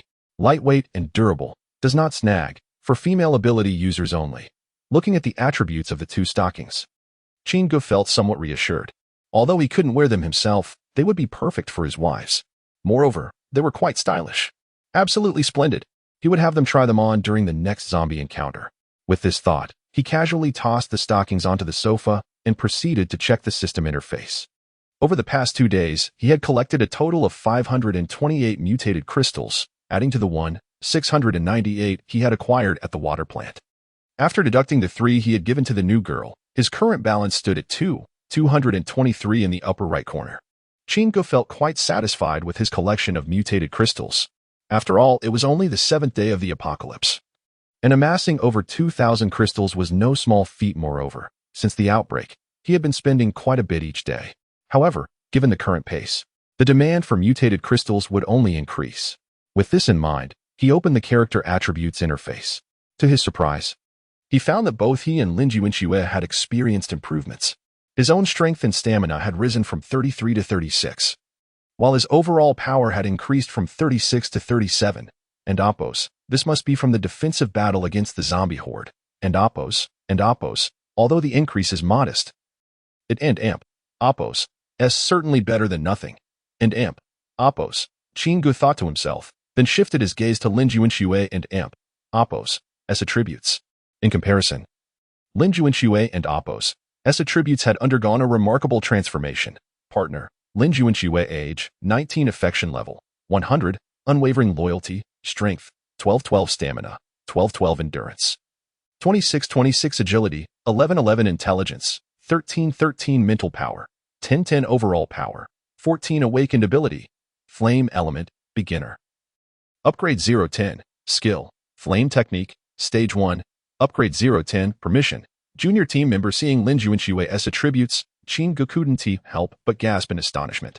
In his previous life, while evading danger during the apocalypse for over a year, his overall power had barely reached 9. Yet, in just a few days, Lin Junshui's attributes had improved so dramatically. Truly, in the apocalypse, only the fittest survive. However, what pleased him the most was her perfect score of 100 in affection. Qinggu had long anticipated that Lin Junshui's affection level would max out, especially since he often received system notifications during their zombie hunts. Ding. Lin Junshui's affection level 1. Now, seeing the maxed out affection level with his own eyes brought him great joy. It was all worth it after diligently leading her to battle zombies every night. However, Qinggu soon pondered a question. System, why is only Lin Junshui and Appos' attribute panel displayed? Why not Lin Junyao and Appos'? Ding. Host has not actively scanned the target. Would you like to scan? Yes, no, yes. Ding. Detected target Lin Junyao and Appos' affection level 100, unwavering loyalty. Would you like to bind partner? Yes, no, yes. In the next moment, Lin Junyao and Appos' attributes appeared on the screen. Partner, Lin Junyao age, 18 affection level, 100, unwavering loyalty, strength, 10-10 stamina, 9-9 endurance, 19-19 agility, 10-10 intelligence, 9-9 mental power, 9-9 overall power, 11 awakened ability, ice element, beginner. Upgrade 0-10, skill, frost binding, stage 1, upgrade 0-10, permission, not set having set Lin Junyao as a junior team member. Qinggu inquired of the system once more, can I still bind others? Ding. The listening to the system and Appos' response, Qinggu contemplated silently. Unless it was someone with maxed out affection who could fight zombies alongside him, he would not even for simple tasks like opening or closing the door. As Qinggu mused, upon entering the RV, the sisters immediately spotted the black and white stockings glimmering. Lin Junshui approached, picked up one pair, and handed the other to the blushing Lin Junyao. Then my husband is in such high spirits. Chapter 65, The Mysterious Dragon Palm. At this moment, Qinggu regained his composure and began to elucidate the properties of the stockings to the two ladies. Upon hearing Qingji's explanation, the sisters exchanged glances, astonished to discover that these seemingly it was evident that these stockings were indeed equipment rather than mere gear. Seated on her eyes sparkling with mischief as she regarded Qinggu. I initially thought these were gear prepared by my husband. Qinggu cleared his throat, ahem. They can also be considered an Appos' stern leader he had been during the day. Why don't you both try them on first? At this juncture, Qinggu was awkwardly pondering the possibility of them not fitting well. But who could possibly find stockings ill-fitting? Who had appeared so dignified and unyielding in front of others, transformed into an unabashed rogue. Lin Junshui could no longer withstand Qinggu and Appos' urging gaze, and Lin Junshui still found it difficult to change clothes unabashedly in front of Qinggu, and Lin Junyao felt even more shy. Of course, this was only unless Qinggu explicitly requested it. Do we really have to wear this? In the bathroom, Lin Junyao stared at the deep V-neck battle robe Lin Junshui had handed her, blushing as she questioned, the sheer fabric, lace, semi-transparent. This is far too revealing. Despite the events of the previous night, Lin Junyao still felt a bit shy. She could vividly recall Qinggu's ravenous gaze from last night, instantly reminded of their encounter fighting zombies together. Her cheeks flushed crimson as she clutched the newly donned white outfit tightly. Why be afraid? There are no outsiders here, Lin Junshui remarked nonchalantly while changing. Put it on. Your brother-in-law picked it out. The brother-in-law picked it? Yes, he chose it while we were at the shopping center. Upon hearing her sister's words and glancing at the two identical battle robes in different colors, Lin Junyao was momentarily taken aback. So, brother-in-law has been plotting since then, and oppose, and I was blissfully unaware, and oppose. Initially, she thought Qin Gu and oppose's intention stemmed from a possessive nature. But it seemed he had been scheming all along. No wonder he barged in while I was bathing. Remembering that night, Lin Junyao felt as though she had walked right into a den of wolves. It's a pity my sister is so oblivious. Thinking she is giving me a pep talk, and oppose, oppose. If my sister had oppose, said anything, that lecherous brother-in-law would have surely found a way to devour me, and oppose, naughty brother-in-law, lecher. After exclaiming this, her face, already flushed, felt as if it could bleed from embarrassment. Upon hearing Lin Juanyao's unexpected remark, Lin Juanxue realized the girl had undoubtedly misunderstood. In truth, Lin Juanxue was not mistaken. The battle robes had indeed been selected by Qin Gu at the shopping center. However, he had initially only chosen a few for Lin Juanxue. And she, in an effort to prevent Qin Gu from growing weary of the same aesthetic, had collected each garment in various colors. It was not that Qin Gu had specifically selected them for Lin Junyao. Nevertheless, Lin Juanxue had no intention of clarifying, as sometimes certain misunderstandings could actually foster deeper connections. Before long, the bathroom doors swung open. The sisters emerged hand in hand, one clad in black, the other in white. The black ensemble exuded a seductive allure, captivating with every movement, while the white attire embodied purity and sweetness, with a hint of youthful charm in her bashful gaze. Seeing this, Qin Gu could no longer contain himself and was about to whisk the two sisters away to the larger vessel behind them to fight zombies. No, to inspect the quality of their new gear. However, he was halted by Lin Juanxue. Hold on, dear. As she spoke, Lin Juanxue swatted away the hand that had reached for her waist. I still need to report on matters concerning the team. Upon returning to the RV, Lin Juanxue had intended to discuss the day's team activities with Qin Gu. However, the conversation had been interrupted by the stockings. If she did not speak up soon, they might end up battling until dawn. In this apocalyptic world, each day brought unpredictable circumstances, and it was crucial to keep Qin Gu informed of both minor and major affairs within the group, allowing for timely preparations. Listening to Lin Juanxue, Qin Gu managed to suppress his impulse to battle zombies, for he was not one to neglect the larger picture. However, he did embrace both ladies while seated on the sofa, admiring their outfits as he listened to Lin Juanxue's report. Before long, his hands began to develop their own intentions, faced with the striking contrast of the sisters' black and white ensembles. Qin Gu concocted a unique martial arts technique, the mysterious dragon palm. Today, we have gathered a total of 71 females, including Jiang Wanqing and Dr. Wei. Dr. Wei. The night watch consisted solely of veteran team members. At this moment, Lin Juanxue appeared exceedingly uncomfortable, attempting to deliver her report while stammering, as if harboring an unspeakable secret. I intend to mix the veteran members with the newcomers, to reorganize them. This way, the veterans can mentor the newcomers, enhancing their skills, and also preventing them from forming cliques. Before long, Lin Juanxue could no longer bear it, her face flushed with embarrassment as she shot Qin Gu an annoyed glare. Could you please let me finish my thoughts? Honey, you should check on Yao Ao's equipment first. Be a dear. Initially, Lin Juanxue offered a reprimand, then sweetened it with playful affection. Upon hearing this, Lin Juyu was indignant, transforming into a furious little cat. Sister, how could you do this? You are actually instructing brother-in-law to bully me. Brother-in-law is already so mischievous. Before she could finish, Qin Gu turned his face in mock anger, looking at Lin Juyao. You still call me brother-in-law? Isn't it time for a change? Upon seeing this, Lin Juyao quickly complied, becoming obedient as she shyly addressed Qin Gu, husband. Only then was Qin Gu satisfied and began to inspect the white outfit.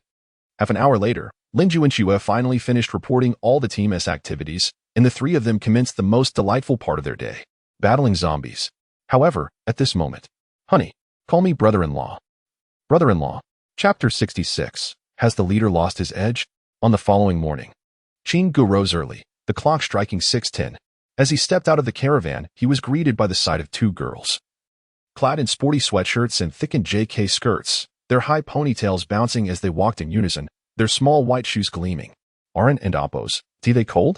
Qin Gu thought, momentarily taken aback by the identical twin sisters before him. He couldn't help but glance again at their long, slender legs, pondering, is that the fabled bare leg artifact? Upon noticing Qin Ji's presence, the sisters hurried towards him, their faces alight with excitement. "Leader, we have awakened!" they exclaimed in unison, their voices brimming with joy. "Oh, what extraordinary abilities have you awakened?" Chingu inquired, all the while tending to the silver-horned king in his hand. Recalling that Lin Juanxue had mentioned the twins and Appos awakening the previous night. With over 100 team members, each possessing a variety of abilities. He did not initially dwell on the twins' newfound powers. However, as the sisters described their abilities, Chingu gradually ceased his actions, his eyes widening in astonishment as he listened. "Shen Yunyan, I have awakened a psychic ability. My skill, telepathy, allows me to perceive the moral standing of a target towards myself and read the thoughts of those with lower mental strength. With permission, I can also access the thoughts of those with higher mental strength. Attempting to forcibly read the mind of a powerful psychic will result in backlash. Shen Yunru, I have also awakened a psychic ability. My skill, Soul Link, enables me to connect with up to 3 individuals, sharing vision, thoughts, and sensory experiences. Those with higher mental strength can voluntarily sever the connection. Remarkable. Both of you possess the rare psychic abilities." Qin Ji's mouth formed an astonished ta shape, and after a moment of shocked silence, he regained his composure.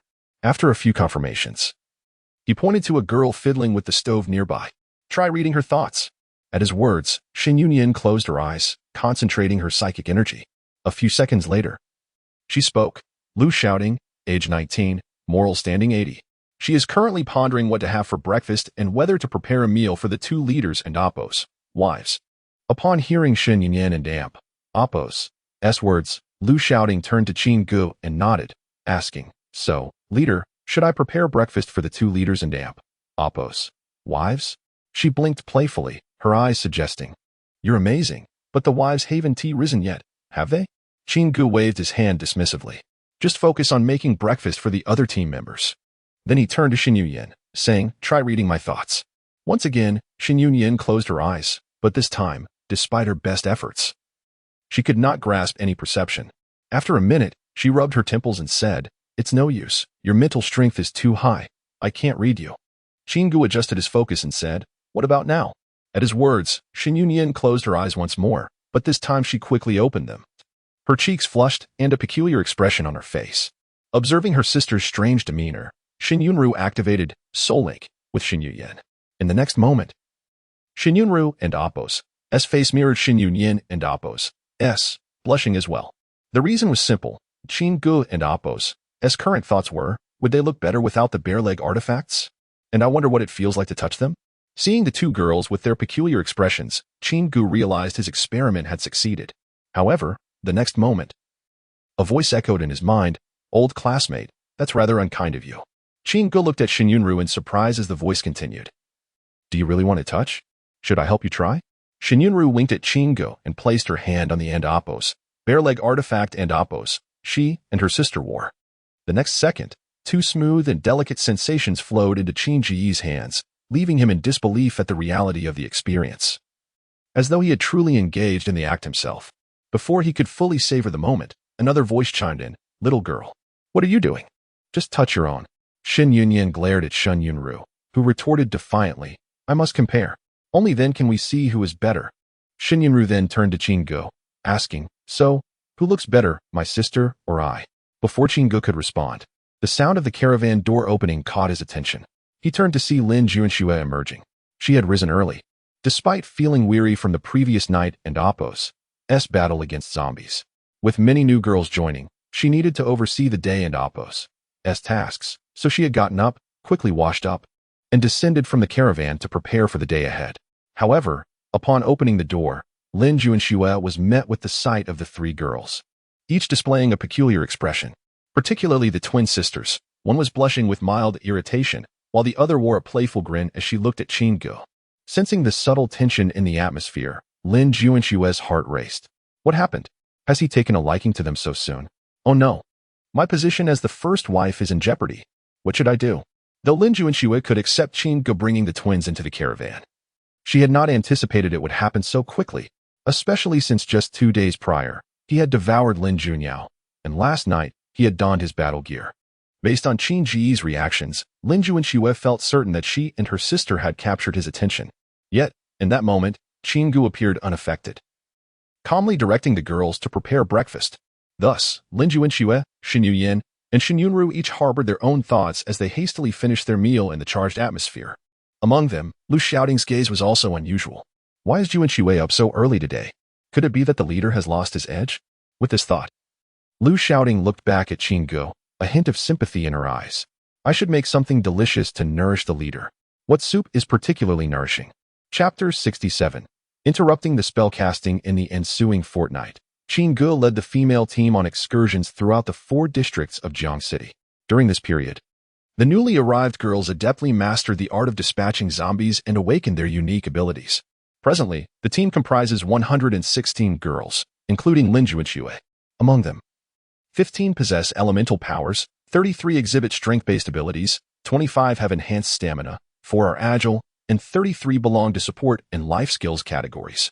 Notably, Jiang Wanqing and Wei Ningru awakened particularly extraordinary abilities. Jiang Wanqing's psychic skill, Puppet Doll, allows her to induce rapid hypnosis, compelling the target to obey commands for a duration determined by the mental strength of both parties, and effective against those with superior mental fortitude. Conversely, Wei Ningru's summoning ability, Giant Bear Strike, conjures a battle-ready armored bear whose combat prowess is contingent upon the summoner's overall strength, lasting for 30 minutes. Additionally, there are 2 individuals with psychic abilities, Shen Yunya and Shen Yunru, 1 healer, Lu Yutong, and 1 with night powers, Zhang Kersen. At this juncture, the team's strength has become formidable. As the days progressed, the streets grew increasingly populated. Most households had exhausted their food supplies within the first week of the apocalypse, compelling many to venture out in search of resources. Over time, various small groups formed.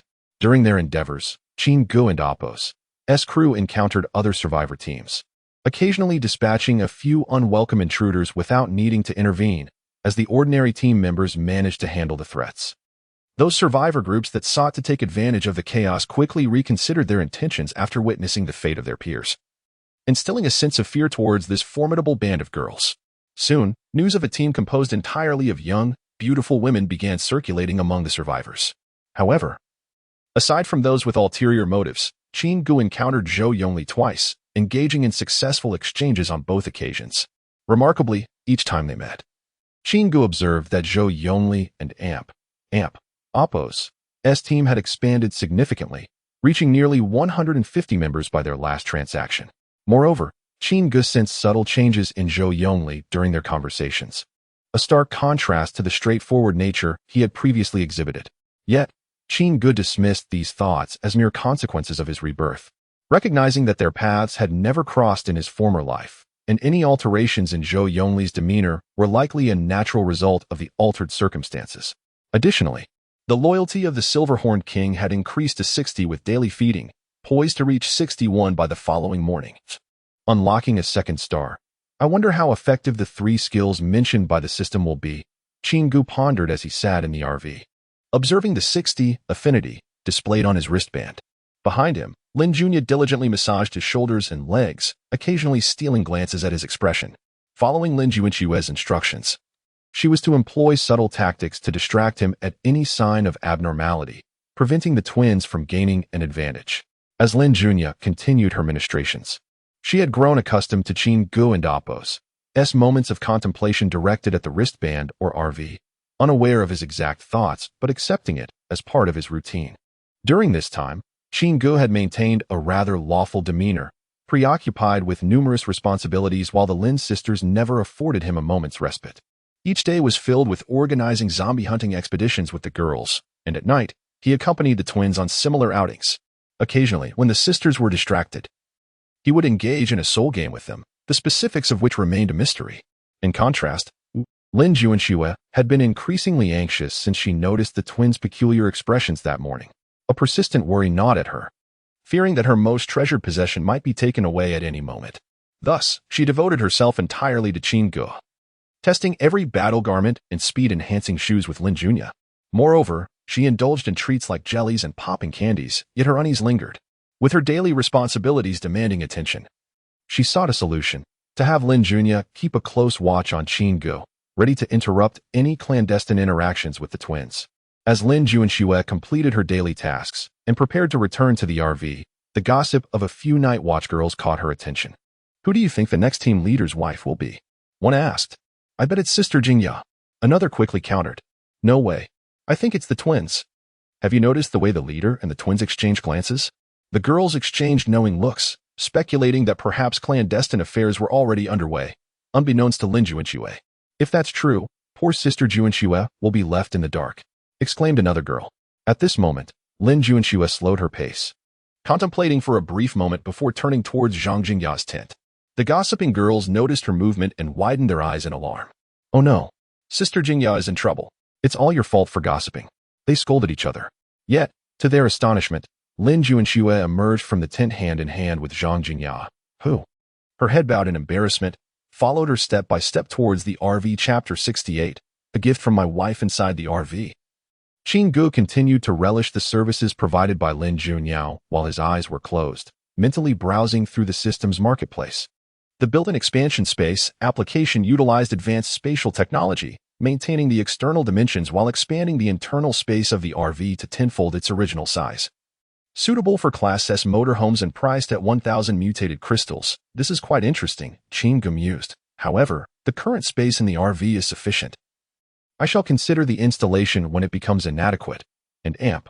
Oppos. After all, there were numerous areas where mutated crystals were needed, and he could not afford to squander them solely for his comfort. Glancing at the balance of 7,395 mutated crystals in the upper right corner, he casually bookmarked the built-in expansion space.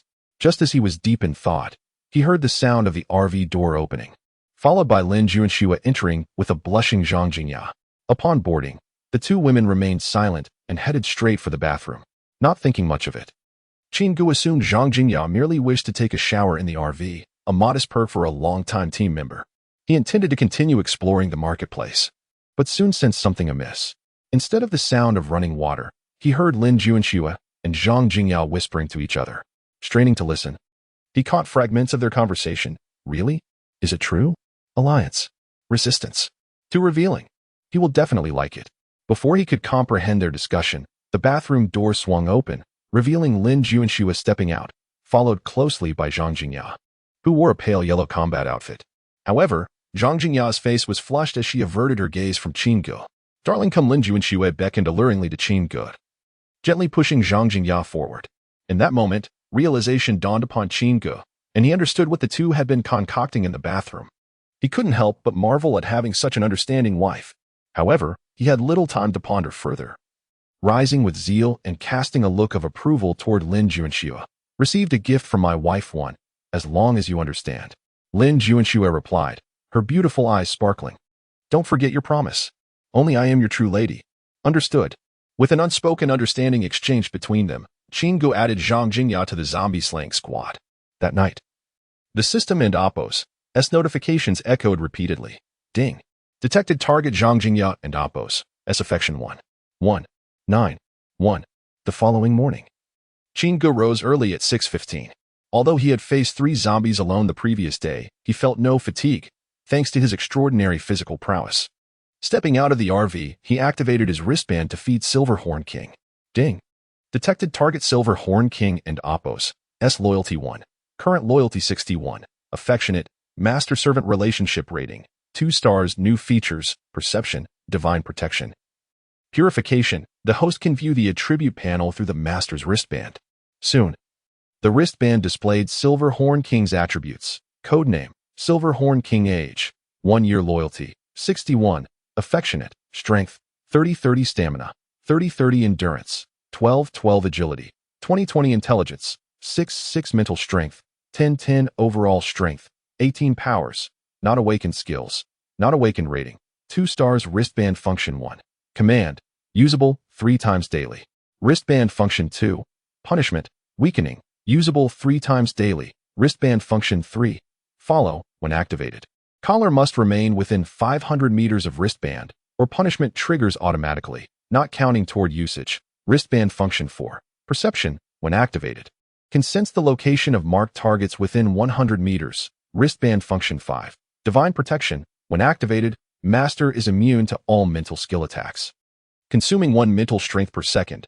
Wristband function 6. Purification, instantly removes all negative statuses from the master, consuming 10 stamina per use. Qin Gu examined the updated attributes with satisfaction. Not only had Silver Horn King's attributes improved, but his overall strength had reached 18. Most importantly, the newly added features were exceptionally powerful. Undoubtedly another means of survival on the battlefield. It seems these days of feeding him beef were not in vain. Chingo closed the wristband interface with a contented smile and rewarded Silver Horn King with 2 pieces of beef. However, he had no immediate plans for awakening Silver Horn King's powers. He intended to wait until loyalty increased further, ideally to a 3-star master-servant relationship. Just as he contemplated this, a lookout girl approached with news. "Captain, there's someone ahead who wishes to see you." Chingo frowned and followed the girl's lead, soon spotting a figure in the distance. A chubby young man clad in gray-green camouflage, with a matching backpack, approached. "Hello, boss. My name is Li Changtong." Chong means smooth, and Tong means unimpeded. The chubby boy squinted and surveyed the camp surroundings. Seeing this, Chingo frowned and coldly inquired, "Did you come simply to say these pointless phrases?" "Haha, boss. Please don't misunderstand." Li Changtong hastily scratched his head in explanation. "I am a guide from Weiyang City. I've come to invite you and your team to settle in Weiyang City. It has just been completed and is the first survivor gathering place in Jiang City. The city lord, Wang Meng, is gathering all survivors from Jiang City." As Li Changtong spoke, Chingu recalled that in his previous life, around this time, a new city had been established in the heart of Jiang City's Hengping district to resist the zombies. The city lord was indeed the Wang Meng mentioned by the chubby boy, reputed for his decisive actions and keen ability to recognize and employ talent. Within 3 weeks of the apocalypse, he had established the only survivor gathering place in Jiang City. However, in his previous life, the city had not been named Weiyang City at its inception. It was originally called Minghu City. It was only after a month of the apocalypse following a zombie tide that the leaders of various teams convened to collaborate under Wang Meng's leadership, thus founding a human development hub, resulting in the renaming of Minghu City to Weiyang City. At present, Chingu is uncertain whether the information from his previous life had been flawed or if his rebirth had triggered a butterfly effect. Yet, he squinted at the chubby boy before him and asked, "I am curious, without weapons or companions, how did you navigate through the zombies to find us?" Chapter 69. You are a good person, boss. Please don't misunderstand. Feeling Qin Ji's piercing gaze, the chubby Li Changtong hurriedly explained, "My ability is rather unique." "Boss, you know about abilities, right? The ones awakened by consuming crystals." As he spoke, Li Changtong took out a mutated crystal from his pocket, gesturing with it toward his mouth. Noticing Qin Ji's expression remained impassive, he rolled his eyes and continued, "But, boss, you're so handsome, surely you must know. Some people awaken powerful abilities, capable of bending steel bars with their bare hands. Others have more mundane abilities, merely useful for cooking, but I am different. My ability is a rare psychic one." With a proud expression, Li Changtong patted his chest, declaring, "I can sense the location of all living beings within 100 meters and discern their intentions towards me." Upon hearing this, Qin Ji's interest was piqued. He anticipated that this loquacious chubby fellow possessed psychic abilities. Through Li Changtong's explanation, Qin Gu learned that his skill manifested as a small map in his mind, displaying markers for all living creatures within 100 meters. The markers' colors indicated their intentions, red for malice, yellow for neutrality, and green for friendliness. As they walked, he constantly monitored this mental map, avoiding red markers from a distance, while approaching those marked yellow or green to engage them, hoping to recruit them for Weiyang City, which was actively seeking personnel and teams. As long as he could bring people in, he would earn a reward. The zombies showed up as red markers, so he simply needed to avoid disturbing them. Pointing at a girl on watch, he remarked, "Like that lady over there. She currently represents neutrality with her yellow marker." At that moment, the girl furrowed her brow, glaring at Li Changtong. "Who are you calling lady?" Instantly, the yellow marker in Li Changtong's mind turned slightly red, prompting him to quickly amend, "Goddess. Goddess. I misspoke." He pretended to pat his mouth, then resumed his playful demeanor. Qin Gu leaned closer to the girl, whispering a few words. She nodded and then turned towards the tent, casting a warning glance at Li Changtong as she departed. "Then what color do you see me as?" Upon hearing this, Li Changtong closed his eyes and concentrated his psychic energy.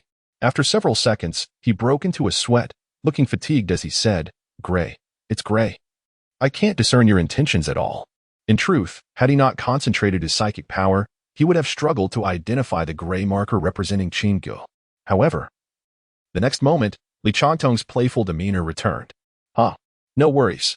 Boss, you're so handsome. You must be a good person. He then asked, by the way, "Boss, how is your psychic power so high? Could you be a psychic ability user as well?"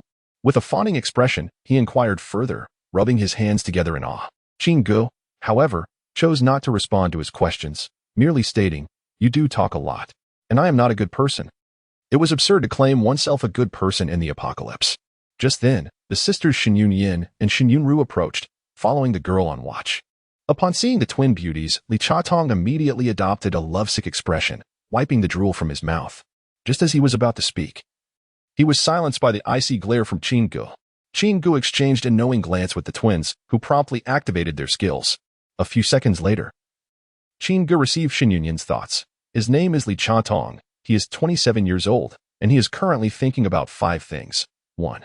Although I don't know if you're a psychic, your strength is undoubtedly profound. 2. You must be a good person.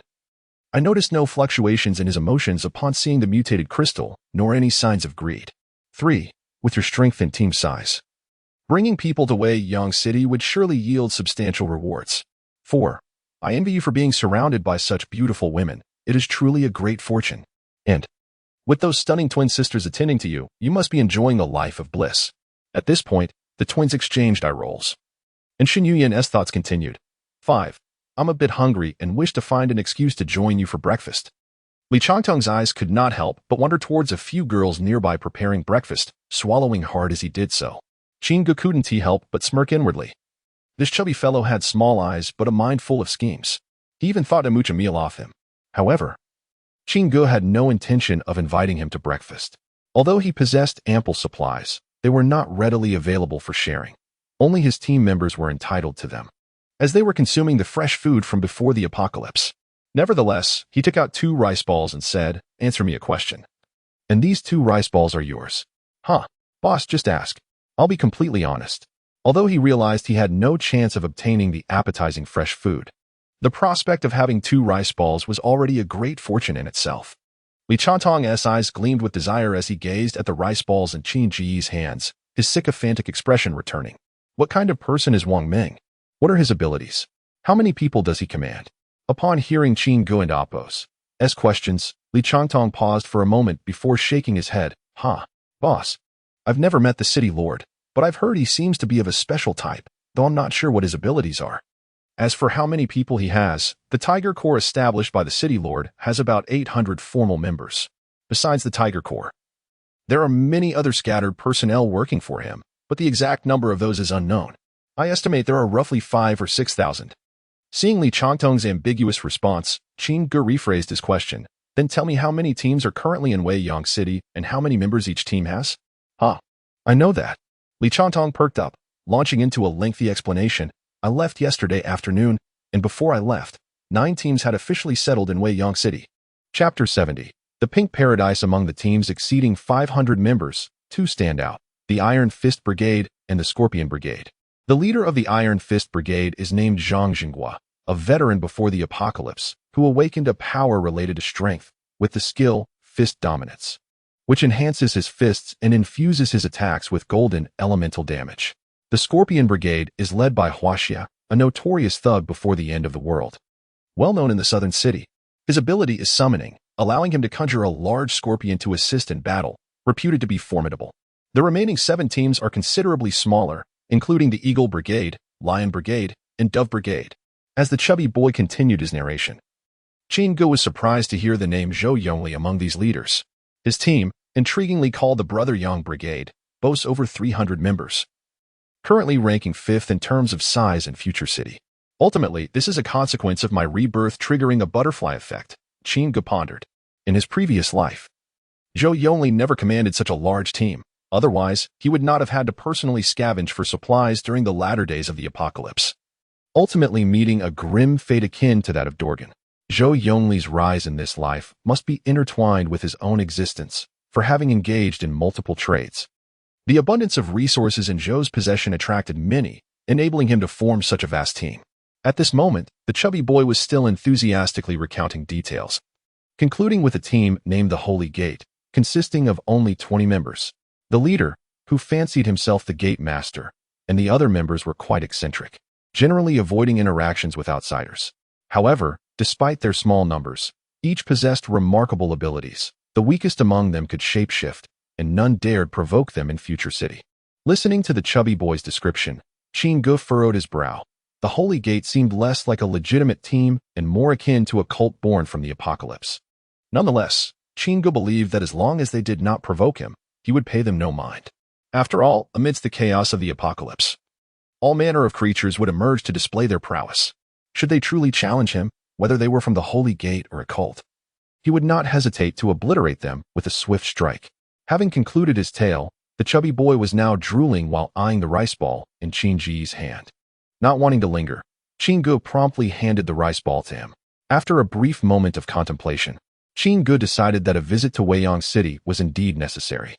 Although he was confident in leading his team to adeptly handle the initial wave of zombies given their current strength, the future remained uncertain.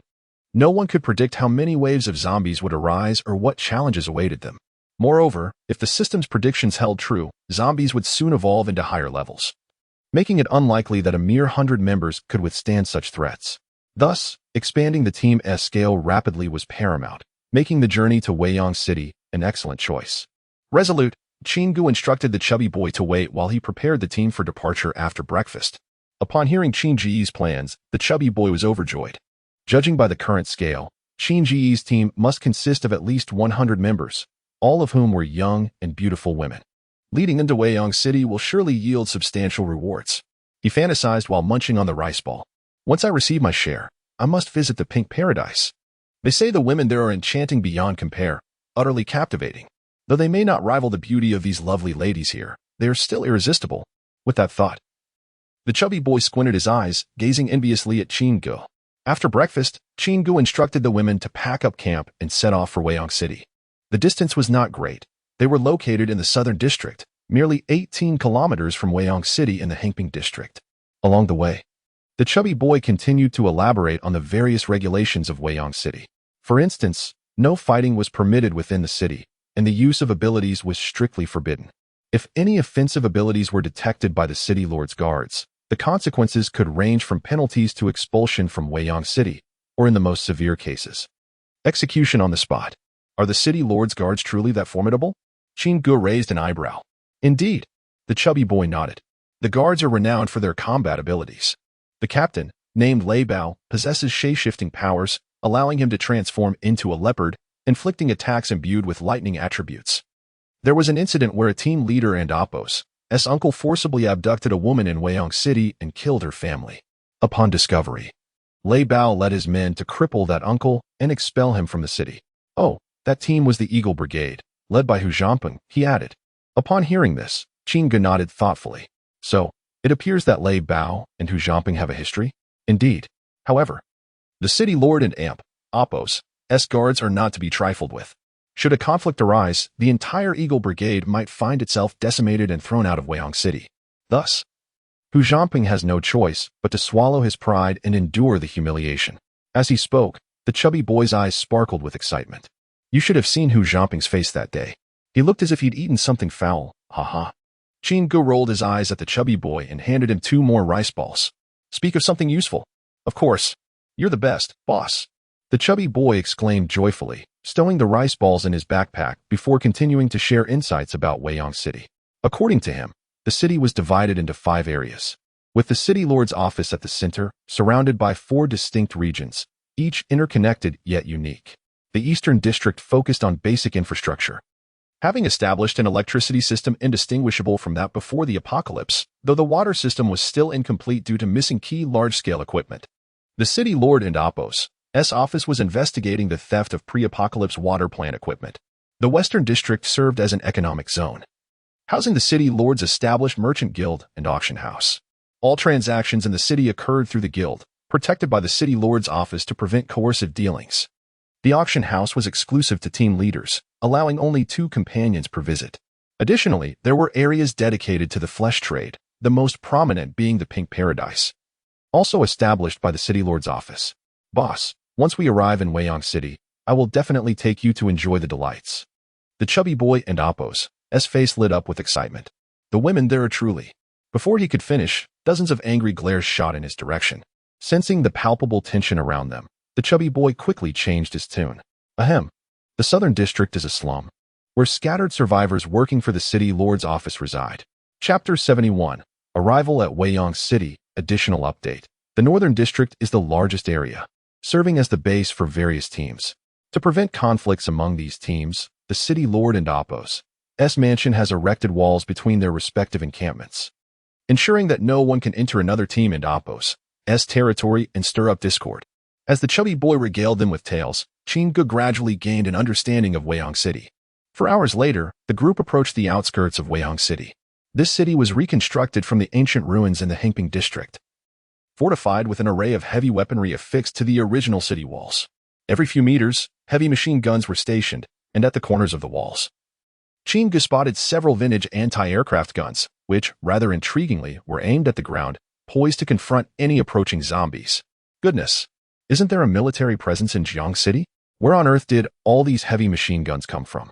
Qingge couldn't help but scoff at the sight of the guards in camouflage uniforms, armed to the teeth. It seems that Wang Ming's background before the apocalypse is rather remarkable. However, he quickly dismissed the notion of him being a high-ranking military officer, as the weaponry wielded by the guards was too eclectic. He even spotted numerous weapons from the World War II era. Moreover, the guards in camouflage clearly lacked military discipline, as some were casually leaning on their rifles and engaged in idle chatter. Pondering the situation, Qingge couldn't ascertain how Wang Ming had acquired such an arsenal. Nevertheless, regardless of the means or identity he utilized, establishing such a large-scale survivor enclave within 3 weeks of the apocalypse was undeniably an impressive feat. As the group neared the gates of Weiyang City, they were greeted by the resplendent sign that read Weiyang City. 2 rows of guards in camouflage stood watch at the entrance. Upon noticing Qingge and his companions, several guards intercepted them. "Li Chantong," the chubby boy called out, hastily jogging forward. "Team leader Liu, it's me." He fished out an unopened pack of cigarettes that he had gathered from a convenience store the previous night and handed it to team leader Liu, whispering a few words in his ear while gesturing towards Qingge and his group. 2 minutes later, team leader Liu stashed the cigarettes away and turned to Qingge, instructing him, "You must register before entering the city." A registration form for entering the city was brought forth by someone behind him. At this moment, Qingge furrowed his brow in silence. Lin Juanxue stepped forward to take the form and began to fill it out. Team name: Qingge's Harem Group Team Leader. Qingge Team Size: 117 members. As Lin Juanxue completed the form, Team Leader Liu interjected, "I trust you all are aware of Weiyang City and Oppo's regulations. Conflicts are strictly prohibited within the city. No use of force. No utilization of abilities." He continued enumerating prohibitions for what felt like an eternity. Lin Juanxue finished filling out the form and handed it to Qingge for review. Upon seeing the conspicuous name Qingge's Harem Group, Qingge couldn't help but grimace. "Great. With this team name, I shall henceforth be known as Scoundrel in Weiyang City." Scoundrel or not, just wait until tonight to see what happens. Qingge shot Lin Juanxue a meaningful glance. She winked back, challenging, "Come on. Who's afraid?" While the two engaged in their playful exchange, Team Leader Liu grew increasingly annoyed, frowning at Qingge. "Hey, you in the red shirt. Did you hear what I just said?" In response, Qingge shot him a cold glare. Team Leader Liu felt a shiver run down his spine. This kid's gaze is terrifying. It's as if he crawled out from a sea of corpses. Before he could ponder further, Jiang Wanqing discreetly activated her ability, Puppet Doll. Suddenly, Oppo's Team Leader Liu and Oppo's Oppo's expression turned vacant as he mechanically accepted the registration form from Qingge, stating in a monotone, "A deposit of 1,000 mutated crystals is required for team entry, which will be refunded upon completion of the registration process." Qingge retrieved the necessary crystals from the system and tossed them over. After accepting the crystals, Team Leader Liu produced a note bearing the City Lord's seal, offering it to Qingge with a blank expression. "For team registration, please proceed to the administrative hall at the City Lord's mansion. Weiyang City welcomes your arrival." He then bowed at a 90-degree angle towards Qingge and his companions. The other guards, taken aback by Team Leader Liu's unexpected demeanor, had never witnessed such respect from him before. Even when the Iron Fist team, the strongest at the time, had entered. This young man in the red armor must have an impressive background, they mused, mimicking Team Leader Liu and bowing to Qingge and his group. With a dismissive huff, Qingge accepted the note and strode confidently into Weiyang City with the girls. Once they had passed, the guards stood upright, while Team Leader Liu wiped the sweat from his brow, panting heavily. He assumed he had been intimidated by Qin Ji's presence, entirely oblivious to the fact that he had just fallen victim to Jiang Wanqing's ability. This young man is truly frightening. It seems the tides in Weiyang City are about to change. Wiping the sweat from his forehead, team leader Lu warned his fellow guards, "What happened today stays between us. Anyone who speaks of it will have to answer to me." He then resumed his usual arrogant demeanor, glaring at the others. Inside the city, Qin Gu and his party made their way toward the administrative hall of the city lord's mansion. As they entered, they found a plump, middle-aged woman seated behind a heavy glass window, squinting as she berated a new girl. "What good are you? You ruined a lucrative deal. All you had to do was entertain young Masterly, and you refused." Young Masterly is a major client of the city lord's mansion, spending hundreds to thousands of mutated crystals daily. "Who do you think you are? You dare to turn him down?" As she spoke, the middle-aged woman pinched the girl's arm, causing her to wince in pain.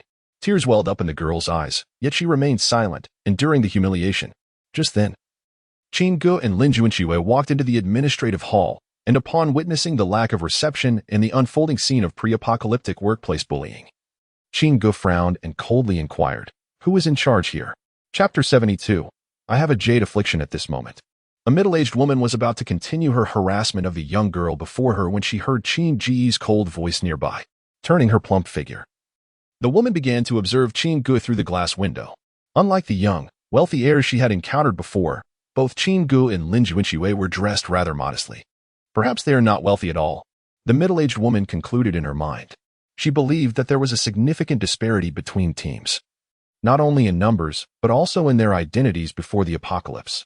From her experience, those who had been generous with their spending were typically affluent individuals prior to the end of the world, often owners of large supermarkets or various food processing factories. At the very least, part of the management. Otherwise, it was challenging for ordinary people to survive, let alone establish a team. Based on her previous experience as a sales assistant in a luxury goods store, she deduced that these two were likely impoverished students, certainly not scions of prominent families.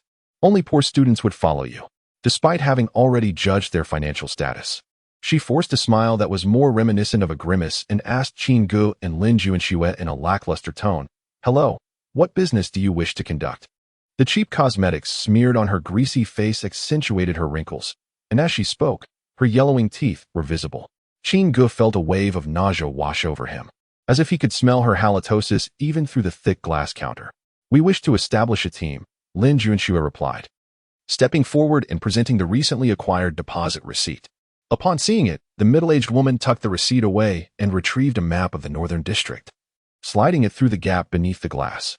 "Choose one. The ones marked in red are already taken. Select from the black ones." Qin Gu examined the map of the northern district, divided into 30 areas, each representing a potential residence.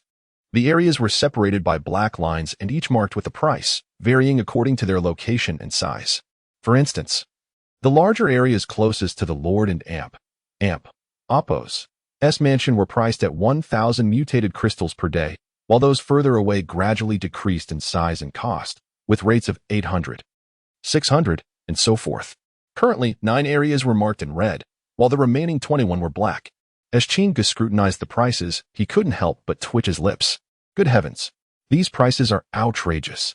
He had thought that possessing over 7,000 mutated crystals made him affluent, but it now seemed he was far from it.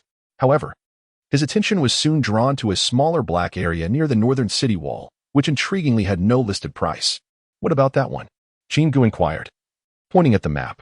"Oh, that area is undesirable. Just a few days ago, when they reinforced the city wall, it collapsed as soon as the machine guns were moved in," the middle-aged woman warned, gesturing with her plump finger toward the adjacent wall. "Originally, that spot was priced at 300 mutated crystals per day, but if you want it, I can give it to you for 200. Hearing this, Qin Ji's eyes brightened. To him, whether the wall was stable or not was inconsequential. After all, it was an ancient structure over several hundred years old. If it could collapse merely from the relocation of a few heavy machine guns, it suggested that other areas might not be very secure either. When the zombie tide truly arrived, even the intact walls might not hold. Moreover, the gap left by the collapsed wall was just wide enough for Shilafin to enter and exit, making this area more convenient for Qin Gu. The most critical factor was the affordability of the price. With his limited number of mutated crystals, renting elsewhere would surely cause him considerable pain. Furthermore, Given the woman's previous remarks, he suspected the price could be negotiated down further. While pondering this, he overheard the middle-aged woman continuing to chatter. However, if your numbers exceed 200, I suggest you consider a different location. She pointed to a more central area. She was now convinced that this young couple was undeniably impoverished. Drawn to such a remote corner, how could they possibly be wealthy? Yet, she still aimed to coax Chin-gu into spending more, hoping to earn a commission since any transaction below 2,000 mutated crystals would yield her no profit. What she didn't expect was that Chin-gu, instead of considering other options, changed his demeanor and began to haggle fiercely. You want 200 for a collapsed wall? That's outrageous. At most, I'll pay you 100 a day. Plus, look at the surrounding areas. They're all vacant. If I'm ambushed by zombies, I want to have anyone to turn to for help. And even if there are no zombies, I want to have a single neighbor to converse with. Over time, how detrimental could that be for my mental well-being? As he spoke, Chin-gu clutched his chest, feigning a look of distress, as if he were afflicted with a mysterious ailment. The middle-aged woman's eyelids twitched uncontrollably at this display. She realized that this young man was not only poor but also incredibly frugal. Enough. After Chin-gu repeated it 3 times, the middle-aged woman could no longer tolerate it. She glared at him and stated, "The lowest is 150, with a minimum rental of 10 days. If you want to rent, come to me for the paperwork." She then pointed to the young girl who had just been oppressed by her and, with a huff, plopped down in her swivel chair. Earlier that morning, the higher-ups at the Lord's mansion had instructed her to rent that area at 150 per day if someone showed interest. She had thought that even if Chin-gu rented it, she would still pocket 50 mutated crystals daily. However, now, with Chin-gu's relentless bargaining, she was left with nothing.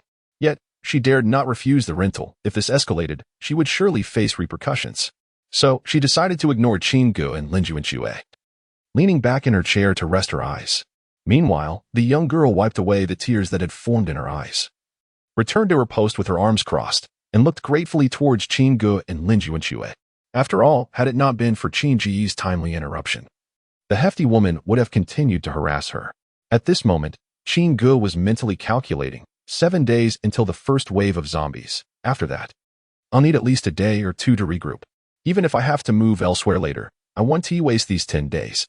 Then, with the young girl's appreciative gaze upon him, Chin-gu took out 500 mutated crystals and swiftly completed the paperwork, leading the 2 of them out of the administrative hall toward their new designated area. As the trio exited the hall, the woman in the swivel chair opened her eyes and disdainfully muttered, "Poor fools," in their direction before closing her eyes again, resuming her thoughts on how to swindle the next customer. Chapter 73, Living Worse Than a Dog. As soon as they exited the administrative hall, the young girl bowed deeply to Chin-gu and his companion, expressing her gratitude. "Thank you, boss. I truly appreciate your help. My name is Lu Mingming, and I am at your service whenever you need me. I will never refuse." Straightening up, she gazed earnestly at Chin-gu, adding, "This is certainly not for the sake of the mutated crystal." Upon hearing this, Chin-gu turned to scrutinize Lu Mingming closely. The midday sun illuminated her face, revealing no trace of her prior tears, replaced instead by an undeniable sincerity and radiance emanating from her youthful heart. Her long, dark hair cascaded over her shoulders, and her pure white dress was adorned with a few delicate yellow flowers. With her hands crossed in front of her and clad in pristine canvas sneakers, she presented a picture of innocence. Chin-gu merely gestured with his hand, opting not to elaborate further, and signaled for the girls in the group to clear a path, allowing Lu Mingming to lead them to their quarters. It was only then that Lu Mingming noticed the crowd of over 100 girls, all around her age, standing in front of the administrative hall.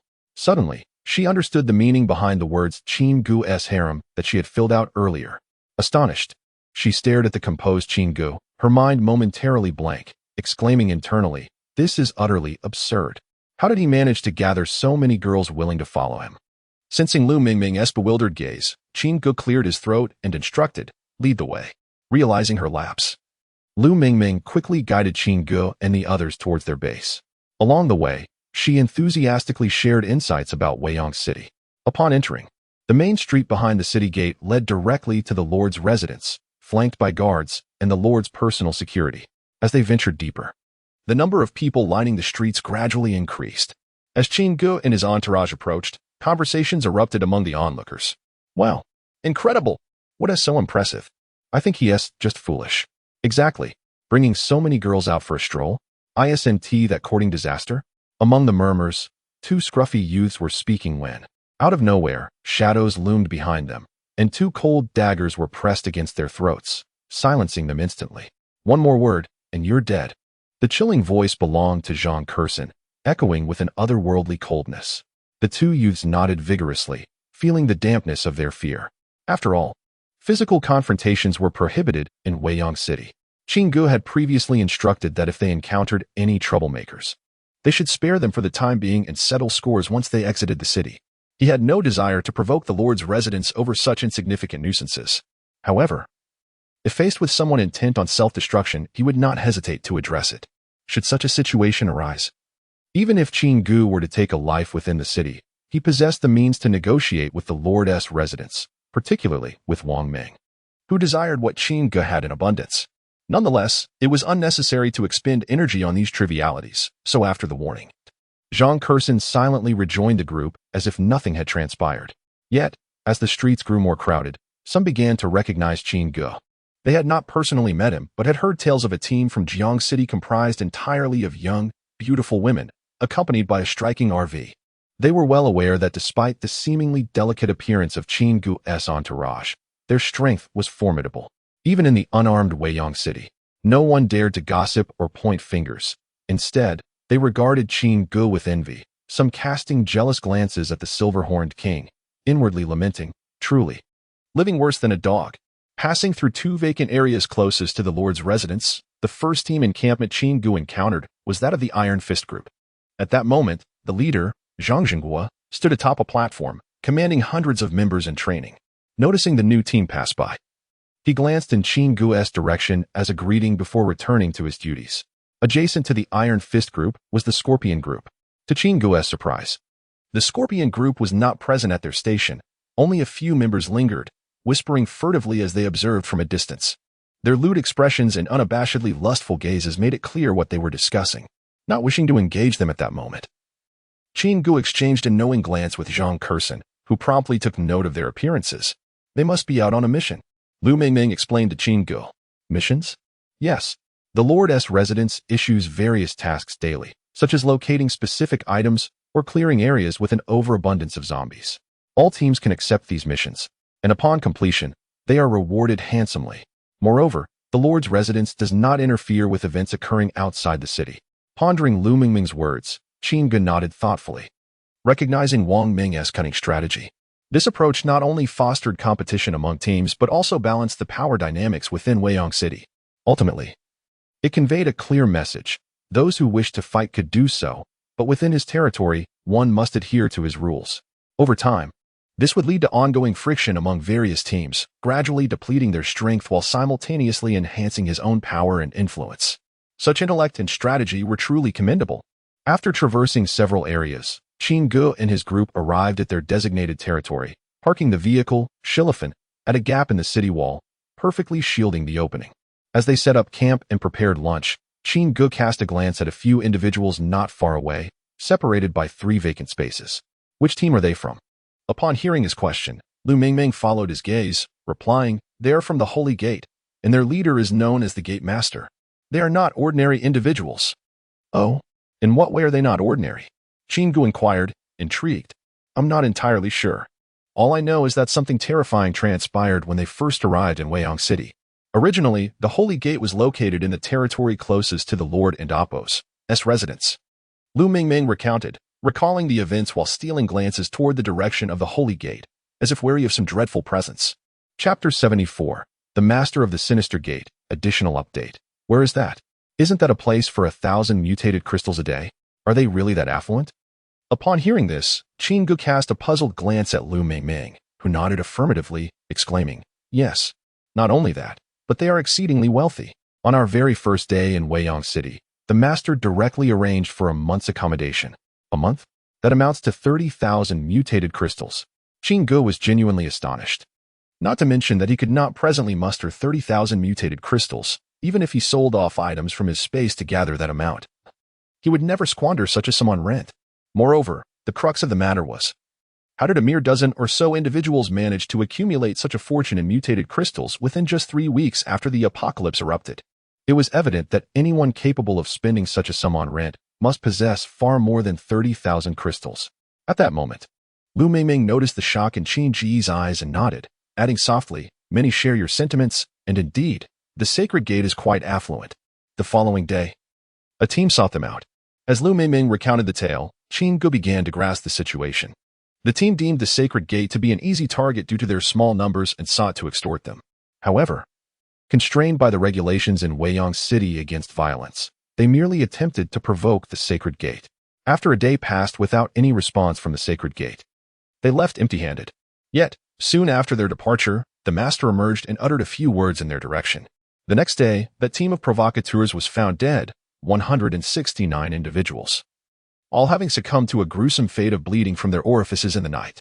As Lu Mingming spoke, she seemed to recall something terrifying, her face tensing as she looked towards Qin Gu, wiping the fine beads of sweat from her forehead. At that time, the captain of the guard, Lei Bao, attempted to capture the master, but unexpectedly, a similarly transformed ability user from the sacred gate emerged, and they fought to a standstill.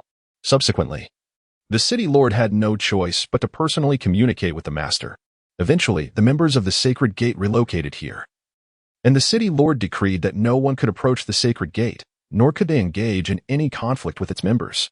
At this, Qin Gu furrowed his brow, thinking to himself that perhaps the sacred gate should simply be renamed the Sinister Gate.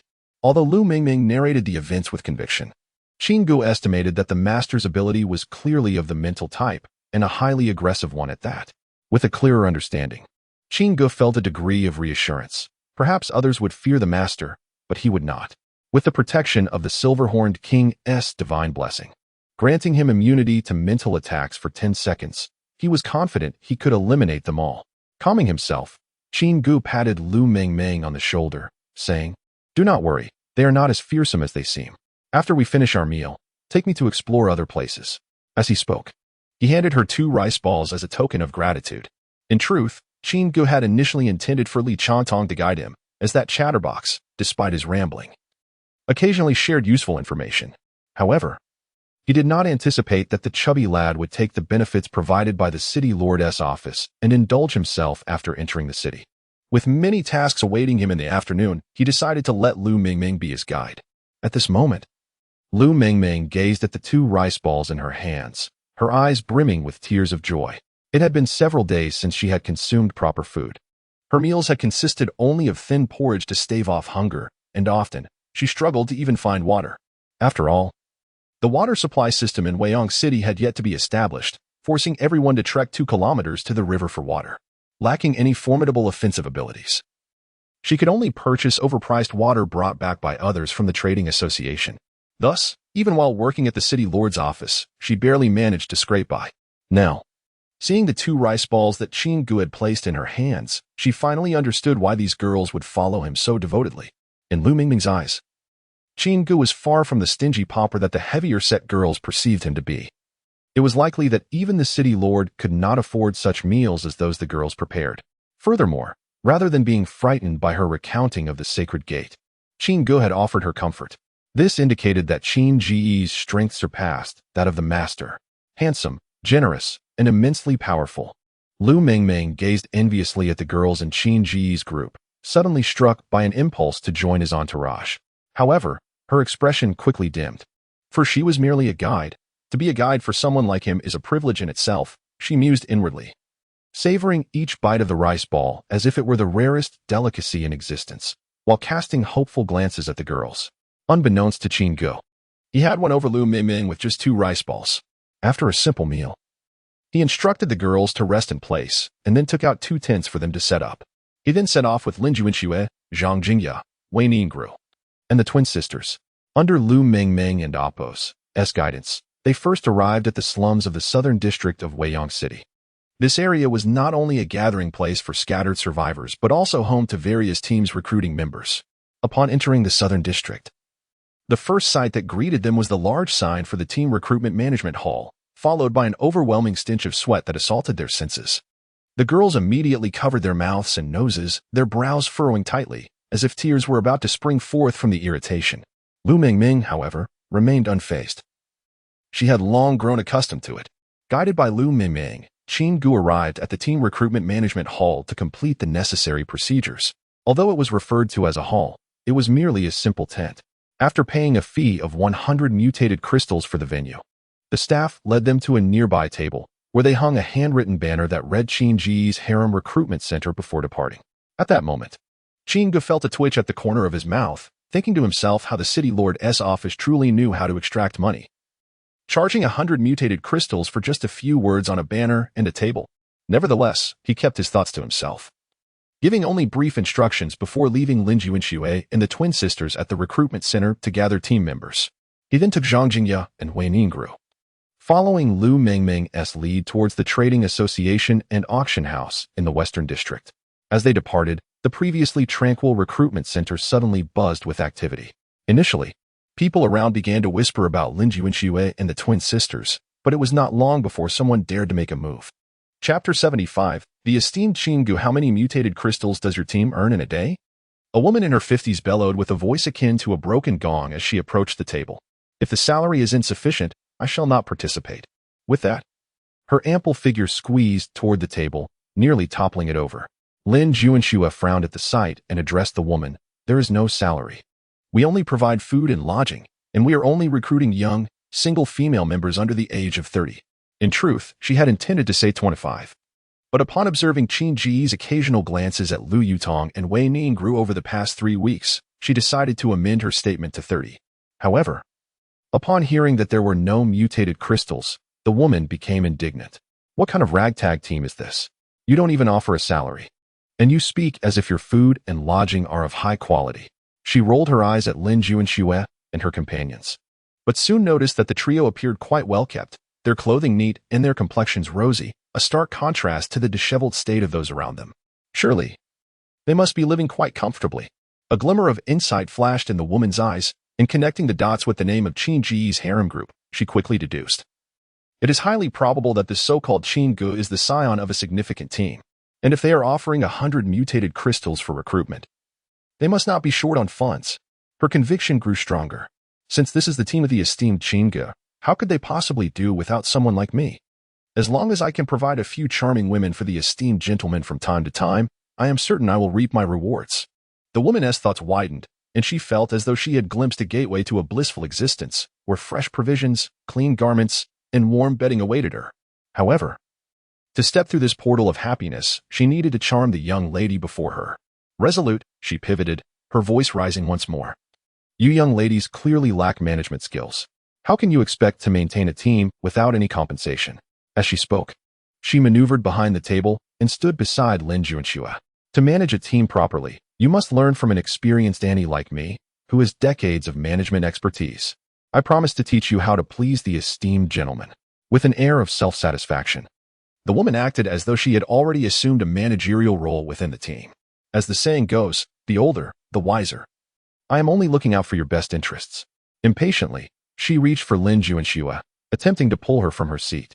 Lin Junshui, observing the woman's brazen antics, felt a mix of amusement and disgust. She swatted the woman's hand away, her expression one of distaste. Had it not been for the restrictions against physical altercations within Weiyang City, the woman would have been met with dire consequences. Yet before Lin Junshui could respond, the woman fell to the ground and began to vociferate. You little brat, do you have no respect for your elders? How dare you strike me? I will report you to the city lord's office and have the guards expel you from Weiyang City. Apologize to me now, and grant me a senior position in your team. Furthermore, compensate me with 500 mutated crystals. As her voice grew louder, the guards quickly became aware of the commotion. Upon their arrival, the woman, in a moment of desperation, pinched her thigh and began to wail. Guards, you must stand up for me. I merely wished to join their team, and they assaulted me, showing utter disdain for your authority. The guards exchanged glances, quickly piecing together the situation. They recognized the woman, who had a reputation for extortion since her arrival in Weiyang City, creating disturbances every few days until the infamous Lei Bao personally intervened. They were weary of her antics. Yet due to city regulations, they felt powerless against her antics. Thus, the victims of her schemes often had to concede defeat and offer a few mutated crystals to settle the matter. Realizing this was yet another incident involving the woman, a guard discreetly informed his comrades of their inability to handle the situation, and one of them dashed off to report to team leader Lei Bao. When Lei Bao arrived, Lin Juanxue succinctly recounted the events. He frowned, preparing to speak, but was interrupted by the woman's renewed cries. "You wretched brat. You've injured me. How can I venture outside to complete missions and earn mutated crystals to support my son?" At this moment, Lin Juanxue heard the mental voices of her twin sisters, leading her to coldly retort, "Are you referring to your son, who has already turned into a zombie, yet you keep him confined at home?" Upon hearing this, Lei Bao's expression hardened as he glared at the woman on the ground, his voice firm. "Is this true?" The woman's face crumbled as panic set in. No. My son was merely bitten by a zombie. He will recover soon. He hasn't turned into a zombie. He still recognizes me." The woman shouted, struggling to rise, and lunged toward Lin Juanxue with a menacing gesture. "You little brat. May you suffer a terrible fate." Before she could reach her, Lei Bao delivered a swift kick to her abdomen, sending her sprawling to the ground, where she cursed through gasps. "You beasts. My son is not a zombie. You wretched little." Lei Bao silenced her with a command to gag her, then dispatched a team to verify her claims. 10 minutes later, a team member returned, nodding at Lei Bao. "The information is accurate. She indeed has a zombie confined at home, and it has been dealt with." Hearing the report, Lei Bao ordered the woman's execution and the display of her body at the city gate as a warning. The onlookers erupted in applause at Lei Bao and Appo's decree, simultaneously harboring a newfound admiration for the three young ladies present.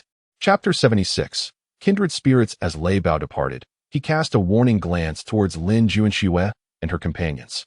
After all, the casual use of supernatural abilities was strictly forbidden in Weiyang City.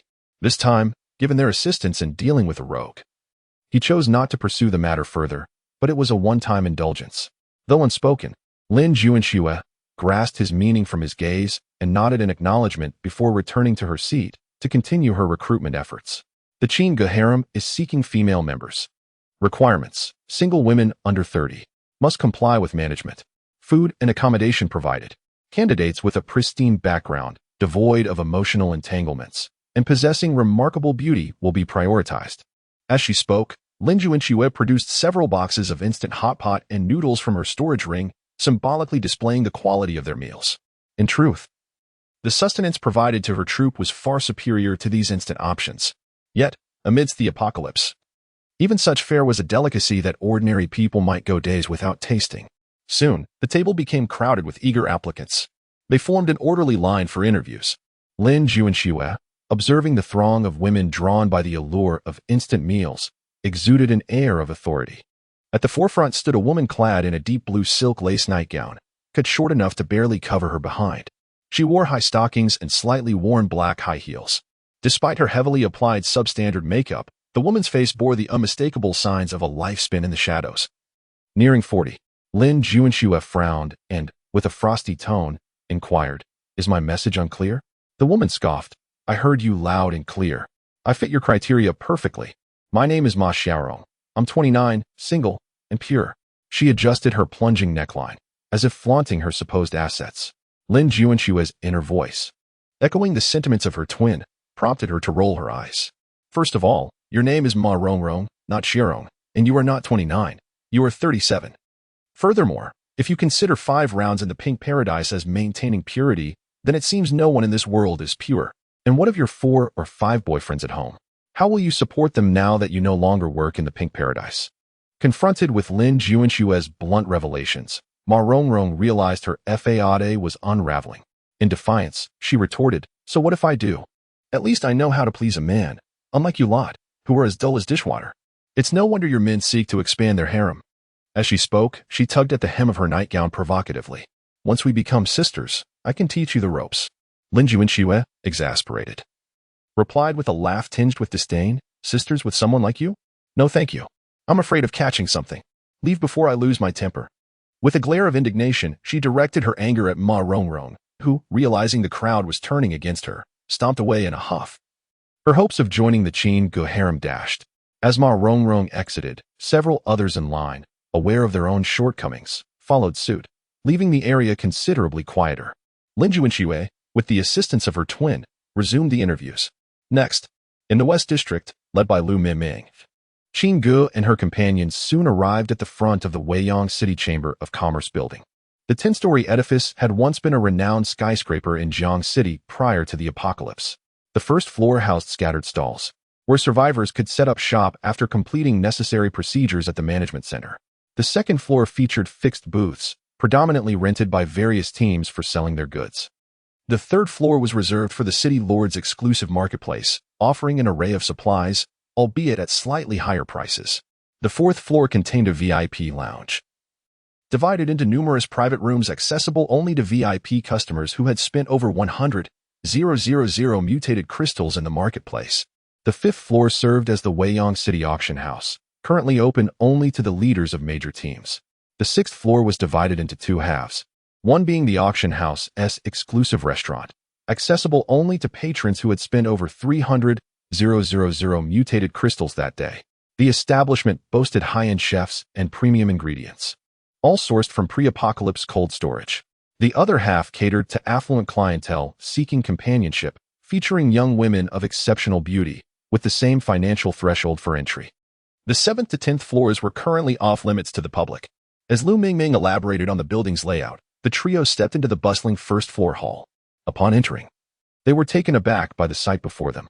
Even Qin Gu, Reborn, became a curious observer, for he had never set foot in this place in his previous life. Nor had he entered Weiyang City. The hall was lined with hundreds of vendor stalls, each displaying a myriad of goods, all clearly priced. Qin Gu quickly noticed numerous stalls selling bottles of liquid, each distinctly different, but evidently filled with water they had personally bottled. Upon closer inspection, he found that even the cheapest bottles were being sold for 3 mutated crystals each. Is water really that expensive? He asked Lu Mingming, who nodded in affirmation. Indeed. There is a severe water shortage throughout the city. Prices have skyrocketed in recent days. She licked her parched lips, having gone days without proper hydration. The bottled drinking water from before the apocalypse was now a rarity, available only in the exclusive marketplace on the 3rd floor, at exorbitant prices and in limited supply. Chapter 77, Salesperson Chun Mimi, Additional Content. Upon witnessing such an outrageous price, Qin Gu began to ponder silently. Although he was well aware of the water scarcity in Future City, he had not anticipated the prices would soar to this degree. With a flicker of thought, Qin Gu retrieved a bottle of Farmer's 3 Thieves from his space. How much for this bottle? At that moment, Lu Mingming and Appo's eyes widened as she gazed at the farmer and Appo's 3 Thieves in Qin Gu and Appo's hand. She pursed her lips and replied, "This should sell for at least 15. No, it's 20 mutated crystals per bottle." As she spoke, she instinctively swallowed hard. Suddenly, she recalled the notice posted by the Lord's mansion that morning, stating they were buying bottled mineral water at 20 crystals per bottle without limit. Seeing Qin Gu conjure a bottle of mineral water with his bare hands, Lu Mingming quickly realized that Qin Gu must possess spatial-type tools. She had seen spatial rings in the exclusive area of the Lord and Appo's mansion on the 3rd floor. So she was now convinced that Qin Gu carried similar items, undoubtedly storing numerous bottles of Farmer's 3 Thieves mineral water within. After all, her recent observations indicated that none of the female team members appeared to be suffering from thirst. Rather, they looked radiant and refreshed, as if they bathed daily. For a moment, Lu Mingming couldn't help but feel envious of the girls in Qin Gu's team, believing that following such a leader was truly a blessing from a previous life. However, despite her envy, she did not forget her responsibilities. She quickly adjusted her mindset and continued speaking to Qin Gu. The 3rd floor exclusive area is currently buying, and they are buying in bulk. If you have a large quantity, we can negotiate the price. As she spoke, Lu Mingming hurriedly added, fearing that Qin Gu might be at a disadvantage due to lack of information. Observing the eager glimmer in Lu Mingming and Appo's eyes and her parched lips that seemed ready to crack, Qin Gu casually placed the bottle of Farmer and Appo's 3 Thieves into her hands. This young girl had guided him under the scorching sun, tirelessly sharing details and tips along the way. Thus, offering her a bottle of water seemed only fair. Since the apocalypse began, Qin Gu had always been generous to those who worked diligently for him. Moreover, he had hundreds of thousands of boxes of Farmer's 3 Thieves in his space, making the matter of 1 or 2 bottles trivial. Zhang Jingya and Wei Ningru, standing nearby, showed no reaction to Qin Ji's gesture, as they were accustomed to being treated to fresh meat daily. However, at that moment, Lu Mingming gazed at the mineral water in her hands, tears of joy nearly spilling over. Selling this bottle would allow her to exchange it for several bottles of river water that others had bottled, ensuring she could survive for several more days without the threat of dehydration. Her eyes brimmed with gratitude as she looked at Qin Gu once more. Qin Gu, observing Lu Mingming's excited expression, sighed inwardly. Indeed, the age-old adage holds true. The affluent indulge while the impoverished suffer, and even in the apocalypse, this remains unchanged. Take Weiyang City, for instance, where every action is an opportunity for profit, continuously extracting exorbitant fees. The Lord and Imp, Apos, S. mansion had undoubtedly amassed a fortune in mutated crystals over this period, yet Lu Mingming, as a staff member, still lived a hand-to-mouth existence, often finding even water to be a luxury. Reflecting on his previous life, Qin Gu recognized that, despite having spatial storage, his circumstances had not been much better. In fact, Lu Mingming and Apos' current life was perhaps even slightly better than his own in that past life. As the protection of Weiyang City meant she no longer had to fear zombie ambushes. After a cursory glance around the hall, Qin Gu lost interest in lingering on the first floor, for the scattered stalls offered only worthless trinkets that did not pique his interest. He instructed Lu Mingming to lead them to the second floor. The second floor was far more organized than the first, with each major team boasting its own dedicated counter. Not only were there goods for sale, but also lists of items that various teams were seeking, all clearly priced. As Qin Gu and his companions strolled between the counters, his focus was not on consumables, of which he had more than enough in his space, but rather on firearms and various medicinal supplies. He aimed to procure some firearms and ammunition, as the newcomers in the team were not yet fully equipped. Additionally, he intended to stock up on medical supplies while prices remained stable, anticipating a substantial profit once prices inevitably rose. Despite already having a stockpile resembling a pharmacy in his space, Huwuden and Apos, want more mutated crystals? Before long, they had browsed all the counters on the second floor, and Qin Gu had a clear understanding of the prices of the supplies. They then ascended to the third floor. Upon arrival, a striking saleswoman clad in a red qipao approached them, her figure captivating. Welcome to the Lord's Mansion's exclusive area. I am salesperson Chen Mimi, and it is my pleasure to serve you. Upon noticing Lu Mingming, Chen Mimi displayed no hostility. Instead, she warmly introduced the various goods available in the exclusive area. As fellow employees of the Lord's Mansion, Chen Mimi recognized Lu Mingming and knew they had a cordial relationship. Moreover, she was well aware that Lu Mingming would only bring Qin Gu here after formalizing their team's entry. Unlike the typical customers, Lu Mingming and Apos' presence indicated that Qin Gu possessed a certain economic standing, since Lu Mingming received a fixed salary while Chen Mimi earned commissions from sales. There was no animosity between them. In fact, Chen Mimi welcomed Lu Mingming's company. After a thorough tour, Qin Gu finally spoke up. Do you buy mineral water? Upon hearing Qin Ji's question, Chen Mimi momentarily hesitated, feeling a twinge of disappointment. After all, the commission for customer purchases was 1, while the commission for selling goods was merely 0. 1.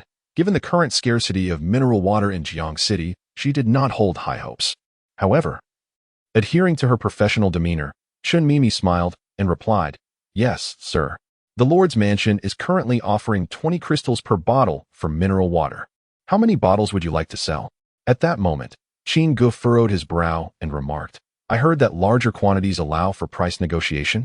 Listening to Qin Ji's words, Chen Mimi glanced curiously at Lu Mingming, who nodded affirmatively and whispered a few words in her ear while gesturing toward the exclusive area, VIP lounge.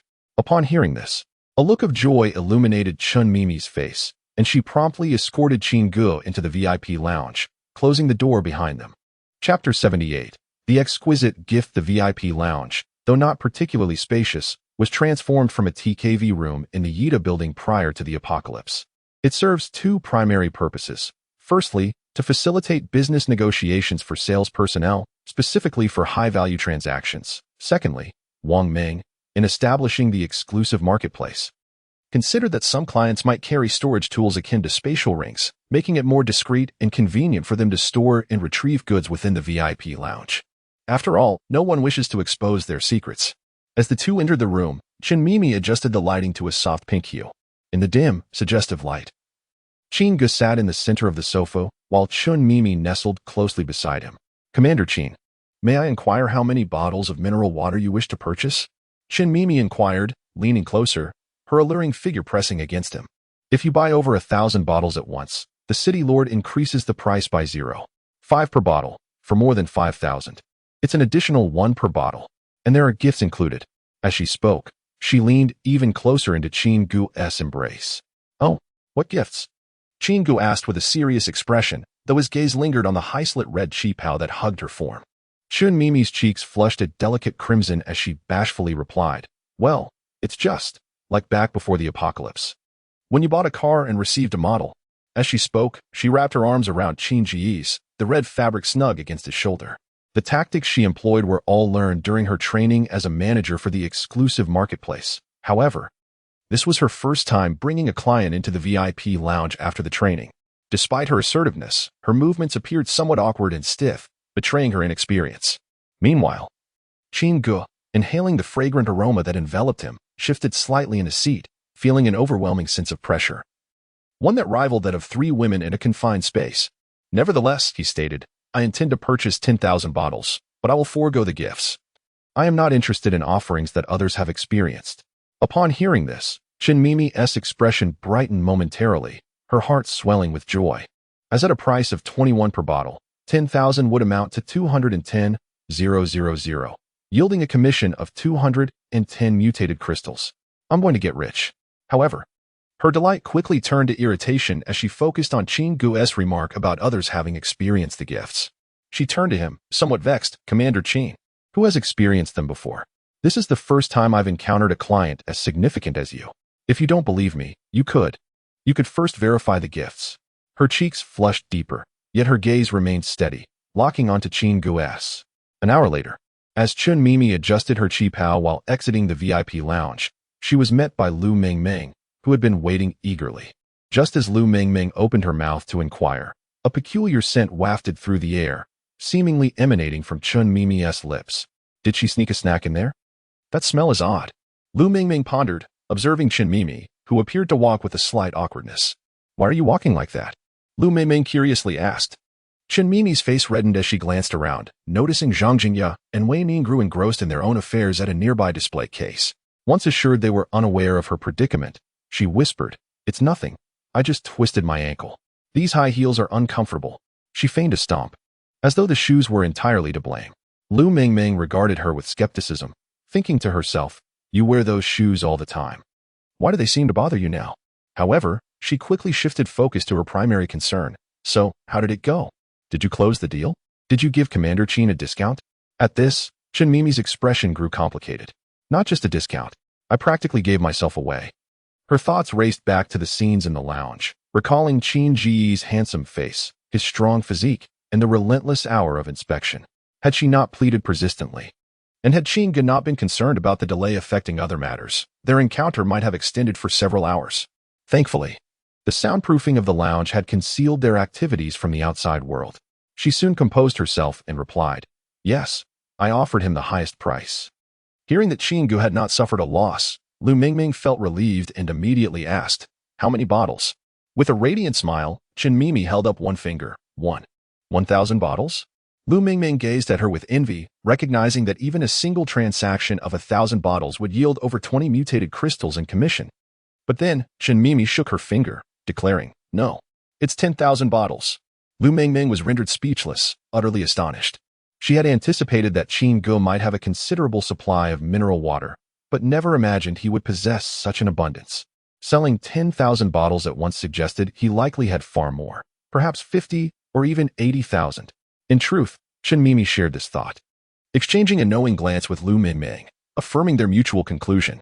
Unbeknownst to them, however, Qin Gu's reserves did not amount to 50 or 80,000 bottles, but rather several 100,000 cases, with each case containing 20 bottles that totaled several million bottles. The 10,000 just sold represented a mere 500 cases. As the two women conversed, Qin Gu emerged from the VIP lounge, stating, The goods are inside. You may call someone to verify. With a mischievous grin directed at Chun Mimi, he added, And about verification. Upon hearing his words and witnessing his playful expression, Chun Mimi shot him an admonishing glance before turning, her face flushed, limping toward the manager and Oppo's office to finalize the transaction. Meanwhile, Lu Mingming blinked in curiosity, unable to decipher the enigmatic exchange before her. As Qin Gu stepped out, Zhang Jingya and Wei Ningru approached, expressing their concern for him. Qin Ge nodded in acknowledgement. But before he could speak, an unpleasant voice rang out from a distance. Lu Mingming, you little wretch. I and Appos, V been searching for you everywhere. Chapter 79. The death of Li Ergu. Upon hearing the commotion, Lu Mingming was suddenly seized by terror, her complexion paling as she sought refuge behind Qin Ge. The group turned toward the source of the noise and beheld a gaunt figure clad in a black and white speckled suit, with greasy green hair and polished brown leather shoes, ambling toward them. Qin Ge squinted, pondering the absurdity of this individual, whose unsteady gait resembled that of a dog with a green coat. As the figure approached, he spat and cursed. Lu Mingming, you little wretch. There's no place for you to hide. You've caused me such misfortune. Today you shall learn the true meaning of being unable to live or die. He then caught sight of Qin Ge and continued. Here's your chance. Strip and crawl over here. Perform 3 circles like a bitch, and if you serve me well tonight, I might spare that pretty boy beside you. His tone dripped with malice. Behind him, several lackeys chimed in. Did you hear? Hurry up and crawl over. If you please, Li Shao, he might overlook your transgressions and even reward you with some mutated crystals. Stop pretending to be a pure little girl. It's an honor to entertain Li Shao. When he tires of you, us brothers might enjoy a turn too. Ha ha. Witnessing the shameless laughter of these fools, Qin Ge furrowed his brow and inquired, what kind of imbecile is this? In a hushed tone, Lu Mingming, still hiding behind Qin Ge, explained. The green-haired one is Li Ergu, the younger brother of Li Degu, the leader of the Mad Dog gang.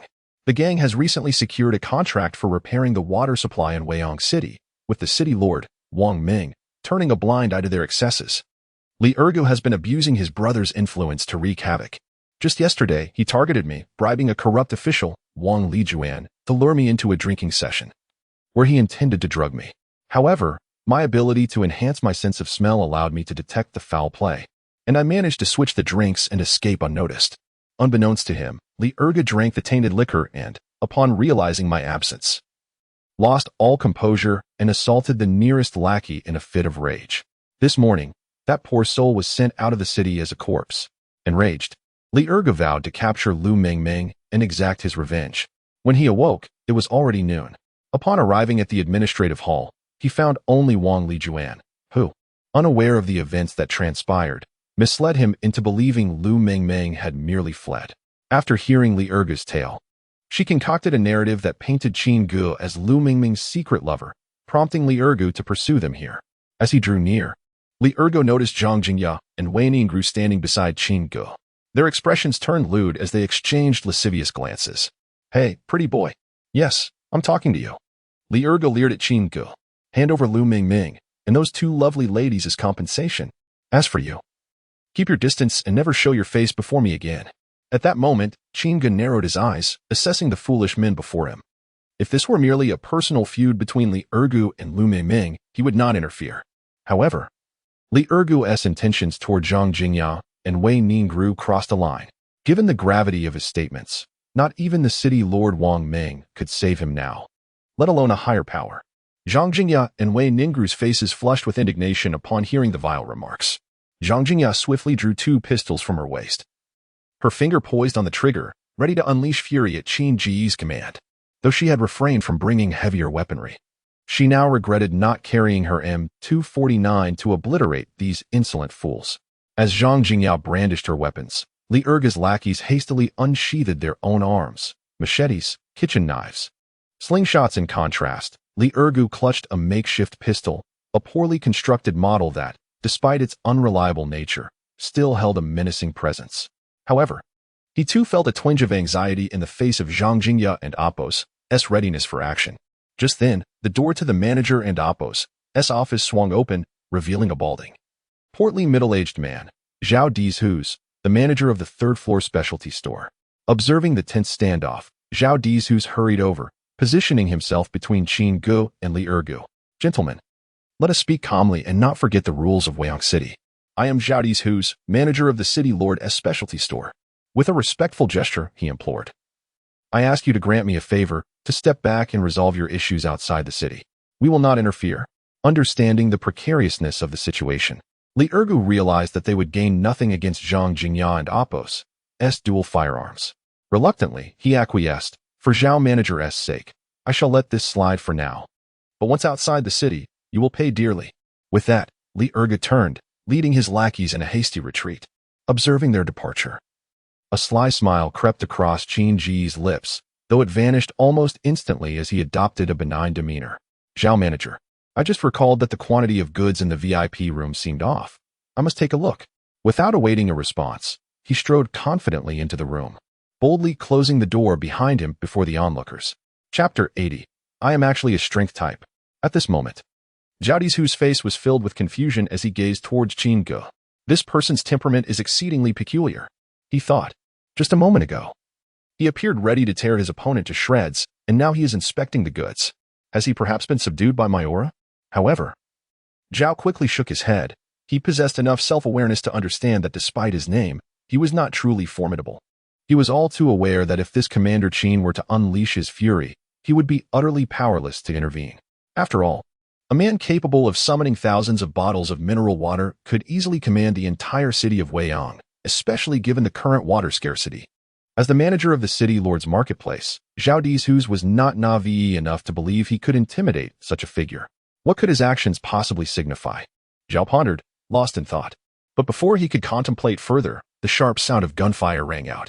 Li Erge, brandishing his counterfeit 54 pistol, was wildly firing at his subordinates while frantically shouting, "There are ghosts." Within mere seconds, Li Erge had eliminated all his nearby men. Following this, his face contorted in fear, his body trembling as if possessed by some unseen force.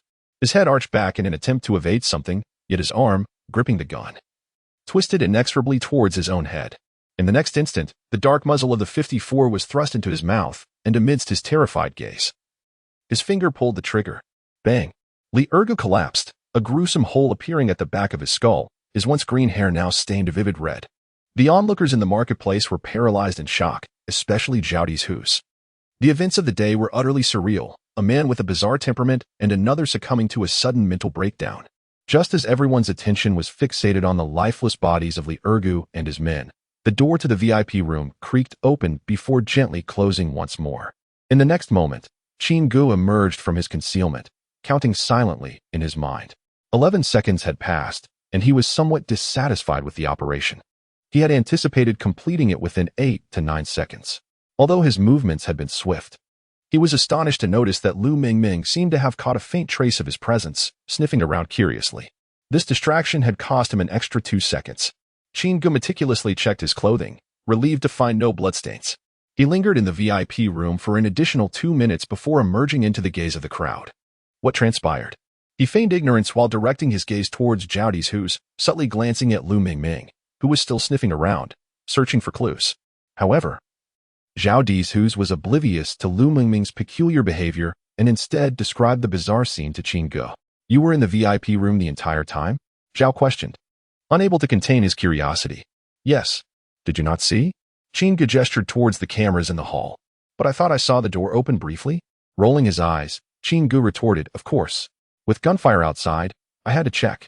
What if it was my people being shot? While Zhao Dizhu found some merit in Qin Ji's explanation, he still sensed something amiss, although he could not pinpoint what it was. Could he be a mental type? He wondered, casting a questioning glance at Qin Ge but refraining from voicing his thoughts. In this apocalyptic world, prying into other secrets was a grave taboo. He had no desire to offend this peculiar young man unless absolutely necessary. Noticing Zhao Dizhu's look of confusion, Qin Ge smiled and, with utmost seriousness, declared, do not overthink it. I am a strength type. With that, he gently squeezed the steel handrail of the staircase, effortlessly compressing it into thin sheets. Zhao Dizhu chuckled awkwardly, Commander Qin. Please do not take offense. I am merely driven by curiosity. Realizing he could glean no answers from Qin Ge, Zhao Dizhu decided to temporarily dismiss the matter, attributing Li Erge's actions to a sudden fit of madness. After all, the marketplace was equipped with cameras, even if the Mad Dog gang's Li Degu caused a ruckus. He had ways to dissociate himself from the incident. In this apocalypse, the demise of a few scoundrels was hardly a tragedy, as long as he remained uninvolved. Resolute, Zhao Dizhu engaged in light-hearted conversation with Qin Ge, summoning 2 staff members to the VIP room to inventory the mineral water. After confirming the accurate count, he produced a stack of plastic cards embossed with the layout of Future City, each card depicting a value of 10,000. They resembled gambling chips from a television drama. yet were not entirely identical. Zhao Dizhu swiftly counted out 21 cards and handed them to Qin Ge. As Qin Ge accepted the cards, squinting to examine them closely, he was astonished to discover that Future City had managed to produce its own currency in such a short time. Initially, he had been curious about how the City Lord's office would conduct transactions with him, considering that counting 210,000 mutated crystals would take considerable time. Although weighing them would be the simplest method, first weighing one, then a batch, and finally performing a division, it was not the most reliable approach. Any slight error could be significant. For Qin Ge, being generous with his own people was one thing, but he could not afford to shortchange outsiders. Now holding a stack of the new currency from Weiyang City, Qin Ge was momentarily taken aback. Soon, he contemplated that acquiring a mold to replicate these plastic cards would not be overly difficult. As if sensing his curiosity, Zhao Dizhu chuckled and began to clarify, "Indeed, replicating such cards is not too challenging, but we have anti-counterfeiting measures." He pointed to an inconspicuous corner of the card. Qin Ge focused his gaze and noticed a small, distinct pattern. As he gently traced it with his fingers, he quickly realized that this seemingly insignificant design was, in fact, a spiritual imprint applied by a mental-type Esper. With such a security feature, no one would be able to replicate it. Impressed, Qin Ge nodded appreciatively, pocketing 11 cards while retaining 10 in his hand. He then turned to Zhao Dizhu and inquired, "Where is Chun Mimi?" Chapter 81. He still holds a place for me in his heart. She went to arrange for the goods to be moved. Zhao Dizhu pointed towards the VIP lounge, simultaneously offering Qin Ge a knowing smile that only a man could comprehend. Was team leader Qin going to assist her in terminating her contract? What contract? Qin Ge was momentarily taken aback, but with Zhao Dizhu's explanation, he soon understood. It turned out that all personnel within the Lord's mansion had signed contracts, and to leave or join another team, one would need to terminate their contract with the mansion, which incurred a fee of 500 mutated crystals per person. Listening to Zhao Dizhu's and Appo's explanation, Qin Ge furrowed his brow. Did this not sound akin to the and Appo's, redemption and Appo's, of courtesans in ancient times? However, he had no intention of and Appo's, redeeming and Appo's, Chun Mimi. Although they had indeed shared a moment in the VIP lounge, to Qin Ge, it was merely a fleeting pleasure, devoid of any emotional attachment, and he felt no obligation to pay the 500 mutated crystals for her and Appo's, redemption, and Appo's. At this moment, he had summoned Chun Mimi for a different purpose. He waved his hand dismissively, stating, "It's not about terminating contracts. I have other matters to discuss with her." Earlier, while ascending from the second to the third floor, Qin Ge had noticed several counters selling firearms and ammunition. He had initially intended to purchase some to equip his team, but the prices were exorbitantly high. Moreover, most of the firearms sold on the second floor were mere imitations from small workshops, and the ammunition was recycled casings that had been reprocessed. He had no interest in such items, akin to the 54 caliber rifle that Li Ergu possessed, which was likely just for show and might fail when truly needed. He did not wish to introduce instability to his team's combat capability due to subpar equipment. The firearms available on the third floor of the Lord's mansion were mostly legitimate, comprising standardized weapons with ammunition package and military-grade cans. However, the prices were still excessively steep. In contrast, the firearms and ammunition available in the system were considerably more affordable. For instance, the M4 assault rifle was priced at 200 mutated crystals in the system, with each round costing 1 mutated crystal, while in the Lord's mansions, it was a staggering 2,000 mutated crystals for the rifle and 5 for each round. Such a vast disparity in pricing made Qin Ge feel that not capitalizing on this opportunity would be a disservice to himself. Resolute in his decision, he called for Chun Mimi. Upon hearing her name, Chun Mimi approached, her demeanor a mix of shyness and curiosity. Is he really going to help me terminate my contract? She wondered, is he inviting me to join his harem? Since their first meeting, Chun Mimi had envied Zhang Jingya and Wei Ningru, who remained remarkably composed and radiant amidst the apocalypse, a rare sight indeed. The thought that she might one day regain her former allure like them filled her with excitement. Yet before she could delve deeper into her thoughts, Qin Ge turned to Zhao Dizhu and said, "Manager Zhao, I would like to rent a counter on the second floor to sell some items." Upon hearing this, Zhao Dizhu was momentarily taken aback, but he quickly grasped Qin Ji's intentions for summoning Chun Mimi. According to the regulations of the Lord's Mansion, the daily rental fee for a counter on the second floor was 100 mutated crystals, with an additional 3 taken from daily revenue as tax. Moreover, Each counter was assigned a sales assistant from the mansion to aid in sales, ostensibly to assist, but in reality, to monitor daily earnings and prevent fraudulent reporting. The 3 tax was divided into 2 portions. 2 was submitted to the Lord's mansion, while 1 served as commission for the sales assistants. Thus, the assistants were incentivized to diligently record every transaction, alleviating the mansion and Oppo's concerns about financial discrepancies. Lu Mingming had introduced these details to Qin Ge earlier on the 2nd floor. Zhao Dizhu's, with a peculiar expression, inquired, "So, team leader Qin intends for Chun Mimi to assist you at your counter?" "Indeed." Qin Ge affirmatively nodded. He felt it only fair to offer her a position, especially since he had just taken advantage of her goodwill.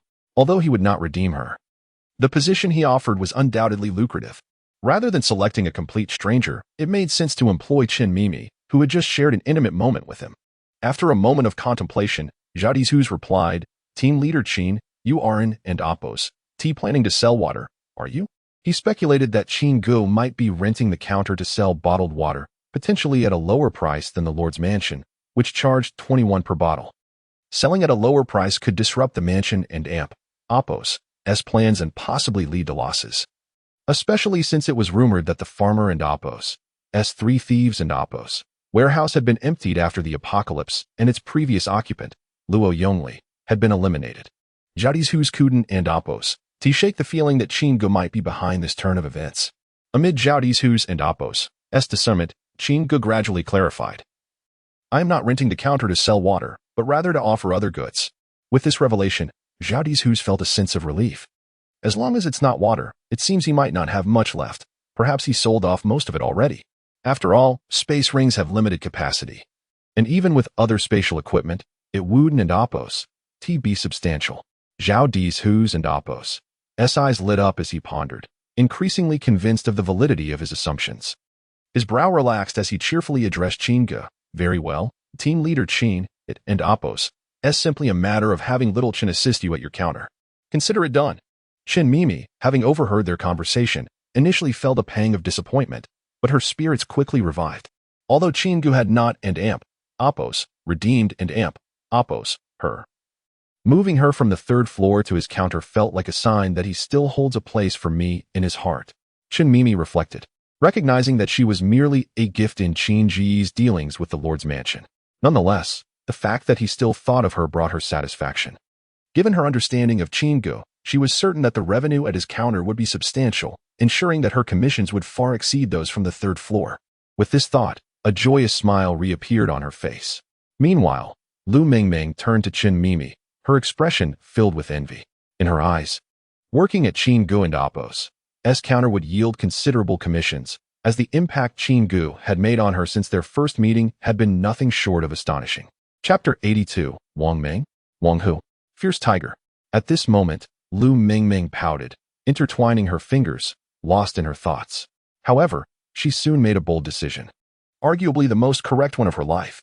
She turned to face Qin Ge, her large, sparkling eyes fixed on him. "Qin, team leader Qin, I also want to work at your counter."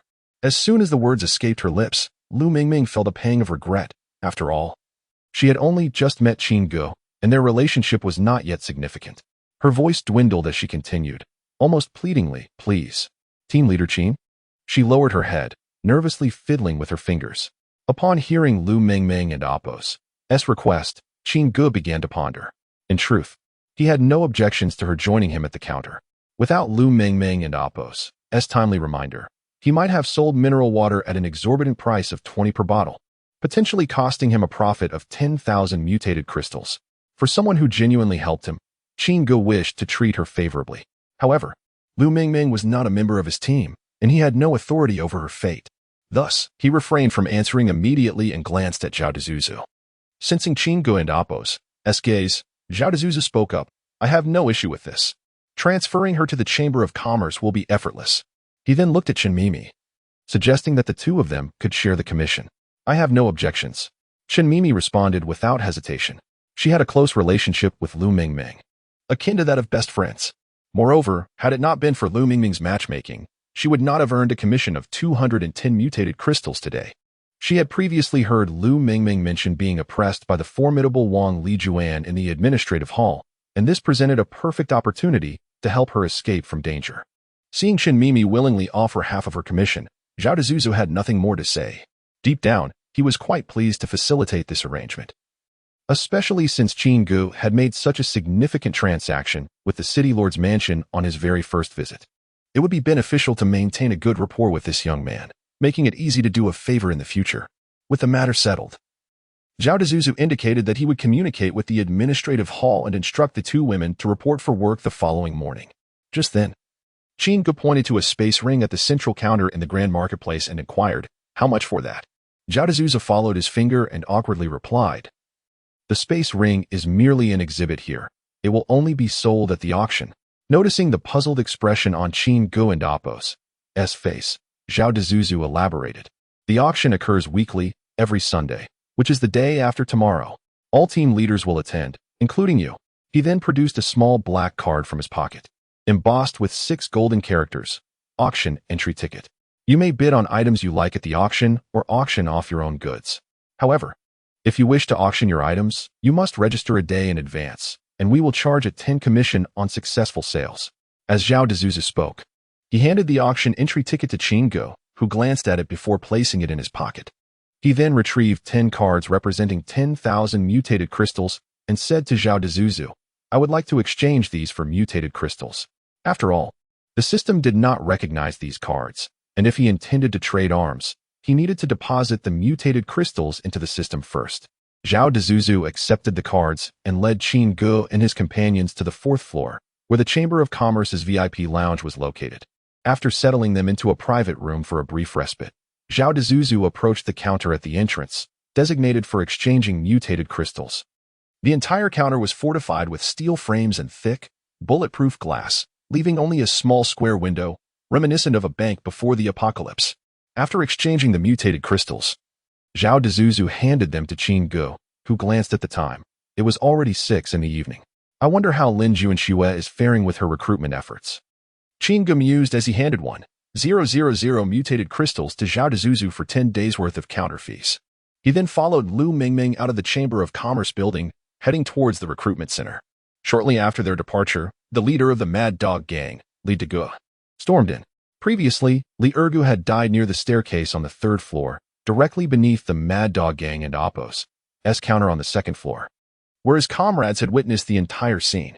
Although they struggled to comprehend the events, they quickly reported the incident to their leader, Li Degu. Now, with 100 or so followers, Li Degu charged up to the 3rd floor. His face contorted in rage as he demanded to know who was responsible for his brother's death. In response, Zhao Dezuzu wasted no time.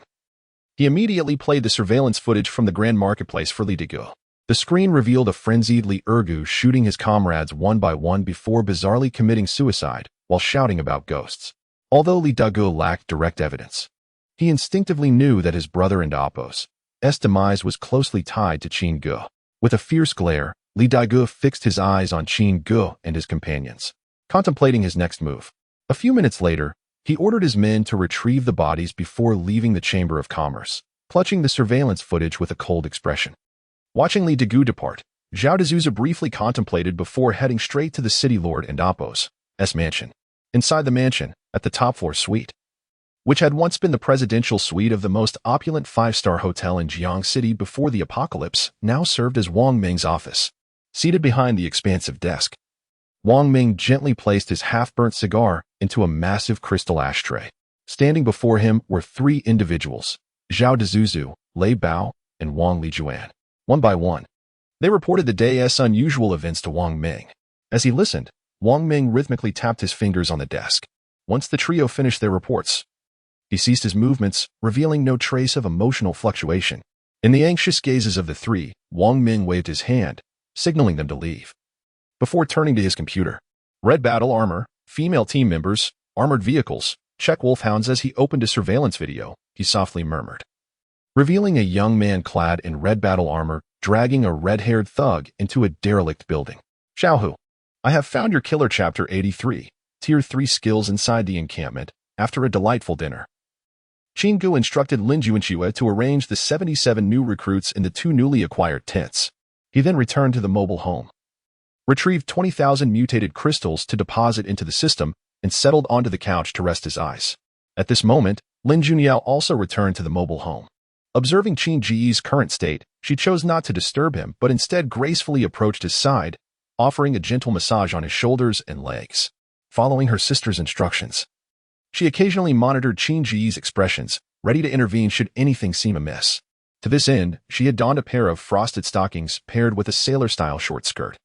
For she had noted Qin Gu and Amp, Appo's keen interest in these two pieces of attire. As Qin Gu luxuriated in Lin Junyao and Amp, Appo's attentive service, he opened the system's character interface in his mind, allocating the mutated crystals to the skills storage space and invisibility. In the next moment, his panel updated. Host, Qin Gu age, 19 strength, 36 stamina, 36 endurance, 29 agility, 48 intelligence, 34 mental strength, 29 comprehensive strength, 37 awakened ability 1, space, beginner, upgrade 10, awakened ability 2, nightshade, beginner, upgrade 010, skill 1, storage space, tier 3, upgrade 010, skill 2, invisibility, tier 3, upgrade 010. Qin Gu then carefully sensed the changes in both skills. First, regarding storage space, the description within had altered. Space level, tier 3. Capacity for non-human life forms. 1. Can devour technological spatial items, requires contact with the target item during consumption. Devour technological spatial items? He pondered. Will consuming them damage the resources within? Or can I absorb the contents into my own space? As he scrutinized the text, Qin Gu contemplated the two technological spatial items he had encountered, one being the space ring given to Lin Juanxue, and the other a magazine bestowed upon Zhang Jingya. Both items were crucial and irreplaceable, thus he could not experiment with them. Soon, he recalled the space ring on the third floor of the trading hall. Yet accessing it without detection through the thick glass of the display case seemed implausible. He would have to wait for the auction in 3 days. If the price were reasonable, he would bid on it, as he had long intended to procure a space ring for Zhang Jingya to store firearms and ammunition. However, should someone attempt to outbid him maliciously, he would not hesitate to use them for his experiments post-auction. Moreover, even if he succeeded in acquiring that space ring, there were undoubtedly other spatial items within Weiyang City that he could utilize for experimentation. At the very least, Wang Ming surely possessed other spatial storage items. Otherwise, who would auction off their soul space ring? Resolute in his thoughts, Qin Gu then turned his attention to invisibility. The skill description remained unchanged from its previous tier, yet an additional line had been appended. Invisibility, tier 3, when activated, grants 15 seconds of absolute invisibility, including worn clothing, can move normally while invisible, increasing movement speed by 300. Active attacks will break invisibility, can simultaneously render one living target within a 1-meter radius invisible. Exceeding this distance or making an attack will end the invisibility. Although it did not enhance the skill, it now included a feature to bring another along. Henceforth, as long as the additional individual could maintain pace with him, he could enlist a companion for ambushes, while few could match his speed. There were some exceptions. Zhang Kursen could barely keep up. Qin Gu felt a profound satisfaction. The expenditure of 20,000 mutated crystals was undoubtedly worthwhile, even remarkable. However, he soon noticed that both skills now displayed Tier 3, 010. Why has the required material for upgrades decreased after leveling up? Hastily, Qin Gu inquired of the system. Ding. Detected that skills, storage space, and invisibility have both reached Tier 3. Subsequent upgrades require intermediate mutated crystals. Nodding at the system and Amp, Appo's response, Qin Gu understood that reaching Tier 4 was currently unattainable. Nevertheless, given the present circumstances, Tier 3 skills were already formidable. While he could not test the devouring function of storage space, he could experiment with the companion feature of invisibility, particularly since it was a newly upgraded skill and he was yet unfamiliar with its practical applications. Opening his eyes, Qin Gu addressed Lin Junyao, who was still attending to him. Yao Yao, please summon Jingya and Dr. Wei. Upon hearing this, Lin Junyao paused, a look of confusion crossing her face. While she could comprehend the request to call Zhang Jingya, a trusted ally in their zombie-fighting endeavors, she was puzzled by the need for Wei Ningru. Did this imply that their team would be expanding? Noticing Lin Juanyao's momentary stupor, Qin Gu playfully tapped her sailor skirt. What are you pondering? Hurry along. He punctuated his words with a gentle squeeze of the fabric. raising a brow as if to say he might inspect her gear for battling zombies if she dawdled any longer. Realizing the urgency, Lin Junyao cheeks flushed, and she quickly sprang to her feet, dashing down from the mobile home. In that moment, she set aside her curiosity about Qinggu and Apos' intentions regarding Wei Ningru. After all, she had fought alongside him and Zhang Jingya against zombies, and she knew that facing them alone would likely leave her in tatters. I wonder how my sister has managed these past few days. Lin Junyao mused as she hurried towards the tent where Wei Ningru was. Meanwhile, the instant Lin Junyao rose from the couch, Qinggu activated invisibility. As he became invisible, Lin Junyao inadvertently entered the same state, remaining blissfully unaware. However, the moment she stepped beyond 1 meter from Qinggu, she reverted to visibility. Qinggu, still cloaked in invisibility on the couch, reflected. It seems that carrying a target does not affect my own state. Minutes later, Lin Junyao returned, accompanied by Zhang Jingya and Wei Ningru. Within the mobile home, Lin Junyao and Zhang Jingya instinctively seated themselves beside Qinggu. Yet, Wei Ningru appeared somewhat uncomfortable, wondering, what does he want me here for? Am I to be included in their ranks? Chapter 84. Not this gun. At this moment, Wei Ningru and Apos' mind was a whirl of thoughts. As she curiously surveyed the interior of the motorhome, for it was her inaugural visit to Shilifan. 3 is not enough. How dare he entertain such notions? She mused, incredulous. Is he really that formidable? Just then, her gaze fell upon the large bed at the rear of the vehicle, and a few pairs of brand-new speed-enhancing shoes hastily shoved beneath it. Instantly, memories of the scene in the warehouse on Water King Star flooded back, and she felt a familiar flutter at the recollection of the shifting shapes on the lab coat. Her cheeks flushed with a mix of embarrassment and mild anger as she shot an indignant glare at Qinggu, inwardly chastising him with a fierce, "You little rascal. You lecher." Fortunately, her scathing thoughts remained unvoiced. Otherwise, Qinggu would surely retort with a quizzical, "Who are you calling little?" Before Wei Ningru could spiral further into her musings, Qinggu cleared his throat and, adopting a serious demeanor, inquired, "Cough. Dr. Wei, did you glean any insights during the afternoon's commerce meeting?" In truth, Qinggu had already assigned her and Zhang Jingya tasks before their departure, instructing them to take note of any needed items or reasonably priced supplies at the meeting. Upon hearing his question, Wei Ningru realized how absurd her previous thoughts had been. Yet, she could hardly be blamed, for when Lin Junyao had sought her out in the tent, her strange expression and cryptic words had certainly led to misunderstandings. "Dr. Wei, hurry to the motorhome with me. If you don't, I might be in a dire predicament." Such words would lead anyone to misconstrue Qin Ji's intentions. Though Wei Ningru now recognized her misinterpretation, she couldn't and Apos' help but roll her eyes internally, thinking, well, he is still a little rascal, a lecher. However, as she cast her gaze upon Qinggu, who was enveloped by Lin Junyao, an inexplicable sense of loss washed over her. Yet, she quickly composed herself and spoke up. There are indeed many reasonably priced items at the meeting, such as bandages, gauze, hemostatic clamps, and disposable emergency surgical kits. As Wei Ningru continued her enumeration, Qinggu retrieved paper and pen from his space and instructed Lin Junyao to record the details. There are also numerous commonly used medications, such as Huixiang Zhengqi, Baijiahe, and Yunnan Baiyao. These items can be found on the 1st, 2nd, and 3rd floors. Soon, as she concluded her list, Qinggu examined the compilation Lin Junyao had meticulously noted, complete with prices and quantities. Although the accuracy of the counts might be questionable, Wei Ningru had diligently recorded the prices, even indicating the stalls where each item could be found. Qinggu roughly calculated that the total cost of all items amounted to approximately 15 to 16,000 mutated crystals. While most of these supplies were already in his storage, he decided to acquire everything on the list.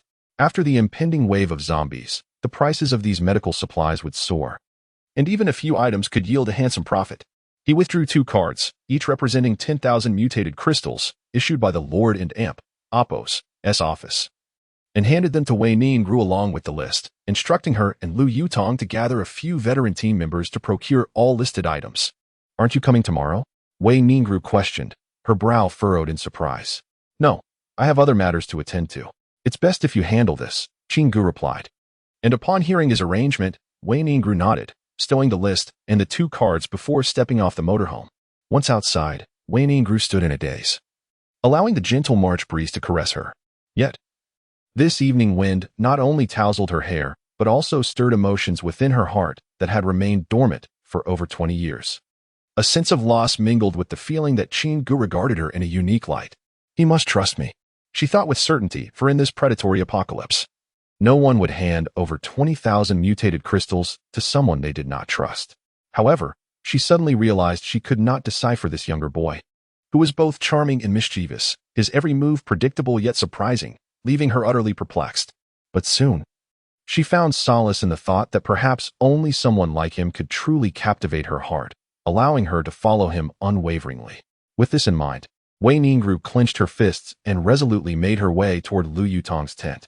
Meanwhile, within the motorhome, Qin Gu fixed a serious gaze upon Zhang Jingya and asked, "Jingya, do you know of any firearms that inflict minimal damage, boast a rapid firing rate, appear lightweight and user-friendly, yet yield mediocre results in practice? Most importantly, the ammunition must possess unconventional specifications, ideally unavailable within the borders of Dragon Country, particularly not in Jiang City." In truth, from the moment Qin Gu resolved to sell firearms on the third floor of the commerce meeting, he had concocted a plan to deceive those teams. He welcomed their bulk purchases, hoping each member would be armed. Once they acquired the firearms, controlling the ammunition supply would leave them reliant on his whims. Listening to Qin Gu, Zhang Jingya and Apos' eyes brightened as she quickly grasped his intent, beginning to ponder: low damage, high rate of fire, impressive appearance, special ammunition. Suddenly, she exclaimed, "I and Apos, V got it. The P90, manufactured by the Belgian company FNH. It has a magazine capacity of 50 rounds and an astonishing firing rate of 14 rounds per second, though it appears exceptionally lightweight and user-friendly. Its damage output as a submachine gun is indeed minimal. The crucial point is that it requires factory-produced 5.7 by 28 mm caliber ammunition. Using any other type would result in a jam, or worse, a catastrophic failure. Moreover, such ammunition would undoubtedly be absent in Jiang City, perhaps even throughout the entirety of Dragon Country." At this moment, Zhang Jingya turned to Qin Gu. "But, dear, do you have such a firearm in your storage?" As she spoke, she reached into Qin Ji's embrace, seemingly searching for the entrance to his space. At this, Qin Gu felt a jolt, suppressing the tumultuous emotions within him as he firmly grasped Zhang Jingya and Apos' hand, his eyes wide as he exclaimed, "Not this gun." Chapter 85, The Point System. At this moment, Lin Juyao joined in, her delicate hands wrapping around Qin Gu and Apos' waist with an air of playful mischief as she cheerfully called out to Zhang Jingya, "Sister Jingya, go for it. I've already got him under control." Seeing this, Qin Gu did not hesitate. He swiftly turned and seized control of both women, firmly asserting his authority, as if to reinstate his dominance. Just then, Lin Juanxue, having finished her tasks below, ascended into the mobile home. Upon entering, she was greeted by the sight of the three in jovial banter. As the First Lady, Lin Juanxue feigned anger, exclaiming, "Well, look at you all. While I'm down there working tirelessly, you're up here frolicking about." However, her expression belied no actual anger, as she looked at Qin Gu with a smile. The three paused their antics, and Qin Gu stood up, enveloping Lin Juanxue in an embrace before settling himself between Lin Junyao and Zhang Jingya. As he examined Lin Juanxue's gear, he engaged her in conversation about team matters. Ever since he had devised the 8 trigrams dragon palm, Qin Gu had grown fond of this dual approach, practicing his palm techniques while Lin Juanxue reported on work. Occasionally, he would compare notes with Lin Juyao. And now, with Zhang Jingya in the mix, he found himself delightfully occupied. In contrast, Lin Juanxue was not as carefree. She was clearly struggling, having already arranged for the 77 newcomers she had brought in. "However, I feel they might be a bit cramped. Perhaps you should arrange for a couple more tents for them?" Listening to Lin Juanxue and Apos' fragmented thoughts, Qin Gu pondered briefly. With the team now comprising 194 members, aside from the 4 of them in the mobile home, the remaining 190 shared 6 tents, which indeed felt crowded. Earlier that day, he had seen a team on the second floor of the trading hall selling tents, alongside high-tech toilets and shower facilities, all at reasonable prices. Nodding, Qin Gu responded, "This is an easy fix. I will take care of it tomorrow. But do you think we might have recruited a few too few today? Were there any difficulties in the recruitment process?" Currently, their primary objective in Weiyang City was to expand the team. Qin Gu envisioned having over 500 members before the impending wave of zombies arrived, and the sooner, the better. After all, the newly recruited individuals would undoubtedly possess varying levels of skill, many of whom might lack even basic experience in confronting zombies. Training them would take at least 3 days, leaving them with a maximum of 4 days for recruitment. Furrowing his brow, Qin Gu inquired further, though his hands continued their meticulous work, becoming even more audacious. Also, what is the basic quality of the newcomers? What abilities do they possess? At this, Lin Junshui became serious. She first placed Qin Gu and Appo's restless hands onto Lin Junyao and Appo's white gear before earnestly stating, not ideal. Out of the 77 newcomers, only 23 have awakened abilities, and most of them are support or lifestyle types. Only 4 possess combat abilities, and they are all of the strength category, with very ordinary skills. I believe it is time for us to change our management model. Observing Lin Junshui and Appo's expression, Qin Gu too adopted a serious demeanor, pausing his actions to listen intently. He held a high regard for Lin Junshui's managerial skills, knowing that she would not propose changes without necessity. Thus, he was eager to understand what she meant by altering the management model. Lin Junshui took out paper and pen, beginning to write as she spoke. Let us abolish the current benefits and implement a points system. A points system? Qin Gu asked, intrigued. But what about their food and drink? With confidence, Lin Junshui smiled and commenced her detailed exposition. Soon, Qin Gu grasped the essence of her proposed points system. It would quantify the daily labor and contributions of team members in terms of points, while also establishing clear point values for all daily necessities, including food, clothing, and other supplies. Every team member would earn points daily, which they could use for purchases within the team, allowing them to choose the food or supplies they desired. Depending on their roles and contributions, the points awarded would vary. For example, a regular team member would earn a fixed 50 points daily, with an additional 50 points for participating in zombie hunts, and 30 points for engaging in non-dangerous labor. Night Watch personnel would receive 20 extra points. Moreover, the meals prepared daily would cost 30 points per serving, while alternative food choices, such as self-heating pots, would be priced at 20 points each, and instant noodles at 10 points per pack. Qin Gu nodded in approval. This system would ensure that all team members, whether engaged in zombie hunting or performing ordinary tasks, would receive fair compensation for their efforts.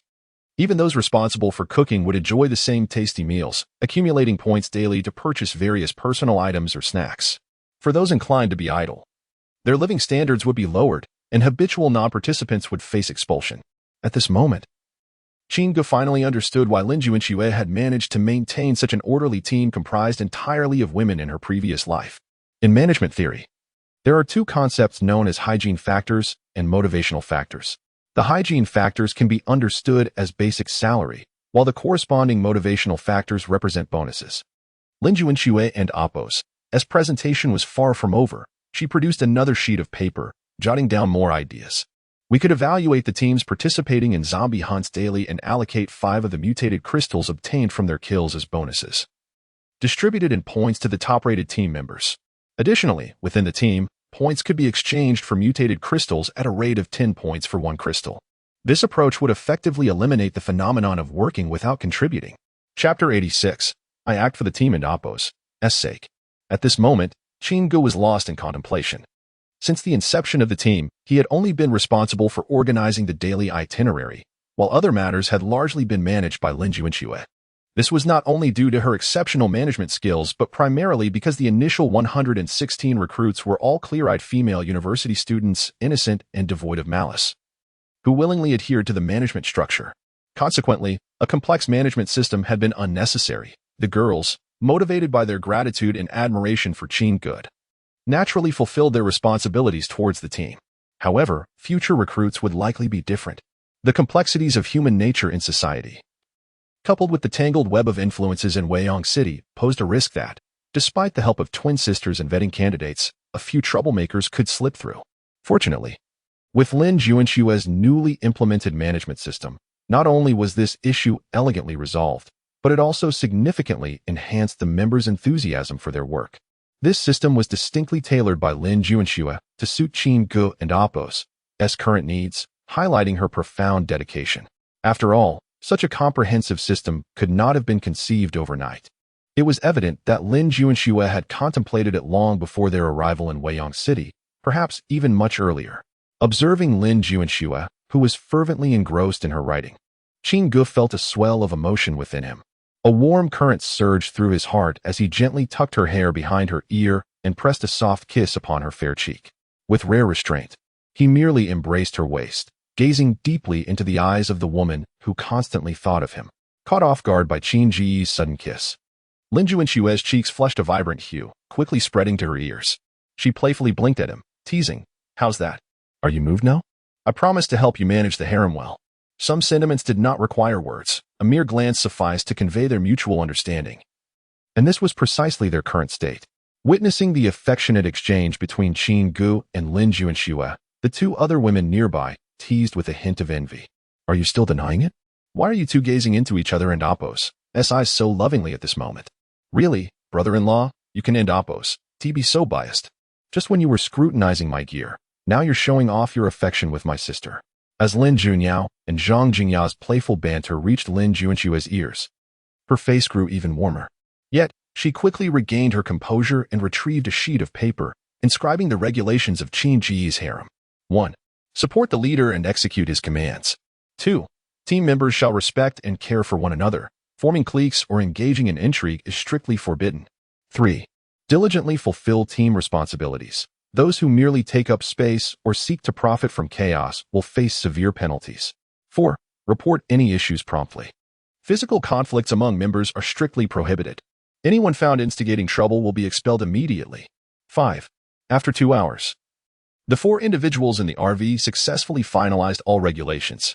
During this time, Qin Gu contributed additional clauses, such as prohibiting the private sale of team resources and unauthorized disclosure of team information to outsiders. They also reorganized the team into smaller units of 16 to 20 members, temporarily appointing 10 seasoned members as captains. The 10 squads were designated distinct roles: 6 combat teams, 2 agile maneuver teams, 1 logistics team, and 1 medical team.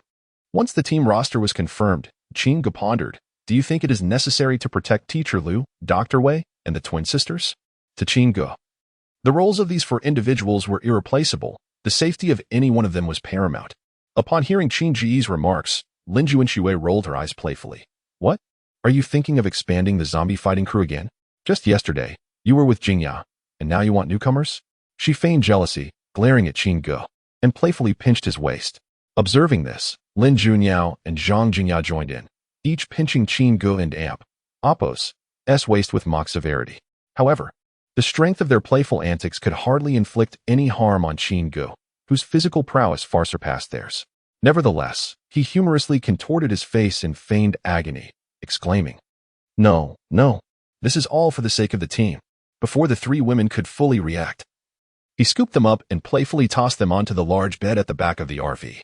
Almost immediately, the sounds of zombie slaying erupted within the vehicle. The following morning, Qin Gu rose early once again at 6 o'clock a.m. While the 3 women remained in slumber, he accessed the system and Oppo's marketplace and swiftly browsed through the weaponry catalog. Soon, he located the P90 submachine gun that Zhang Jingya had mentioned the previous night. Without hesitation, he exchanged for one, and in the blink of an eye, a brand new P90 materialized in his hands. The sleek, black body and lightweight feel were quite imposing, boasting a capacity of 50 rounds. Furthermore, the price was remarkably affordable, at only 150 mutated crystals per unit. The ammunition was even cheaper, at merely 1 mutated crystal per round.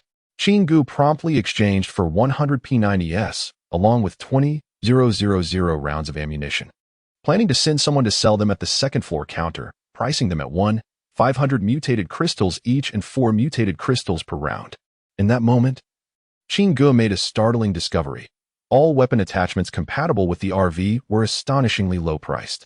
For instance, the previously installed, fully automatic Gatling gun system, with 3 Gatling guns, including 1 main and 2 auxiliary, came with 7,000 rounds of ammunition for just 100 crystals. In contrast, standalone firearms like the M134 handheld Gatling gun were significantly pricier, costing 1,000 mutated crystals.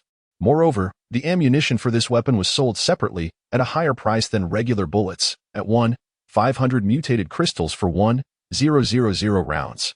Though this averaged out to just 5 mutated crystals per round, the sheer firepower of the Gatling gun could deplete thousands of rounds in mere moments. While it could provide exceptional fire support, the cost of ammunition could skyrocket to tens of thousands of mutated crystals in no time, which was why Qin Gu had refrained from exchanging one for Zhang Jingya. It seems I must exert more effort to earn mutated crystals. After all, he had no intention of pursuing the arms trade as a long-term venture. While lucrative initially, over time, prices would inevitably decline. When various teams found themselves restricted by ammunition shortages, this trade would become unsustainable. What approach could yield high returns at a low cost in a swift manner? Qin Gu pondered silently, suddenly having a revelation as a figure appeared in his mind. She must have a solution. Chapter 87. The storm of new regulations. After feeding the Silverhorn King, the team members had breakfast. Within the base, all members were lined up in an orderly fashion in front of the RV. Qin Gu delivered a few symbolic remarks before retreating back into the RV. While Lin Junshui addressed the team, announcing the various regulations established the previous night. As she spoke, Lin Junshui meticulously observed the expressions of the team members. Most of the veteran members displayed no overt emotional changes, particularly the girls who had followed Qin Gu since their days at Z University. In their hearts, they were prepared to unconditionally implement any decision made by their leader, even willing to sacrifice themselves for the team if necessary. Conversely, the newcomers, recruited just the day before, exhibited a range of expressions. Some appeared puzzled by Lin Junshui's new rules, while others nodded in agreement, seemingly in support of the meritocratic system she outlined. A few whispered among themselves, and Lin Junshui took note of those who seemed dissatisfied with the new regulations, marking them in her mind. Once the regulations were fully articulated, Lin Junshui presented a list of team leaders. Team Leader, Wu Xingyan. Members. Team Leader, Zhang Jingya. Members. Team Leader, Lin Junyao. Members. Medical Team Leader, Wei Ningru. Members, Lu Yutong. Logistics Team Leader, Lu Xiaoding. Members. Lu Xiaoding. One of the girls who had previously taken charge of cooking was now promoted to Logistics Team Leader. While her expression remained relatively unchanged, her heart danced with joy, thinking, "This is wonderful. Now I can prepare special meals for the leader."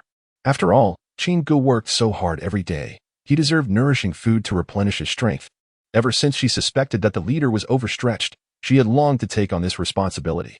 Though she had approached Lin Junshui several times with this proposal, it was always dismissed. "Are you joking?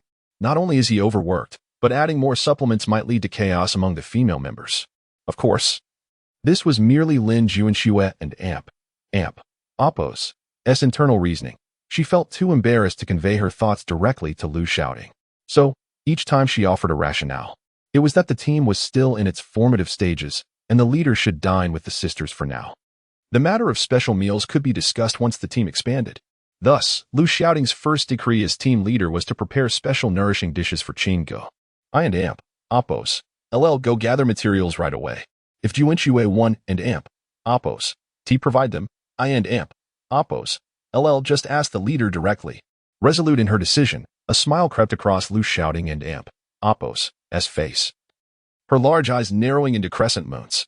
However, upon witnessing Lu Xiaoding and Appos' exuberance, Lin Junshui felt a wave of foreboding wash over her.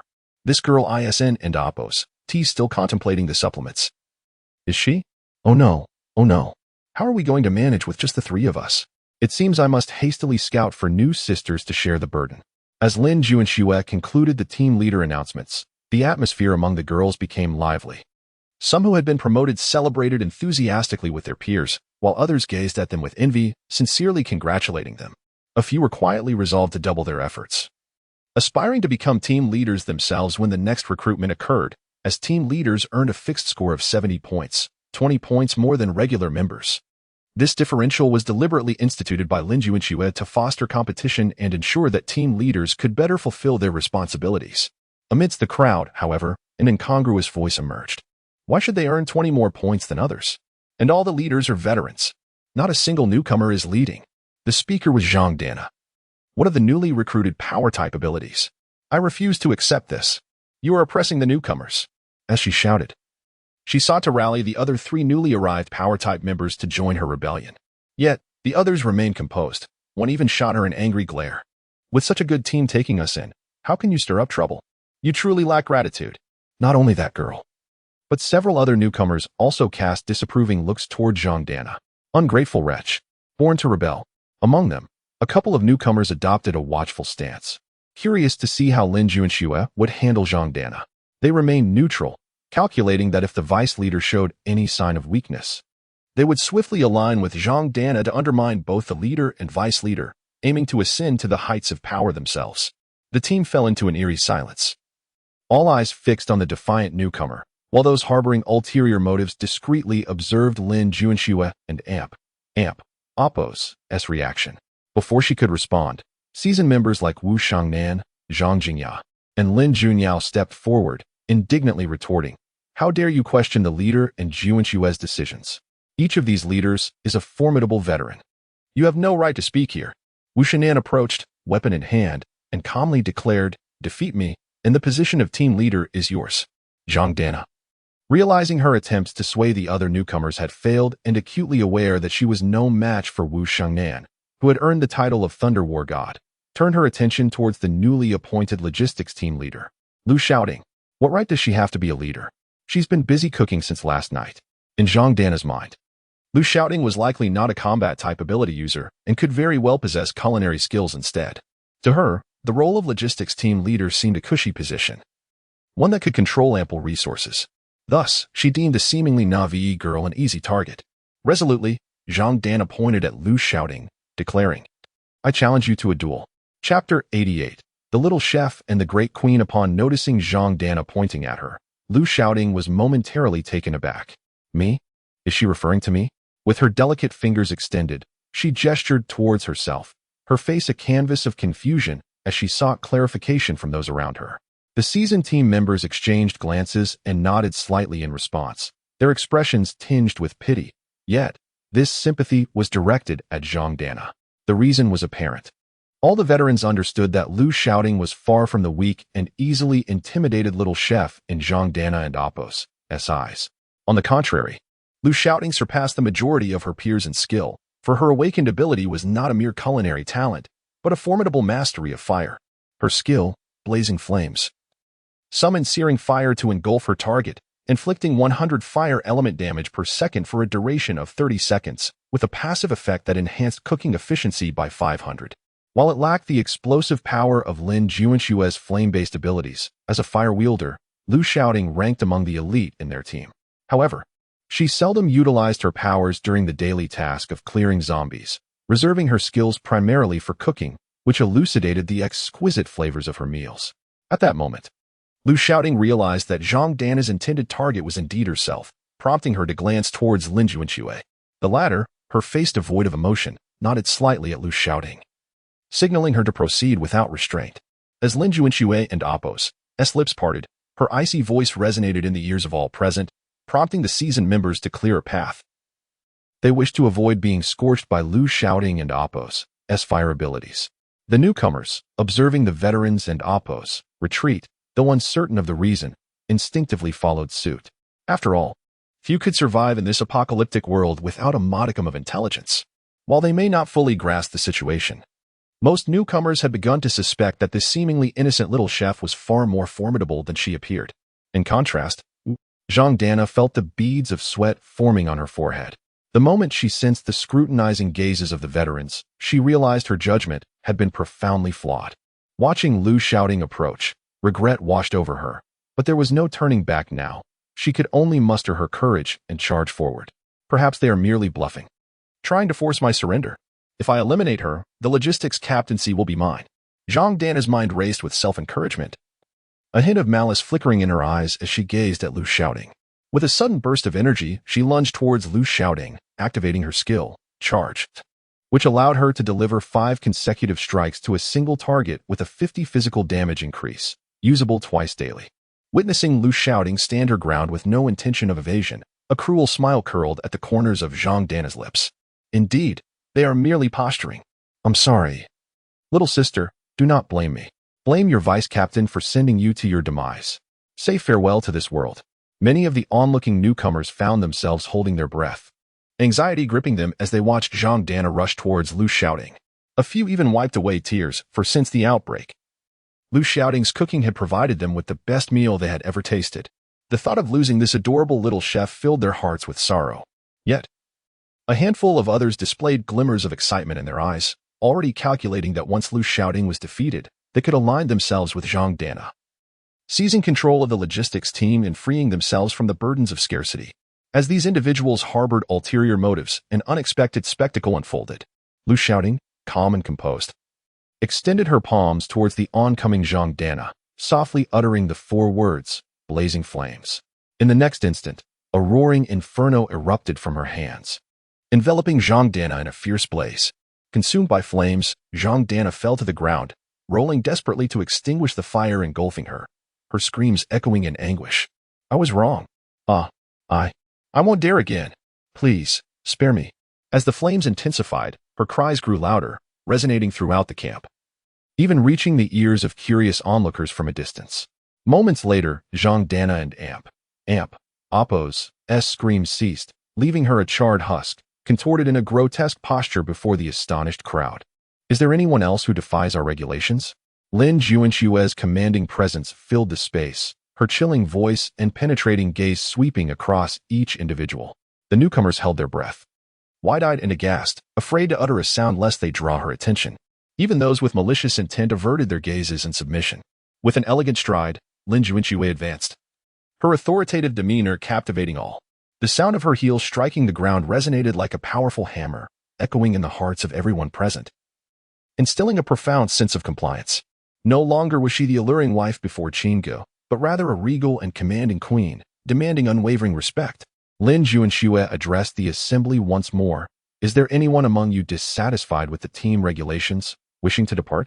Step forward now. If you do, I, Lin Junshue, assure you that there will be no repercussions. As her words settled, silence enveloped the camp, the newcomers acutely aware of their heartbeats, some trembling with trepidation. After a prolonged pause, Lin Junshue returned to the forefront of the group, nodding in approval at the gathered individuals, a frosty smile gracing her exquisite features. Excellent. It appears none of you intend to speak up. She then cast her icy gaze over several individuals before commanding, Lu Li, Zhang Min, Hu Meijiao, Qin Xiaohong, Xia Xian, Wu Qilan. Apprehend them. Chapter 89. Is your father the richest man? As Lin Junshue called out the names one by one, the expressions of the 6 women instantly stiffened.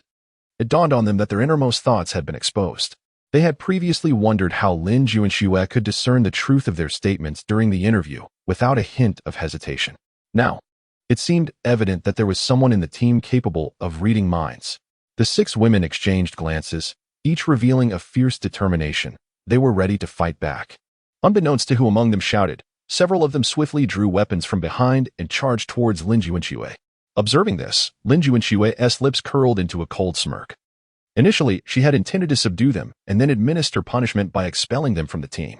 After all, as the team leader, she could not simply execute them based on mere thoughts. However, their current reactions provided her with the perfect justification to act. With a swift motion, Lin Junshue raised one hand, and her delicate palm unleashed 5 blazing flames. Before the assailants could close the distance, they were engulfed by the inferno, reduced to ashes in the blink of an eye. Among the 6, the last remaining individual, Xia Xian, was firmly pinned to the ground by Wu Shinan, rendered immobile. Witnessing the charred remains of her companions, Xia Xian screamed, "You can't kill me." Before she could finish, Lin Junshue ordered someone to gag her and bind her tightly. In truth, ever since Zhang Dana's provocation, Lin Junshue had signaled the twin sisters to discreetly read the thoughts of those exhibiting unusual behavior. To her astonishment, the twins reported that one among them was a spy sent by another team.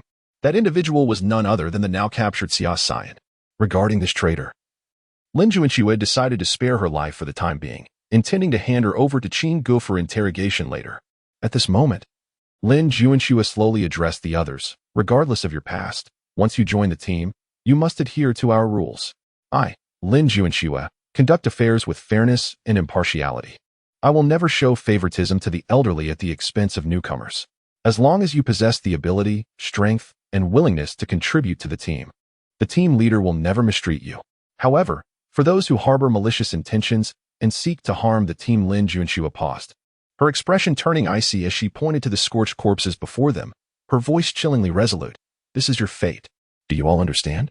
As Lin Junshue's words echoed, the girls in the camp chorused, understood, understood, understood. Satisfied with the effect of her speech, Lin Junshue ceased to elaborate further. instructing the girls to clean up the remains and then drag the bound Xia Xian into the mobile command center. Inside, Qin Gu observed the unfolding events through the glass window. Upon seeing the tied-up Xia Xian, he frowned. Not in the mood to discern the truth of her claims at that moment.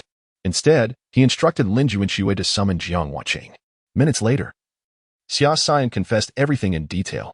Gazing at the spy sent by the Scorpion team, Qin Gu's mind began to form a plan. According to Xia Xian, the Scorpion team had dispatched her to ascertain the strength of Qin Gu's team and their daily operations. If they discovered any intentions of exiting the city, she was to report back, enabling the Scorpion team to lay an ambush outside the city, catching them off guard. In the eyes of the Scorpion team's leader, Hualong, eliminating the strongest members of Qin Gu's team would merely be a matter of time before the remaining girls were consumed. Moreover, Xia Xian revealed that this was not the first time such treachery had occurred. 2 other teams had already fallen victim to their schemes, meeting with a grim fate. All the men were killed, while the women were captured, with the more attractive ones tortured to death by Hualong, and the others used for the team's amusement before being sold to the pink paradise of the city lord's mansion. Thus, Qin Gu resolved to turn the tables on the Scorpion team, using Xia Xian's information for a counter-ambush. However, possessing a disguised mask rendered Xia Xian unnecessary at this point. After confirming their communication methods and codes, Qin Gu swiftly snapped Xia Xian's neck. He did not allow her body to be removed from the mobile command center, but instead stored it in his space, as he could not allow news of her death to leak.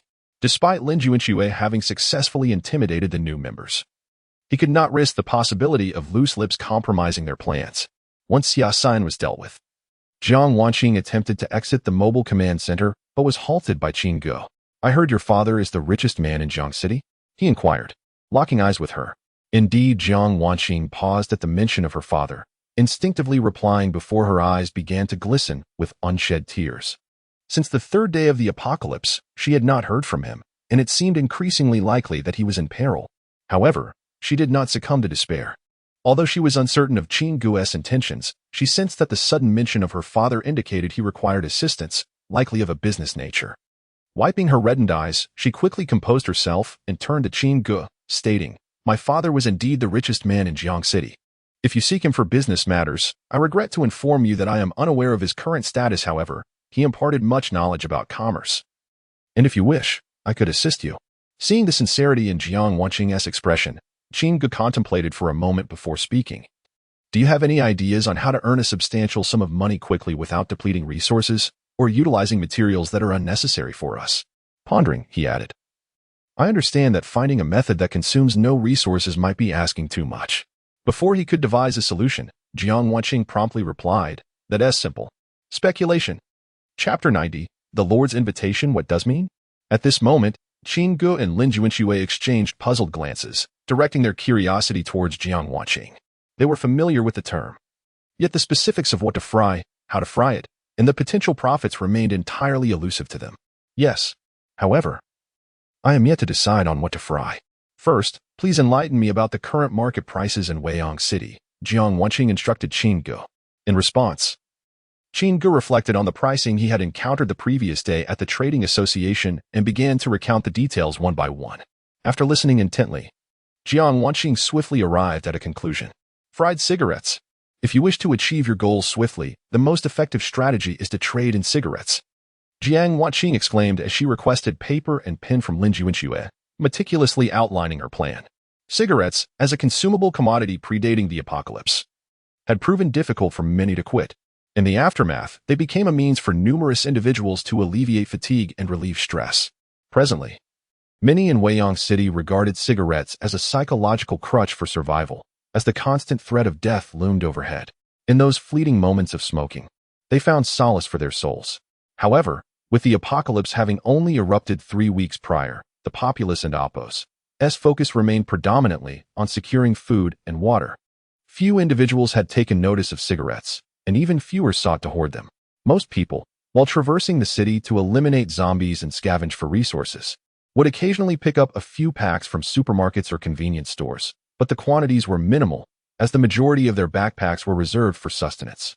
Thus, the current stock of cigarettes in Weiyang City was scant, with only a handful of smokers possessing a few packs, and even fewer having more than a couple of cartons. Importantly, cigarette prices were relatively low.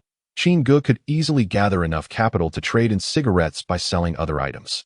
According to Qin Ji's understanding, the cheaper cigarettes in Weiyang City were priced between 5 to 10 mutated crystals per pack, while premium brands ranged from 10 to 20 mutated crystals. Based on current market prices, acquiring the total cigarette stock would likely require around 300,000 mutated crystals. However, Jiang Wanqing calculated that the actual funds needed might be slightly higher, as once trading commenced, cigarette prices would swiftly escalate. To monopolize the entire city's supply, a minimum of 400,000 to 500,000 mutated crystals would be necessary. Yet, this sum posed no challenge for Qin Ge. He could effortlessly sell items from his inventory to cover the costs. Moreover, he was preparing to initiate arms trading on the second floor, where selling just a few hundred P90s would yield a profit exceeding 500,000, should he successfully inflate the cigarette prices in Weiyang City. The resulting profits could potentially multiply tenfold or more. At this moment, Qin Ge gazed in astonishment at Jiang Wanqing's business strategy, internally applauding her ingenuity. He had been contemplating who to assign to oversee the second-floor counter and now realized that Jiang Wanqing was undoubtedly the ideal candidate. "All right, let us proceed as you suggest," Qin Ge declared, producing the remaining 9 cards from his pocket and handing them to Jiang Wanqing. "Use these for now, and if they prove insufficient, I shall find a way to procure more." He then summoned several veteran team members with supportive abilities, instructing them to assist Jiang Wanqing in her cigarette trading endeavor. After organizing Jiang Wanqing's affairs, Qin Ge acquired 71 M4 assault rifles from the system store and instructed Zhang Jingya to distribute them among the female recruits from the normal university. For the newly recruited members, Qin Ge opted not to equip them with firearms initially. Instead, he believed it essential for them to hone their fundamental zombie killing skills using melee weapons. Otherwise, when zombies later evolved, firearms would become considerably less effective. In Qin Ji's eyes, firearms were merely supplementary tools, and reliance upon them was inadvisable. He recalled the reinforced Desert Eagle in his inventory, a formidable weapon he had yet to utilize himself. Subsequently, Qin Ge handed 10,000 mutated crystals to Lin Juanxue, instructing her to rent the adjacent outpost before recruiting, with the remaining funds allocated for daily expenses. He understood that, although he possessed ample resources, it was unreasonable to expect absolute completeness, and he supported the team and Oppos as occasional purchases. Before Lin Juanxue departed, Qin Ge reminded her to procure several tents and high-tech restroom and shower facilities. Initially, he had intended to handle these acquisitions personally, but given the current circumstances, the newcomers exhibited varying levels of competence and lacked team cohesion. Therefore, he resolved to personally lead these recruits outside the city to hone their fundamental skills in slaying zombies, while also investigating the tasks mentioned by Lu Meiming regarding the Lord S mansion. With determination, Qin Ge descended from the mobile home and summoned all the newly recruited members. Once they assembled in an orderly line, he distributed the melee weapons, such as machetes and axes, previously used by veteran members, along with black tactical gear for each recruit. Recognizing that many among them lacked experience in zombie combat, Qin Ge called upon Wu Xingnan to lead a team of members for support. However, he assigned Wu Xingnan the task of primarily instructing and assisting the newcomers, ensuring that opportunities to eliminate zombies were preserved for them. Only in dire emergencies would anyone else be permitted to engage. Once all arrangements were finalized, Qin Ge and his team departed the outpost, intending first to inspect the location where the Lord and Oppos' mission announcement would be made, before deciding which direction to proceed in. Just as Qin Ge was about to exit the outpost, 2 figures approached, one elder and one younger, both portly. The elder, Zhao Dizhus, hastily advanced to Qin Ge, intent on delivering a message from Wang Ming. However, upon his arrival, Zhao Dizhus observed the unmistakable signs of a recent skirmish within the outpost. Although no bodies were visible, the scorch marks on the ground were undoubtedly remnants of fire-based abilities, a conclusion he reached through experience. Yet, Zhao Dizhus felt little concern regarding the matter. While combat was prohibited within Weiyang City, this rule was intended to prevent disputes among residents. Actions taken to rectify internal conflicts within a team were not interfered with by the city. After a cursory glance, Zhao Dizhus turned to Qin Ge with a smile and presented a gilded invitation. The Lord is hosting a banquet at Weiyang Pavilion tonight and extends an invitation to Captain Qin for a private discussion. Chapter 91. The Black Crow. At this moment, Qin Ge did not directly take the invitation, instead casting a puzzled glance at Zhao Dezuzu. Noticing his expression, Zhao Dezuzu chuckled and explained, "Commander Qin, please do not misunderstand. After each team settles in Weiyang City, the city lord extends an invitation to the commanders for a meal. Primarily, it is to foster friendships among the commanders, as we aim to collaboratively build Weiyang City." As he spoke, Zhao Dezuzu once again extended the invitation. At this point, Qin Ge found it inappropriate to decline. He accepted the invitation, briefly glancing over it.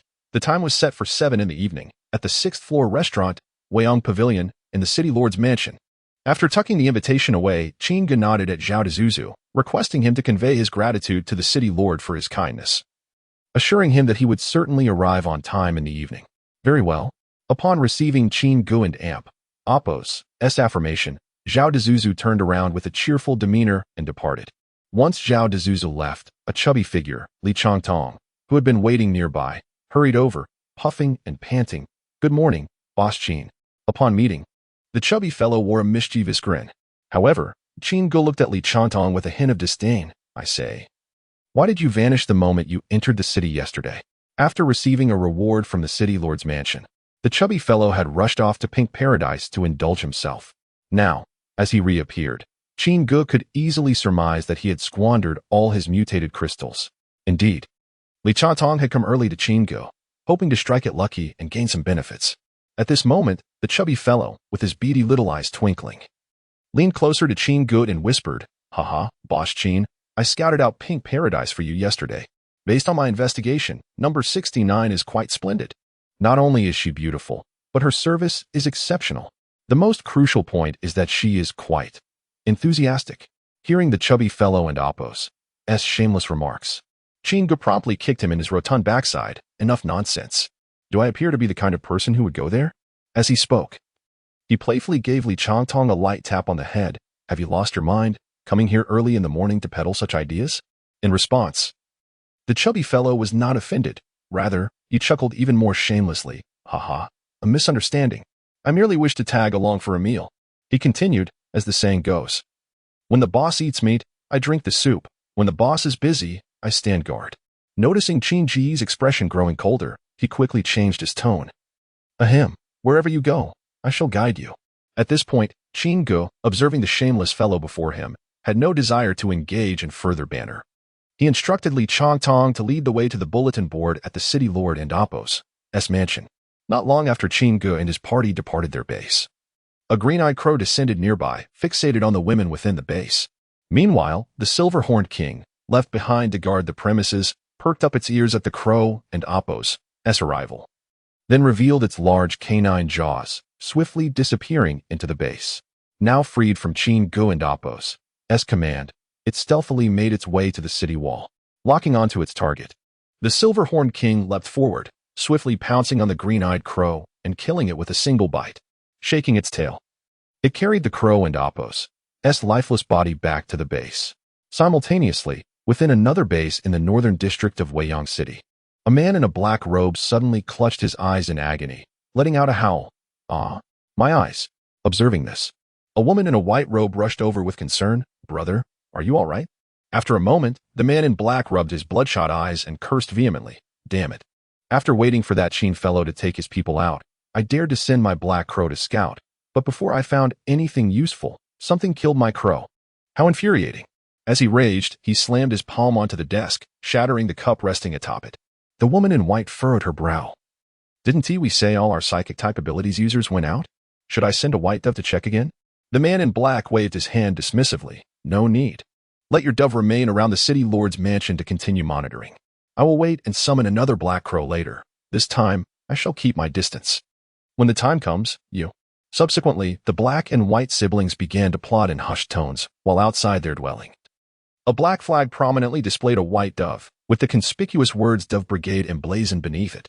At 10 in the morning, at the task posting area of the city lord's mansion, Qin Ge and his party were observing the staff as they affixed the day's tasks to the bulletin board. Task 1. Locate high-capacity water purification equipment. Individual team accepted. Task rewards. Provide clues for 10 mutated crystals. Find a complete small water purification device for 300 mutated crystals. Locate parts for a large water purification device for 100 to 500 mutated crystals. Find a complete large water purification device for 2,000 to 10,000 mutated crystals. Task 2. Repair the city walls, individual. Task reward. 2 mutated crystals per 10 hours. Task 3. Clear zombies outside the city, team. Task reward. 200 mutated crystals per block. Task 4. Search for airdrop boxes, individual team accepted. Task rewards. Bronze box for 3 mutated crystals, silver box for 10 mutated crystals, gold box for 100 mutated crystals. Task 5. After a cursory glance, Chingu noted that there were over a dozen tasks, generally categorized into 2 types, one focused on resource gathering, while the other involved the construction of Weiyang City and the extermination of nearby zombies. Chingu furrowed his brow, glancing at Li Changtong with curiosity. Why is the reward for the zombie clearing task so high? 200 mutated crystals for a single block? To him, while other tasks seemed reasonable, the third task perplexed him significantly. Given the city lord's penchant for accumulating wealth, the reward of 100 mutated crystals for clearing a block appeared exceedingly disproportionate. Upon hearing Qin Ji's question, Li Changtong cautiously surveyed their surroundings to ensure no one was eavesdropping before leaning in to explain in a hushed tone, Boss Qin, I suggest you refrain from taking on this task. While it appears to be a lucrative offer for clearing zombies, the reality is that once you accept the task, the city lord's mansion will dispatch a team to accompany you, directing you to a designated block to clear the zombies there. Chapter 92. The task from the lord's mansion. These locations share a common characteristic. They are infested with an overwhelming number of zombies. During your endeavor to eradicate these undead, the personnel from the Lord and Apos' mansion will not only refrain from assisting you, but they will not even step foot into the district until the zombies have been cleared. Additionally, you are required to ensure their safety. If any harm befalls them, the Lord's mansion will seize the opportunity to withhold your rewards. Once you have successfully cleared the designated area of zombies, the people from the Lord and Apos' mansion will monopolize all the resources within that street. The only rewards you can expect are the mutated crystals dropped by the zombies and the meager 200 rewards from the Lord's mansion. Listening to the chubby man's explanation, Chinga nodded thoughtfully. It all seemed reasonable and aligned with the Lord's mansion's usual conduct. He quickly began to devise a plan in his mind. According to the chubby man's words, the personnel sent by the Lord's mansion would not enter the district until the zombies were eliminated. Therefore, he could simultaneously clear the area while scavenging for resources, leaving behind only a few scraps to appease them. In this way, he would incur no losses and could even pocket an additional 200 mutated crystals. With this thought in mind, a cunning smile crept across Chingu and Apos' face as he hurried towards the task posting area. Observing Chingu accept the task, the chubby man shook his head in disbelief. Lamenting, Boss, you're making a grave mistake. Soon after, as Chingu completed the necessary procedures, a woman clad in green camouflage military attire emerged from the task posting area. Her name was Hua Xinlan, appearing to be in her mid-20s. She was the team leader delegated by the Lord and Apos' mansion, her eyes bright and movements decisive. With a sun-kissed complexion and a tall stature, she sported a tightly bound brown ponytail beneath a camouflage cap, her military gear impeccably tidy, complemented by a pair of glossy black combat boots. At that moment, she was organizing the personnel accompanying the mission. Once Hua Xinlan had assembled the team, she led Chingu and his companions out of the city towards their task location. As they approached the city gates, Li Changtong glanced at Chingu with evident trepidation. Normally, he would navigate around the zombies by consulting the mental map in his mind, as he was utterly devoid of combat prowess. Now, accompanying Chingu towards a district teeming with zombies felt akin to marching towards certain death. Chingu, perhaps I should sit this one out? Li Changtong suggested, a hint of fear in his voice. In response, Chingu smiled reassuringly, pulling out 5 rice balls and 2 bottles of mineral water from his storage. Don't worry. Stick with me, and you'll be just fine. Upon hearing Qin Ji's words and glancing at the generous rewards, the chubby man swallowed hard, instantly agreeing. To hesitate even a second would be disrespectful to the rice balls and mineral water. That is 20 mutated crystals for a bottle of water. He resolved that once they returned, selling the mineral water would allow him a delightful evening at the Pink Paradise with number 69. With determination, the chubby man gleefully accepted the rice balls and mineral water, then hurriedly followed Chingu towards their target district. Along the way, he began chattering away cheerfully. Chingu, I heard some news yesterday. Li Ergu from the Mad Dog gang has truly gone mad. He wiped out all his underlings at the trading guild yesterday. then committed suicide by gun. As he spoke, Li Chatong mimicked the act with his hands, while Qin Ge merely responded with a nonchalant hum. Li Chatong continued. After learning about his brother's suicide, Li Dagu stormed into the Lord's mansion, insisting that Li Ergu was under the control of a psychic ability user. He demanded a thorough investigation from the Lord's mansion, threatening to halt the water supply system construction if they did not comply. Upon hearing this, Qin Ji's expression remained unchanged. He casually inquired, and then? I'm not too sure about what happened next, but I heard that when Li Dagu left the Lord's mansion, he looked furious and even kicked over a trash can on the first floor, Li Chatong recounted. Qin Ge pondered quietly and oppose. It seems Li Dagu is suspecting himself. Even though there is no substantial evidence, Wang Ming must have noticed something amiss. He wondered whether Wang Ming would take action against him that evening. At that moment, he did not interpret Li Dagu's reaction as a sign of a rift with the Lord's mansion. Rather, Qin Ge perceived Li Dagu's actions as a fade, suspecting that the banquet hosted by the Lord's mansion might very well be a trap. However, he was not overly concerned. He had already devised a plan for handling the situation long before he decided to eliminate Li Ergu. After all, he possessed the water purification equipment that Wang Ming coveted most. Killing Li Ergu or even wiping out the entire Mad Dog gang would not warrant a thorough investigation from Wang Ming, especially since he had left no incriminating evidence behind. Li Chatong continued, in my opinion, neither of these two are decent individuals. Li Ergu's death is a blessing. He deserved to be eliminated for his misdeeds. I wonder which brave soul rid us of him. Are you planning to send them a banner of gratitude? Qin Ge rolled his eyes at the incessant chatter of Li Chatong, to which the chubby man replied, I genuinely would like to send them a banner. You see, ever since the Mad Dog gang took over the water supply system project, they have been wreaking havoc everywhere. They even robbed me. As he spoke, he rolled up his sleeve to reveal a still-healing bruise on his arm. During this time, they have robbed numerous people, all under the pretense of searching for water purification equipment to prevent anyone from hoarding it. Oh? Qin Ge glanced at the chubby man's arm, intrigued. Did the people from the Lord's mansion not intervene at all? Intervene? How could they? Those rascals rob outside the city, specifically targeting those of us who lack influence, as well as small teams with weak combat abilities. I heard that Li Dagu's spatial ring is now overflowing with the goods they have stolen. There is so much that they can't even store it all in their camp. With a grimace, the chubby man waved his hands in frustration. That hero should take care of Li Dagu and his Mad Dog gang. At that moment, Qin Ji's eyes lit up. He had been searching for an opportunity to conduct an experiment, and if Li Dagu were to provoke him, it would be the perfect chance to test the Devour function awakened from his spatial abilities. Chapter 93, She Has Arrived. Additional updates soon, under the leadership of Huixinlan. Qin Ge and her companions arrived near their target district. The location was not far, merely an hour's journey from the Lord's mansion.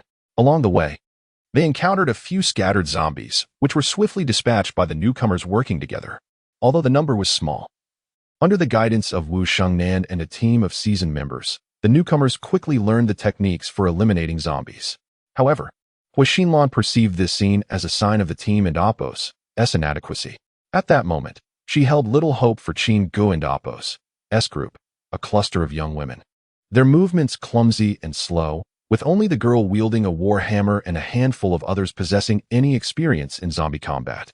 The rest were mere novices. Once we reach our destination, there may be significant casualties. Huixinlan felt a flicker of animosity toward Qin Ge, viewing her as an incompetent leader, leading such inexperienced individuals into a perilous situation, effectively disregarding their lives. She even speculated that Qin Ge might be using these newcomers as bait to divert the zombies and Appo's attention, alleviating the pressure on her more capable companions. Huixinlan had witnessed such callous behavior in other teams over the past few days, but she felt powerless to act. Her duty being to search for supplies in the cleared districts, with no authority to interfere in the decisions of other teams. With a cold expression, Huixinlan addressed Qin Ge. Captain Qin, our destination is just around the corner. We shall not proceed further.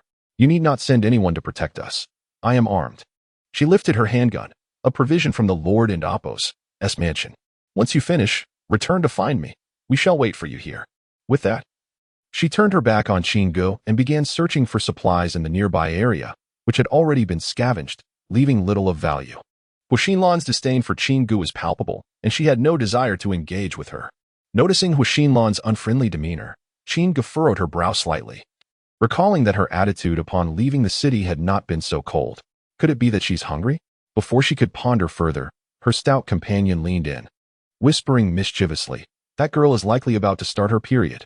He then cast a lewd glance at Huixinlan. Qingge promptly delivered a light slap to the back of his head. "Must you always chatter? Did I bring you along just for you to gawk at others?" She then kicked his rotund backside. "Use your abilities to see how many zombies are around the corner." At her command, the stout boy quickly closed his eyes, concentrating his mental energy. Soon, beads of cold sweat appeared on his forehead, and in a panic, he opened his eyes, exclaiming, "Over 300 zombies. Captain Qin, perhaps we should retreat. It's far too many." He trembled, wiping the sweat from his brow, his wide eyes darting around as if searching for an escape route. Upon hearing this, Qingge felt a wave of relief wash over her. Earlier, while accepting the mission, she had feared encountering a street teeming with 500 or 600 zombies. If that were the case, she would have prepared to personally shoulder the burden. However, with just over 300 zombies, as long as they did not all surge forth simultaneously, the 70-odd newcomers could indeed eliminate them in batches. With Wu Xinan and her team present, Qingge felt assured that she could safely search for supplies in the district without needing to remain at the forefront of the group. Having made up her mind, Qingge swiftly assigned tasks to Wu Xinan and her team, instructing them to push several nearby vehicles to the street corner to form a defensive barricade, leaving only a small opening for the zombies to pass through. This strategy would not only prevent the zombies from overwhelming them in an instant, but would also buy some time for her to quietly scour all the small shops along the street. Once the tasks were assigned, Wu Xinan raised her hammer and struck the nearest vehicle. In an instant, bolts of lightning crackled down, short-circuiting the cars before their alarms could even sound. Under Wu Xinan's precise control, the lightning did not affect the fuel tanks, and soon, the vehicles emitted wisps of smoke from their hoods before falling silent. The team then began prying open the car doors and, following Qingge and Apos as instructions, slowly pushed the vehicles into position to create a defensive structure. Witnessing this, Huixinlan's eyes widened in astonishment. Is this truly possible? At that moment, she began to understand Qin Ji's plan. This method indeed required minimal effort to eliminate the zombies in the district. Such strategies had been attempted before, yet all had failed. The primary reason being that no one could move the cars without making noise. Any slight contact with the parked vehicles would trigger their alarms. And even if they brought their own cars close, the zombies would be drawn by the roar of the engines. So she does not intend to lead those individuals to their doom. When Huixinlan looked at Qingge again, her gaze was tinged with a hint of shame, coupled with newfound admiration for the young and handsome captain. As the final vehicle was placed, the team prepared themselves for the impending zombie encounter. At that moment, a zombie staggered into view around the corner. The previously aimless creature, having spotted the group of vigilant young women, emitted a low growl and lunged towards them, soon followed by several others of its kind. As the first zombie charged through the designated gap, the girls overcame their fears and, under Wu Xinan's command, began to encircle and eliminate it. With the majority of the zombies halted by the vehicular barricade, Qingge felt a sense of relief wash over her. She then quietly slipped away in the direction they had come, unnoticed by the others. In no time, Qingge circled around to the opposite end of the target district. Most of the zombies had been lured away, leaving only a few wandering aimlessly. Drawing her battle axe, she swiftly and silently dispatched several nearby zombies before slipping into the small shops lining the street, beginning her scavenging. An hour later, as the last zombie at the barricade fell, Wu Xinan began directing her team to clear the battlefield and extract the mutated crystals. At that moment, Huixinlan noticed with a frown that Qingge had mysteriously vanished. Just as she began searching for her, a voice called from behind, "No need to look for me. I'm right here." Chapter 94. The narcissistic Qingge. Upon hearing the sound, Huixinlan turned her gaze and was surprised to find Qingge seated in a rocking chair at a nearby street-side shop, seemingly appearing out of nowhere. When did he get there? She wondered. Could he possess the ability to teleport? With this thought, a wave of caution washed over Huixinlan. After all, her responsibilities extended beyond merely leading the team and gathering supplies. She was also tasked with closely monitoring the mission team to prevent any covert hoarding of resources. Some team leaders had spatial storage items, and if this Qin leader possessed such an item, it would indeed warrant vigilance. However, observing Qingge and Apos' current demeanor, he did not appear to be the type who had hastily collected supplies and returned. Huixinlan was filled with confusion, her beautiful eyes curiously scrutinizing Qingge. In contrast, Qin gazed back at her with an air of nonchalance, the rocking chair creaking softly beneath him. Have you forgotten me so soon? He teased, prompting Huixinlan to regain her composure and respond earnestly. May I inquire about the nature of your abilities, Qin leader? Taken aback by her sudden inquiry, Qin momentarily suppressed his smile and frowned slightly. My dear, is it not a tad impolite to inquire about someone's powers after merely 2 hours of acquaintance? With that, he rose, casting an imposing glance at Huixinlan. Or is it that the city lord and Apos' manner is so intrusive? Alas, it is my duty. Huixinlan, unfazed by his pressure, met his gaze with unwavering resolve. Please, Qin leader, enlighten me. Do not put me in a difficult position. She straightened her posture, her military green camouflage uniform accentuating her form. Amused by her earnestness, Qin laughed heartily. Look at you, making this atmosphere so serious as if I intend to do you harm. It's no trouble to share. I am, in fact, of the strength type. As he spoke, he casually placed his hand on a nearby iron railing and squeezed, causing it to bend effortlessly. See, impressive, isn't it? Really? Huixinlan and Apos' eyes still held a flicker of doubt, though the sight of the deformed railing diminished her skepticism. Of course, I pride myself on my honesty. I would never deceive and Apos, great and Apos, beauty such as yourself. As Qin and Apos' flippant remarks continued, Huixinlan finally noticed the way he regarded her as and Apos, great and Apos, beauty, her cheeks flushing crimson. Her heart raced as if a mischievous little deer had taken residence within, bounding wildly in her chest. With a playful glare at Qin, she swiftly directed her companions to begin collecting supplies. What was that feeling just now? Huixinlan and Apos' face remained flushed as she walked towards the corner of the street, internally berating herself. She found it perplexing how, despite Qin appearing to be in his 20s, his gaze carried an almost predatory intensity, both when imposing and when jesting. Though she recognized that Qin Ji's teasing was merely playful banter, the memory of her accelerated heartbeat and weak knees compelled her to quicken her pace. Unwilling to linger near him any longer, observing Huixinlan's retreating figure, Qin smirked triumphantly. So, you wish to challenge me? Yet, this girl indeed possesses substance. I can discern her remarkable qualities even through that camouflage. He mused, pondering who might outshine the other between her and Wei Ningru. With these thoughts occupying his mind, Qin began organizing the team for a brief rest, distributing rice balls as they ate and contemplated the afternoon's mission. I wonder if this approach will still be viable this afternoon, he reflected.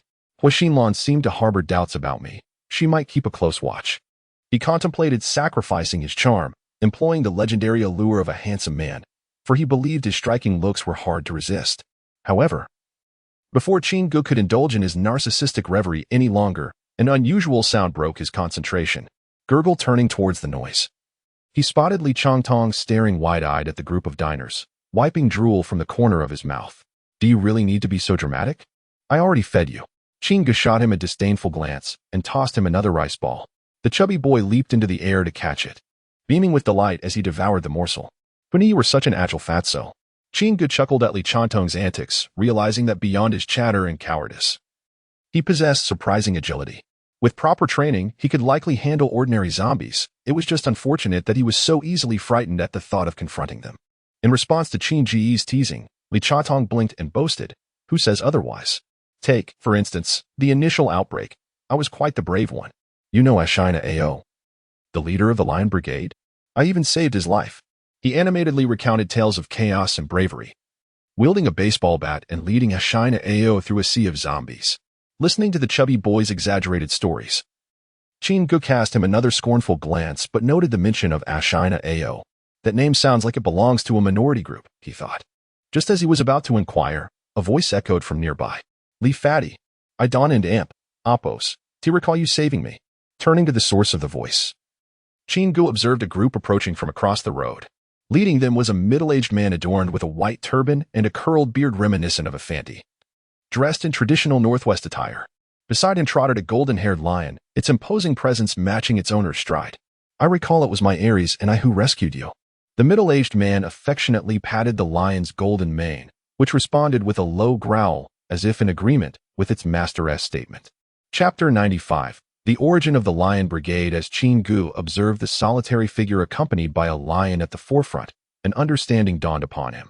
The middle-aged man, exuding a strong exotic aura, was undoubtedly the Ashtana Mastiff referred to by the chubby fellow earlier. The lion by his side was clearly the inspiration behind the name of the Lion Brigade. However, Chingu was profoundly intrigued by how this Ashtana Mastiff had managed to tame such a colossal beast. While he himself had once subdued the Silver-Horned King, it had been with the aid of the master and servant collar. The bond between this man and his lion appeared far more intimate. Had he perhaps tamed the lion even before the apocalypse? With the recent roar of the lion still resonating, every member of Chingu and Apos' team had risen to their feet, all eyes fixed upon the approaching group and the majestic lion accompanying them. Many of the women, gripped by fear of the beast, instinctively drew their weapons in readiness. Captain Wu Shengnan firmly grasped her warhammer, squinting to scrutinize the newcomer's every move. Meanwhile, the chubby fellow leaned closer to Chingu, recounting his past with the Ashtana Mastiff.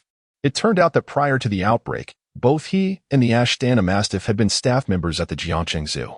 Li Chantong had served as a tour guide, responsible for escorting visitors, while the Ashtana Mastiff had been a caretaker. The lion, Ares, had been raised by the Ashtana Mastiff since infancy, forging a close relationship between them. On the very day the zombie outbreak occurred, Li Chantong was set to finish his shift early. However, on his way home, he received a call from the zoo director regarding discrepancies in the feeding accounts for the lions. The clients in question had been under Li's care. Reluctantly, he returned to the zoo to reconcile the accounts with the Ashtana Mastiff. After a long night of auditing and reviewing security footage, they discovered a client who had purchased a chicken but neglected to feed it to the lions, opting instead to take it home. Just as they were preparing to leave, the apocalypse erupted. In that critical moment, the Ashtana Mastiff displayed exceptional bravery, swiftly dispatching several security guards who had transformed into zombies. The two of them then sought refuge within the confines of the zoo, surviving for a time on the reserves of meat intended for the larger animals. Throughout this ordeal, the Ashtana Mastiff remained steadfast in his commitment to feed Ares daily, never faltering. Consequently, the vast majority of the meat was consumed by Ares, whose appetite was indeed formidable. Before long, when their food supplies dwindled, the Ashtana Mastiff and Li Chantong resolved not to succumb to despair. They charged out of the zoo, and by then, the city of Weiyang had begun to take shape. Upon their arrival, the Ashtana Mastiff utilized Ares to establish the Lion Brigade. Surprisingly, however, Li Chantong did not join as a founding member of the brigade. Instead, he returned to his previous role as a tour guide in Weiyang City. His reasoning? He could not bear to see Ares being fed better than humans. Listening to Li Chantong's remarks, Chingu couldn't and Apos' helped but roll his eyes, casting a disdainful glance in his direction. Aren't you the one hoarding food and saving up mutated crystals just to feed number 69? At that moment, the Ashtana Mastiff stepped forward, placing a hand on his shoulder, and bowed deeply to Chingu and his companions. Greetings, esteemed leader and beautiful ladies. I am Ashtana Mastiff, the leader of the Lion Brigade, and this is my loyal companion, Ares, he announced, gesturing towards the lion beside him. Allow me to offer my sincere apologies. Ares and my team harbor no ill intentions towards you. His roar earlier was merely an expression of discontent towards certain boastful individuals. If we have caused any disturbance, I kindly ask for your understanding. With that, he shot a scornful glance at Li Chantong, clearly indicating that the boastful individual he referred to was him. Li Chantong, with indignation, retorted, "How am I boastful? If I hadn't dealt with the two zombies behind us, you might very well have perished. I saved you." In response to Li's claims, the Ashtana Mastiff clapped his hands with a smile. "Ah, indeed. You saved me. But why don't you mention that I personally dispatched 19 zombies and Ares took down 37? How did we manage to escort you out safely? Answer me. Look at my eyes." As the Ashtana Mastiff pressed, Ares let out another fearsome roar, causing the chubby fellow to cower behind Chingu. Nervously glancing between the Ashtana Mastiff and Ares, whispering, "I saved you too." At this point, Chingu furrowed his brow slightly, addressing the Ashtana Mastiff. "I hope your purpose for being here is not solely to reprimand Li Chantong." At that moment, Chingu had no interest in their quarrel. He was far more eager to understand the intentions that brought the Ashtana Mastiff and his team before him. "Ah, indeed, charming leader, you are correct. That shamelessly is hardly worth my efforts. I have come to propose a collaboration. May I inquire how you prefer to be addressed?" Ashtana Mastiff extended a hand in a gesture of goodwill. Seeing this, Chingu did not reciprocate the handshake. Instead, he subtly glanced at the spatial ring on the Ashtana Mastiff and Apos' finger before responding nonchalantly, "My surname is Chin. Now, let us discuss the nature of your proposed collaboration. Noticing Chingu's reluctance to shake hands, the Ashtana Mastiff awkwardly withdrew his hand and stroked his distinctive mustache before saying, "Ah, so it's Chin. Well, esteemed leader Chin, may I ask if you have any interest in fresh meat?" "Fresh meat?" Chingu inquired, his brows knitting together once more as he regarded the Ashtana Mastiff. "Yes, far superior to the frozen meat from cold storage." Sensing Chingu and Apos' intrigue, the Ashtana Mastiff beamed with confidence and began to elaborate. It turned out that before they fled the zoo, he had scattered all the herbivore feed across the enclosures of various grazing animals.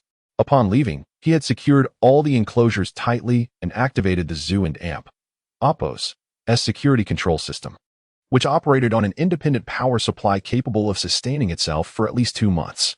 In this way, the herbivores would not starve, and their safety would be ensured for the time being. So, what say you, Leader Chin? Are you interested in a collaboration? Chapter 96, just a 55-45 split. Added update. Observing the confident smile of Ashina Ao, Chingu found himself pondering.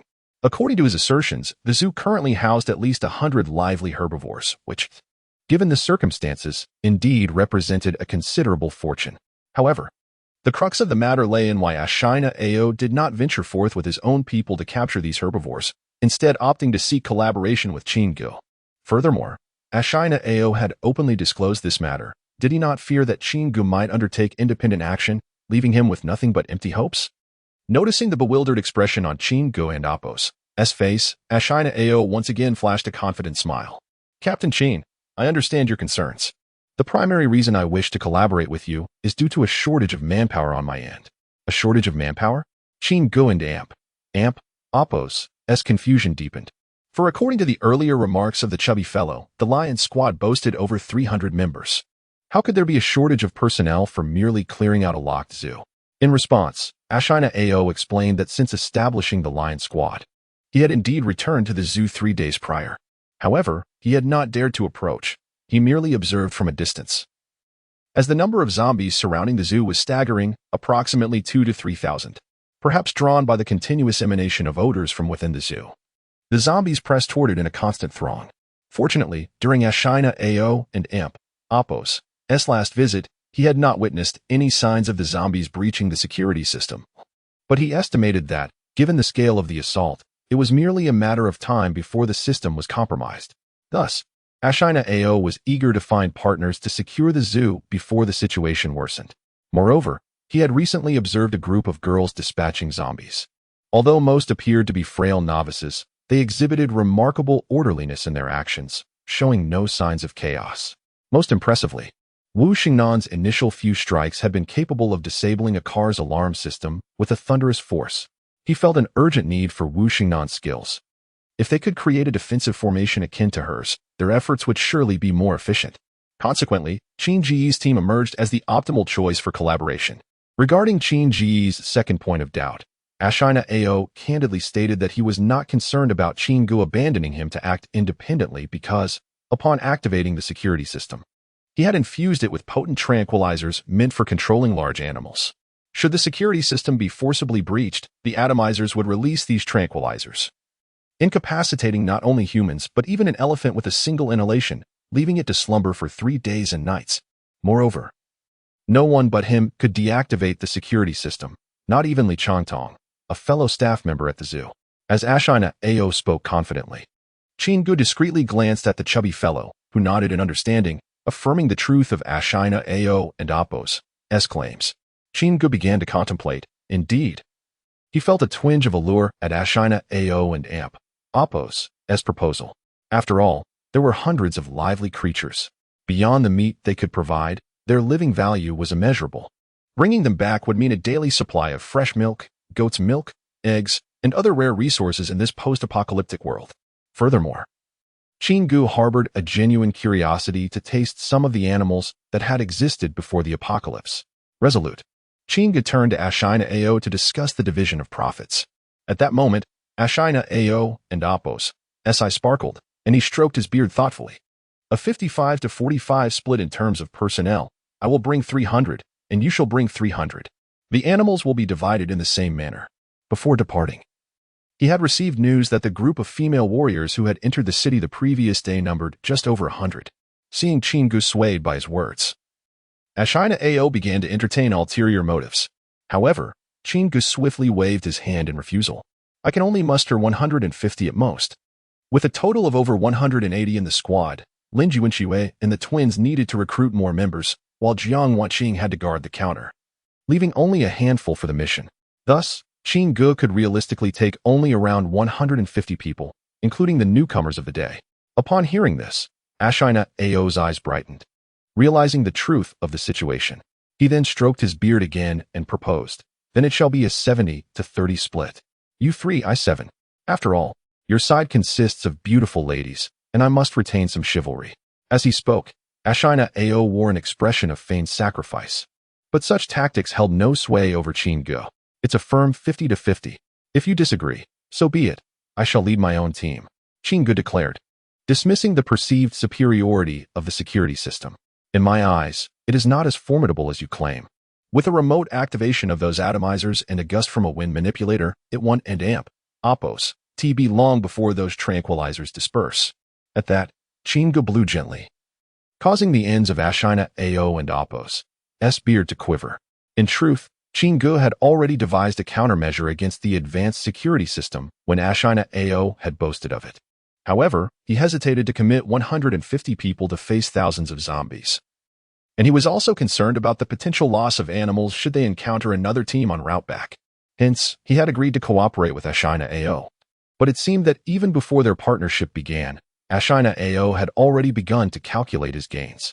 In that moment, Chingu understood why Li Changtong preferred to operate independently rather than serve as an elder member of the Lion Squad. Now, with his arms crossed, Chingu regarded the bearded Ashina Ao and suggested, perhaps you could seek collaboration with the Lord and Oppos' mansion instead. He gestured toward the approaching Huaxinlan, who had just completed her resource gathering with her team. However, rather than a successful collection, it seemed more akin to a leisurely tour of the vacant shops. Before Ashina Ao could respond, Huaxinlan coldly addressed Chingu, Captain Qin, shouldn't you offer me an explanation? Chapter 97. Why does it feel so chilly? Oh, the beautiful Captain Hua, I never expected to encounter you in this place. Before Chingu could react, Ashina Mao stepped forward, exclaiming, it's been just a few days. Yet Captain Hua, you have become even more enchanting. Your eyes shine as brightly as the stars in the night sky. At this moment, allow me to embrace the heavens and seek a glimmer of light amidst the darkness. With that, Ashina Mao took a few steps towards Huaxinlan, arms wide open, ready for an embrace. At this moment, Huaxinlan noticed the group that had joined them. Observing Ashina Mao and Oppos' overly enthusiastic demeanor, she immediately extended a hand to stop him, her face displaying a hint of distaste. When did you arrive, Captain Ashina? Is there something you need here? She inquired, casting a glance at Chingu, who stood by with an expression of amusement, seemingly enjoying the unfolding spectacle. Unfazed, Ashina Mao replied with a smile, beautiful Captain Hua, I assure you. My presence here is merely a fortuitous coincidence. However, upon seeing Captain Qin, so young and strikingly handsome, I couldn't resist engaging in a brief conversation. If I have caused any disturbance, I sincerely apologize. With that, he took a step back, then turned to Chingu and whispered, Captain Qin, I shall consider your proposal. I will visit your camp at 10:00 and Oppos' clock tonight for a detailed discussion. After speaking, Ashina Mao swiftly led his team away. Huaxinlan watched Ashina Mao and Oppos' retreating figure, her brows furrowing again as she addressed Chingu. Captain Qin, do you not have an explanation to offer? Explanation? What explanation? Were we not thorough enough in our cleanup? Did we miss any zombies? Chingu feigned ignorance, looking at the furious Huaxinlan. Or is it prohibited for me to communicate with other teams while on a mission? I don't recall such a rule from the Lord's mansion. He flashed a teasing smile, stepping closer, until the crimson armor nearly brushed against her camouflage attire, then paused, leaning in to whisper in her ear. Could it be that Captain Hua has taken a liking to me and wishes to claim me for herself? I suggest you abandon such thoughts. Even if you were to possess my body, my heart would remain unattainable. Warm breath escaped Qin Ji's lips, gently caressing Huaxinlan's earlobe, causing her to shudder. A blush rapidly spread from her ears, enveloping her entire being. Damn it, why is this sensation returning? Huaxinlan felt both embarrassed and furious, her heartbeat racing and her legs weakening, more intensely than before. What is happening to me? In truth, Many men had pursued Hu Xinlan before, but she had disregarded them all, feeling disdain rather than attraction. Yet now, faced with the teasing of this youth, who was several years her junior, she felt utterly powerless to resist. Her cheeks flushed, she clenched her fists and struggled to steady her breath. Although her heart raced wildly, she did not forget her duties. However, upon glancing up, she was met again with Qin Gu and Amp Appo's shameless expression, prompting her to ball her fists in anger. Captain Qin, who is joking with you? Shouldn't you explain why all the shops on that street are completely deserted? And why have all the locks been broken? Don't tell me it was the zombies. As Hu Xinlan's frustration escalated, the fabric of her camouflage armor shifted, brushing against Qin Ji's armor with each emphatic word. Yet she stood her ground, straightening with indignation. Qin Gu remained unperturbed, feigning innocence as he replied, I cannot say. You do not suspect that I took the supplies from that street, do you? You saw. I have not touched anything here. The zombies were lured in and dealt with. My team never even set foot on that street. He gestured towards the targeted street, continuing, besides, it was your team that selected the location. If there is nothing left, you cannot blame me. Perhaps someone else came before us and took all the supplies, leaving the zombies to follow afterwards. In broad daylight. Do not tarnish my reputation just because of your size. With that, Qin Gu shoved his hands into his pockets and gazed at the sky, as though he were the victim of great injustice. However, he discreetly observed the area where his armor brushed against Hu Xinlan's attire, worrying, the armor is quite rigid. I hope it hasn't caused her any discomfort. Hu Xinlan regarded Qin Gu with skepticism, contemplating, is it truly as he claims? Have I wrongly accused him? Suddenly, she felt a chill run down her spine. Glancing down, she discovered her camouflage attire had unexpectedly adhered to Qin Gu and Appo's armor. Her cheeks flared crimson once more, and she instinctively stepped back, causing the fabric to ripple. Qin Gu, witnessing this, could not help but exclaim in astonishment, what remarkable elasticity this fabric possesses. Embarrassed and furious at his rapt attention, Hu Xinlan retorted, all right, Captain Qin, let us consider this a misunderstanding on my part. Do you still plan to accept a mission this afternoon? If so, we should depart immediately.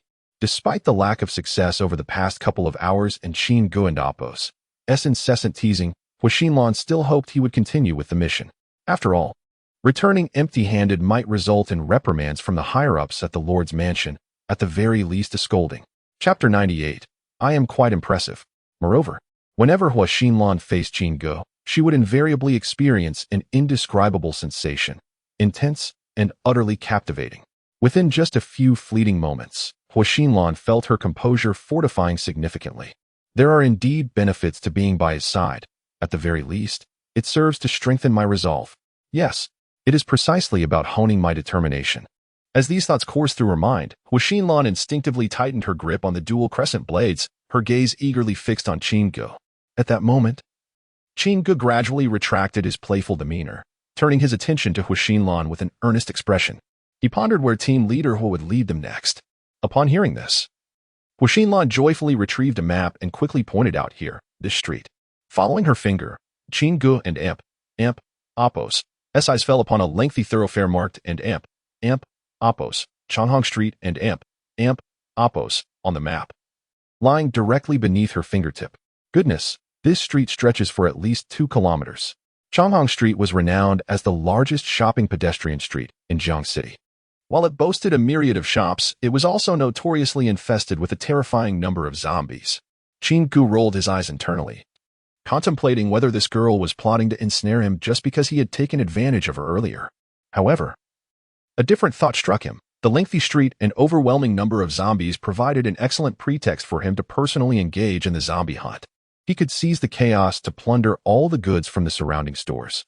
No matter how you watch me, you won't be able to keep up when I charge into the horde of zombies. Despite having made up his mind, Qin Gu waved his hand dismissively, stating, this endeavor is not worth the effort. A street this long is hardly compensated by a reward of 200 mutated crystals. Moreover, with our meager numbers, how long would it take to clear it all? You've seen it. My team consists of delicate young ladies. If a horde of zombies were to swarm us, who knows what might happen? Although they may not possess your grand beauty, I would be heartbroken for a long time if anything happened to any of them. As he spoke, Qin Gu cast a sympathetic glance at his team members, then turned decisively, asserting, this task is beyond our capabilities. Let us return to camp. Observing Qin Gu's intention to depart, Wu Xinlan hurriedly pursued him, exclaiming, "Captain Qin, this street is different from ordinary tasks. The reward for this mission is a staggering 1,000 mutated crystals." At her words, a glimmer of intrigue flickered in Qin Ji's eyes. When considered in that light, the reward does seem reasonable. I wonder if there are any additional benefits to be gleaned. Noticing Hu Xinlan's eagerness to entice him into accepting the task, Qin Ge maintained his composure, continuing to walk forward calmly. Hu Xinlan pressed on, explaining that this opportunity had just been allocated by the city lord that morning, and that once other teams caught wind of it, the chance would be lost. One and Amp, Oppos, do you reconsider? If you and Amp, Oppos, worried about manpower, we have a dozen companions here who can assist in clearing out the zombies. Once the task is complete, we can offer them a modest fee of 5 or 8 mutated crystals each. This is a secret between us. The city lord's office need never know. In response, Qin Ge chuckled derisively, waving his hand dismissively. There's no need to kill a few zombies and hand out 5 or 8 mutated crystals. I'm not as affluent as you city lords. As Qin Ge remained unmoved, Hu Xinlan gritted her teeth, mustering her courage to lean closer to him, whispering, "Don and Oppos, to be so hasty to refuse, I could lend you a hand. I am quite impressive, you know, and with such a long street, there will undoubtedly be an abundance of supplies. Our small group cannot possibly gather everything. So, you could also search for some. I promise I won't tell the city lord's office."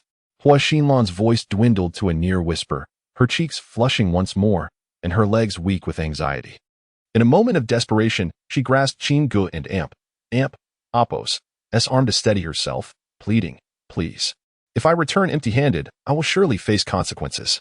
As she spoke, she clung to his arm, her camouflage attire brushing against him rhythmically. Though she had never behaved in such a manner before, it seemed that the art of persuasion was instinctual to women. In this unfamiliar territory, Hu Xinlan found herself acting on impulse, her expression shifting awkwardly as her bright eyes began to glisten with unshed tears while gazing at Qin Ge. Feeling the combination of firmness and softness in her grasp, Qin Ge paused, turning to look at Hu Xinlan, whose face was tinged with embarrassment. Though her fate was of no concern to him, under the immense pressure she exerted, Qin Ge reluctantly nodded in agreement. However, he firmly rejected her suggestion to have the accompanying personnel assist in the zombie clearing. The reason was simple. The reward of 1,000 mutated crystals from the city lord's office was his alone, and those few individuals were certainly not worth that payment.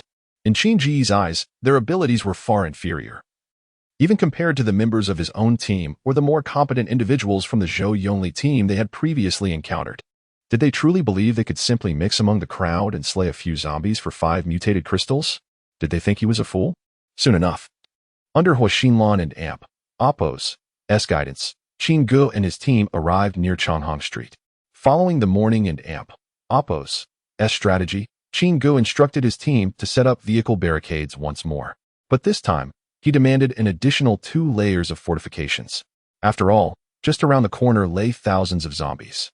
Should the single-layer vehicle barrier collapse under the horde's assault, the safety of the 70-odd novice team members would be in grave peril. Once the girls had arranged 3 layers of vehicles in an orderly fashion, Qin Ge personally inspected them to ensure their sturdiness against the impending zombie tide. Shortly thereafter, Wu Xinan approached, wielding a hammer, and gently tapped the hood of one of the vehicles. The sound drew several zombies from around the corner, followed by a dark throng. In an instant, the zombies surged forward, and while the majority were halted by the vehicle barricades, the influx at the breach was significantly swifter than in the morning, given the sheer volume of the undead. Witnessing this, the girls rallied their spirits, summoning their courage to yell defiantly as they engaged the relentless horde. At that moment, Qin Ge observed the unfolding scene with a faint smile before turning to Hu Xinlan, remarking, "Don and Amp, Oppos, do you think they're taking too long to dispatch them?" Chapter 99. He is pinching me so hard. Additional update. Is this too slow? At this moment, as Hu Xinlan listened to Qin Ge and Oppos' words, she felt an urge to curse under her breath. Brother, is this how one pretends to be impressive? With your mere 100 or so people? You think you can take on this horde of zombies without suffering any losses? And you actually complain about the pace. Do you really believe that your good looks make you invincible?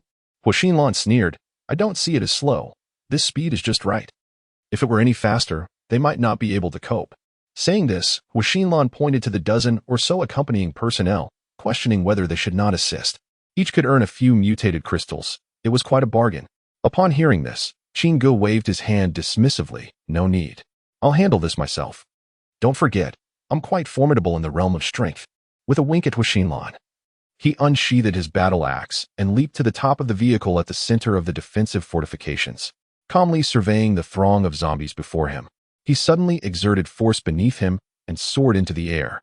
He leaped gracefully over the densely packed zombies and landed at a relatively sparse spot around the corner of Changhong Street. After touching down, Qin swiftly dispatched the zombies in front of him with a few precise strikes, then charged into Changhong Street, his figure vanishing around the corner. Watching Qin disappear into the horde of zombies in an instant, Huixinlan felt her composure shatter. She finally understood that Qin was not merely dissatisfied with the pace, he was brazenly attempting to seize resources from her. Moreover, his earlier claim that someone had been here before was undoubtedly a fabrication. How foolish of me to sacrifice my appearance and flirt with him. That scoundrel who takes everything but refuses to acknowledge it. My precious panda. No one has ever rubbed against it before. What a rogue. Absolutely despicable. The more Huixinlan thought about it, the angrier she became. Without a second thought, she snatched her dagger from one of her companions. The originally silver blade transformed into a dazzling gold in her grasp. Imitating Qin, Huixinlan leapt twice over the throngs of zombies, landing at the corner of Changhong Street, following the path marked by fallen zombies as she charged forward. At that moment, her display of prowess left Li Changtong, who had been lingering at the back of the group, utterly astonished. Is our leader really this fierce? Hearing Li Changtong and Appo's words, the companion who had been carrying Huixinlan and Appo's blade nodded affirmatively. Before the apocalypse, our leader was the youngest female martial arts champion in the nation. Moreover, the Hua family's knife techniques are passed down through generations. They are incredibly formidable. Hua family knife techniques? The chubby boy, puzzled, turned his eyes. But suddenly his eyes widened in realization. Are you referring to the knife techniques of that esteemed elder, Hua? Indeed. Receiving confirmation, the chubby boy was momentarily stunned. However, he quickly regained his composure and remarked, What's the use of being formidable before the apocalypse? We are now in an era of abilities. If your abilities aren't strong, it's all in vain. Listening to the chubby boy, the companion wielding the knife was roused, retorting without a second thought. Who says our leader's abilities aren't strong? He began to boast. Our leader is a rare elemental ability user. Soon, Li Changtong learned from him that Huixinlan's ability was not merely an ordinary gold type. It was a rare passive skill. Golden Blade Dance is a passive skill that inflicts an additional 100 gold elemental damage when attacking enemies and upon hitting a target. It splits into 5 blade lights, causing 50 gold elemental damage to 5 surrounding targets. Using blade-shaped weapons grants an additional 50 gold elemental damage and a 20 chance to inflict continuous bleeding effects on enemies. At this moment, the companion continued to gloat. With our leader's abilities, combined with her knife techniques, aren't these zombies just child's play? If not for her unwillingness to join the city lord's guard, the position of Captain Wu Ti have gone to Lei Bao. Oh, why doesn't our leader want to join the guard? Upon hearing the chubby boy's question, the companion realized he had spoken too much and simply replied, That's our leader's personal matter. He then fell silent. Unbeknownst to Huixinlan, who was fiercely pushing forward against the body of a zombie, she was being sold out by her own subordinates. Scoundrel, you want to get far.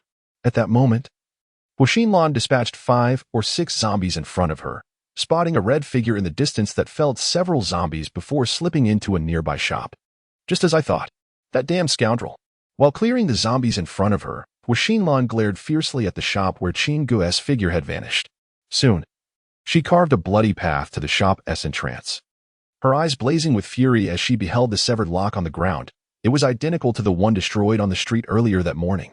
Even the cut shapes were the same. Meanwhile, inside the shop, Qin had just finished a wave of sweeping and was preparing to push the door open.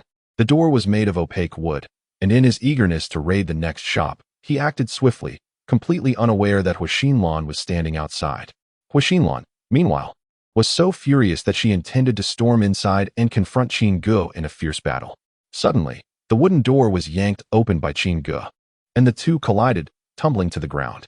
Although Huixinlan had trained in martial arts since childhood, she was still lighter than Qin, resulting in their position on the ground with Qin on top and Huixinlan beneath him. Ouch! My precious panda is getting squished. In that moment, Hua Xinlan's mind was consumed by thoughts of her camouflage outfit being pressed flat under Qin Gu's battle armor. What took her by surprise even more was that as they fell, several zombies quickly surged toward them. In a panic, Qin Gu disregarded everything else. Using one hand to prop himself up and swiftly swung his axe several times, dispatching the zombies that approached. However, during this process, he felt not the cold floor beneath him but rather a familiar warmth and softness. This sensation was something he had only ever experienced from the three women in the RV and Wei Niangru, yet it felt subtly different this time. Thus, as he stood up, Qin Gu instinctively rubbed the area a couple of times and habitually pinched it twice. "You scoundrel, that hurts." At this moment, Hua Xinlan stood up, covering the prominent areas of her camouflage outfit. Her eyes reddened as she glared fiercely at Qin Gu. "You scoundrel." Chapter 100. The emergence of the mutated zombie. After dispatching several zombies in the vicinity, Qin Gu furrowed his brows and turned to Hua Xinlan, asking, "What brings you here?" With a chuckle filled with exasperation, Hua Xinlan replied, "If I hadn't come, I wouldn't have realized how shameless Captain Qin really is." She tightened her camouflage jacket, leaving the meaning of her words ambiguous. Qin Gu waved his hand and clarified, "I meant, with so many zombies around, how did you manage to get here?" As he spoke, he swung his battle axe, swiftly eliminating a couple of approaching zombies. Hua Xinlan raised her long knife and mirrored his actions, cutting down several zombies in an instant. A hint of defiance flickered in her reddened eyes as she declared, "Don and Appos, think you're the only one who can fight. I've told you before that I'm quite formidable." Observing Hua Xinlan's golden long knife, Qin Gu nodded thoughtfully, acknowledging, "Indeed, you are impressive." It appeared that Hua Xinlan's abilities bore a striking resemblance to Wu Xingnan's, albeit one wielded a blade and the other a hammer. One aligned with the metal element and the other with lightning. Moreover, Hua Xinlan's movements were notably fluid and graceful, indicating a profound martial arts foundation. In comparison, she seemed to excel, and Appos, it would be wonderful to recruit this young lady into our team.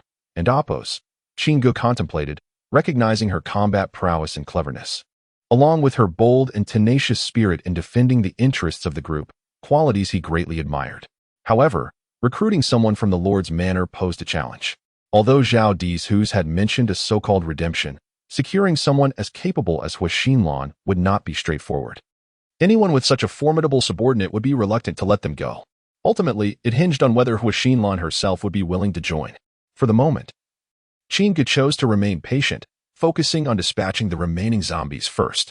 He resolved to subtly gauge Wang Ming and Appos' stance during the evening banquet. With determination, Qin Gu continued to clear the surrounding zombies while addressing Hua Xinlan. "Team leader Hua, I think it's best if you return. There are far too many zombies here. It's exceedingly dangerous. If something unexpected were to happen, I wouldn't know how to explain it to the Lord and Appos' manor." As he spoke, he unconsciously cast a glance at the prominent features of Hua Xinlan's camouflage uniform. This prompted her to retort indignantly, "Captain Qin, do you take me for a fool? Your words are merely a guise to facilitate your collection of supplies. I advise you not to be so shameless." Hearing her accusation, Qin Gu quickly defended himself. "Team leader Hua, which of your eyes saw me collecting supplies? I just entered to hunt zombies." "Oh, is that so?" Hua Xinlan pointed at the severed lock on the ground, incredulously asking, "Did a zombie break this lock?" Flushed with embarrassment under her scornful gaze, Qin Gu recognized he could no longer maintain his facade. Just as he contemplated revealing his true intentions, a distinctive zombie appeared nearby. It was visibly larger than the others, with sharp, obsidian claws and two pairs of menacing fangs protruding from its mouth. The most alarming aspect was its incredible speed, as it lunged forward in the blink of an eye. Drawing upon his past experiences, Qin Gu identified it as a mutated zombie that had undergone initial evolution. Suddenly, a voice echoed in his mind. "Ding! Detecting a mutated zombie. Please approach with caution." The mutated zombie was now behind Hua Xinlan, raising its dark claws to strike at her neck. In an instant, Qin Gu and Appos' expression hardened. Before the claws could descend, he swiftly pulled Hua Xinlan into his embrace. Sidestepping the impending attack, Hua Xinlan felt a chilling breeze at her neck, and before she could process what had happened, she found herself enveloped in Qin Gu and Appos' arms. Once he halted, Hua Xinlan caught sight of the mutated zombie lurching forward, her thoughts momentarily distracted from Qin Ji's earlier deception regarding supplies. "What on earth is that?" she gasped, her eyes wide with fear. As if in response to her query, the mutated zombie raised its claws once more for another assault. In that moment, Chingu released her and swung his battle axe to intercept the attack.